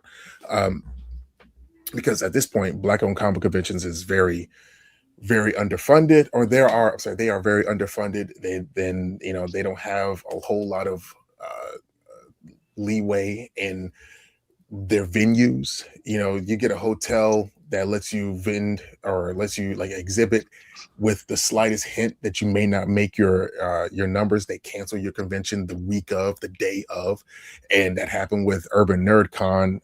I've seen it happen with ChromaCon. Like first year conventions just don't have the support or the benefit of a doubt the way that other conventions would. So I figure I'm trying to help, and the more that I talk about these Black conventions, the more that I go to, I go to schools, talk about how you can make a difference with your creativity simply because you exist, trying to boost that mindset within these kids. The more I've talked about it, the more people have approached me to see if I can like help them out. And I have had several experiences with folks who tried to hold me out. If I could be as candid as possible. Of course, please do. And in the middle of all that, you tend to see that people really do try to exploit other folks for their own benefit, and it's really crappy. And especially when those of us who are actually doing the work to just help, you run the risk of losing everything because you get involved with somebody that was not, genuine from the jump. So the owner and proprietor of Blurred Station reached out to me, and I'm like, what is Blurred Station? And it's a streaming service that focuses on, anime and Black speculative fiction, nice. And, he was like, hey, you've got a couple of Netflix executives that are following you, and they say that you're the person to talk to if I want to get this out to the Blurred community. And it took me about 4 to 5 months to get comfortable with this person, to make sure that he was who he said he was and he can do what he said he can do. And it took me that long to become a believer of what this streaming service could possibly do. And the more we started talking to people, the more we started like bringing animation studios on board, the more we started thinking like, man, there's a lot of stuff out there that people want to get out when it comes to content, when it comes to like just any number of like projects, but there's no funding behind it. There's no way to get things out there unless you live in LA, unless you live in New York. And this is one of the best ways, this most accessible ways to get the Blurred community out there and not only engaged, but also a part of the industry that they love so much. Like we could give opportunities for voice acting, got opportunities for animators, we got opportunities for people who just want to be a part of production design, all that stuff. And it's not so hard to get to that barrier the way you would traditionally have to when it comes to like Hollywood. Only thing is we just need, we have the solid plan, we have connections. It's just that when you have like a startup, a tech startup, you need a good amount of capital to get it going. We have the plan for it. It's just a matter of getting it done. And I've been talking to several folks. I've been talking to several other entities. And the only reason why I'm really a part of this is because they have promised to make Blurred and Powerful their altruistic tax write-off. So if they're feeding into the Black-owned comic book conventions, that means we're feeding into the kids. If we're feeding into the kids, we're feeding into the culture. If we feed into the culture, we're feeding into everything that we need to feel like this can be more than just what the gatekeepers have had, like in abundance, and they just like sprinkle it to us. So I'm not looking for anything other than just trying to get to the point where instead of eating crumbs of representation, I got a full meal, you know, all throughout the year, not just when it comes to February or, you know, that whole deal there. So that's where I'm at. That's what I'm advocating for. I'll be honest with you. I had a certain outlook on life before my son was born. And when you can't help but to see, you know, a pair of eyes that's like wondering, what are you going to do next? Or what can you do for me? You know, it kind of puts you in the mindset saying like, well, I got to do everything that I possibly can to make sure that he has the easiest time possible. And that starts not just with like making a bunch of money, but it starts with being a better person, you know, and owning up to your mistakes and making sure that, you know, the sins of the father do not fall onto the child, you know, and, Amen. you know, so I'm not saying that everyone has to be a certain way, but I'm saying that me personally, the way that I have been trying to conduct everything that I do, whether it be business or personal, ever since he was born 6 years ago, you know, almost 7 years ago at this point, it's just been a way of how can I make sure that not only does he benefit, but all of the other children that are in his position benefit, you know, and that only works when we all come together to get over whatever nonsense we've got going on to really look after one another. And that's been my immediate message for like the last few years, is that we just need to do something different, you know, especially since we have this administration doing whatever the fuck they want to do, and and it doesn't look like it's with the people in mind. So everything that I'm talking about is all about trying to make sure that not only is Black solidarity a thing, but it's something that certain folks can't aim to burn down. Like they have. Listen, I'm gonna tell you, when I've watched your content and the stuff like that, it resonates, because that's why me and Tyrone get along so well. Not only because we're Spanish, because it's that solidarity that, you know, we as, you know, as me being part Black, but it doesn't because I outwardly show it. People, you know, have always shunned me because they don't think that way. But, you know, as much as I love the culture and I love who I am and part of my culture, I always want to show that level of not just solidarity, because I agree with you in cosplay, in everything. You know, that's why when I worked as a teacher in the schools where my kids were that looked like me, and they were always like, oh, well, I can't get there. Yes, you can, because you had to have that motivation. And I always wanted to strive for that. My wife, God bless her, the work that she does with the kids, and they look at her, well, you're a white woman, what are you going to do? And she's like, well, my husband and my kids, they're Spanish. This is what they do, and this is how they do it. And she works for an art school. And hearing what you're talking about, I would actually love for you and her to like link up and have you talk to her kids through like a Zoom meeting, because I think, because there's a lot of kids it's an art school, so they do like theater and stuff like that. I think seeing you and saying, look at what we're doing, it can be done, and this is how I'm going about it from my son, you know, because I do it for my daughter, you know, as a little Puerto Rican princess that I have. I tell her like every day, like, you can be any superhero you want. You can be anything you want. And I feel like that's the parent, because my mom said that to me. No matter what other kids told me that, oh, you're this, you're that, I was given that platform by my mom and you know, my dad for some parts of it, but my family was very supportive of that. And I feel like you represent so much in me, because you said the same thing I think. It's for my kid. The legacy we leave for our children. Leave it better than you found it. Exactly. Right. And I would love for you to, if you have that time, you know, I'd love to have you like exchange some information with her and like see if you could do that, if that's something you would like to do. Yeah, I don't have a problem doing it, because I've done it before. Like actually, I've gone to a couple of DC schools. I've gone to you know, a couple schools in PG County as well, because I'm here in Maryland, and it's, even like going to an HBCU, like Bowie State University, like, and having these conversations to let people know that, yeah, like your creativity is your superpower because it's the one thing that's unique unto you.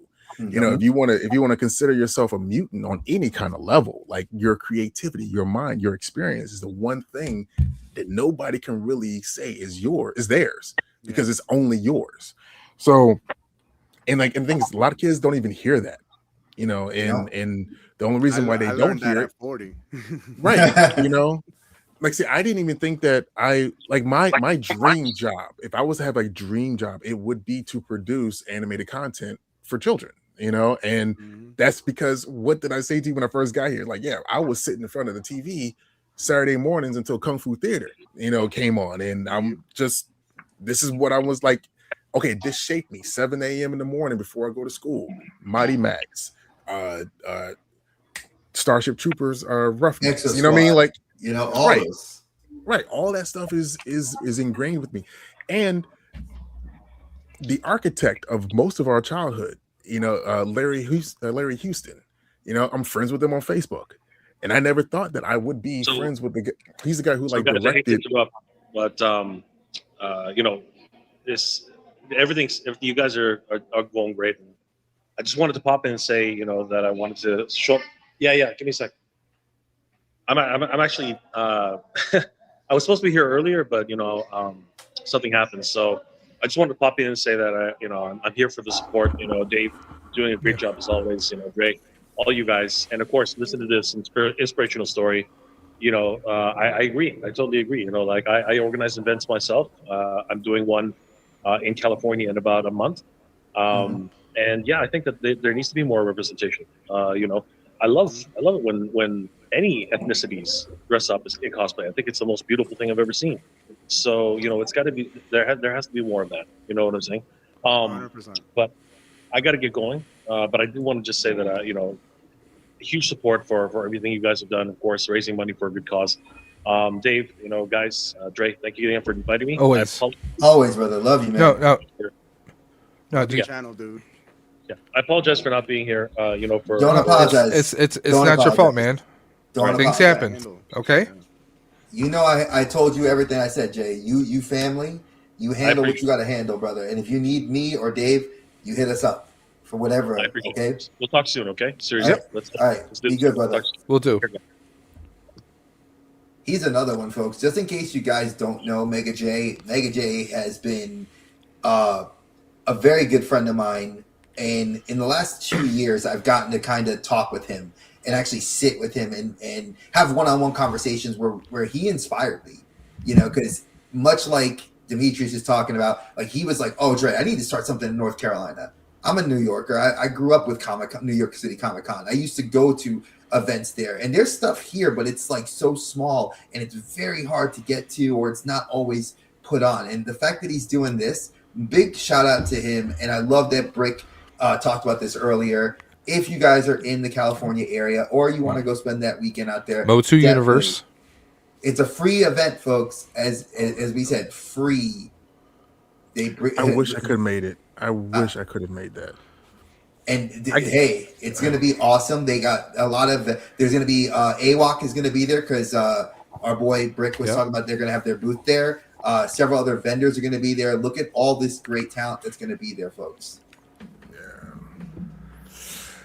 And who knows? They may still have some surprises that may pop up. And I mean, when you go to a con, especially when it's for the fans by the fans, you're going to be guaranteed to. You're going to make connections. You're going to make friends that you might not have normally have made. I mean, it's those chance meetings. I mean, me and Dre, we met for the first time on a mental health stream.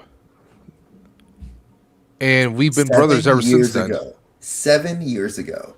We've been friends since then. So, I mean, it just shows you that, especially, I mean, let's be honest.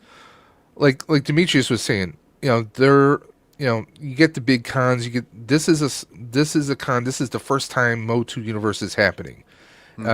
Dre, it's replacing what? PowerCon, I think it was called before? It's replacing PowerCon. Yes. I think that I don't know all the details, but Jay did do. He's been on Toyly with Ed and Travis. They were with us earlier. He did a whole deep dive into this. I know Brick had him on, and they did a thing. He even was on Seth Bayer's channel. For you guys that follow Seth, he was on there and he talked in great detail for like an hour about this. Please check out those videos. Yeah, this is a passion project for him.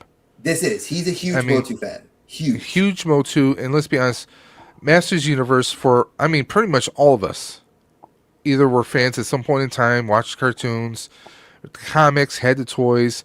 I mean, this has always been something powerful. This would have been this would still be happening even if there was no movie this year. So in case some people are thinking that, this is for the fans, by the fans, no BS behind the scenes. They ran some some sales for like some coins and other merch to help raise. They did a Kickstart. That's how this is even possible, where it's just something that you can walk in. You're not being charged an admission or tickets, I believe. Correct? Yeah. So it's like you can stay at the hotel, and the event is free to attend. I think the only things you're obviously paying for are like the meet and greets and any vendors. Yeah. So they do have. He said that there was passes for certain things. And I mean, even this, a $25 pass for one day, another day was $35. I mean, that's not terrible. What cons do you know that you can get in for like $25? I don't know of a single con where you can do that. So I mean, that speaks tons. $50 for the entire weekend for Saturday and Sunday. I mean, that's kind of a no-brainer right there.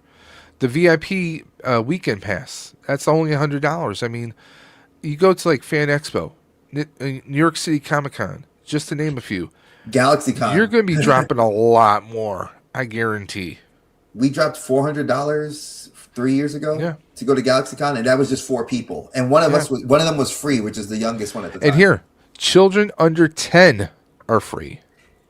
Thank you, Jesus. That extra E of membership is killing. 10 that is makes free. a difference for us parents. So you know, Jay, if you're listening to this after the fact or you're hearing it after the fact, we love you. Okay, whatever's going on, you just handle. It's always family first. Okay, family first always. Okay. So, but we still wanted to help Jay, because he's always been there for us. Last year, him and Double D helped us beat our goal last year and then some last year, because we actually did a 25-hour stream last year. Yes. We're doing roughly 8 hours today, but we did over 25 hours last year. So I mean, they came in the 11th hour, literally, well, more like the 13th hour, I should say. It was like 1 something in the morning when we wrapped everything up. But they pushed everything over and made a world of difference. So, stuff happens, life happens. We understand that, but we still wanted to show some love, for the thought and the effort. I always tell people, if you can't donate, if you can at least share the link. Put it out there. I mean, if you don't have the money to donate, hey, it takes all of 3 seconds to go ahead and share something on your socials. Yep. It's the thought, it's the effort that means more than anything else. And can I say something, Dave? I wanted to address this. I want to give a shout out to every single person that responded, has come through, could not make it, was not able to do it. I just want to say thank you, because again, I've said this before, I'll say it till I'm blue in the face. This resonates with me on a very personal level, on several levels. I lost my mother to this disease. I've lost family. My wife has lost family to this. We have 2 survivors, and Dave has, his family who suffered through this as well. And every person that has come on the stream has mentioned something where this has crossed their path. And the fact that you took the time, which is so precious, and I say this so truthfully, not as a parent, time is the one currency you can't give back. Yep.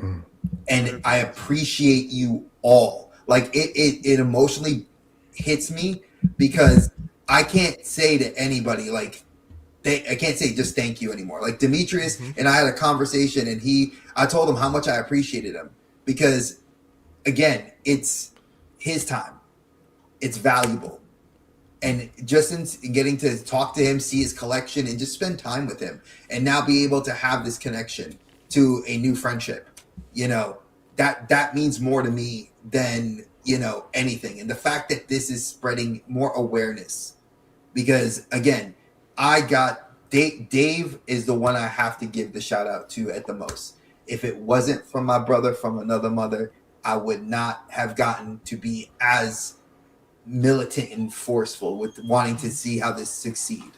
And if it wasn't for him, I wouldn't be a part of this. And I thank him for the years that I've spent getting to be a part of this, because you guys, anybody that's new that's come on, the ones that have been here the years prior, every single one of y'all makes a difference. And if you don't believe that, Dave's story, Ed's story about his mom being cancer free because this place had gotten the funds to do right and get her right, that means a lot to us. So thank you. And if anyone's watching this on the replay, you can still donate to the Ride for Roswell. The links are still going to be in any streams that I will be doing moving forward, and in any videos I release until pretty much until the end of June, because the actual event takes place the last weekend of June.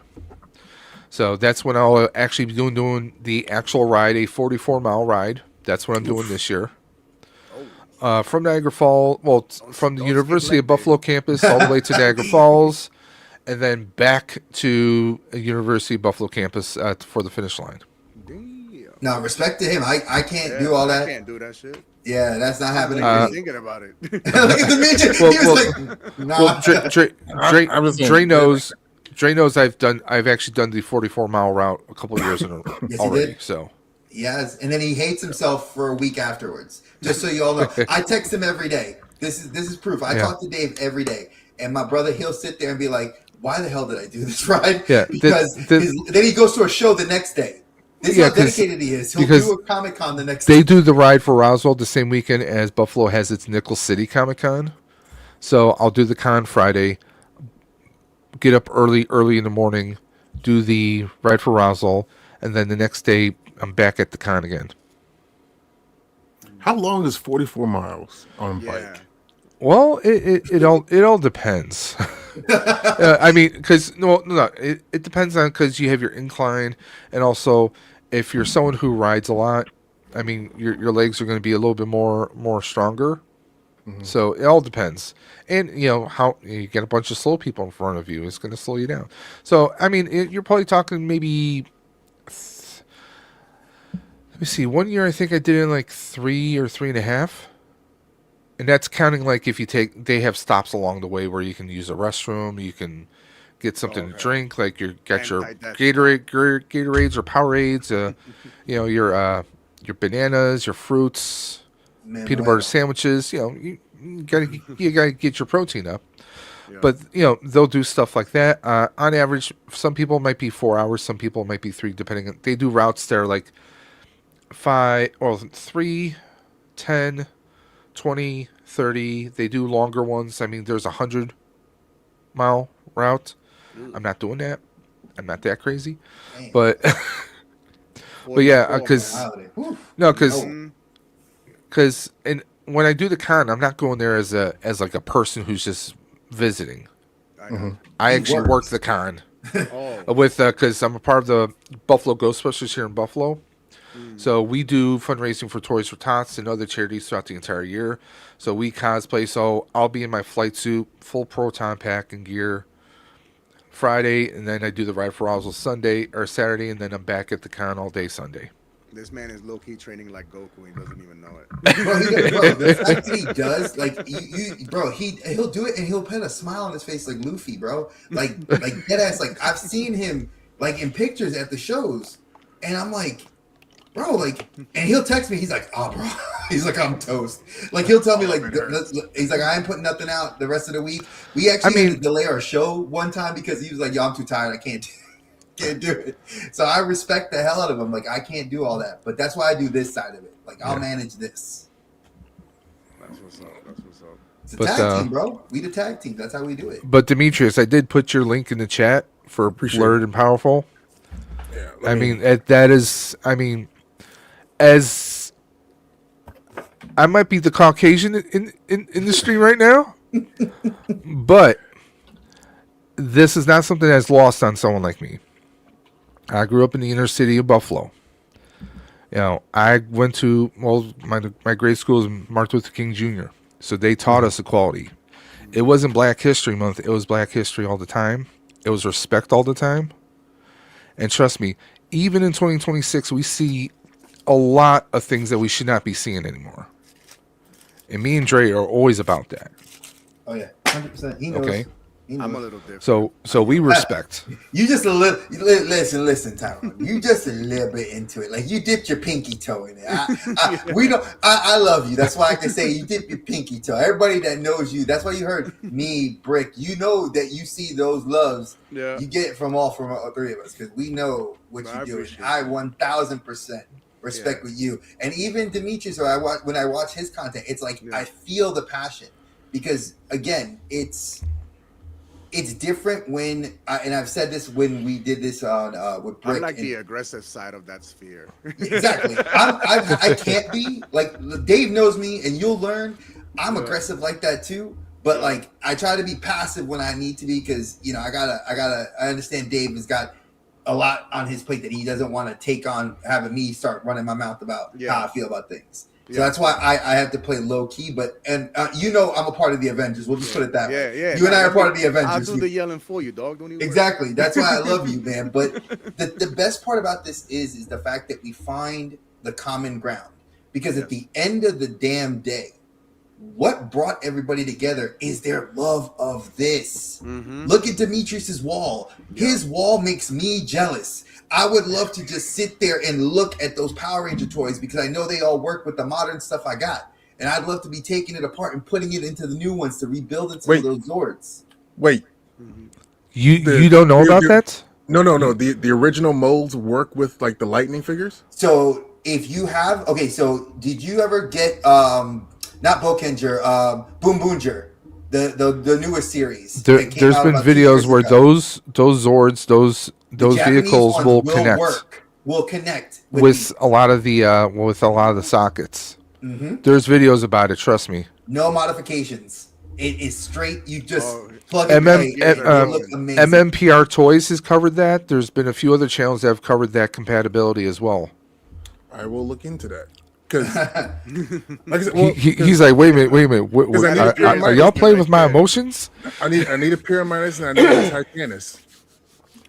Because I can't make the Ultrazord without. And bro, you can take. They showed like this guy took a video of like the Japanese figures, and he was like, "Hey, look, I can make this like merged Megazord from two different series." And it was like he took the Boom Boonger body, which I have in the closet, like it's the big car Zord, the truck, and he took all the parts and he converted it.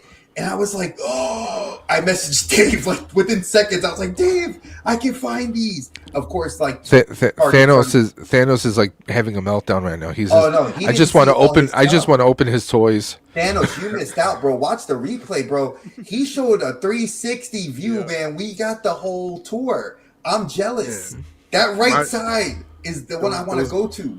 Those bins right there are the ones, are like the Iron Man figures from the TV show, and I let my son. Actually, I got a lot of MMPR stuff. Like how tall were those figures back then? The larger ones. Wait, which ones? The morpher figures or like the little figures? I think he's talking about the bigger lanky ones. Remember? If he's talking about the robot, if he's talking about like the bodied ones, those were like I think they were like 112. I think. No. Unless he's talking about like the action figure, like the monster figures. I think those were a little bit bigger, like 7 or 8 inches. Yeah. So these are the original ones. Like I got. The rest of the Rangers are in the bin, and like these are all of the, the original, like from the 90s, right? From the actual from season 1, and then the change of head ones I got like installed. I had that Tommy. I still have that one. I have that one in the box. I've got all of these open for him to play with. So, I haven't really bought any really new toys. So he's still playing with stuff that I played with. Because I never threw anything away. And yeah. Talk about legacy. That's the point. No, that's dope. That's the point. You know what my daughter got? She got Roman Reigns. She took my Cody Rhodes. She took my Roman Reigns. I had to buy myself new ones because she wanted them. Yeah. Does she acknowledge you? Oh, she does. No, she acknowledges Cody because that's her wrestler. Cody Rhodes. All right, gentlemen, let me go because I thought I got. No, Demetrius, thank you, brother. We are going to be wrapping up as well because we've hit the end of our time. Actually, there you go. Word. But Demetrius, I will be in touch with you, my friend. So I will try to, so we can link up on that. Again, I appreciate you and your time, my friend. Thank you. Tyrone, you'll have to message me with your details so I can ship R2 out. I got it. I'll send it to you. But I want to thank you, gentlemen, for coming out. I want to thank KJ. I want to thank Matt. I want to thank Ed, Oz, everyone who's come through. Thoughts and prayers for our brother Mega J. But guys, thank you for coming out and supporting. If you can still share the links in the video description below to all your social medias to help see if we can get more donations for the Ride for Roswell. I want to thank everyone who's come out and anyone who's shared the links, who's supported this over the years. Thank you guys from the bottom of my heart. Oh, Tyrone, stay on with us a little bit. Okay. And I also want him to plug his shit too. David, okay. Finish. Yep. And guys, again, if you can help support Ride for Roswell, help support Roswell Park Comprehensive Cancer Institute, it will go a long way. And you might not think it, but every dollar, every nickel, every dime goes a long way. It makes a more of a difference than you can ever imagine. It saves lives, literally, folks. Literally, people we know. It saves And lives. on that note, Tyrone, it's your plug time. your stuff. Like Archer says, plug your shit. Honestly, Tatz and Toys right here on YouTube. Tatz and Toys on Instagram. If you don't already know, go find out, I guess. Please do. He's amazing. Tyrone Tattoo Gonzalez to check out my tat sides of the toy side. And that's my work page. You can check out all my tattoo work. Yeah, I do toy photography. I yell at people and do more toy photography. There it is right there on Instagram, guys. Go ahead and check it out. I'm all angry. Look at me. He's also a member of the Avengers, just so you know. He's a founder. He's a founder of the Avengers. I am Iron Flung. Founder He's of Iron the Flung, Avengers. I forgot who I said I was Hawkeye, but I forgot how we called it. I forgot what we called it. I gotta ask Riles my name was exactly again. Yep, that whole little squad. Well, yeah, we keep it real, folks. Yep, I just don't like bullies. I'm here to bully the bullies, and everybody else can do the other stuff. Well, I mean that's pretty much us, right? Yeah. But he does it to the level that I talk about that you like to be tamed Oh, he down. hasn't seen my stuff yet. No, he knows about it. Yeah. And I told him, I said, this is what I said to him very honestly, and I keep it a buck. I said, Dave, he will be respectful because this is for a good cause. Yeah, I said, but when we bring him on and we talk real and we good, oh, it's on like Donkey Kong. He'll keep it a buck, and I love it. He was like, okay. He's like, I already like him already. Yeah, I keep it respectful as long as thing is respectful. But yeah, I'm a pretty straightforward person. Okay. That's why I love you, bro. That's why we peoples, man. So guys, please go ahead and check out on his link. He has his YouTube channel right there on his IG. Go ahead and give him a follow. And thank you for coming on. And you won prizes today, multiple. Yeah, I know. So it was rigged. Just so we know, it was TKO who rigged it. No, we kidding. Now, if only he could figure out that outfit for that wedding coming up. Huh? I know. For real, that's all he's got to figure. For real. Yo, places are not big people friendly lately. They are not big people friendly. Listen, when I got married, we wound up just doing it was like Tuxedo Junction or one of those jobs. Or half the time, if I need dress clothes, I'm having to go to DXL, but they're kind of expensive, like $80-$90 for a shirt. No thanks. That's what I'm trying to avoid, man. Those type of stores. But nope, I guess I'm gonna have to hit like a Big and Tall or Men's Warehouse or some shit. Well, what sizes are you looking at? Like 3X, 4X. Oh, don't laugh. Sometimes you can get stuff at Penny's. Yeah. Yeah. Because Shit, yeah. I mean they do carry big and tall sections there. Yep. Dre knows this. A couple years, 5 or 6 years a bit back, no, a little bit further. I was $4.95 at one point. Oh, shit. Okay. Right now, I'm sitting at $3.46, $3.48 right now. Congrats, man. Congrats. I did the gastric bypass. I lost from $4.95 down to $4.20 the old-fashioned way. Then because I got cleared to do the surgery. Then got all the way down to $3.40. I gained pounds back. I was back in the 390s last summer. I've gotten it off again. So trust me, I was at the point where I was wearing 6X to 7X tall shirts. Oh. I'm down to wearing like 3 to 4X tall right now. Mhm. Okay. My shoe size actually is shrinking, depending on what the manufacturer is, of course. Yeah. But I mean, it is a struggle, especially shopping. Trying to look presentable.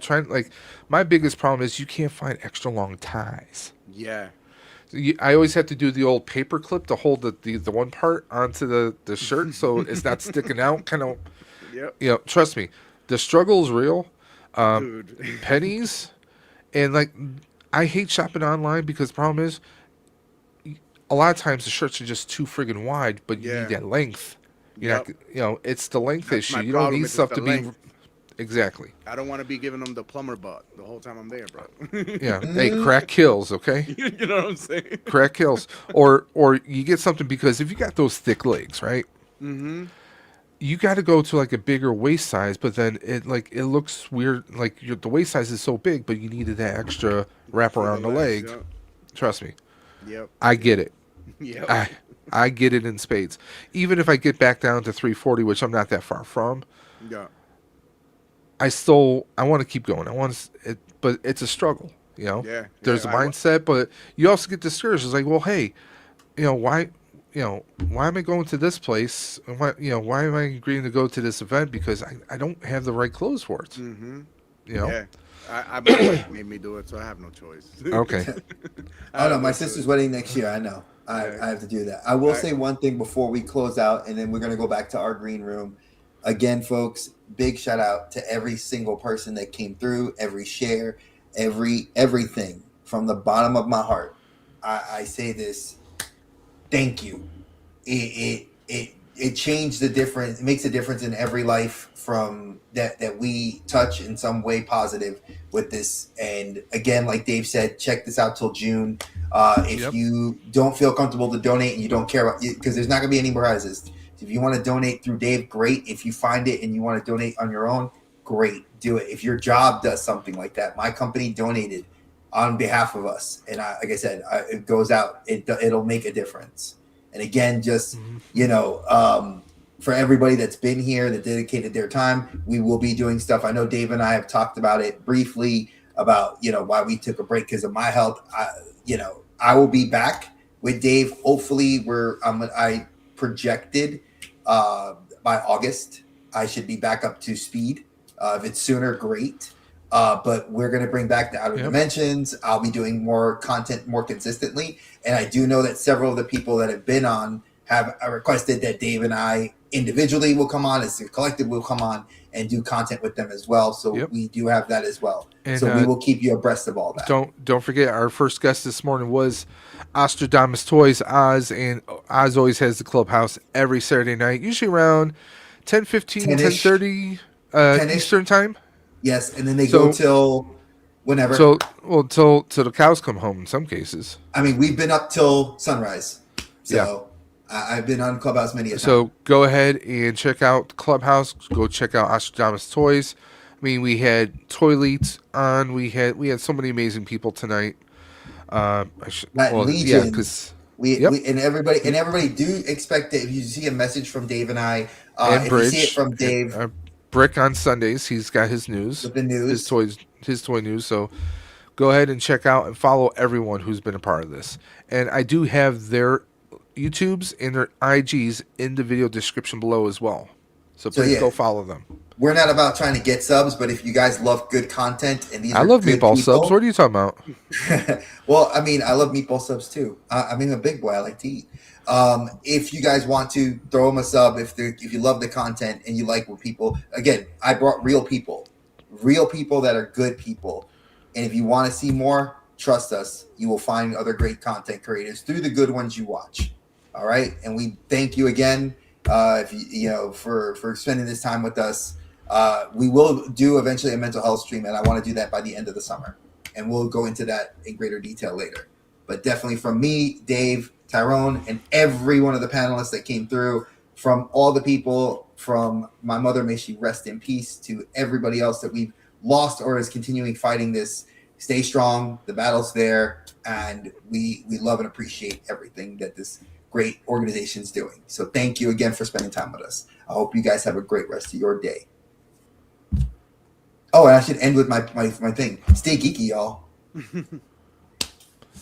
Guys, you know what I say to every single time. Keep on busting, and we'll catch you on that flip side. Take care, guys.